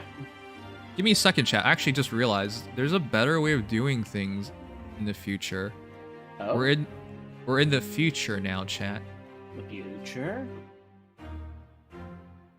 Kind of feels dumb that I didn't realize I could just do this before. Now I'm kind of curious. That's correct. All right, 1 second. I'm just... Yeah, you know, I've been doing data mines forever now, and it's never occurred to me to just make it super simplified like this. All right, 1 sec. Almost ready. Well, it's also because, generally speaking, you guys do terrible images anyways, but, yeah, okay. All right, let me see if I can do it now.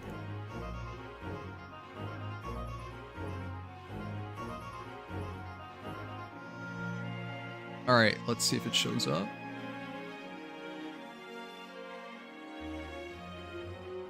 Show up? No?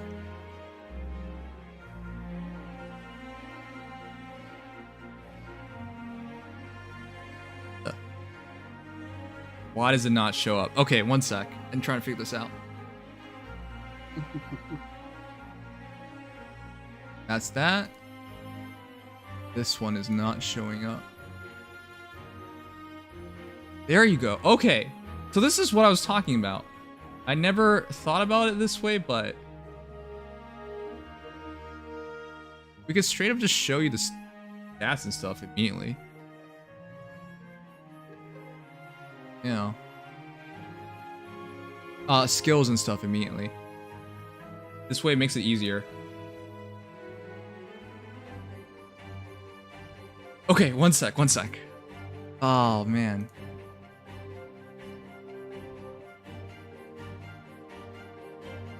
Oh, that's a smart way of doing it. Yeah.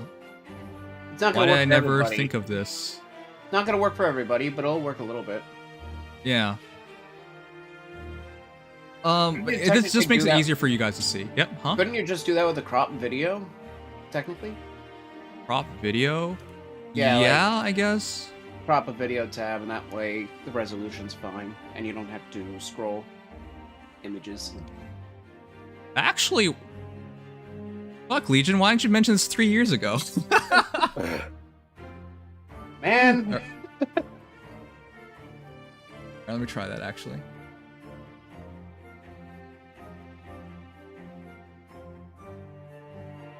Yeah, you'd think after 3 years that those two neurons would have rubbed together. Oops.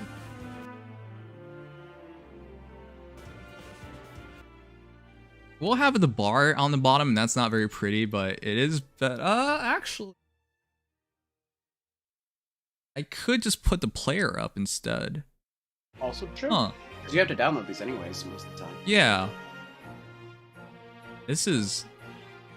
Okay, I'm sorry, guys, bear with me. It's just to make things easier for the future.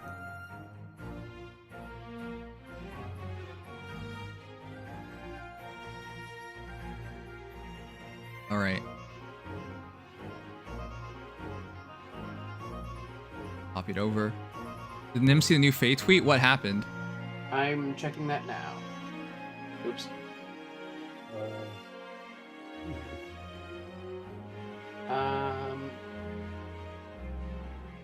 Let's see. I hate the way Twitter does this. Every time. Regarding the rewards and favor battles, rewards and favor battles can be obtained once each time your maximum favor level is increased. These do not reset each season. More rewards will be added for higher favor level tiers in future Okay. updates. So that is good clarity. So whatever this favor is right now, you can only get it once. But in the future, there will be more favor tiers added on, like over time. So instead of resetting all the rewards down, they're just going to stack up, which makes sense. Okay, yeah, that does make sense. Still means that you get a form of soul, one form of soul very quickly, though, which is not bad. This is such a good idea. Holy crap. Okay. 800, 700, 705. See ya, Jelly. 680. Good night, Jelly. Good night, Jelly. 85, 690, 95. I'll do 695. Of course, the only thing is we won't be able to do it for Muriel or for Yenfei, but... It's fine. It can't be perfect. We can only use what we have. Yeah, basically. And fit to screen. There you go! Chat, it definitely works. That actually simplifies things so much. Yeah. Alright, let me move this to far left side. Oops, wrong one. This will be huge for the future. Yeah, it just makes things so much easier because instead of like just reading stuff over, you guys can just see it. Yep. All the extra stuff I have to do in editing doesn't really have to be done anymore.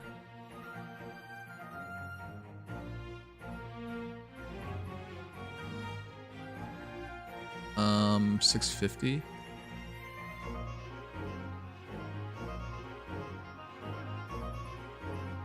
Yeah, once it's done once, it doesn't have to be done as much again. Yeah. All right, cool. And just like that.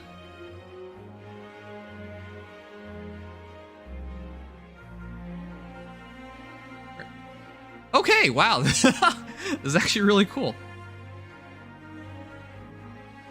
Okay, guys, the retainer to Askar Ash. So I want to go over her skills again because I feel like that illustrates things a lot better. And I really do feel bad for, what's his name, Frere? What is the point of Frere anymore? Isn't she just basically Frere? Yeah, more speed and not a cav, but basically. Yep. Similar.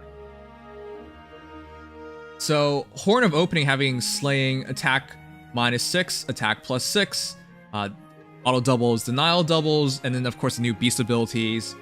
By being infantry, the null specials is super cool. Bonfire attack defense unity, law attack defense 3, and of course opening retainer. We had this discussion. Well, actually, I talked about it slightly, but is Dagger even necessary anymore? Because she's a troop movement hero and she's a great fighter just like Dagger. Now Dagger has natural speed and off up, and she has auto doubles. But like for example, against Fallen Edelgard, even though you think Dagger would do better, actually Ash should do better. Yeah.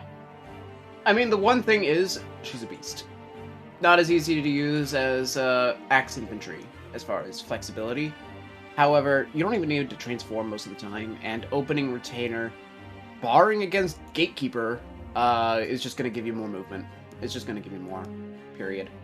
Because you can literally move 4 spaces with opening retainer, as opposed to 1 with Pathfinder, depending on the circumstances.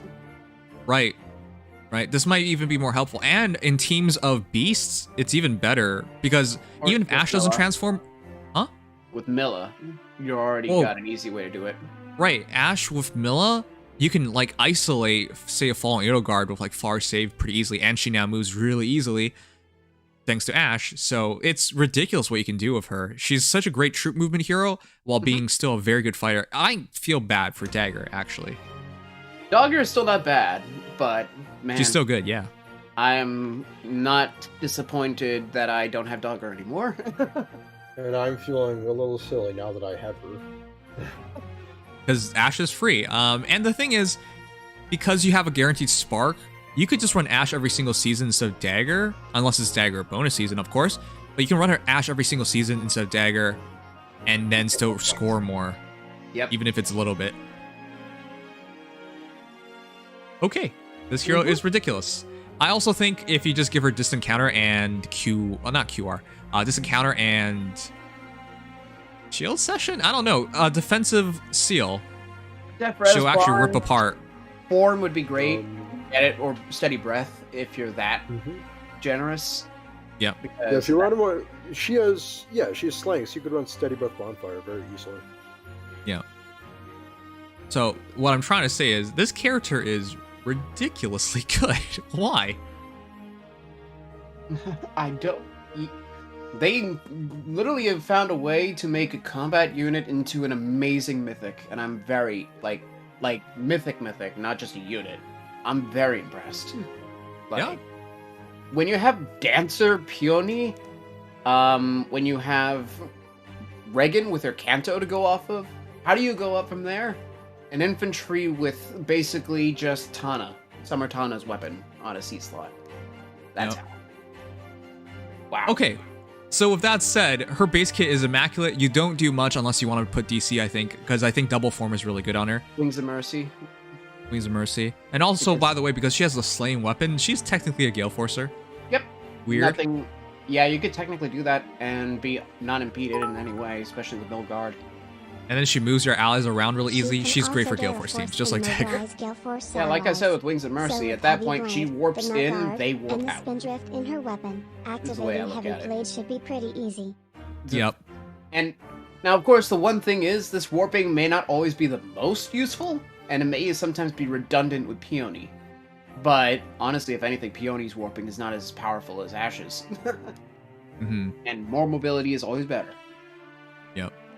So, needless to say, I'm a fan. I'm a huge fan of Ash. I don't like her personality thus far, at least from what's teased.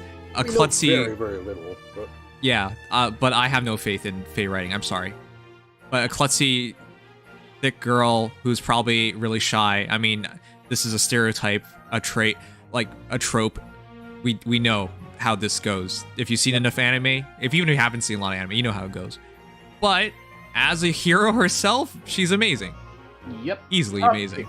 Top tier mythic on the levels of Reagan, Peony, and Thor at this point.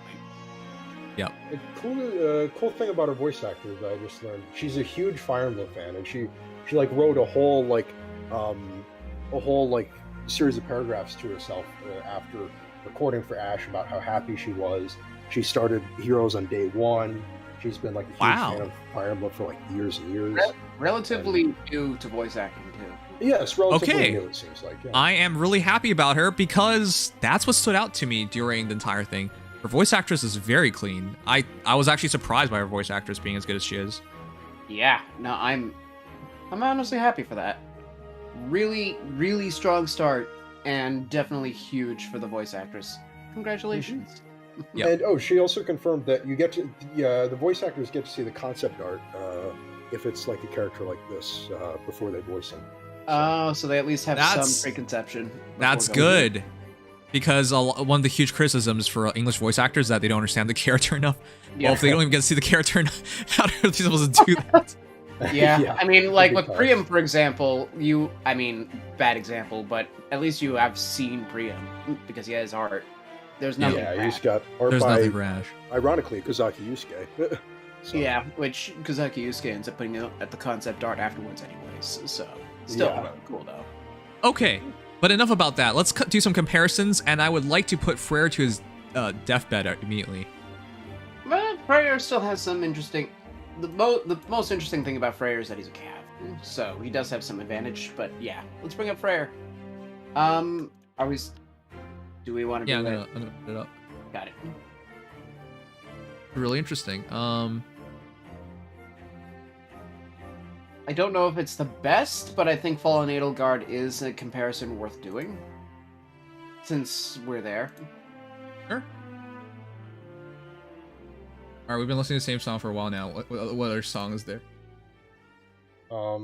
There's Divine Decree from Awakening, if you want to do the Awakening theme, or I don't know, or you could do Legion's Mastermind if you want.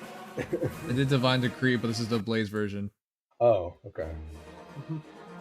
It's way too good. It is. Yeah. There's what's the what's the name?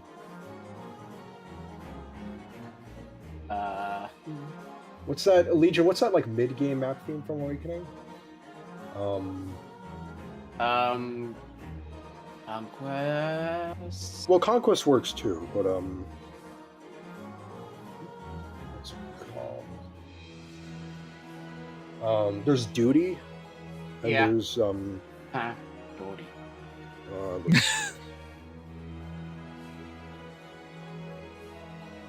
Double Ashes. All right, so I'm gonna do Freyr first, and then we'll do. Oh, that's right, because he's not a formal unit. Huh. Yeah, you would have to do the summer version. Oh, that's all right. Aldra's Destiny. That's what I meant. Thanks. So Freyr it is. Matching up, wow, they are so similar except for, wait a sec, this looks really weird. Oh, that's because she's infantry. That's why there's a huge stat. Yeah, what the heck, she's better. One cav generation behind. Wow, chat, this is rough. This is really rough. Freyr has 41 HP versus 41 HP of Ashe. Match, 38 attack versus 39. 1 point advantage for Ashe. 16 speed versus 27 of Ashe, which is really important because that allows you to double Fallen Eagle Guards. 11 point advantage for Ashe. 38 defense versus 41. 3 point advantage for Ashe. And then 35 res versus 34. 1 point advantage for Freyr. But the problem is, well, Freyr's a really good attacker as well. But has this limitation of being near allies all the time, right? He has to initiate to be near allies. Okay, fair enough. But the thing about Ashe is that, wow, she actually has better attack by 1 point, significantly better speed, better defense, and virtually equal res. And she gets this stupid new null special thing. So on beast units, infantry beast units, I think she's better. And she's colorless. That's right. Yeah. She also has slaying to Freyr's attack +3. The one thing Freyr has going from is that he has both impact and follow-up on weapon. So if he uses like refresh, for example, guard refresh, which is unique to him, then flow guard rather, he could initiate, ignore having to meet the speed check and double anyways, while being able to inflict guard passively during combat. Okay. Or you can run Kanto as another option. So he does have options that Cavs have. Yeah. But overall, Ashe is going to have a better Ashe is time. a better unit. Unsurprisingly, she's a mythic. But at the same time, Freyr does have some unique advantages that don't leave him in the dust, to say the least. He's not in dust, but I'm not missing him. And if he never gets released now, I don't really care. Even though I thought he was a really good unit. Yeah, I wouldn't mind missing him. I mean, I already missed him, but I wouldn't mind. Yeah, same here. That's how I feel as well. Okay, chat. That's a very good comparison. But that's the most direct comparison I can possibly think of. Who else? Fallen Edelgard. Yep. I guess, yeah. I was already gonna do that one, but afterwards, who? Maybe after that Flare can dig Cadence. flow, but Ashe can dig no, Or that's is that just going yeah, back. maybe that's rubbing in his grave a little too much. Oops. Let's see. After that, wow, there are no slow colorless beasts besides Edelgard and Canagus. Like, really slow. So, I'm gonna look at all beasts. Okay. Yeah, I forgot Edelgard had 14 base speed and not 15. Wow. Yeah. That's just 1 point. Come on. All right. Well, still. Big one. If you ever can compare yourself to Fallen Edelgard, you're in good company. But of course, Fallen Edelgard has ridiculous specials and skills, special skills. That's not quite the same here, but Ashe actually still compares really well. But let's do stats first. 45 HP versus 41, 4 point advantage for Edelgard, 42 attack versus 39, 3 point advantage for Edelgard, 14 speed versus 27, 13 point advantage for Ashe, 44 defense versus 41, 3 point advantage for Edelgard, and 39 res versus 34, 5 point advantage for Edelgard. She's just like, she feels like a faster Edelgard in a way. Edelgard has like notable better everything. Right. By just a little bit though. Flowguard's not allowed on beasts. My bad. Rip Freyr. Yeah, basically, Ashe is just a speed Edelgard. Right. Pretty much. And it's a not little even bit like less defensive, but not a huge discrepancy either. Like, it's just a little bit it's off. not huge. It's a few points in each of those stats. This is not to say that he is Edelgard 2. This is just to say that they hold up pretty well stat-wise. Yep. Oh, crud. I just realized, if you make a plus 10 Ashe, you'll be really happy for, like, Ether raids. Not just Ether raids, but Arena. 185 BST, colorless beast infantry with Omega movement support and really good combat. Yeah, I'd take it. Yeah, you'd be really happy. Yeah. No kidding. Jeez. Okay. Comparison against Edelgard's looking good, but who else? It's honestly really difficult to find these kinds of units, but I think one that is worth comparing is Milla.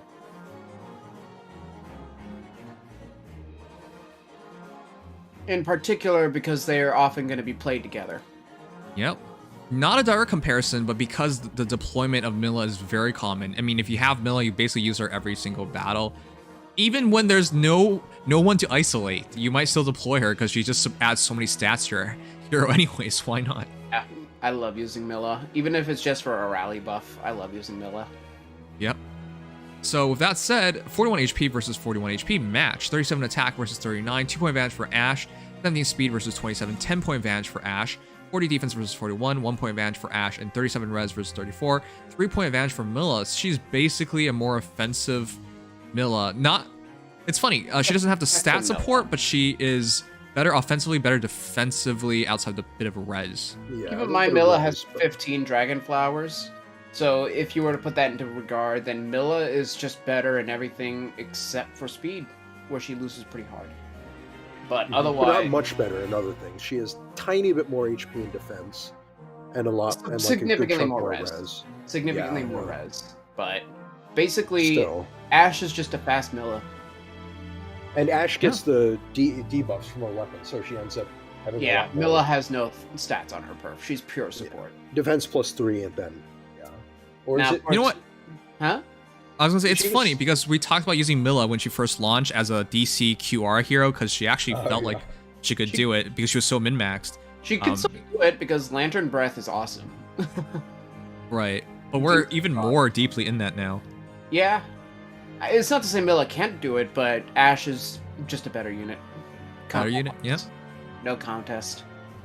That said, the important thing to note is that Ashe does not have more defensive bulk than Milla, so Milla will, by default, get hit by shrines more often than Ashe. That is true. Keep that in mind. That is true. It's better for Milla to get hit by shrine as well, because Ashe seems like she's going to want to fight. Milla never cares about fighting. Well, Ashe has Unity. Oh, that's right. Well, to a certain degree. Yeah. I mean, you won't get the res part, but realistically, Ashe wants the debuff, but Milla will take it. Especially with defense stacking on Milla. Just as an important note. It's going to be a little bit of an uphill battle to get Ashe to soak shrines and chills. Yep. Okay. Alright, but I think those three are the fairest heroes. Don't really think there is another one. Not really, honestly. Particularly, no. There's not a lot of units in that weird... I'm trying to think if there are any weird speed range tanks like that, and there aren't really many. Okay. Yeah. Yep. No, not really. Because you're going to weird territory, like going up against like freaking Zeke or something, you know? That does. Like it's not quite fair. Perth Naga, for example. Those two have the same speed and similar bulk spreads, but Yeah. You know what? I'll just show off Zeke because I feel like this needed one more comparison. Sure. Even though Zeke is a little slow. Yeah. Just a little bit, yeah. So this is, we're going really far off, but it is a physical hero, so at least there's that. So Z comparison is 40 HP versus 41, 1-point advantage for Ashe, 40 attack versus 39, 1-point advantage for Zeke, 15 speed versus 27, 12-point advantage for Ashe, 38 defense versus 41, 3-point advantage for Ashe, and then 35 res versus 34 res, 1-point advantage for Zeke. But this is the crazy thing. Ashe does so well in this comparison, it's ridiculous. Yep. Just being infantry versus Cav is so stupid. And a gen. Keep in mind Zeke is before Dragonflower. But yeah. Ashe really just takes everything that most tanks do and then adds speed on top of it. Right. This character is ridiculous. And everyone knows how scary Zeke is. I mean, we can also do the old man crap. Dusel. And to illustrate it, but he's basically Zeke anyways. So with that said, yeah, it's interesting that we got Ashe for free. Now everyone has a guaranteed top tier tank hero, which is really weird. Yep. Everybody now has a guaranteed tank buster and tank between Ashe and Regan. And then you have Peony as well to balance out offense. Like, man. I also just realized she kind of shits on Seliph, Legendary Seliph. Now he's more defensive, obviously, but I mean, he's Cav, but still, I mean, she's just a lot better. Yeah, put it this way, the free-to-play units we have at this point are extremely good. Like, we have some top-tier stuff that are being given as free copies. Most players, even just starting out, will be at a very strong start. Yep. Okay. Yes. Mill tank. Your Keaton is close, chat, but he has no res. He has no res. That's your problem. Yeah. Yeah, and he does he's gonna keep have a little bit on speed. Wait, actually, I do want to see that just for a moment. I think Keaton has a little bit of speed. Yeah, I think he has 25, I want to say. So this is the weird one because you can see where the stat difference went. Most of it was in HP because when it comes to defense, there's only a 2-point advantage. Significant advantage in terms of res for Ashe, and then just slightly more speed. So yeah, they both hit 24. Okay. Yeah, this is interesting. They are very close together, anyways. But yeah, Ashe does have a BSC advantage. Okay, but yeah, moving on from Ashe, let's move on to the next hero. All right. Tank.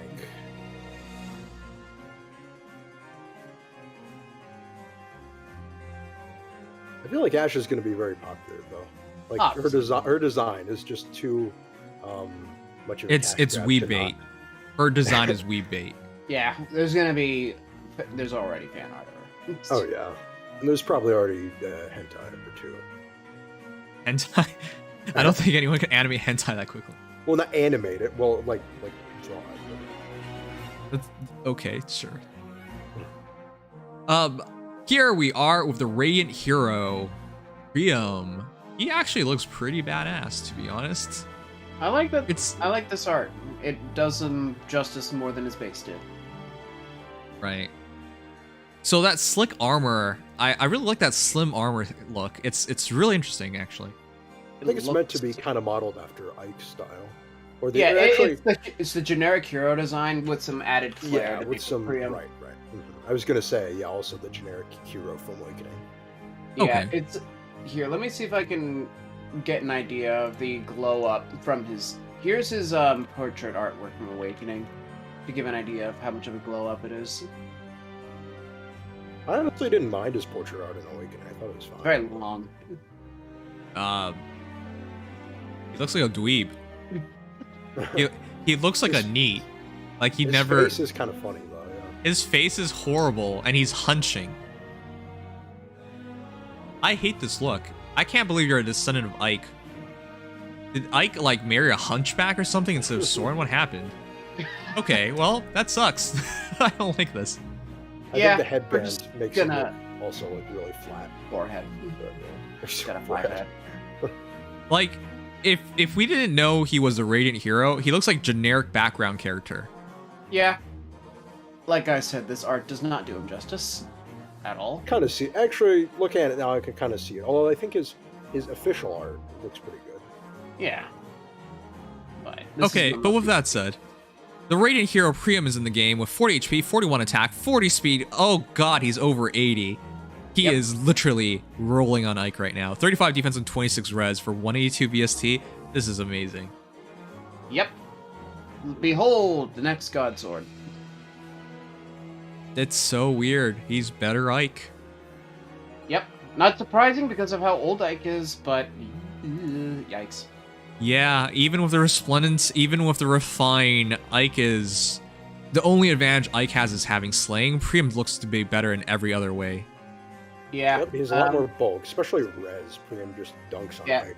For reference's sake, base Ike has 33 speed with Resplendent, 38 max, 37 with Dragonflower Gap,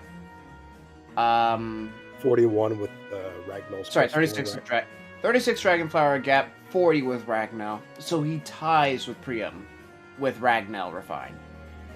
It takes all of that just to tie. Yep. Yep. And Priam has a speed super boon, so he actually still wins. Yep. So Priam, for less work and less resources committed, can get you a better Ike. And for people who are fans of Ike, this is your improved Ike, essentially, because it's funny. Ragnall apparently is like fine wine in that as long as it ages itself, it's gonna get better, because that is way better than base Ragnall. Yeah, it's funny because in Awakening, it's actually it looks noticeably different than it used to in Awakening. It doesn't do shockwaves like it used to. So I guess technically, yeah, technically there's a reason for it to be called Ancient Ragnall, like actually a lore reason. Yeah, it's been worn away. Literally, instead of using shockwaves, you just yeet Ragnall. That's that's how you fight with it. Yeah. Okay, well, this is super cute, But with that said, Ancient Ragnar is pretty good. Defense +3 inherently, DC of course. And on top of that, at Star Combat, if unit's HP is over 50% or bonus is active on hero, attack defense -6 on foe during combat, making him incredibly bulky. Yeah, there's no speed on it, which I found really weird, but this guy is extremely bulky. Yeah, he doesn't have terrible res. His res is actually, like, respectable enough. Yeah, it feels like that, he's got that, what's his name from... Why can't I think of him? Deke. He's kind of like Deke, in that he has a res stat that doesn't look amazing, but is extremely salvageable. Yeah, it's actually a good that point. balance he is. Okay, with that said, though, he feels like the original idea of Ike, right? Having good attack, good speed, really good defense at the time of launch, and then just doubling down on that. His res is still mediocre, fine. His HP is just whatever. So it's still he's basically Ike. He is Ike. Maybe he's not really Ike. just Ike with modernized interpretations. Yep, that's the best way of wording this. Yeah. Okay. No. And doubling down on the physical side, Ike's older alts went for, as opposed to like Fallen Ike doubling down on speed. Right. And the craziest thing is, like, this absolutely double down. Like, this is the definition of doubling down. Yeah. Because he is modernized completely. Attack, defense, ideal, doubling down on attack and defense. And then he has rouse, speed, defense. So yeah, everything he's good at improves it a bit more. And because it's a unit in 2021, and he's infantry, not fall up, because of course. Of course. You gotta have the good news is, if you want to fodder Priam, you can pre-fodder Ferdinand, because Ferdinand has rouse, speed, defense. It's a 5-star, but at least you can do it. Ferdinand's really easy to get. Yep. So. Not bad. Okay. Not bad pre-fodder. Much easier than rouse attack defense. Attack speed, rather. Which I don't think rouse attack speed, yeah. I don't think you can do that yet, so better. So one of the questions was, because he's a modern unit, do you want to use speed down introduction? No, because his defense is so stupidly high. Ancient Ragnar adds 3 inherently, so it's 38, and then adds another 6, so 44. Attack defense ideal adds another 7 to 9, and then rouse speed defense adds, he's over 55 easy. He doesn't care. Unless it's magical, then he starts caring, but he should be fine. And the other thing is that Ancient Ragnar doesn't add any speed. So while he is a god sword, he's not fast. He's just quick. Yeah, it's quick. Although you can change out his skills if you start merging him to give him, for example, something like attack speed ideal, and then go like attack speed form. Well, wait, do we have the attack speed form seal? No, we don't. But like go, I don't know, like speed res form on a seal, I guess would work if you want. You can make him fast. It's just that he's not inherently going to be the quickest because his weapon is in tune for bulk. It's more about his bulk and offense, It's not a bad thing. It's just, it's a little unconventional and definitely makes him more into a total physical check with some decent magic bulk. Yep. The funny thing is, I think you can absolutely make him into basically Fallen Ike in that respect of using Unity on him. He's not going to want to get hit by anything. He's not going to want to get hit by nearly as much stuff. But that idea of just run him, like, I don't know how well that'll actually work. It'll be interesting to see who uses Priam, to be honest, because there's so many heroes similar to him at this point. He does differentiate himself by using Alpha Up and having high defensive stats by himself. Yeah, that physical bulk is the part that's really going to distinguish Priam for the most part. But it's definitely an unconventional take on a god sword that is, at least on lower investment side, something more of a check. Like a particularly meta checking unit, rather than a generalist, like, say, Malice, Brave Marth, or anything like that. Yeah. Okay, so when it comes to this kit, I like attack defense ideal, but I also like unities, either attack speed unity, attack defense unity, anything like that is pretty good. If you give up on his speed, you can just give him QR. He's not that fast, so you could just give up on it. Feels kind of bad, though. I wouldn't use QR personally, just because, honestly, that takes up your seal, and I would never use it on B. Ever. Yeah, I'd rather keep null fall up. It feels weird to run QR null fall up. It just feels dumb. But his speed, with only rouse speed defense, only gets a 46. So you better be plus speed if you're going to go down that path of fast Priam. Yeah. Unless you're willing to commit, you'll have to.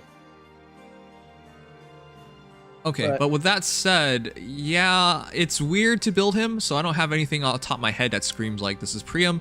So let's just do some comparisons, because I think this is a hero that we'll see. We'll see, but I don't have that much faith that he'll be like used a lot. He's a really cool unit, and I like that we're starting to get more gutsy with this encounter with Ancient Ragnar, but it's not amazing by any stretch. It's just really good. And by the way, as a little trivia, he has Soul here. Priam, instead of having Ether, because of being Ike's descendant, has Soul and Luna. To kind of yeah, an awakening, because nobody but the Lords were the only ones with Ether. Yeah, I was gonna say, I don't know of any DLC or spot pass or any unit. I think I think getting. Ike does, but I think Ike does, yeah. But in order to so he basically cheesed having Ether by having Soul Luna, so he just took part of that here.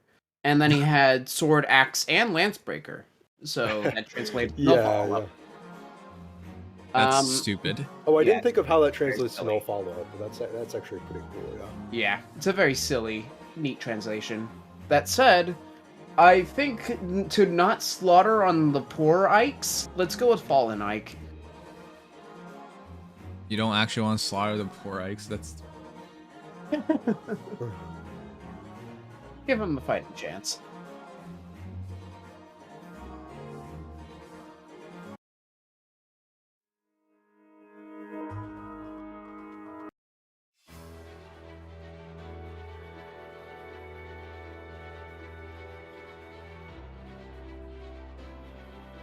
And I think that I know that a lot of people are going to inherit either Luna or Ether to Priam. Now let's do Ike first with Resplendent, just to put it in... Okay. Yeah, how far it's gotten. Yeah.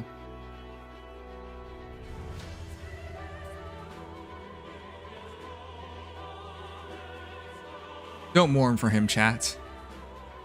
He's had his time in the sun. Ike was so popular on release.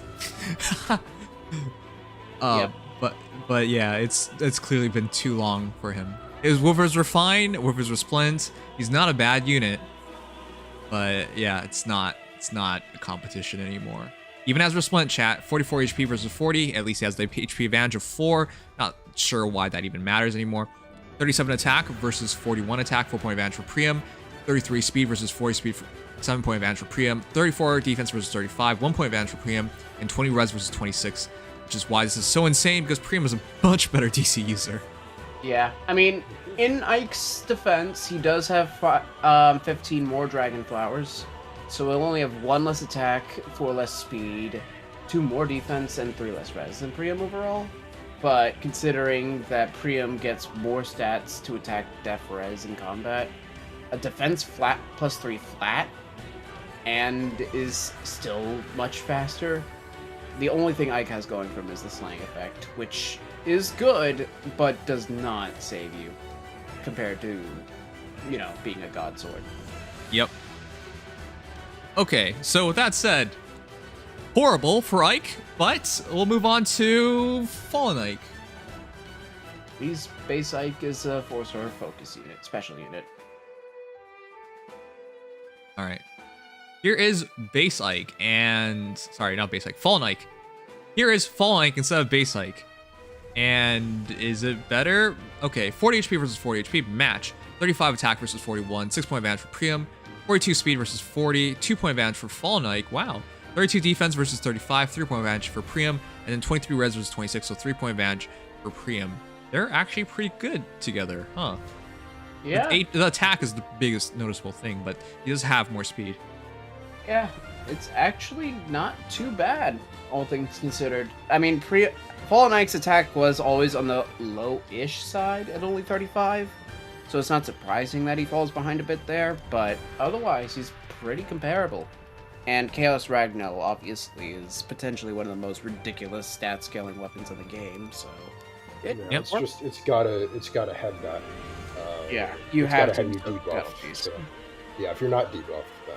For ether ray purposes, I might actually take Fallen Ike over Priam, to be honest. He's still really good, but I don't even see anyone use Fallen Ike anymore. He still has Mayhem Ether, too, so it's not like he has just one thing going for him. And keep in mind, Fallen Ike also gets to 15 Dragon Flowers, so with that in mind, he actually does catch up a little bit even more. Only 1 less res and 1 less defense than Priam.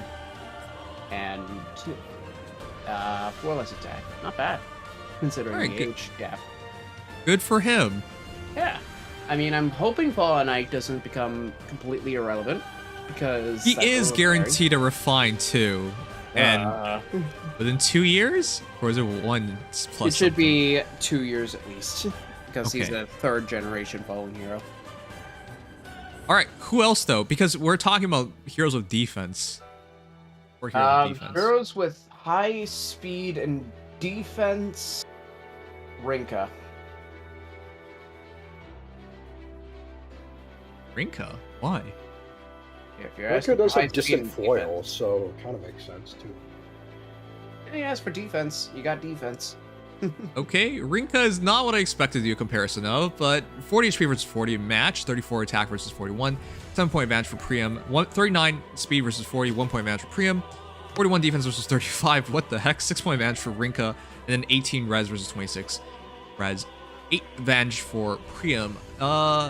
Okay, this is interesting. Hey, fast physical units. I don't know what to say. Well, in terms of sword heroes, actually, I want to do Astrum, because that actually feels pretty good. Whoa. This is going to hurt. Astrum will, be not so happy. Why don't you guys do Astrum? Alright, so Astrum is a bit of an old unit at this point. His refine is not for another year, plus at 172 BST, he has, 4 more HP. I didn't know that. 6 less attack, and 4 less speed with 1 more defense and 5 less res. Yeah, so that's the thing. His defensive stats felt very familiar to me because it was Astrum's. But in terms of attack and speed, I can't believe. Huge advantage for Priam. I would hope so. Astrum is, I think, tail end book 3? If I remember correctly, late-ish book 3, yeah. Yeah, so I would hope Priam kind of outclasses in that time frame, but still, ouch. There is actually one interesting one. Brave Marth. Yeah, I just read that as well. I feel like that will put Priam in his place, because if he's better than Brave Marth, I'm gonna be depressed. Which Marth is it? There you go. Okay.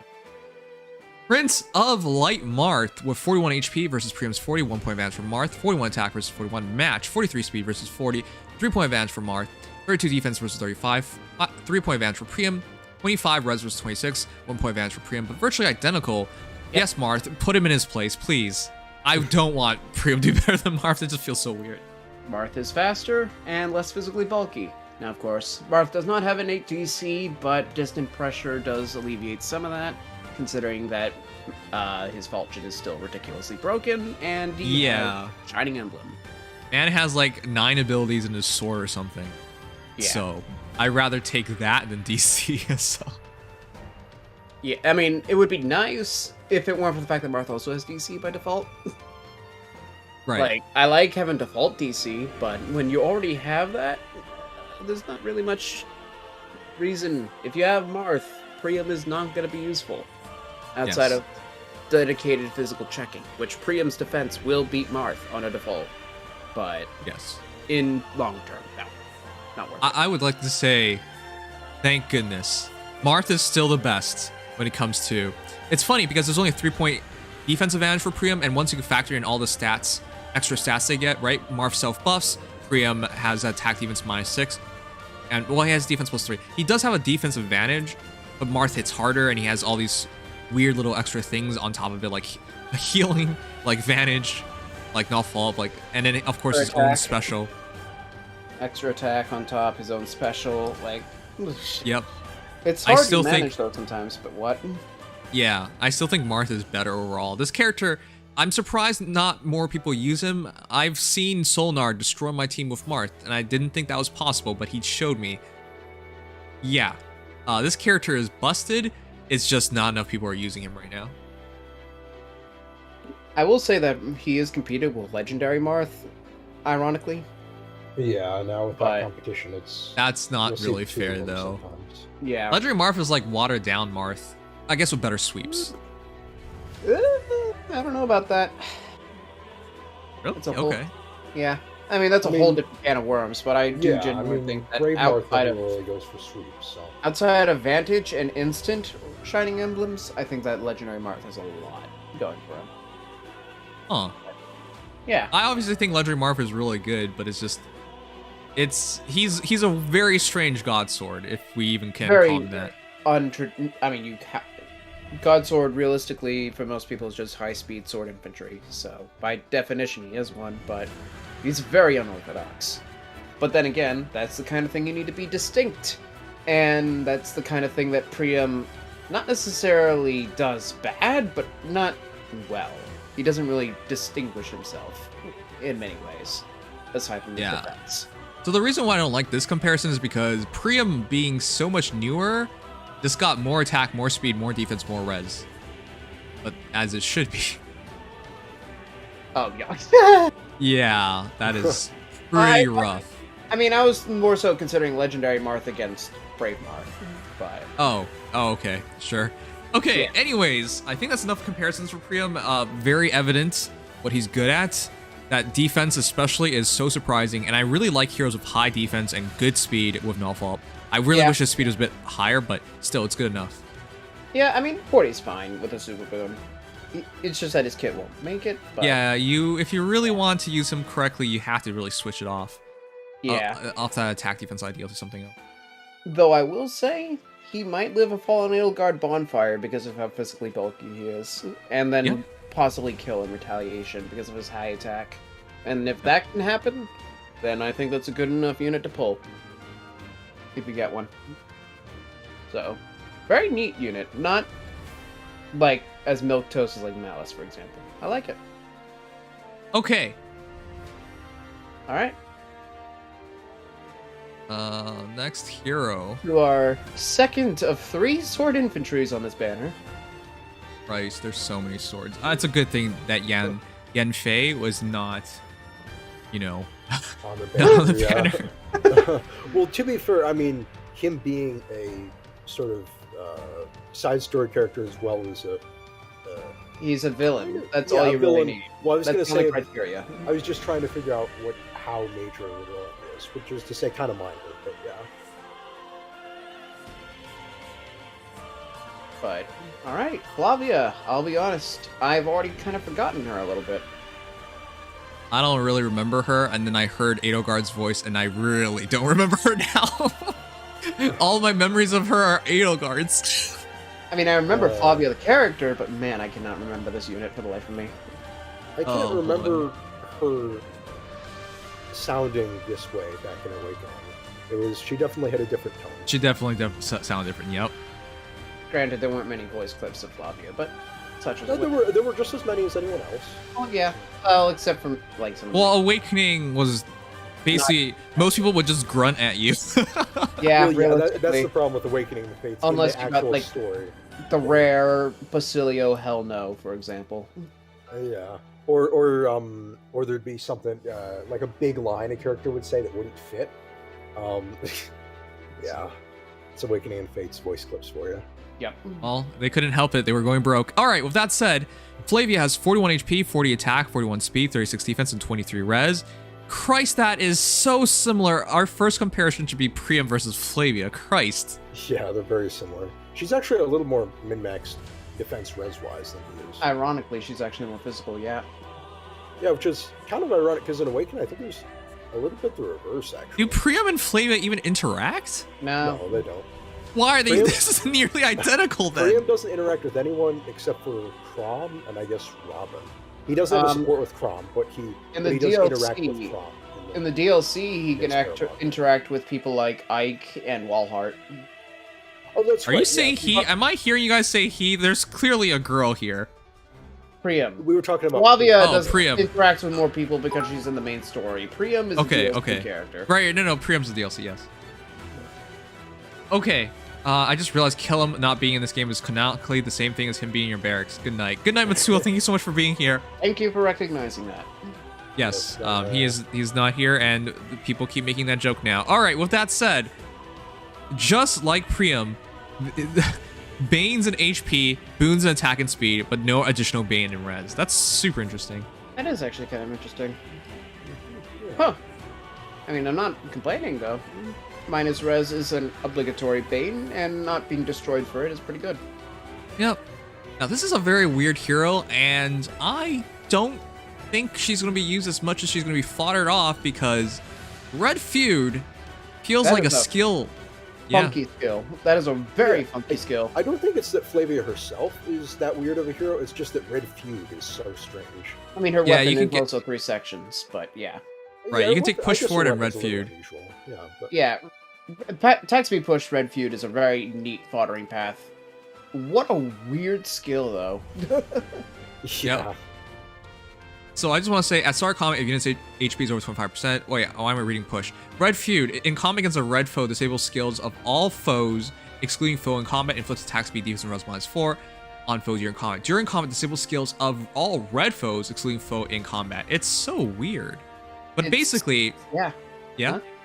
I was going to say, basically it doubles down on making a red hero good against green heroes inherently, and then good against red heroes. Like, it doubles... gives them another strength, essentially.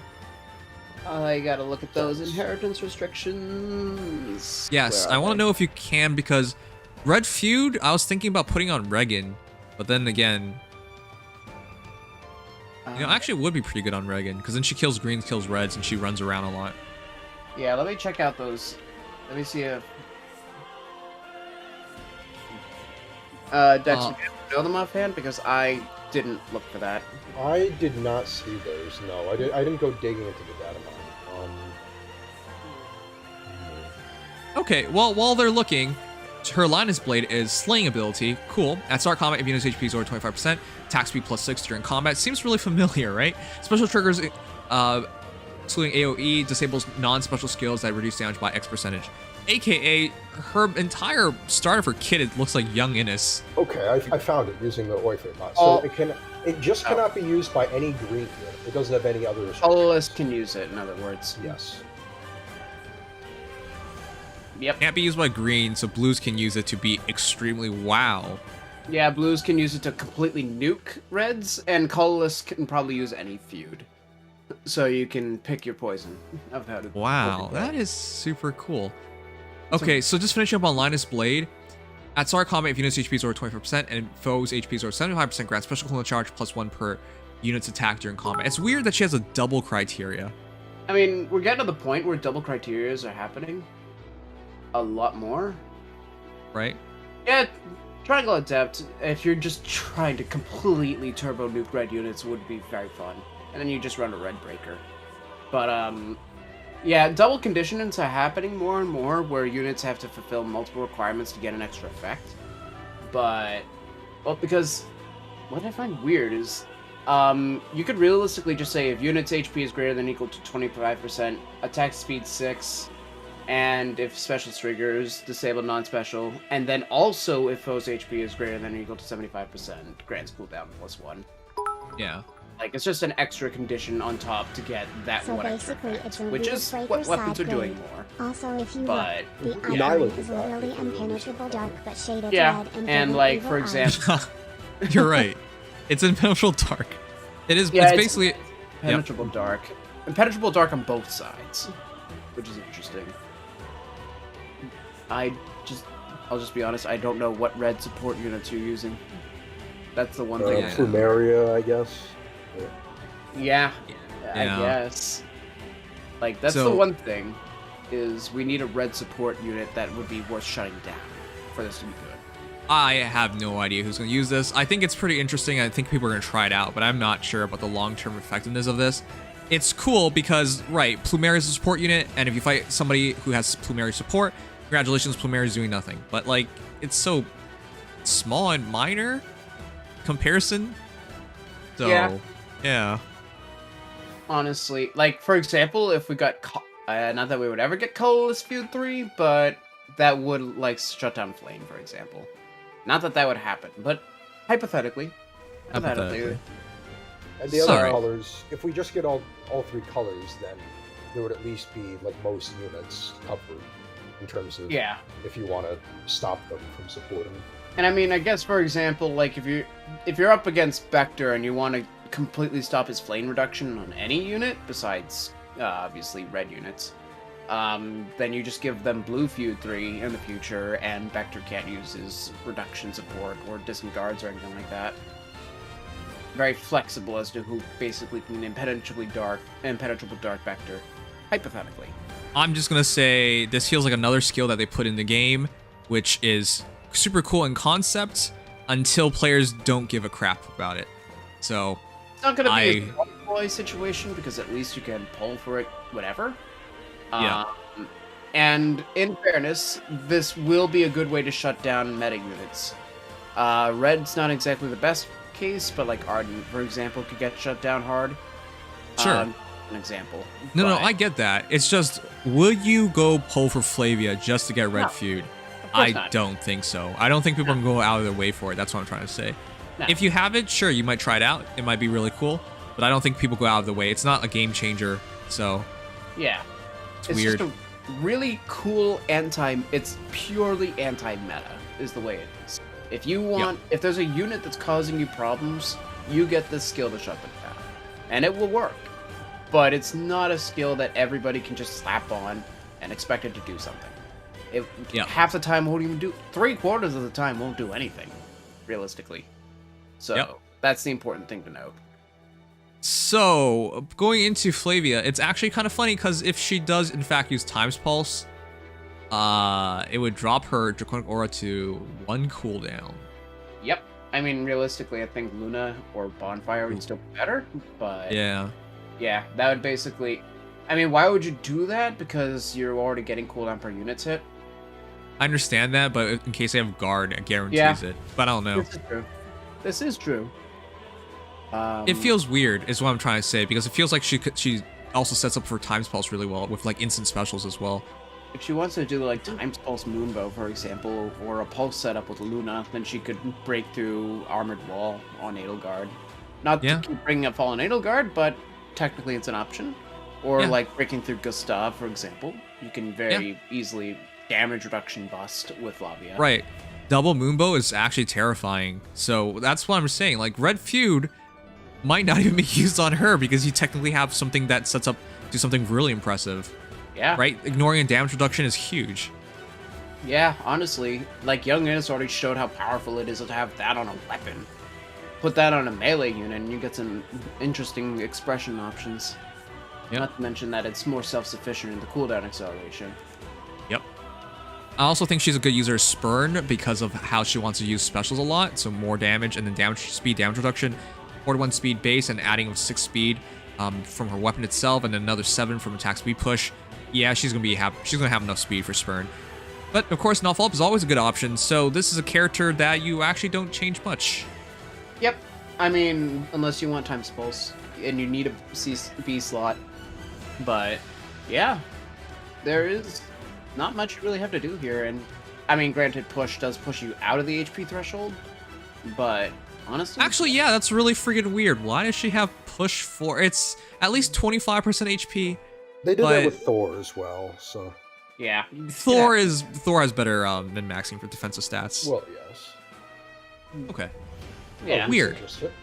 Flavia is the malice of this banner. Got some cheap fodder, but also a lot of build expression potential. Based on how you want to go about it. How you want to, in this case, go about nuking with your specials. When you want to nuke with them. Pretty interesting. Who would you compare her to, though? Priam. This is so stupid. I was going to like put it up. Look, guys. We're going to do this comparison with Priam. Here's your comparison. This is terrible. I don't understand why you were there. Look, it's one thing to release 2 heroes that are very similar. It's another thing entirely when they're the same color on the same banner with the same weapon. Why? What is the point? It's like, which flavor of would you like? What god sword do you want? A ranged countering one or a full-on nuke? Your choice. Yep. So here's your comparison: 40 HP versus 41, 1 point advantage for Flavia. 41 attack versus 40, 1 point advantage for Priam. 40 speed versus 41 speed, 1 point advantage for Flavia. 35 defense versus 36, 1 point advantage for Flavia. And then 26 res versus 23, 3 point advantage for Priam. Congratulations. You want to say you're different, you're not. Stat-wise, they're identical. Congrats on the 3 difference on res. You know, it doesn't really matter. Why? I don't get how the most comparable unit is on the same banner with the same weapon. That doesn't make sense. It's so stupid. Yeah. Turbot says the key to feud skills will be if they prevent saves from working. If they do, they will be very pop and very scary. I talked about that, but it won't. If it's like Unending Darkness or whatever that Ryan has, Impenetrable Dark, but it affects saves. Actually, why is it called Unending Darkness? Sounds better than Impenetrable Dark. Why is the dark penetrating? You know what? I don't care anymore. This is dumb. Look, the point is the wording is very similar, and because that doesn't work on savior skills, we don't expect it to work on savior skills. It would be very, very broken if something worked on savior skills that disabled them. Yeah, but that's the future. Without explicitly saying that they break their saviors. But that's the future. That's the stuff they have to do in the future. Well, if you care about PvP, it shouldn't happen on a skill that just kind of does stuff anyways. All right. Like that should be a devoted anti-savior skill, if that were to happen. Okay, more realistic comparison because Priam sucks. Ouch. Ouch. Yeah, Malice. No, the comparison here because I hate it. It's so dumb. Oh yeah, Malice is a pretty interesting one. Then let's just do Malice, the other god sword from a couple months ago. A month ago, too. Nope, a month ago. Yeah, I can't even remember when the Wolf Guard happened. Feels weird. All right. It was more than a month ago, but... Here we go with Malice. With 40 HP versus 41, 1 point advantage for Flavia. 39 attack versus 40, 1 point advantage for Flavia. 43 speed versus 41, 2 point advantage for Malice. 32 defense versus 36, 4 point advantage for Flavia, and then 28 res versus 23, 5 point advantage for Malice. That is also very close. She actually was 2 months ago, sorry. But yeah, it is quite close. Except for the res and defense. Pretty much. So, huh? I don't know what to say about this one. I don't either. We're gonna end up in the same comparisons. Regardless, it's just gonna happen. I just got DM'd by Laszlo saying, "You seen the data mine stuff yet?" Okay. All right. Good job, man. Okay. Well, anyways. You tried. I guess screw it. Just compare it to Longku, I guess. Yeah. Why not?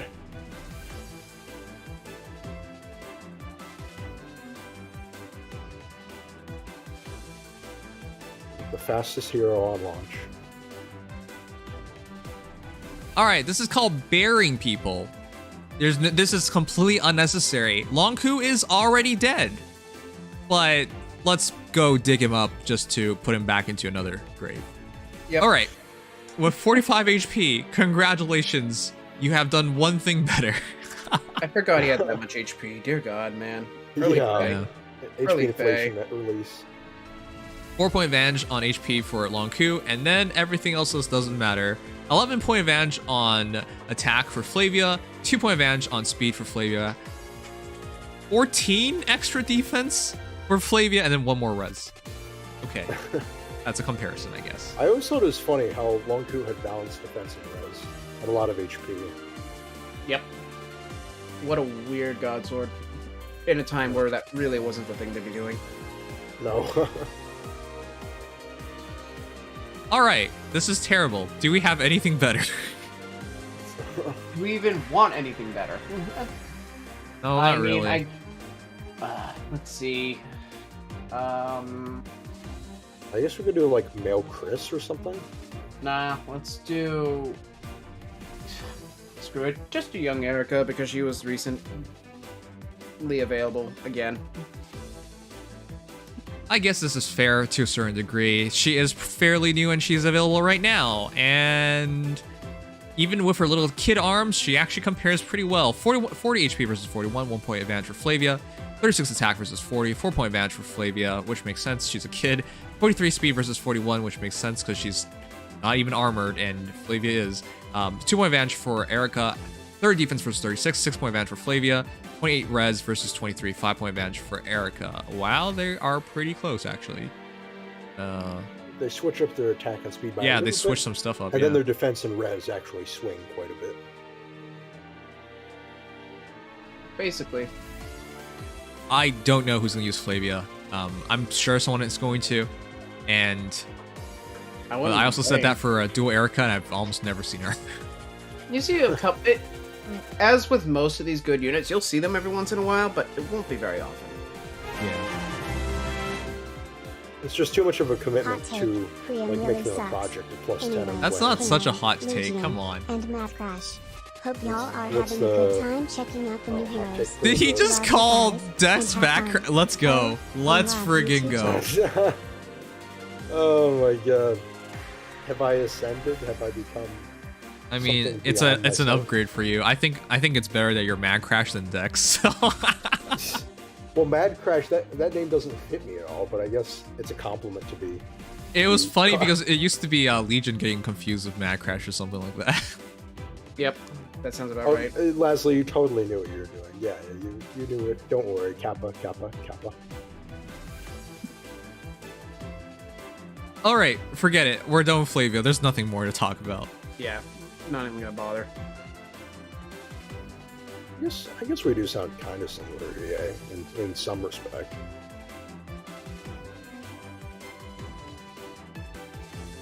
Although his mic is probably better than mine. Yeah, it is way better than yours.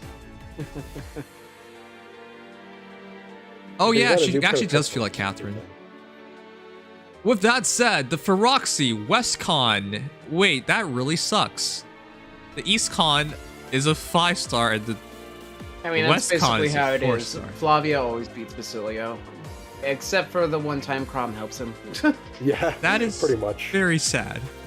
Okay, well, he's in the game now with 48 HP, 43 attack, 33 speed, 36 defense, and 21 res. Are you sure this is right that he has no pain? Yeah, it's just an attack super boon. Which does get him to 185, which is nice. Wow. This is great. Because I am making so little progress with both this that it's nice to have alternative. Yeah, at least having a sparkable one of them, or a 4-star focus alternative, I'd rather have that. Oh my god, that's right. You could make a +10 Basilio very, very quickly, actually. Yeah. And if this artist seems familiar, it's actually because Legion, don't spoil it, but can you guess the one other unit this person has drawn in Fae Nims? They've drawn another unit? One other. It was a unit midway through this year. No. Who is it? Server. Oh my god! Yeah, actually now I see it. This is the same art style. The big man. Yep. And for some reason they capitalized the S in his name this time. They didn't before. Oh yeah, they did. That's why it took me a minute to recognize. No. Okay, well this is super weird. With that said though, at the very least, not to mention I do recommend this as a hero to +10 if you care so much about it. It's really between Balthus and Basilio in terms of polling options, and then in terms of free-to-play options, it's basically just Kalec and New Year Keaton. But yeah, it's interesting. Now we have a bunch of choices. Once you go into speed and everything else, green is just a wealth of free-to-play heroes available that score well. That said, more importantly, he has gotten a huge fan into Spirit Axe. Thank goodness I ran out of Panadas to kill. I had to start using Grails. And it looks cool too, unlike Huge Fan. Well, Huge Fan fits Hannah so better, but it looks dumb on Flame Emperor. Well, yeah, it looks. A Huge Fan looks stupid on any like serious hero. Right. So it's nice to actually have a weapon. So just like Huge Fan, if you buff him up, he gets attack defense plus 4 additionally, as well as 1 extra cooldown per opponent's attack on him. Very nice. Also has Moonbow, attack defense bond 3, and attack tactic. Please tell me attack defense bond is now formerly a 4-star skill. No, but it's in the summoning pool. Oh, frick, come on. Yeah, it's a shame, because Legault already had Legault has been attack tactic for so long now. It's not like he really needed someone else to do it. Yeah, it's like most people would not even build him. He's just using. I have like 13 Legaults, guys. Come on. I'm gonna build him when he gets his refined. Well, I already kind of have built him, but it's a cheapo Fury Test build. So. Because you're a cheapo, I get it. Okay, with that said though, Attack Defense Bond was also on Hinata, wasn't it? So this is just stupid. What's the point of doing that? Ugh, it's like they're copying their own homework, you know? Alright. Well, I'm going to say, hey, at least he's here, and Spirited Axe is lowered. Let's just get the comparisons, because a free-to-play hero like this is very, very, very, very, very, very, very flexible. I just did realize something, though, that that attack tactic is a reference to in Awakening he joins with Rally Strength, so... Oh yeah, he does buff attack. But I think that the obligatory one to do is the King of Grappling himself, Balthus. Yeah, this is kind of an interesting one, honestly. No, we'll do that after this. Hinata, because he's... Wait. Scroll around first. Yeah, I think the King Grappling is a good one to start with as well, but Hinata, because of the same weapon and same A slot, and I guess they are just very close together anyways. Christ, they're so close. Wow. He's basic Hinata. In not just skills, but stats as well. I wouldn't quite say that. Well, they're close enough. Actually not. Alright, we'll see. 47 HP versus 48, 1 point advantage for Basilio, 37 attack versus 43, 6 point advantage for Basilio, 27 speed versus 33 speed, 6 point advantage for Basilio, 40 defense versus 36, 4 point advantage for Hinata. I'm surprised he has more defense. Yeah, Hinata has a lot of defense for some reason. There's only one res. Hinata has defense. Yeah. Okay, at least it's weird how close they are in a lot of respects, but yeah, obviously Basilio's the better hero. Okay. Yep. What do you guys handle this? Alright. So, as far as Ye King of Grappling goes, Balthus, who could not be sparked, unfortunately, has to do 1 less base HP, 1 less base attack. 9 less speed. Yeah, 9 less speed, 1 more defense, but then 10 more res. A little worse. Wow. Yeah. Basically comes down to the huge speed difference. And res. Yep. All the other stats are very similar. Very close, if you want a decent mixed tank, you go Balthus. If you want a somewhat a potentially fast version, you just go Basilio. Really, I'll be clear with you. I take Balthus easy. I'd rather run QR and just be done with it. Yeah. I honestly see the agree. case for Basilio, because once you start Middle's speed is getting harder and harder to use. That's my problem with it. I would somewhat disagree with that, because I think that middling speed is when you plus 10 a unit like this, when you make them a merge project, you can get Basilio up to, assuming you go for his arena build with plus attack and not plus speed, you can still get a speed up to, let's see, or you can get a speed up to like 38, 39 speed without any other skills. And when you can factor other things to the equation, it's not the worst thing in the world.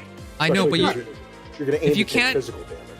We're talking about a hero that if you complete max amount, plus 10, you can't even go plus speed, which is the shitty part. Without ascending it. Yeah, without ascending it. Yeah. So unless you want to go for that extra cost on top of that, all of that just to not even be able to scrape like, what is that, 55 speed or something like that? That's what you head to at plus 10, and then they release heroes at launch that are like 60 speed at base with their base kits. Yep. I'd rather not go through that personally. It's really rough. I'd rather just have no speed, or middling speed used to make more sense in the back in the day, but it makes less and less sense nowadays. Yeah. I mean, it still works, honestly. Especially with, like, No Fault, for example. You can cover a decent range of foes. Middling speed null fall is really weird, but yeah, it is a thing you can do. Like a floret actually like helps him in a huge way. I would only do that middling speed and all follow up on heroes like Micaiah, basically. Yeah, I understand the argument. Yeah, when they have like auto doubles. Yeah, yep. I think it can work though. Honestly, depending on like, you can't use them at the top speed threats, but you can definitely use them in a pretty decent variety. Yep. I think it could work. It's not. I mean, I can't speak from experience. I don't use middling speed units like this. I use them closer to Balthas's with Nemesis, so I can't like speak from experience. But I think it genuinely has value to it. It really just depends on who you get more of, if I'm being honest. Because the one thing Balthas's strength, the only strength Balthas really gets in his res is if he wants to run a DC build. I do think he's a DC. He's a great DC QR hero. I can't argue with that. I can't argue with that. This is just for Dex though, because why the heck not? I guess it's very similar in this respect. Basilio will have more defense by 5, but he will give up 12 res for it. He will also have more speed and more attack, which is really weird because you already go for plus attack killer. Kellic does have that attack super boon, just like Basilio though. So. Yeah, but still, that's a 3-point advantage. With flowers, it's, let's see, Kellic gets 5. So I guess, it's, It's pretty close. Outside of the res port, if you care more about bulk and slightly more speed, then you go for Basilio. If you care more about everything else, you go Balthas. Ha! Okay, moving on. Who's the last hero?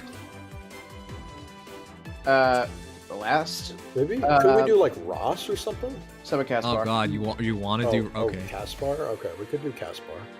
Yeah, Caspar is actually more recent. Ross is dead. Found dead in a ditch. Yeah, Ross is... I still see so many of him, even though I think he kind of sucks now. I mean, I think he sucks. Yep. He's, he's lame. He's okay. Alright. Summer Intensity Caspar. I keep forgetting his name recently. I have just been calling him Shonen Kid from Black Eagles. Why did I delete him from my memory? I don't know. I think he's really shonen, that's it. But I don't really dislike him. He's a shonen protege. Yeah. Alright, with 46 HP versus 48, 2-point advantage for Basilio. Oh my god. 41 attack versus 43, 2-point advantage for Basilio. Oh my god. 36 speed versus 33, 3-point advantage for Caspar. So here's the thing. There's middling speed and then there's like fast middling speed, you know what I mean? Yeah, there are degrees of middling. Oh boy. Yep, basically. That is so silly. 30 defense versus 36, 6-point advantage for Basilio, and then 23 res versus 21 res. 2-point advantage for Caspar. Okay, Basilio's better. It's unless you care about middling speed. Fast middling speed. So dumb. You really have the entire variety. Do you want no speed? Balthas. Do you want middling salvageable speed? Basilio. Do you want middling pretty decent speed? Caspar.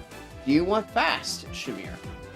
Yeah, it's a pretty clear-cut case, guys. So, Basilio is in an interesting position. I do think if you can get him plus 10 and you need a 185 BST scoring hero, he could be your guy. He's not bad at all.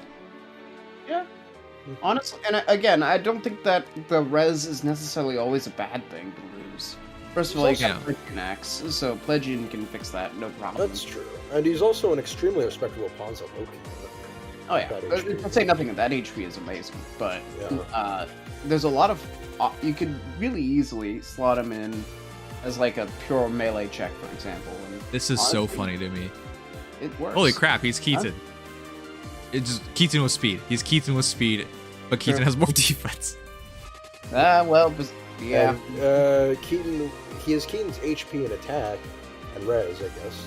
Just the speed and defense are kind of, just a lot different. All right, well, anyways, I'm glad he's in the game. If nothing else, he's the most nice stuff. Makes it more available, just has to spend feathers. And we'll move on, because the final two heroes are much more interesting in my books. Yeah, yeah, it's true. They bring... I guess they bring more new stuff to the table than Basilio. Although I do like that with Basilio they didn't go for a cookie cutter, like very fast or very slow. They decided to mix and match a little, which makes him suffer a little bit as a unit, but at least he's not like boring per se. I'll just say I expect to see actually decent numbers of Plist and Basilio, just because he's a mergeable Bothus. But these two units, beyond availability and BST, have a lot of offering to give. Yes. And that's what I wanted to talk. I can't believe we're getting Meryl twice for free, and of course Yanfei is GHB, so we're already getting him 3 times for free. Oh my god. Yep. 3 times for free, we're guaranteed 2 more times down the road. Okay. I'm also a big fear of Metal Gear. Metal Gear. Is it Metal Gear Solid Revengeance or is this Rising Metal Gear Revengeance? Yeah. Whatever it's called. That is a great game. One of the reasons why I bought Nvidia Shield TV was because they put it on the Nvidia Shield TV. Too bad it's a shitty experience, but it's on PC as well. Great game. Check it out. It's very cheap. Why am I doing advertising for it? He looks exactly like Raiden, so. We have that one of the singers in Faye. Thanks, Moosebell, for Metal Gear. So that's so. Yeah. Yeah, it's kind of Metal Gear Rising. Okay. Yeah, it's like a mixture between Raiden's hair and then like Jetstream Sam's more Japanese look. And then he has that entire helmeted face as well. Like, yeah. Oh yeah, really cool. All right, let's get it over with. Mero, though, is the first hero with 37 HP, 37 attack, 40 speed, 25 defense, 31 res, 170 VST with 3 boons. Nice. Yeah. Oof. It's the Shamir syndrome where you can't hit 175, but you get super boons galore in return. So, the thing, I don't mind this personally because why do you care so much? You're going to run blue dual infantry if you cared about scoring. Yeah. So, it's really not that big of a deal. Yeah. It is nice if she was higher BST, but then... And yeah, especially because she's free to play. Even if you have Banes, who cares? Yeah, honestly, it's whatever. This is the same artist as I was checking out artists a little bit before we did this, and same as regular female Byleth and Happy. I can see it in Happy, but female Violet. Yeah, that's so weird. Okay, for the other thing that's weird, this is Edelgard. Yep. Edelgard's voice actress. How? How? That feels so weird. Sometimes I forget Terra Platt was involved in Fire Emblem before. I always remember. I always thought her voice was very distinctive. But that's also because I'm kind of. And again, I haven't played Awakening. So. I haven't played Awakening in years. I just remember the characters, not the voices. Okay, so with that said, I mean, you'd remember her grunts. With that said, these are great stats though. 44 speed, free to play, blue mage. What the heck, Ilyana doesn't deserve this. Tatiana, Ilyana found dead in a ditch, dunked on. Yeah, Tatiana has more res, but a lot less defense. But still, yeah, I would take Mary over. There is one imperative comparison that isn't totally dead though, and it's Lewin. Oh wait, what? No, too early. I need her to cure a kit. What's her kit? So for her weapon, she has Blar Lion Plus, and for those who forget how Lion Tomes are, if unit's HP is greater than or equal to 25% at start of combat, grants attack res plus 5 to unit during combat, and at start of turn, grants attack plus 6 to allies adjacent to unit for 1 turn, visibly. So it's a supportive tome with some extra stats in combat for a relatively easy stat HP check. And then she has drawback for her assist, no special. For her 4-star skill, she has Speed Res Link 3. And for her 5-star skill, she has Attack Speed Ideal 3. Yeah, which is so nice for pathing. It's so nice, but it's so late. The people who have killed their what's her name again? Luis? Oh, yeah. The poor Luises are very dead. I mean, to be fair, Luis doesn't exactly have the most fodder. I believe she has low speed defense, right? Yeah, where is my Luis? She has Rouse Attack Speed, Rainbow, and Rally Def Res Plus. So you couldn't take anything else if you took Ideal, but unless you are foddering explicitly to an Archer, you probably weren't missing much. Still. Yeah. Still. If you did, well. All right. And with that said, though. That said, attack speed Ideal will be on more units in the future, so having that pathing now is very helpful. Yeah. Okay. Immediately, though, you could completely change her kit, though. Well, you don't have to change her base slot, honestly. You don't. But doesn't it get broken if she doesn't have a buff or 100% HP? Yeah, but it's still otherwise flat attack speed 5. Which is not bad. I guess if you run her in a tactics team, it's actually really good. Yeah, and I mean, if you want to be on the cheap-ish side, you can run a Rouse or an Oath. And that would just self-buff you anyways. Okay, fine. Keep her A slot. As long as you can get yourself a Rouse or an Oath or run her in tactics team, you have... It takes a bit more thought, but actually it's a really good A slot. It's like life and death without the bullshit. Yep. Yeah. Like having offenses, no phase requirement like Swift Spare or Kestrel, no life and death defense drops, no Fury chip. It's just for whatever reason, scoring less for some reason. Yeah. Why did they do that to LND? Had enough drawbacks. You can get speed res oath from before though. So. Yeah, you could get... Yeah. I don't think there are any Oaths in the main pool or Rouses that are 4-star, but whatever. Okay, solid A slot then. With that said, her tome can be swapped out. You can make her offensive and go for Blar Fox. Yep. Ideally, or you could go for Drifting Grace from Drifting Grace from Lewin, which feels a little weird considering we're competitive. Oh my god! Blue Majors. You're right. Lewin's dead. What's the point of Lewin? It's not. I wouldn't say you have him already, or you all right. like We'll do the comparison, but very clear. You can build her however you want. She has high speed, really good attack, and even decent res. So you can do a lot. Yep. Very flexible, very offensive, demoted main pool Blue Mage. And I mean, you can even just keep her base tome, because with her kit in mind, what she's supposed to do is buff you for attack speed res +6. And then also self-buff herself for speed res 6 to get A slot working. It's a pretty self-synergizing kit as long as you have the link in mind. All right, our first comparisons with Lewin, and yeah, I think he's definitely dead. Okay, so this is very interesting. I feel bad for Lewin. He's still really new. 2 months? 3? Yeah, 2 months-ish. Jeez. Going on 3. So 40 HP versus 37, 3-point advantage for Lewin. 38 attack versus 37, 1-point advantage for Lewin. Same speed. 19 defense versus 25, 6-point advantage for Meryl. And then 34 res versus 31, 3-point advantage for Lewin. But it's a special hero versus free-to-play hero. I would rather just take Lewin's tome, give it to Meryl, and be done with it. Yep. Lewin also has attack res solo. So, now of course that's not amazing pathing, but he has decent fodder. You could just use him for that. Now of course, Lewin has awesome art. And that's where I cut it. Oh, wow. You actually brought that up. I think Meryl's art is kind of plain, but she's supposed to be that studio's... I've never been a fan of this artist personally. I didn't think Happy's art was all that impressive, so... Yeah, it's just good art. It's not thing... Like, it actually feels like it came out of Awakening almost. Lewin's art is just beautiful.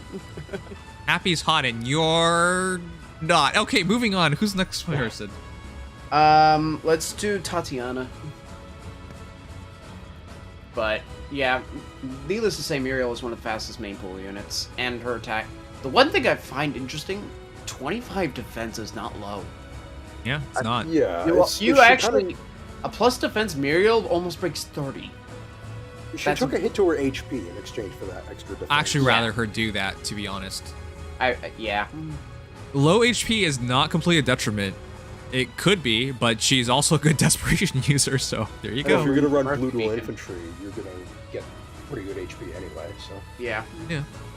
All right, Tatiana. I feel bad, because I know people who are making plus 10 Tatianas, and now what's the point? What's the point? I can't believe we got her for free, and now what's the point? Because Mario, we're getting 2 5-stars for free, come on! We both got... What? We get 2 free 5-stars of both Muriel and Tatiana. Tatiana's big draw was having high attack and decent speed. Surprise!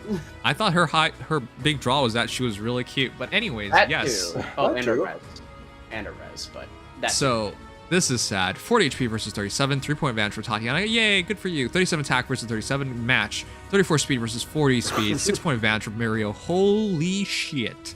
That makes a huge difference. Yes. And then 15 defense versus 25, 10-point difference. And then 39 res versus 31, 8-point difference for Tatiana. But I'll be honest, I prefer to have... Look, there's an advantage of having a lot of res, but when your speed is this low, I'd rather take the Mario. And keep in mind, even if we're just talking defaults, remember that Tatiana has Rabbit Tome, and then it sucks. Lion Tome.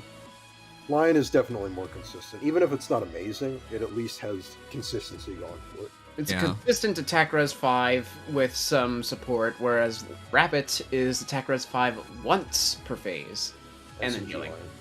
Yeah, and I'm not an expert in the animal kingdom, but I think a lion kills the rabbit. Just a hunch, yeah. Yes. And then watch someone show me a video where like 500 rabbits kill a lion. The rabbit fights off a pack of or a pride of lions. That's terrifying. Holy crap. Oh man. All right. With that said, Ileana, because she was the only other. Ileana is just Tatiana with more defense. Yeah. And less speed. Yeah. There's not really much to say there. Oh crap. Well, that's sad. I mean, to be honest, I liked Ileana over Tatiana personally. I mean, if we really want a good comparison, then Urk is obligatory. Yep. All right, Urk it is, because this is actually not close. Well. Oh boy, now this is something. Oh boy, I'm so sorry for Urk. At least it's red versus blue, but he's still... Oh wait, no, they released starts with P, son of Ashnard. Yes, but Peleus has only 35 speed. But he hits so hard, it kind of makes up for it. All right. Yeah. Urk, 45 HP versus 37 of Mario, 8-point advantage for Urk. 35 attack versus 37, 2-point advantage for Mario. 39 speed versus 40 speed, 1-point advantage for Mario. 19 defense versus 25, 6-point advantage for Mario, and then 27 res versus 31, 4-point advantage for Mario. It's not the end of the world. Considering Urk does get Dragon Flowers, he really just has one less attack. It really... He's just got a ton of HP. Yeah, he's more set up for Desperation than Mario is. But then again, her defense is higher and her res is higher, so it's not that big of an advantage in terms of having much more HP. Yeah. I guess you're really more resistant to like Tactics Room or something. It really is. Do you want HP or bulk? Like, it's really, these just are two different flavors. Urk takes a little more because he's a little older, but offensively, they're not really. It's not a huge deal losing one attack. And they both get the super boon in speed, so it's not like Urk is losing any even then. I wish everyone had that many flowers though. So moving on, I think that's the closest comparison in terms of free-to-play pool. Yeah. 5-star heroes? 5-star blue mages. Let me look at our fastest blue tomes. Let's see. Let's do Guinevere. I guess that could count. Guinevere would be pretty close-ish. Guinevere, among the most unpopular banners we got in her year was Guinevere's banner. Guinevere was one of the best units of the year. Yeah, it's weird.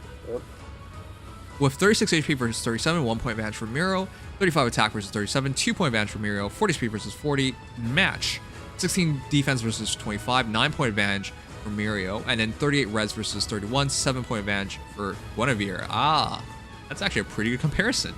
Yeah. Mirio's... I was worried at first it wouldn't be that close, but yeah, aside from the defense and res, their offenses and HP are just... Don't get me wrong. Don't get me wrong. Guinevere is not comparable to Mirio because of Aureola. There is no contest. But stat-wise, it's actually pretty close. The Aureola is... I've always thought it's really cool because it's just... A lot of magic units tend to have sort of middling to high res, and Guinevere just shreds through them. Like, effective damage just does so much. Yeah, no, Aureola is still one of the best tomes to this day because it's a pure meta check. Yep. There's no comparing to it. So Guinevere... What? Yeah. I was just like, Guinevere X Close Savior is still such a great combination. Yeah. It really is. Unless you're fighting an archer. Then That's the only part where it falls apart. Yeah, They actually have to all be mages. Yep. But still, when it is all mages, they've lost. So, Guinevere holds her head high, is still one of the best units to counter range. Though I will say that if we're looking at it purely from a offensive standpoint, defensive standpoint, Muriel is pretty good. Really holds up. Okay. I mean, for perspective's sake, she's the third fastest blue mage, and only Winter Nino and Pledging Katarina have more speed as far as. That's crazy because she's free. Okay. Yep. Thank you, Boster, and then Omakase. Thank you guys sort of follows. All right, but I think we're done with Muriel. This is a hero that I actually expect to see a lot of.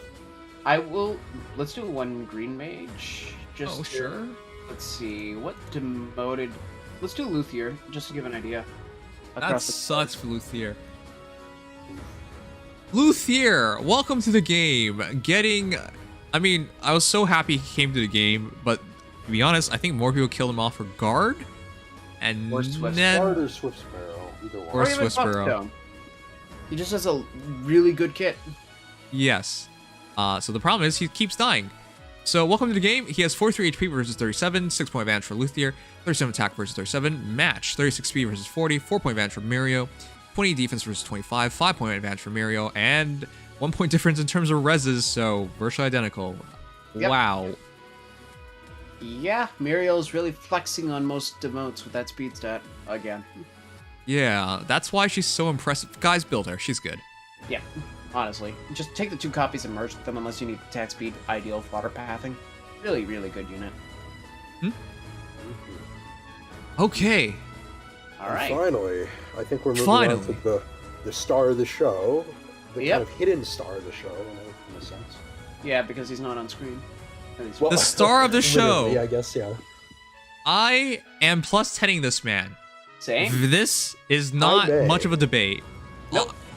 If you're a free-to-play player or a dolphin or whatever the heck you want to call yourselves that doesn't spend a lot of money in this game, and therefore it's very unlikely you have 185 BST ready units for your arena core and scoring core, Yanfei is your guy. Yanfei is your guy. I keep saying Yanfei. Goddamn, there's Yanfei from Genshin Impact. Somebody brought that up earlier. It's because there's too many similar names out there. Yes? It happened in reverse for me because I knew Yanfei from Awakening, then I saw Yanfei in Genshin, and I was like, huh, that's funny. And now it's reversing all over again. Yep. This is kind of rough. But yes, I know we took forever to get here, but this is actually the most impactful unit released in a while. Red units. Yes. When did Mr. Dark Career Sword come out? Nemesis is a little more than a year ago. It took this long for us to get a proper 185. But Nemesis finally, a GHB that actually has a perf and is like really good stat wise. Like this year has the right BST. So few for that. Yeah. Well, good stat wise. Oh, yeah, this year in particular has had pretty destitute GHBs. Yeah. So Yanfei's just gone to shut all that up. I am so happy because this man has 43 HP, 37 attack, 42 speed, 32 defense, and 28 res. He is so similar to a certain other hero we just got. However, he gets his perf, and what is it? So, Yanfei's perf is known as the... I believe it's the Carnage Amatsu. No, Carnage, yes. So it's not the base Amatsu. It grants speed +3, unit can counterattack regardless of foe's range, and then, if unit is not adjacent to an ally, and unit speed is over foe's speed, reduces damage from foe's attacks during combat and from AoEs, including rookers, by percentage of difference times 4, max 40%. I.e., he has dodge on a distant counter sword with speed +3. Wait, he didn't get some bullshit weapon? He actually got a really good one? It's basically, it's like base Freya's Nightmare Horn, except with a solo condition. Yep. Distant counter, speed +3 sword with damage reduction. Yeah. On top of a speed super boon at 42. A plus speed Yanfei has 49 speed with a distant counter sword. That also has damage reduction built in. Are you sure this is free? It's kind of insane on its surface. Like, surface. Well, no, it's just kind of. It is just straight up insane. What is this? It's ridiculous. Yeah. The thing is, he has a super boon in speed. That 42 speed gets him to 46 once you trait for him, and then another inherent speed plus 3. This man is 49 speed. What? Base. Yeah, base without any skills impacting this. Excuse me, that's ridiculous. Yep. And on top of that, his 4-star skill is Threat and Attack Defense 2. What we do? His 5-star skill is Kestrel Stance 2. Finally in the game. Oh my god, Kestrel Stance is demoted. You no longer have to kill Ryomas. Wait a second. Sister's footsteps. But do you really want to be killing Yanfei's? Wait a second, kill her sister instead. For Yanfei. I mean, you could, but then you have 2 dodge instances. Yeah, that's actually really dumb at that point. Listen, the reason why I think this is such an insane hero, chat, you just give him null follow-up. He has speed damage reduction in his weapon. He has this encounter opening up his A slot for whatever the heck you want to run. This is insane. Yep. You get distant counter dodge tanking with a free A slot on a demote. Okay, everyone should be building this guy. He is by far, like, we celebrated friggin' Shamir, and that was basically the same stat spread, but with no perf. She's interesting. Okay, we'll do a comparison in a bit. She's interesting, but she's not to this degree of madness. This is legitimately top 5 all time GHP hero, easily. Grail hero. Top 5 all time, easy. Yep. This is. I'm not sure if I can say he's the best, but he is very much challenging for it. Like top, I'd say top 3 even. Top 3. He's just a god sword, straight up a god sword. Like, he's a free god sword. Free, not even like with a free. He's just a god sword. Yeah, he doesn't. His stat line is basically what you'd see on a regular like non-free 5-star lock unit. Maybe a little less attack, but still. It's kind of like Patrine, where he got a perf, and I'm like, this can't be free. This is really good. @/SPD ideal no follow-up and @/SPD menace easy build. Yeah, I mean, if you want to use menace and just get perfect ideal, yeah, that's also really good on him. You can also do times pulse, which, by the way, because he runs a perf, you can run times pulse. It's not a big deal. Yeah, no scoring loss. This is dumb. I'm making a +10 Yanfei. That's +10 Yanfei, +10 Shamir. I am now officially broke. Yay! But I'll have a 185 BST core team. What the heck? That's crazy. Chat. Is there any reason not to build this guy? Why? What are you gonna do with your grails? This is, you hold out for characters like this. It's like when Astrum first came out, and we were just so excited because it's just like Astrum's abilities weren't for a free-to-play hero. No way. I remember that when we thought Astrum was like, wow, he's hot shit. He was hot shit. Everyone built him. Like so many people built him. Yeah, unless you had Young Marth, I would have built him even. And then they released Young Marth, and I was like, okay, well. Okay. Yeah, honestly, I think NFU's best B slot. I think you have a decision for A and C. If you do times pulse, then your A slot is Could run like a stance 3. I don't want to do stances because he's a great dual phase hero. I maybe push, but he has to be solo. Maybe solo 4. You could run solo. Yeah. Attack speed solo 4. I mean, stances aren't a bad thing because having DC on weapon means you have DC guard, which tends to be extremely valuable. DC guard is really good. Yeah, I know, but it just feels like he could offer more than that. Yeah. You could. It's the solo part is a good point with, because he's gonna run damage reduction solo anyway. You might as well just stack solo stats. Yeah. Okay. No, this is seriously so dumb. Okay, let's do some stats comparisons to show why he's so dumb. But easily recommended hero. Easily should build this guy. Does it would be very depressing if he shits on his sister. Oh no. Él no sabe.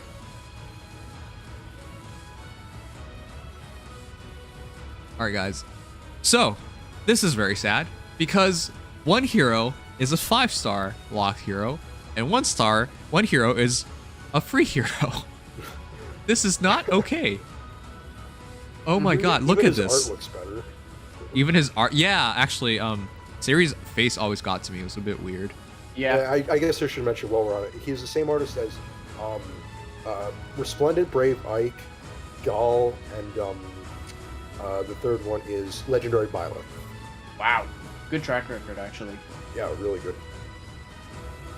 So chat, Sayri with 40 HP versus 43, 3-point advantage for Yanfei, 35 attack versus 37, 2-point advantage for Yanfei, 40 speed versus 42 speed, 2-point advantage for Yanfei, 23 defense versus 32, 9-point advantage for Yanfei, and finally 34 res versus 28, 6-point advantage for Sayri. But I'm going to say this right now, I would rather have the higher attack, higher speed, and higher defense, and higher HP over just a mediocre 6 res difference. Come on.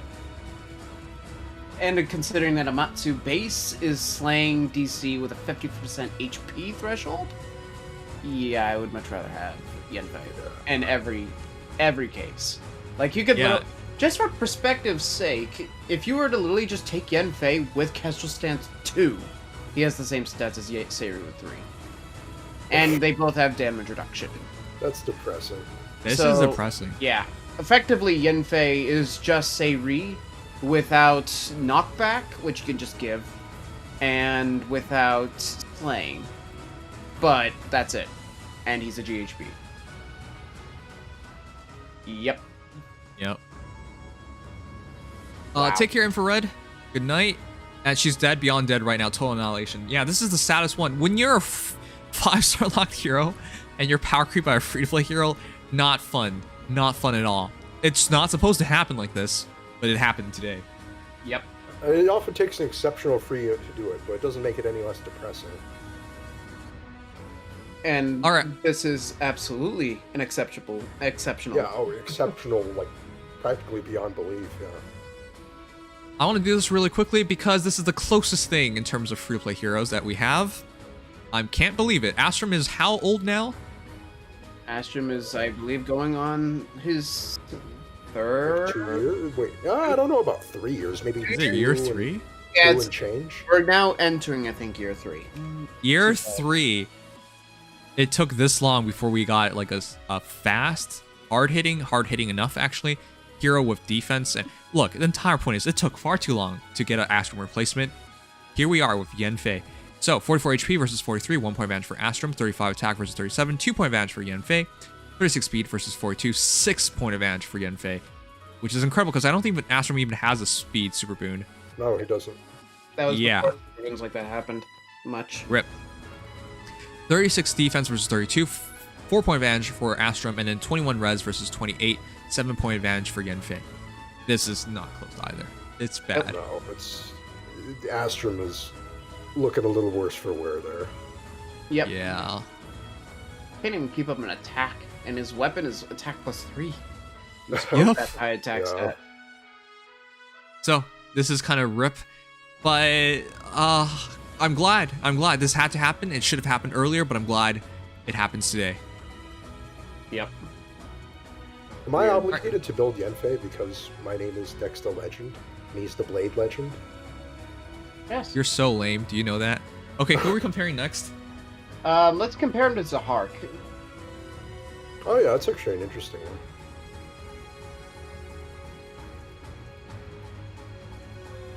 The Hark is a ninja. Did you know that? Oh my god, what the hell is this?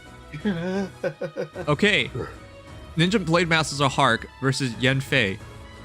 Is Zahark actually Yanfei with dyed white hair and eyes closed?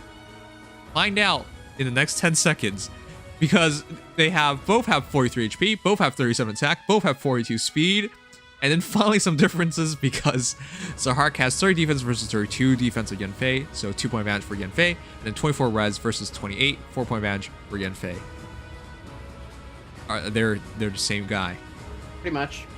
And yet, so many people actually summon to +10 Zahark because of that 42 speed. Yep. Wow. Wow. Yeah. Okay. So that's a 4-star special hero, but who else? Let's see. The only Grail. Let's go to Rutger. I was gonna ask, are you gonna do Rutger? Yep. I had to come to him eventually. Rutger's perf is on the horizon. The problem now is it no longer matters because I don't care what his perf is. It's not going to be good enough. I just realized it is going to be a slang perf, which will be nice, but it'll take until like summer of next year to really get it. So. Yep. Gamera's Luigi just said something really interesting. He has Ryoma's mask and Takumi's hair. Basically. Yeah, he kind of does look like Ryoma. And then the white hair. Oh, that's weird. Oh. All right, but Rutger, congratulations. You have 44 HP versus 43, so 1 point advantage for Rutger. 32 attack versus 37, 5 point advantage for Yanfei. 39 speed versus 42, 3 point advantage for Yanfei. 29 defense versus 32, 3 point advantage for Yanfei. And a 24 res versus 28 res. 4 point advantage for Yanfei, who is just better in everything but 1 measly HP. Great. Yep. Wow. I mean, hey, Rutger is a super boot in speed, but he actually only has, I think, 15 Dragon Flowers, so he doesn't even catch up. You know, the saddest part is, if Rutger wants to even pretend to be Yanfei, he has to run distant counter, and then, I don't know, probably Spurn or something, and it's just like, all of that just to mimic a fraction of Yanfei. The invincible meme, yep. Oh god. Alright, well, I don't think it's fair to compare him to many other heroes, but we'll do one more. Who's a really good 5-star hero? Sword hero. Let's try to pick one that hasn't been done. So yeah, because I was going to do Brave Marth if no one picked anything. Yeah, let's do Catherine. Catherine, huh? Actually, oh wait, I can actually kind of see their stats being pretty similar now that I think about it. Like Catherine, the Thunder Knight, with 43 HP versus 43 HP, match 39 attack versus 37, 2 point advantage for Catherine, 41 speed versus 42, 1 point advantage for Yanfei, 30 defense versus 32, 2 point advantage for Yanfei, and then 23 res versus 28, 5 point advantage for Yanfei. It's not okay for him to be so comparable, but he is. Catherine at least does have a very offensive sword, allows her to attack twice before getting counterattacks. Or does she even get hit? No, she doesn't. As long as her foe is above half health, she gets sort of a pseudo brave effect where half no follow-ups and auto and desperation. Yeah. Right. So not a 1-to-1 comparison, but yeah, it is still kind of dumb how he has better stats. Yep. I mean, mean, 2 less attack, but come on. Dragon Flower gap does mean that he'll end up having less attack and the same speed, but he is tankier still. Yep. And considering that he's a DC unit, that's all for the better. Okay. Oh yeah, and they both have the same aesthetic for their swords, by the way. They're both based on the Japanese. Yeah, their swords almost look identical. Yeah, their swords are almost identical in a design. Yeah, that's fair. Okay, so this is the final hero, and I think this one's fair because, oh boy, the release times are actually not that different. It's weird, but the stats. It's weird because if you deploy Shamir and Yanfei, you basically have a very identical hero, but Yanfei will do it better because of his perf weapon. With that said though, 42 HP on Shamir versus 43, 1 point advantage for Yanfei, 37 attack versus 37 attack, match, 40 speed versus 42 speed. Yanfei has 2 point advantage, 31 defense versus 32, 1 point advantage for Yanfei, and a 32 res versus 28 res, 4 point advantage for Shamir. That's just, I actually think this is really dumb because despite Shamir's release time being just like what, a month? Not even just a couple weeks ago. Yeah, like what the heck? How can you, like, we celebrate Shamir's release. She's really freaking good. Yep. And then you immediately, what the heck? A more valuable color as well. Yeah, a much rarer color. Granted, axes have inheritable weapon options to the moon, but having a perf already, who cares? Yeah. And also perf, so future is better for Yanfei. Plus, he's cheaper because in the future you'll have up to 5 copies of Sorry, Yanfei. did you do Malice comparison? We did Malice comparison earlier with what's her name? Yeah, there's so many. Flavia. Flavia, yeah. Flavia. So many god swords, we're not gonna bother. Yeah. You know what? One more, because this comparison actually makes some sense to me. Marita actually makes a bit of sense, but yeah, it's not very fair. They actually do seem pretty good together. 41 HP versus 43, 2-point advantage for Yanfei. 35 attack versus 37, 2-point advantage for Yanfei. 42 speed versus 42 speed, match. 31 defense versus 32, 1-point advantage for Yanfei. And then 23 res versus 28 res. Actually was a pretty good pick. Yeah. Huh. I didn't think they were that comparable. I think that one pertinent one is going to have to be Young Marth as the... I know that he was brought up earlier, but not much, and he is the most comparable, or at least most common God Sword, quote-unquote, for Emotes. He's Legacied Hero. I keep forgetting that. Yeah. Alright, Mr. Legacied Hero, who I actually have at plus 10, has 41 HP versus 43, 2-point advantage for Yanfei, 36 attack versus 37, 1-point advantage for Yanfei, 37 speed versus 42 speed, 5-point advantage for Yanfei, and then 32 defense versus 32, match. 26 res versus 28, 2-point advantage for Yanfei. Oh boy. So Marth at least is double effectiveness and advantage. Still an immaculate weapon. But he doesn't have damage reduction and he doesn't have DC. So it's actually a pretty interesting trade-off. And at least he has Hero's Blood. Hero's Blood is a 500 SP spammable special with good support and scaling. So it's not like he's totally destitute. And in fairness to Marth, his refine is going to happen sooner than later because it's on Fina. Assuming Fina gets a refine. Assuming she gets one. I mean, I think Dance... Well, I don't want to speak on Dancer refines. That's kind of its own but topic. But even if it did happen, though, that'd be great. But otherwise, I mean, aside from the fact that Yanfei does crush Marth in speed, it's pretty comparable. Like, it's not to say Young Marth is by any means an unsalvageable arena project, but... honestly, if you have a plus 10 Young Marth and you are intending to, I think Yanfei might just be the better project. Yep. Okay, I think that's enough. Because this has gone on for 2 hours, and I do think Yanfei deserves all of it, all the extra time. But in terms of all the new heroes, chat, this is so exciting. I can't believe these 2 free-to-play heroes are so good. To be honest, with Basilio demoting, these 3 heroes are all very interesting. Yeah.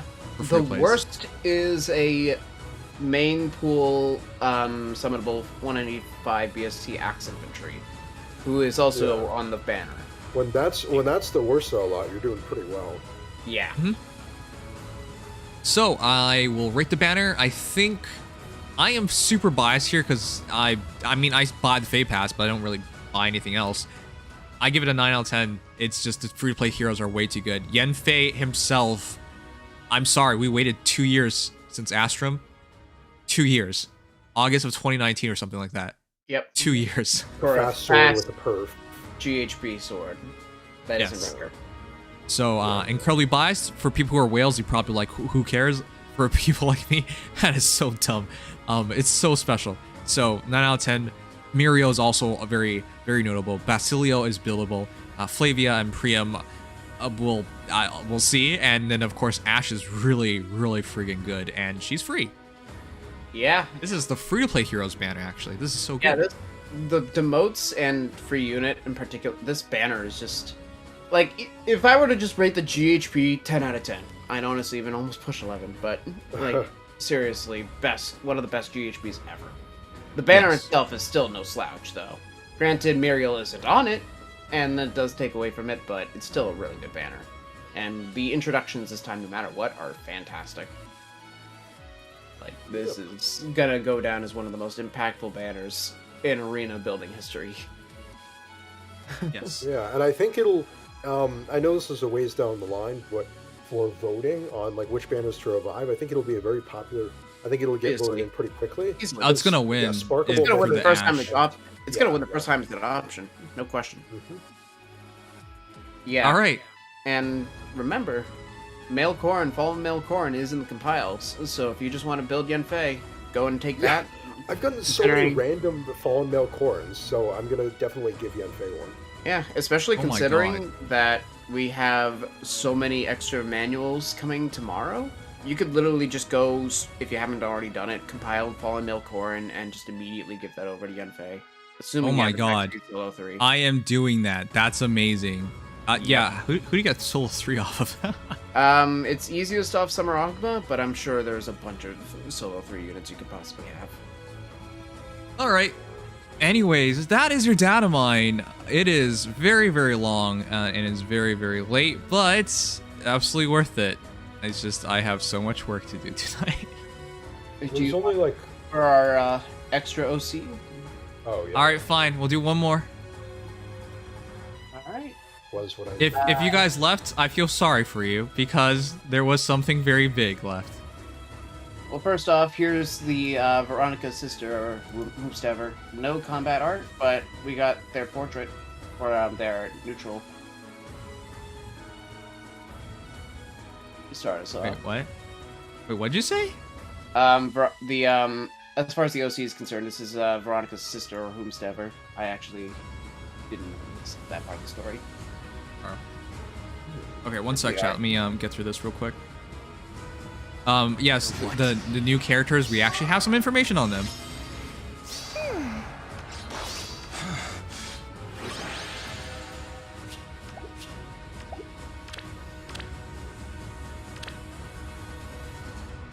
Letizia is her name, or Letizia. Yep. Depending on your pronunciation. The Nims look at refines tonight. Yes. That's why this entire stream is so long, and I am very, very mentally dead right now. It is funny that two of the best Grail units are now Walhart and Yenfei, who are in the same army. Yeah, that's actually pretty funny. Huh. Yeah. They're from the same game. That's why it's right to make them bullshit. Army. Well, yeah, the same army. Literally, Yenfei is one of Walhart's generals. What? Yeah. That's so dumb. Spoiler alert: Yenfei is like a good bad guy. Like, he's not a bad person. So, this will be fun. But yeah, it feels like Walhart cheating the line makes a little more sense now.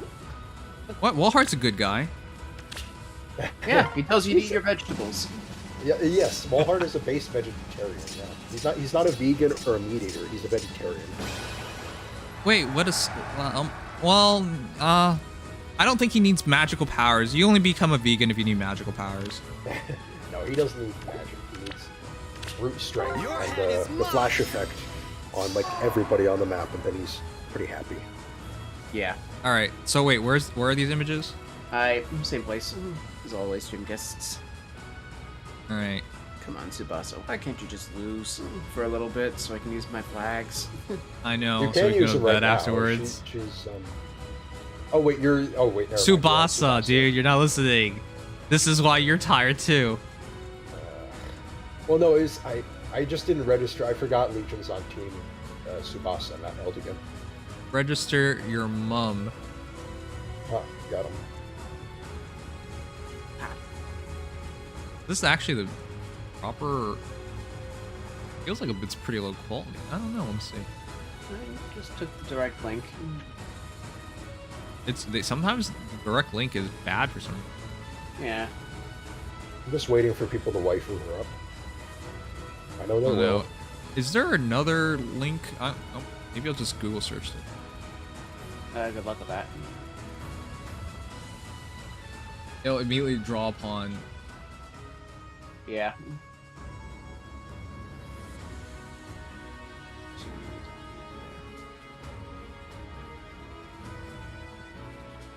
Or nothing, because this is way too new. Okay, I didn't know. Yeah. I thought YouTube. I thought Google queried immediately. Yeah. Well, considering it was mostly spreading through Discord. Yeah. Okay. It's pretty low quality on a PC. So, give me 1 second. I'll just double check before I start this.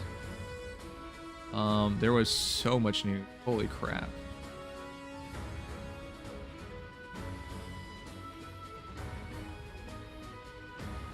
All right, you know what? Let's just go. Okay. All right. So, 2 new heroes or villains. We don't know yet, but 2 new characters at least that we got to see. And here's the first one. Veronica's sister. Did you ever find yourself liking Veronica but fearing jail? Oh, yeah. You don't need to say it like that. Okay. But now I don't know. it's so hard to discern age when you're wearing this much makeup. She's probably not gonna get you in trouble. And let's be frank, just judging by everything we know thus far from the trailer itself, she's probably gonna be pretty rough. I don't think she's gonna be a nice person. There you go. Yeah, we'll see. Some people are into that though, so you know. Yeah. Is that a tome? Why? What's going on? She carries it like a tome, but that's clearly not a tome. What is that? Very confused. Huh. Okay. Green. Green was my favorite color as a kid, but she makes it work. Wait a second, I just realized they better have a really good explanation as to why we haven't heard about her in all these years. Because if you imagine the timeline where everything is dead because hell has taken over the entire world, surely at that time, Veronica would be like, well, my sister would have done something, you know, like, surely you would have said something, right? I feel like they're going to explain it away as something like, oh, well, she was excommunicated or she left or something like that. I don't know. All right, well, I need to hear this explanation because this is really silly how they hid her this long, but whatever. I am very excited to see this as a character, and pullable come 2022 December probably. It'll be forever. But yes, at least she'll be a new character. I'm looking forward to this because it really feels like it's gonna be Veronica, base Veronica, but better, and that's the concept that's been there for a long time. Who really knows what we can look forward to? But at the very least, a very interesting character design. Yeah. I'm actually like so confused by her age, because if you look at her now, she probably looks really mature, but if you imagine her without her makeup on, she's a kid. Is what it looks like. It's so weird. This is so weird to me. I don't like thinking about things like that. Well, wait, you've never seen someone with makeup and you're just like, what if they don't have their makeup? No, I don't mind thinking about that. I don't like thinking that someone without makeup would look like a kid though. That's that. Well, here's the thing, it's really hard to tell. Remember Lynn? When I first played on the Game Boy Advance, I was like, oh, she's probably like 18 years old at least. And the game itself in North America is. But in Japan, isn't she like 14? Like, I'm like, what the heck? How could she be that young? It's always confusing in video games, guys. All right, well, that said, one character down. Our next character. Do we not have his art? I think we have his art. I can find it. Might take a minute. And I mean, otherwise, you could always watch Xanix's video. It has the art all there. Yeah. Oh, and animations and all that. Yeah. So, almost here. Retainer to Elm. So it looks like he has huge friggin' ears. I did not notice that. He is a bat. Yep. And a very fast bat. I'm so friggin' confused. All right, so the Are you sexually confused? I've always been. Okay, nice. I like that line. I see. We should keep that one in mind. No, going forward, look, the thing is, I guess this is supposed to be like the guardian spirits of Elm and Embla, right? Sorry. Elm is the guardian spirit of Embla, and Ash is the guardian spirit of Asgard. I think that's the idea. I think so. Yeah, that would make sense. Right. Which then would probably lead into potentially fighting Asgard and Embla at the end, or meeting them at the end of the book, at least. Yeah. Wait, why is our spirit so pathetic? She friggin'... First of all, she falls out of the sky into our arms. If we didn't catch her, she would be most likely dead, or have fractured bones, or brain damage, or a combination of everything I just mentioned. And then in like the first 30 seconds of seeing her, she trips. Why is Asgard so bad?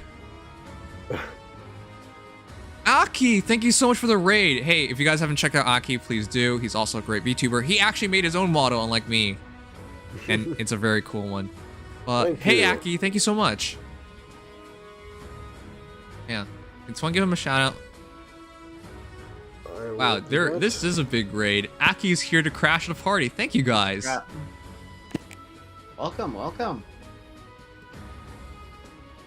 Okay, so if you guys don't know me, I'm Nimious. I am a VTuber. I like blood. Sounds so dumb.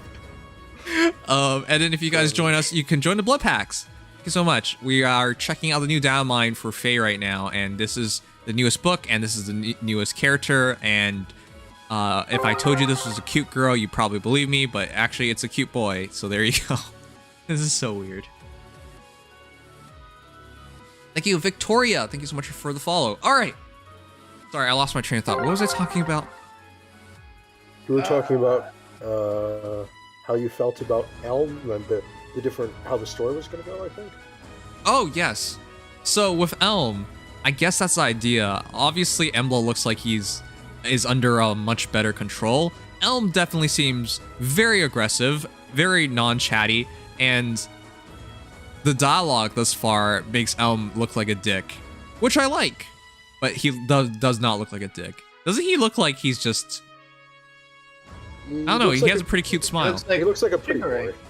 Yeah. Kind of looks like a baddie Shigure. This is so weird to me, man. Yeah, this is so weird, and then the dialogue doesn't fit at all. All right, Retainer to Embla with 44 HP, 55 attack, 49 speed, 30 defense, 34 res. This is probably just him in the story, so we don't know for sure. He's gonna have a different kit once he gets released, so don't follow this stuff. But I wouldn't be surprised if he's still like a mixed tank with really good offenses. Yeah.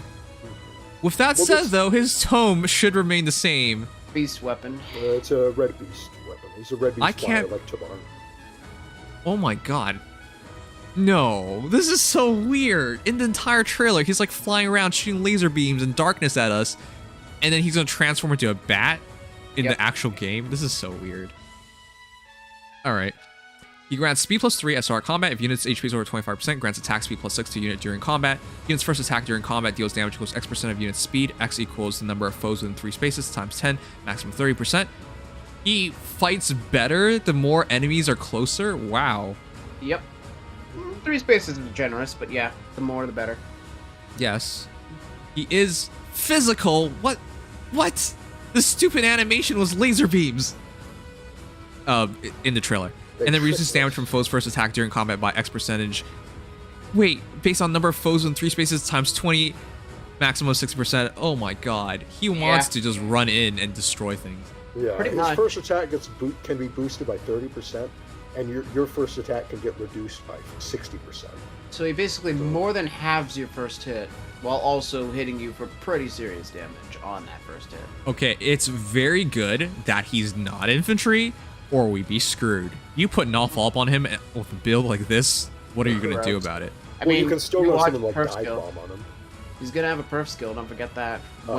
He might actually get it.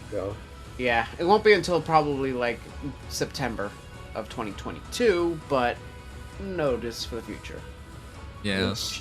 But I have noticed that at least the flying beast conditions have not changed. It's attack plus 2 and 1 extra space. Right. That's a good pointer to make out because it's just infantry beast heroes that appear to be getting the upgrade. Good for them because they needed it. Yeah. Yeah, if flying beasts also got it, that's too much. Yeah, flying beasts were already good. Beast infantry just had no reason to have such a bad condition. Though he's gonna be a dark mythic. Oh yeah, you could very well be a defense mythic. That actually makes perfect sense. New Age Tabar, anybody? New Age Tabar will get a New Age in like a month or two with this refine. True. That just makes me think, by the way, when we get to like, not specifically about Elm, but thinking like, for example, Mordecai as a demote is going to get a Null Guard perf when he gets his refine. So we'll have a free-to-play Null Guard beast. That's actually really cool. I have enough to plus 10 Mordecai when he gets his refine, so... But yeah, that's some food for thought for later, but Elm though, sets that precedence. Fires are going to stay in the same place. But man, he epitomizes. Like, this is basically what Naysala wishes he was. Basically. Even a similar ally to Naysala, except more attack, but yeah. Okay, so Elm is going to be very good. Going to be interesting to see what he actually has, but by weapon alone, he's already very interesting.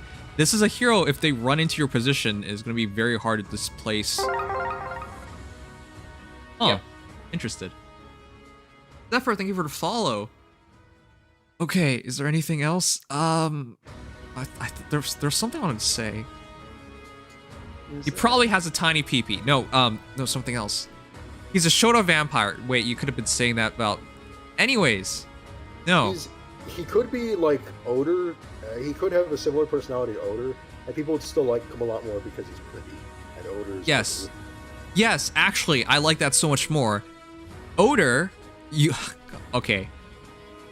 We've all dealt with those girls. He's dark and edgy, so some people like it. But if he was pretty and he's still a dick, people would still like him because he's pretty. So I think this is what's gonna happen with he's definitely a dick. Any dialogue you've read of him thus far, he's just being mean. But people are gonna like him because he's pretty. Yep. And they're gonna loot him a lot. Oh yes. And look, I know, don't take this the wrong way, chat, but there's gonna be a lot of trap stuff going on. Yep. I'm sure you won't complain about it, right, Toms? What? I'm not interested in traps.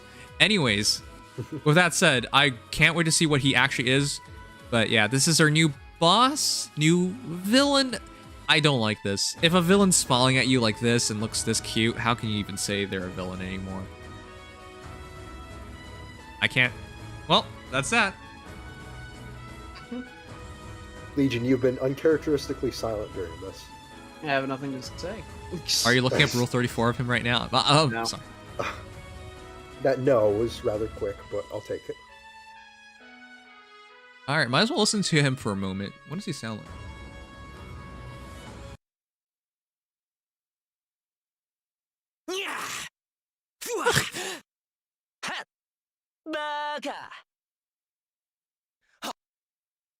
Hey, he's a Shota. If there was any doubt, he's a Shota. He's a very Shota. I'll shut you up! Die, why don't you? Just another mortal. 閉ざしてやるよ。鬱陶しいな。もう死ねよ。人間風情が。Wow, human scum. No, Lady Embla. Lady Embla, so he is a servant. Okay. Also, well, a lady. Well, obviously, girls so bad. Anyways, he's a brat. At the very minimum, he's a brat. このエンブラ様、お許しください。Well, that's great. We know enough about him now. Ugh. I'm telling you, he's red, so no main villain. Oh yeah, isn't there a pattern going on? Yeah. All main villains have to be what color again? Green. Green. I don't know. I don't feel like Itri's a villain. I don't like that. It's like Itri's a villain in our eyes because she's doing all this for Nivelier, but if we were on the side of Nivelier, could we even say she's a villain, you know?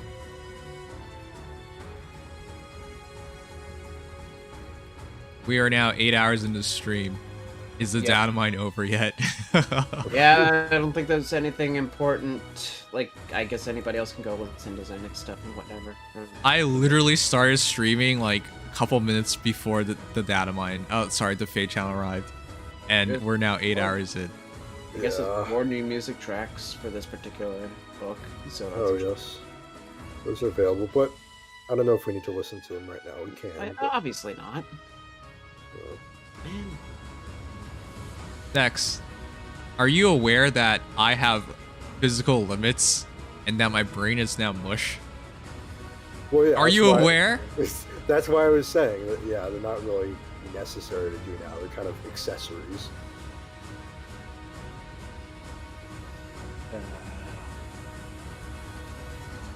Tactics room, new level. We already saw that. New squad assault was always. Sedgar and Sophia in the Grail pool. New compile units, including Winter Nino and Erica. And Summer Leone. That's about it. Alright, if anyone wants to talk, I'm here because I have more gacha to do before I can finally rest, which is not much of a rest because I actually have to edit this stuff. I am. Oh my god. Oh, I would. Please, love somebody become my editor. I would love to talk, but man, I need to sleep. Good night. So, have a good night, everybody. Great day to mine. Very excited. Good night. It was fun. Have fun with this banner tomorrow, because I know I will. I've already got my fodder lined up for Yenfei. Can't wait. Cool. That's gonna be a good time. Yeah, plus send him as soon as he drops. All right, have a good night. Good night. Good night. Lun says, "Can I beat you down in PvP while you're tired?" What a dick. How about I castrate you? How about that? Ugh. You bastard. I did not play enough Genshin this week, and pay me and I will do the job. Are you sure? Editing's not that hard, especially because I already made it, put in most of the stuff in the actual content itself. But still, it takes some effort, and it's usually pretty late. That's Legion, right? No, that's Mad Crash. And the other person, that's also Mad Crash. I'm sorry. I'm sorry. I couldn't help myself. Everyone's Mad Crash. I have a reason for Nala being plus res. What possible reason could you have?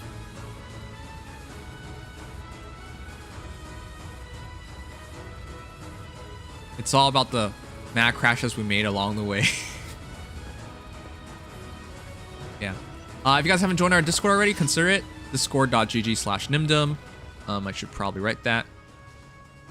And join us for World of Warships, please. Because tomorrow's the last day for the sponsorship, so I gotta play it tomorrow. But I'm very much looking forward to everything.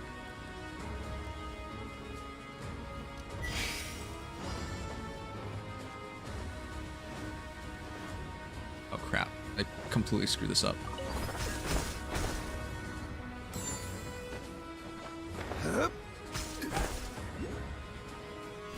Yeah, Fortnite lover 69, right? No.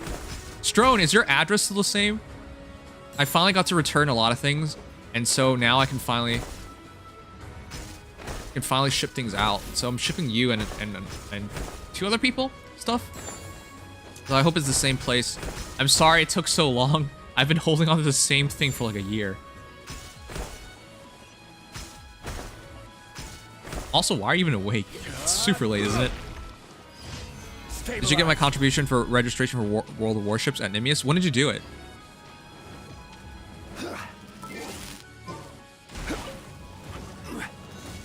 Oh. No, my soul. By royal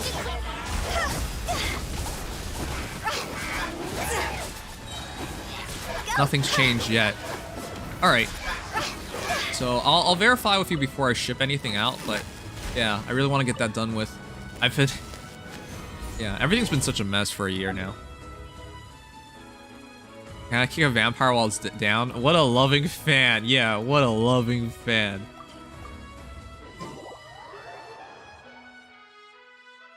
Earlier today. What's earlier today?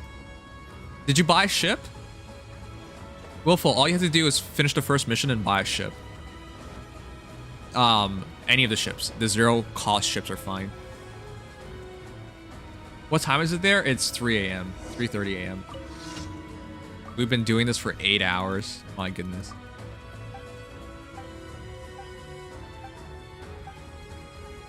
Hello, Yami. I bought a ship and it did a mission. All right, perfect. Then that definitely counted. I just can't tell because you can't give me the time, so I can't tell for sure. But that probably worked. If you're really worried, just log out of your account, sign up for a new one, and then do it again. and then do it again, and then this time I can tell you, unless you uninstalled it already. But yeah, I can't tell because if it's early in the day, I definitely know somebody did it. Like a couple of people did it early in the day, but I don't know.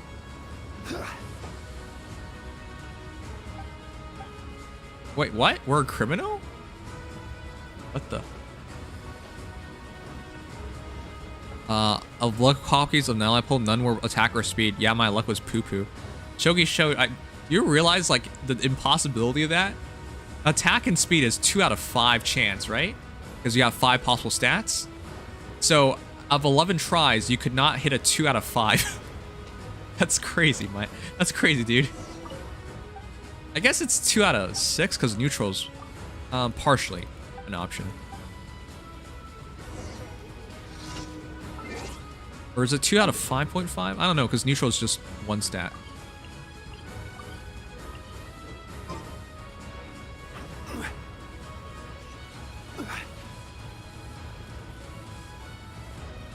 This has to sacrifice sanity? Yeah. I actually haven't eaten. I woke up and started streaming.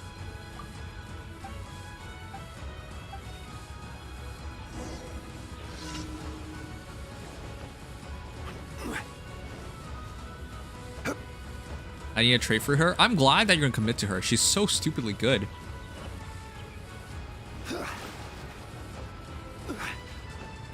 If people are streaming while it's the middle of the day for me, it usually means they're sacrificing their sleep for the stream. Yeah, I mean, I'll always do that. 10 out of 36 chances of all the possible possibilities. Still, that's pretty bad because that's basically a 1 in 3 chance. It's under that, obviously, but it's close enough. You fail it 11 times is incredible.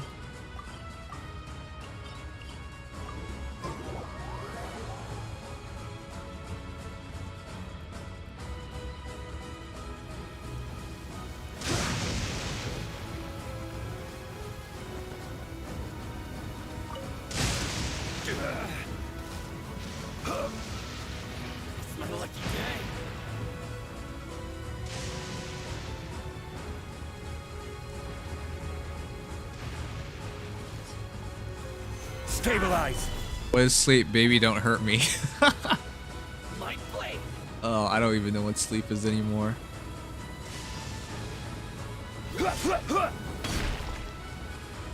8.2 bonus. No. Oh, come on. Did I get it? Fuck. Wait, I missed this one? Careless. Are you kidding me? Oh. Solidify. That was just Order bad. guide you. Rain outlines your fate. Oz revealed. Lightning. Let's vault. This is incredible. I hope that she does that intentionally because it's such a bad pun. Lightning, let's bolt. Rain cutter. Wings of darkness. Higher, fire. Just be Go. miscalculated. Must counterattack.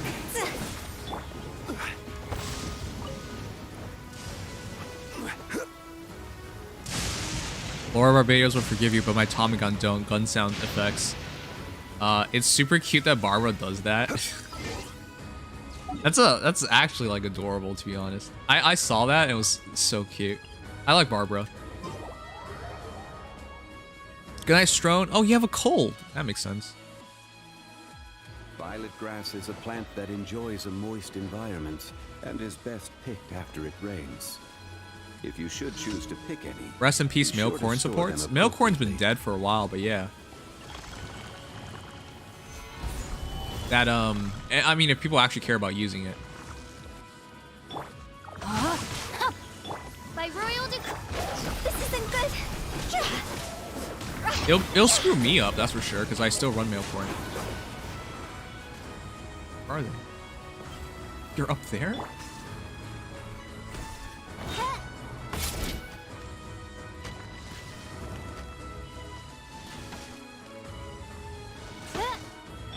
Rise. Flying stuff are so annoying.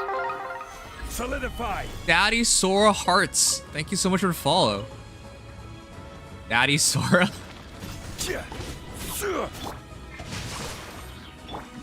King Heart Sora.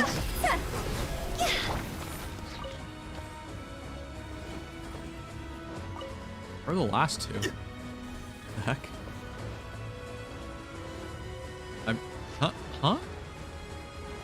Huh? Where are the last two? Oh, there they are. Stabilize. No, my sword. Rain outlines your... Oh, wow. I actually really enjoy Kingdom Hearts when I played as a kid, but imagining him as a daddy is so weird. Because at the time when I first started playing, I think Sora's slightly older than me, just slightly.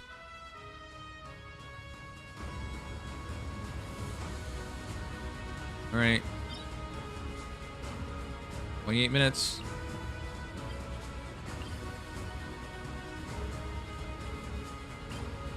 I think I'm missing Wolf instead. Yep.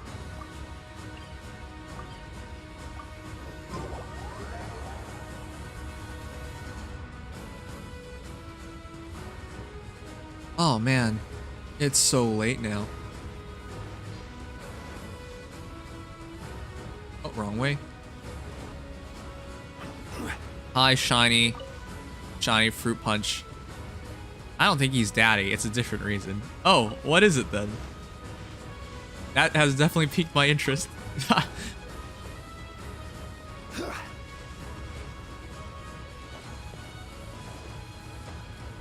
actually do want to play the entire Kingdom Hearts collection sometime. I have it on the PS4, the PS4 collection. And it's just unfortunate I haven't had the time. But it's a long game. I remember playing Kingdom Hearts 2 as a kid.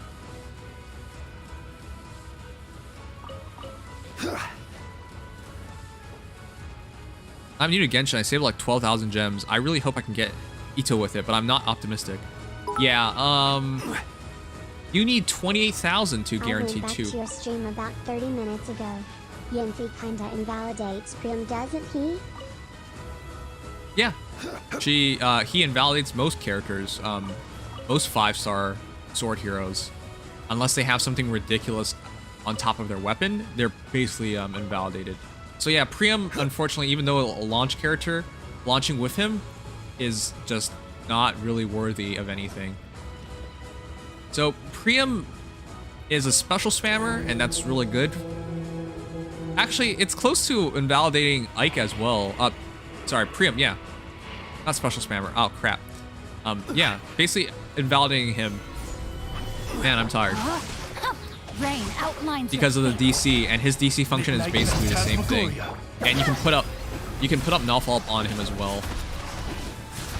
So you catch up really quickly.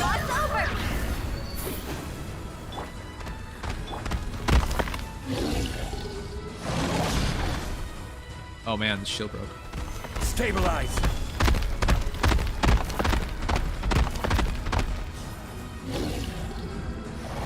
No, my... I don't even think I hit him.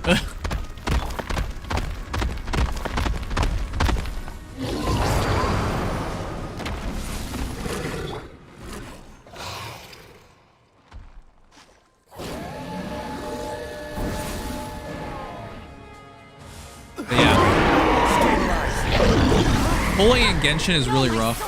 I would personally, when I go into something, I don't expect any luck. I expect things to go to the worst possible outcomes.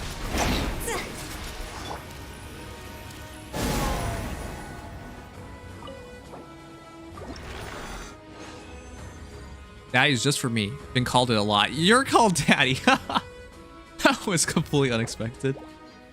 Plus, I also go by the name Sora, so yeah, that's how the name appeared. Hearts is so obviously referenced my favorite game, Kingdom Hearts. Makes sense.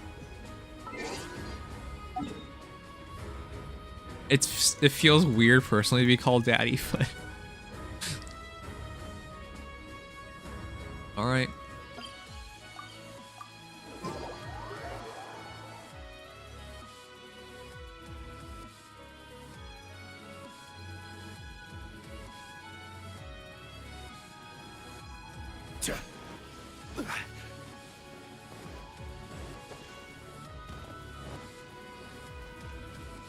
Eight and a half hour stream. Wow. Add Astro. Thank you for Add Astro.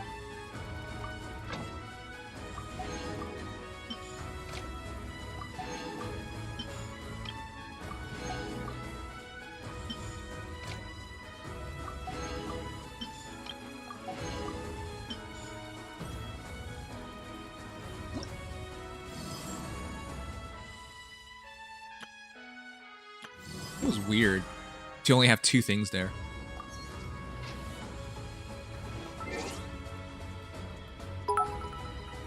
Is this special event supposed to be done daily?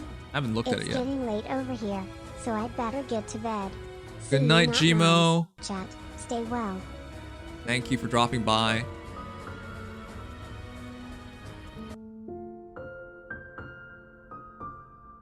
What is this? I haven't done yet.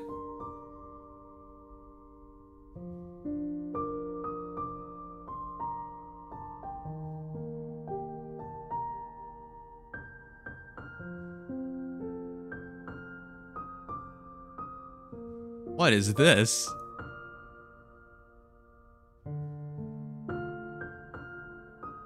Are we... Okay. Wait, is it the same thing? Oh, this is... Okay. Sure, we're not gonna bother with this right now then.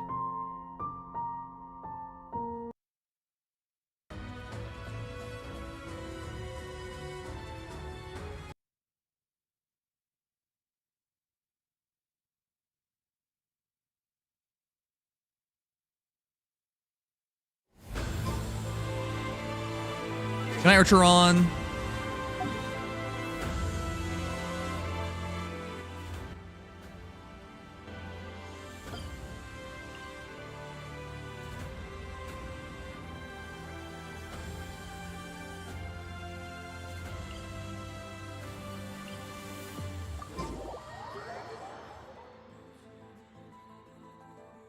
OG Emotes is going to take forever to get it to refine, which is unfortunate because new Emotes is so much better.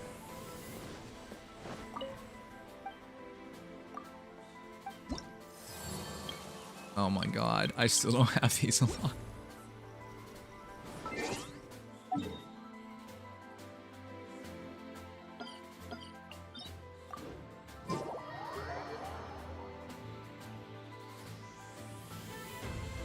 Yami Kotoyo, is that what you're basing your name off of, Yu-Gi-Oh? Yeah, Chiku, what time is it for you?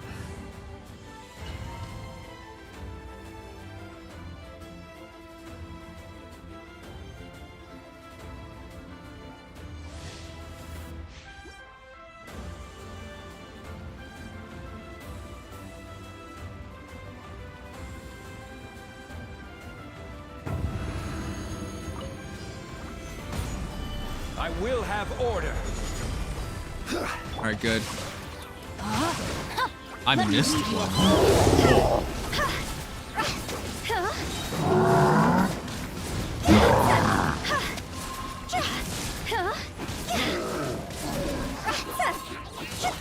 Order guide you. Wings of darkness.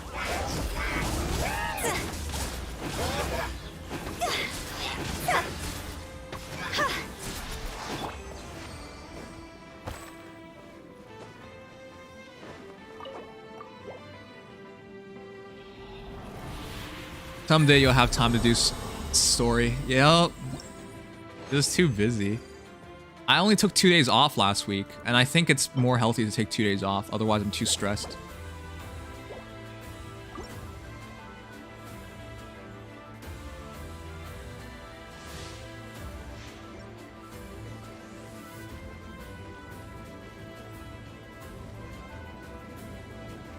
Chiku, do you like being a rat?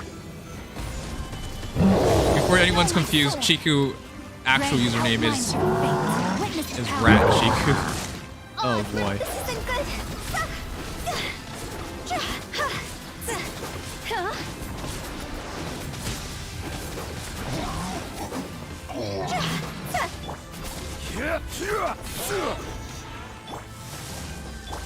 Midnight fantastic.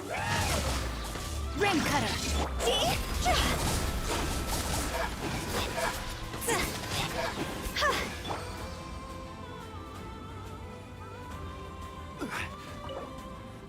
Bella, how are you doing? I am literally dying. It's been a while. Really, how are you doing? I hope everything's been fine. The last time I was there with you, You were talking about going to the dentist. I still remember. It was such a whimsical thing.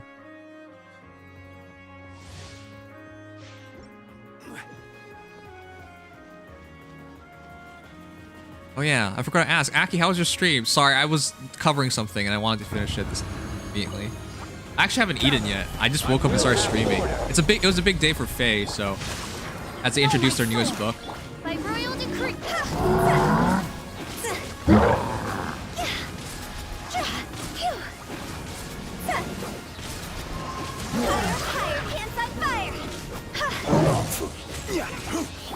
Witness the power of the wild. Midnight Phantasma.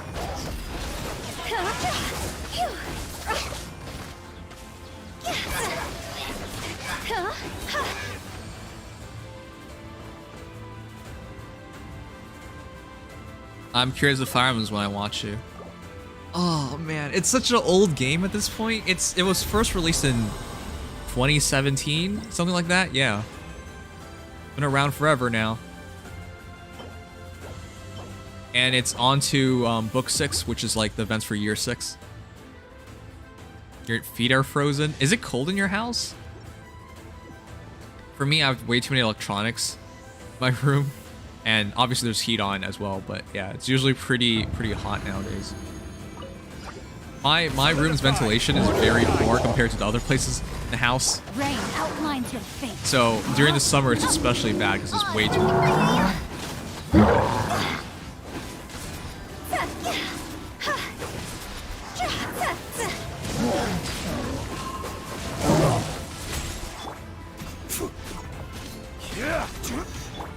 Ring cutter.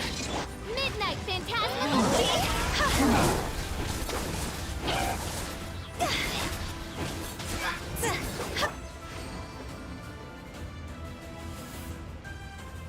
Luckily, I have to keep myself warm with lots of blankets. That's nice. I didn't even sleep well last night. I can't wait to wrap myself up in blankets as well. You must eat cookie. Oh yeah, the dentist. Oh my god, 2 weeks to recover. Oh, so did it go well? 2 weeks. Oh yeah, I also have cookies downstairs. I'll probably eat some cookies after the stream. I deserve it. Also, it's super cool that they're celebrating by giving us Primo Gems. And they're spreading it out.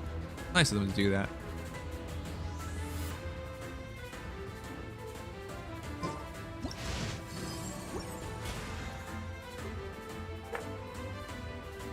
Yeah, I just gotta burn 40 more.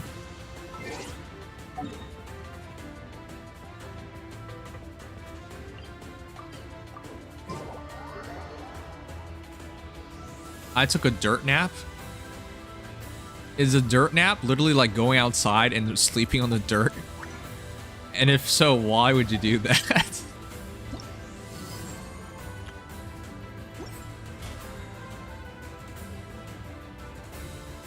Eat food and not noodles? Nonsense! Ramen is a perfectly healthy diet and no one can convince me otherwise. 20 dishes. Instant ramen. The food of champions and students, but mostly champions.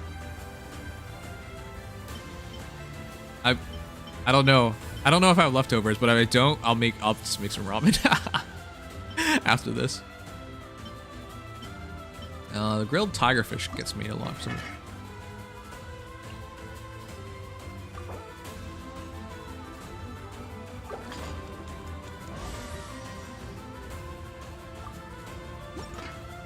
It means I died. Oh. As a content creator, after a stream, you're so tired. Usually you just get something easy, and ramen's just easy, so.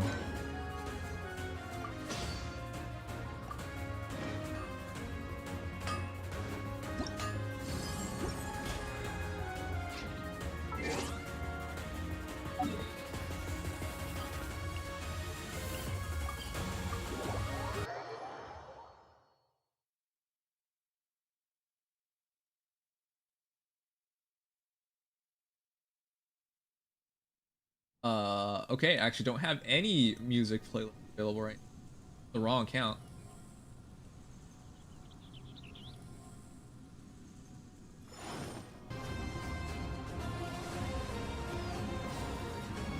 Alright, fine. Let's listen to it a bit longer. This realm is truly beginning to... PvP does have replays? Awesome. Which means we can cast.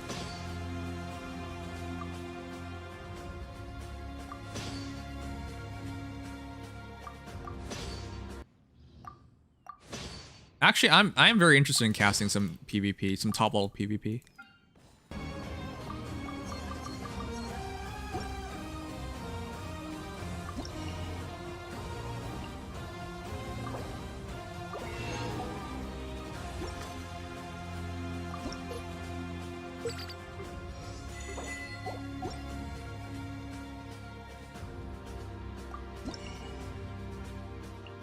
Mora. Never enough Mora.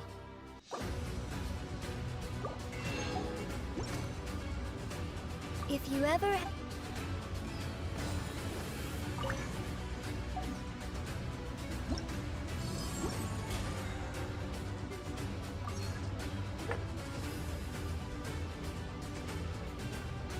Only made 5 furnishings, whoopsies. That's alright, it's not such a big deal. Every journey has its final day. Don't rush.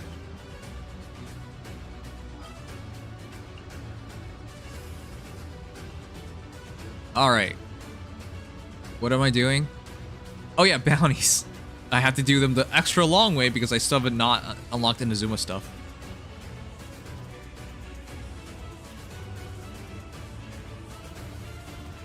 I haven't slept in 3 weeks now. Shiku, how can it be that bad? Well, to be honest, during college, like the most stressful times, yeah, it was pretty bad. PvP soon, yeah. Wilfold, are you going to make a new account? So I can verify whether you did it or not, unless you uninstalled it already, which would be really crubby. Len, did you sign up for World of Warships? It expires tomorrow, so we're making our final push for World of Warships, chat. If any of you guys are interested in trying out a game and supporting me, World of Warships. Tomorrow's our last day on it, so I want to try and make one final push. The same as...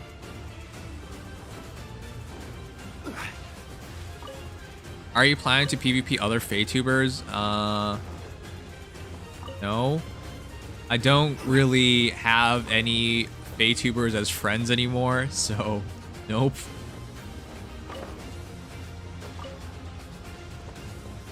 It'd be cool to play them, definitely, but I don't think that's an option for me. I definitely want to play other players.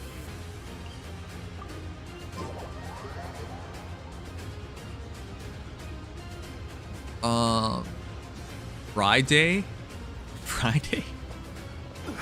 What's a good B skill for or do you mean birdie? I don't think anyone says birdie, Tharja. I can't tell which one it is.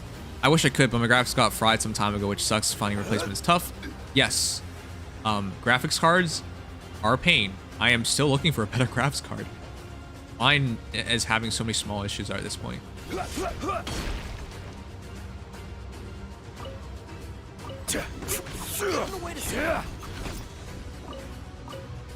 I'm in battle? Heck? What the heck? Where? What? Where? I don't even see them.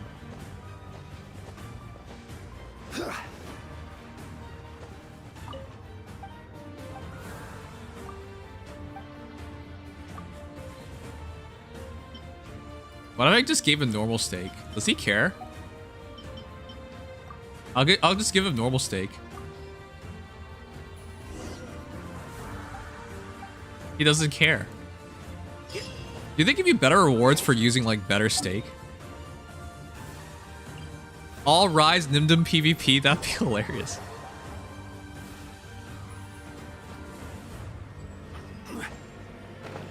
I wish they can send replays like in Langrisser, then I can just check it out. Have you done Blue Archive daily?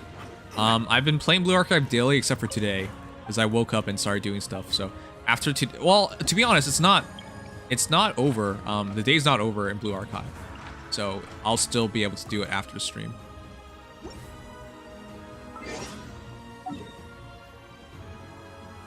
All right, where am I supposed to go?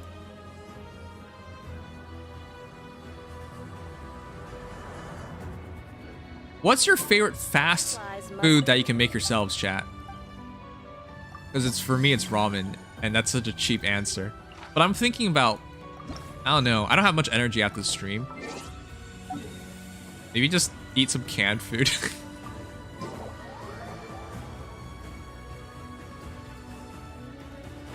When I wake up, my body is ready. Yes, that's how sleep's supposed to work. You go to bed tired, and you wake up, and you're ready to go.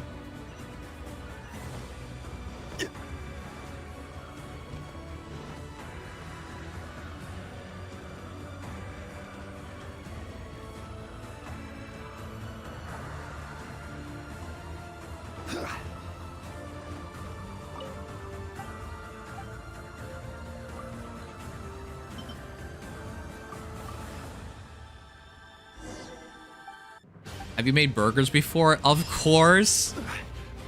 Ryuzi, please. Come on. Of course I've made a burger before. That's so sad. I heat up chicken nuggets or pizza rolls. Oh god, I should probably buy some chicken nuggets. I do have some pizza pockets though. I should probably eat that. Yeah, nothing too difficult, considering how late it is.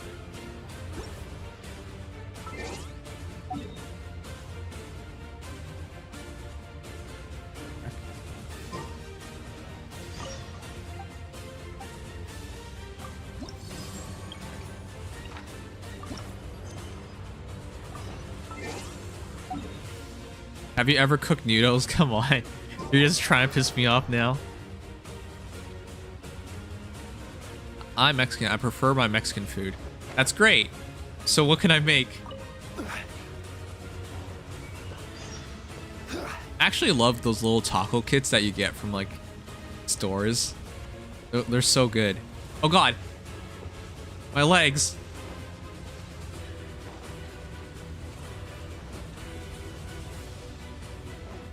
Who knew what kind of life we live in the first place? Okay.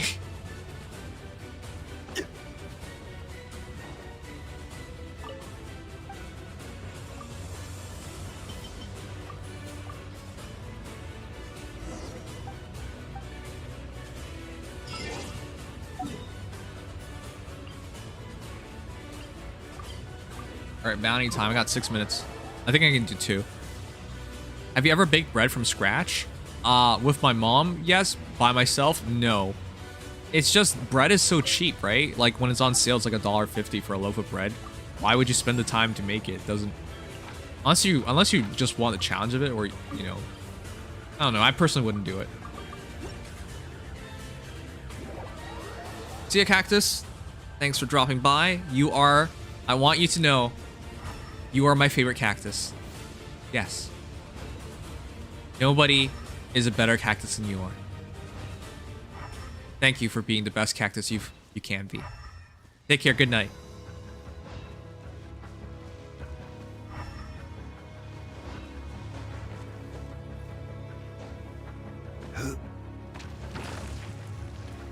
Here. Gather.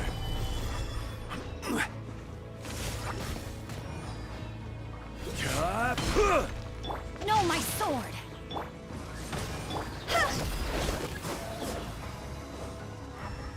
Huh?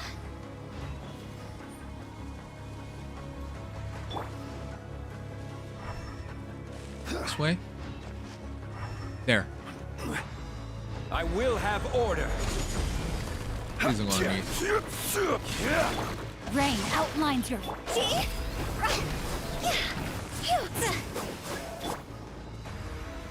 Solidify.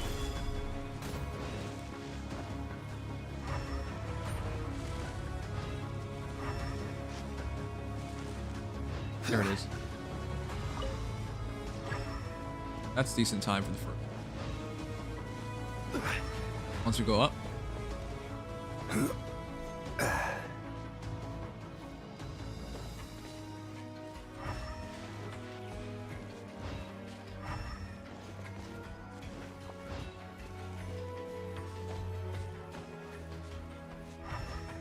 There it is.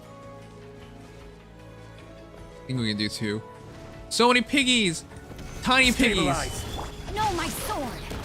By royal decree, this isn't good. What is he immune to?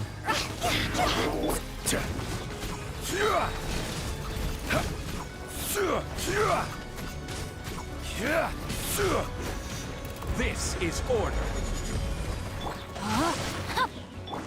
As you wish. Time to go! Alright, whatever.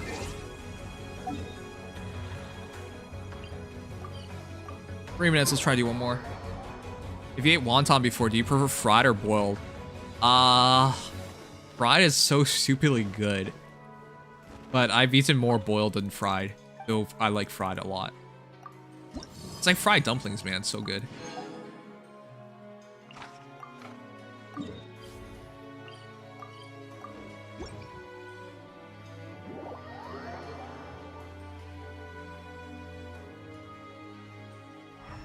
Make a torta.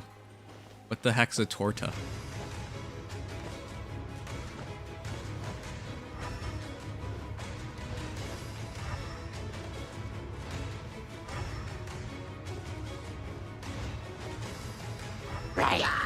Gather.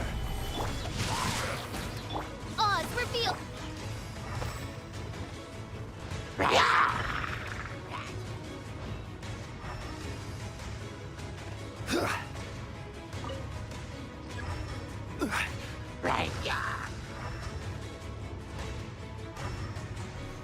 This way. Is it up there? They always keep the same places.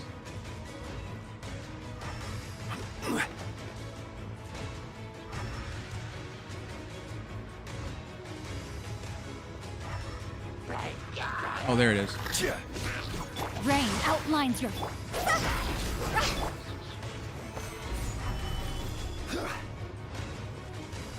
2 minutes, yeah. If we only finish just a bit quicker. It's these annoying ones. Solidify. Get down from there, please. Please get down. Please. Please, I only have 1 minute. Get down, please.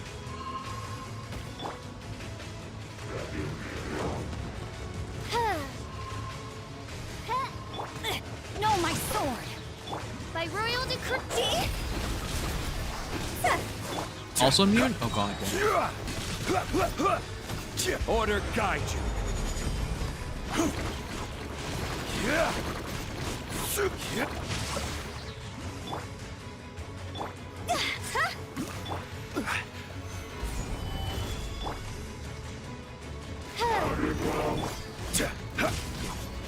Oh my god, please. Witness the power. Midnight. Are we actually gonna miss on this? We did. Ugh. It's the flying one, and it was immune to Pyro again. Well, we missed out on 2. Oh, that sucks. That sucks. But alright. Every day I hesitate for Ito. What's your thoughts on the character? I'm not gonna go for Ito. I need Ganyu, and I love her. And I'm gonna quit this game if I don't get Ganyu, so I really hope I get Ganyu. 6 more days, so I gotta definitely do it this week. But yeah, I think he's great, but I can't go for him anyways, so.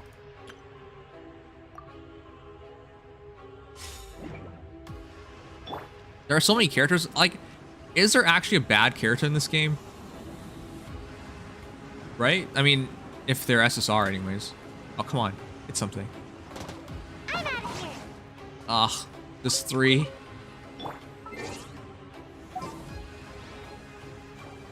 I missed the part where you talked about Yanfei. Is he good?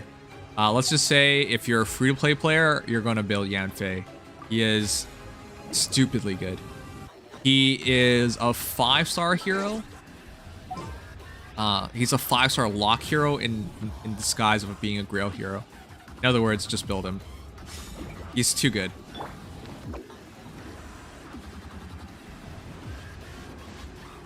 Ganyu to easy mode, one-shot everything. I also just love Ganyu.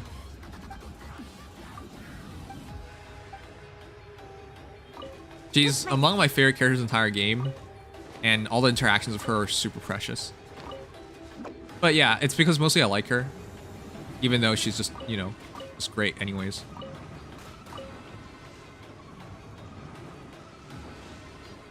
And away I go!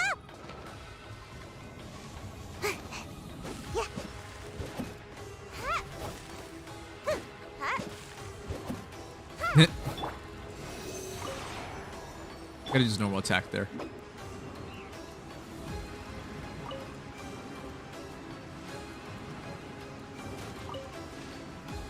That's it, right? It's all dandelions. Yeah, there's like no actual need to go for any character in particular.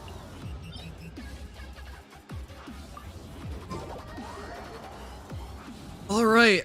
That's been a long stream, chat. 9 hours. I am mentally dead. This week I have to do... What do I have to do this week? Do the vent. Have to do more story. But what else do I have to do? Oh yeah, I'm starting Pokemon. Pokemon Brilliant Diamond. I got the game sometime last week, but I haven't had the time to start. And I really hope I have enough time to finish Course Party this week. That'd be awesome. And then... There's something else I thought I had to do, but I'm not remembering right now. Rain outlines fate. Know my soul. Odds reveal. Cross over.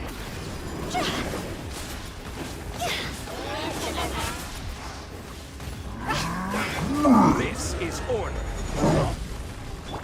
Rain cutter.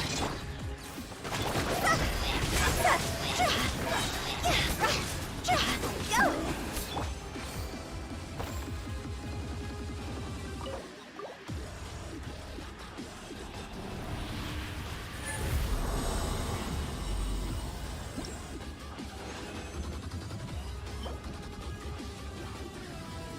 Oh, wow. Let's check that out right now. Crit rate, energy recharge, and crit damage on an energy recharge. Oh, that's so good. Check it out right now.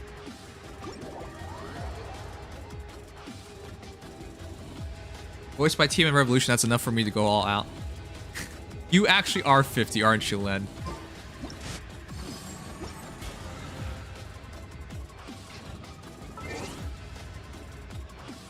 Finally a breather. Yeah, I mean, isn't it almost winter break for you guys? Almost freedom.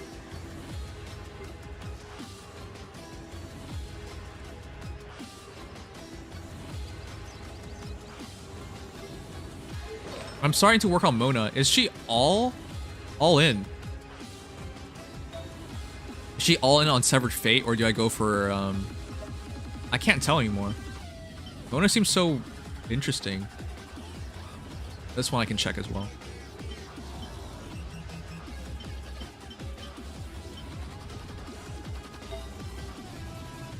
Is it? Which one was it?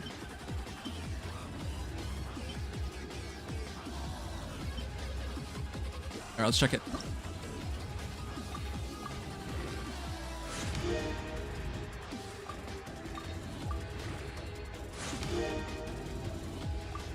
Oh, probably a sponsorship? Yeah, tomorrow I'm finishing up on the World of Warships sponsorship. Defense! Ah. Always like that.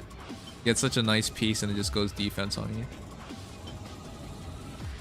Alright, if I'm desperate, I'll check the rest of it anyways.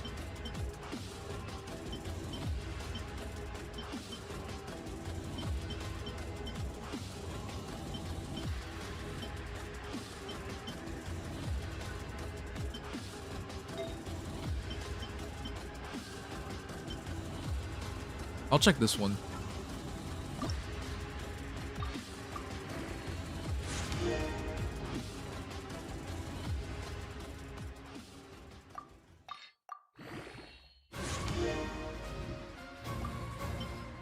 Use 4-piece Heart of Depth? Really? I thought Severed was what most people were using. Ooh, 13.2 crit damage. Let's keep going.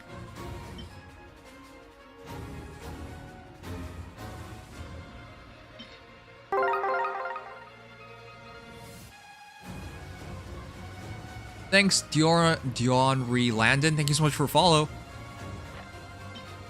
Sorry for butchering name if I did.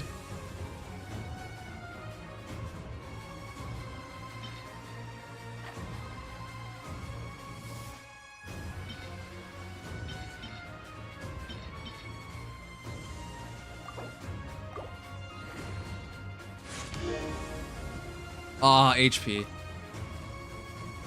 Duh.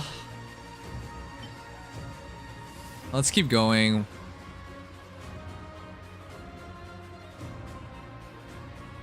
Oh yeah, voting gauntlet. It is now 4. Thank you for reminding me. Completely forgot.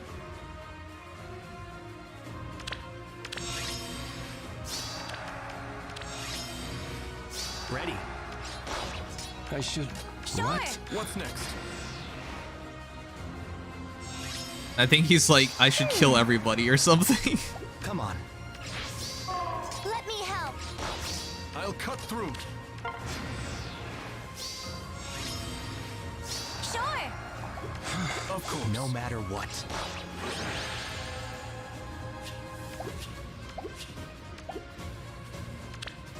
Yeah, thanks for reminding me, Casey. I am actually, yeah, I need to use like all of it now. Don't want to risk anything. I should. Of course. I'll protect you.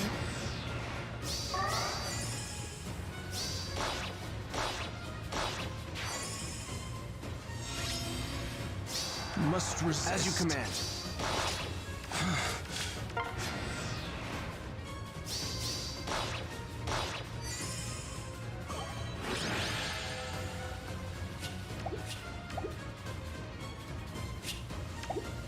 Yeah, let's not even, do I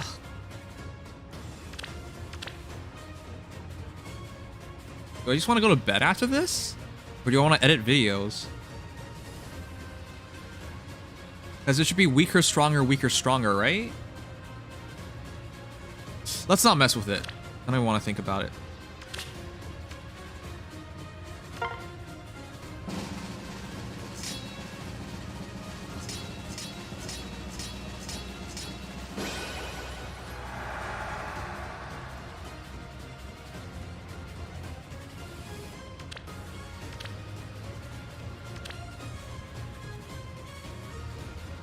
I hope I win.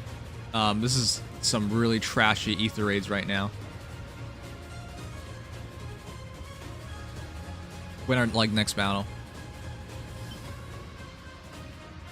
All right, I am hungry and got so much stuff to do.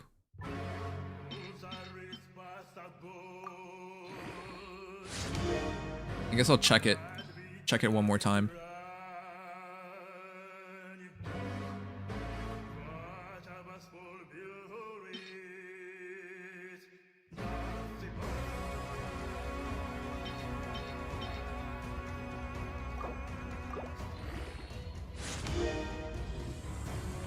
Crit rate.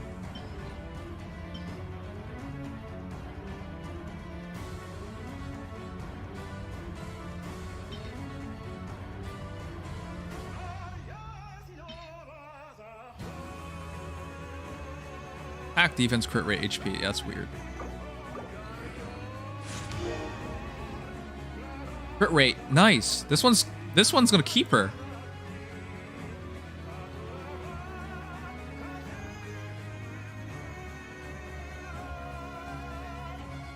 I just checked. I'm currently using 2-piece Severed, 2-piece Hard.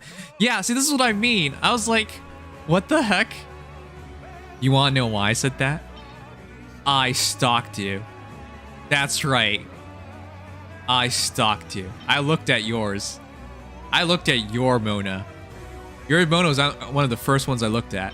So that's why when you're saying Art of Depth, I'm like, what the frick? You're not even doing that yourself.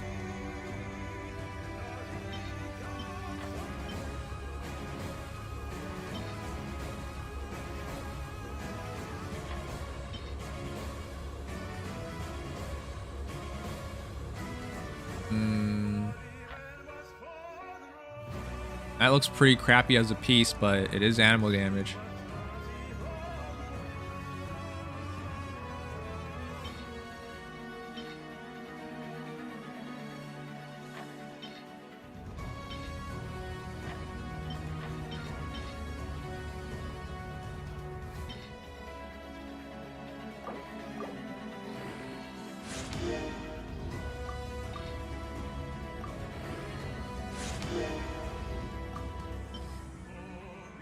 All right, can this one be good?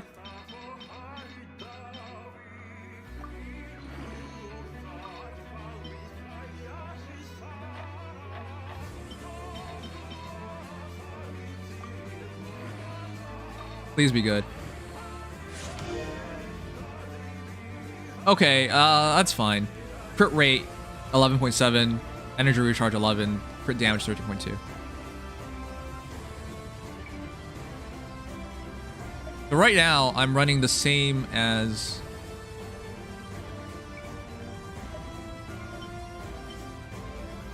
This one is crit rate 7.4. This one, this Heart of Zephyr is actually really good. My current one's 9.3% attack, 7.4% crit rate, 11.7% energy recharge, and 20.2% crit damage. But this is definitely a usable piece for... Yeah. Be good for Raiden Shogun.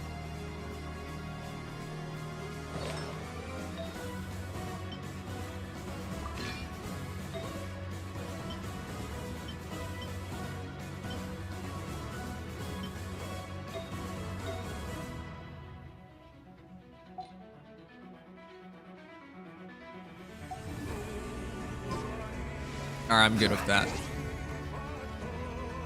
Alright, let's call it a night. Ooh, we raiding. So once again, thank you, Aki, for the raid. Super late now. It is 4 a.m. I am hungry. Let us raid.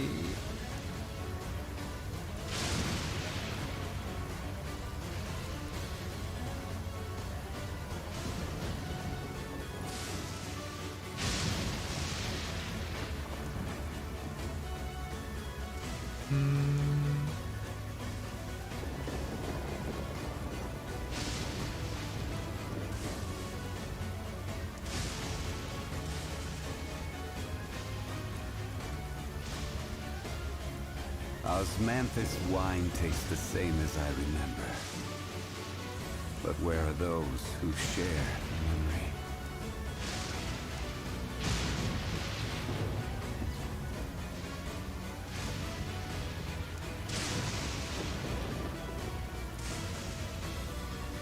I'm actually just so hungry, I don't even know who to raid. Let's raid Kono VTuber.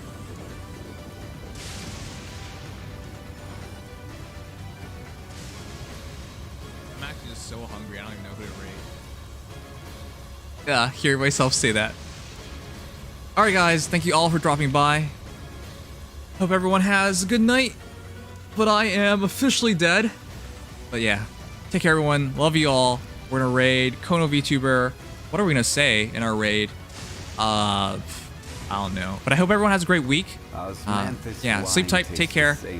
We're gonna say, oh my god. But where are those who share memory? Blood packs raid.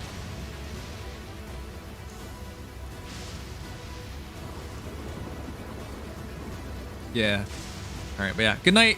Take care everyone. Thank you all for dropping by. I am going to go eat and then edit some videos. But yeah. Take care everyone. And I've already said all that stuff. I am so dead. But yeah, till tomorrow.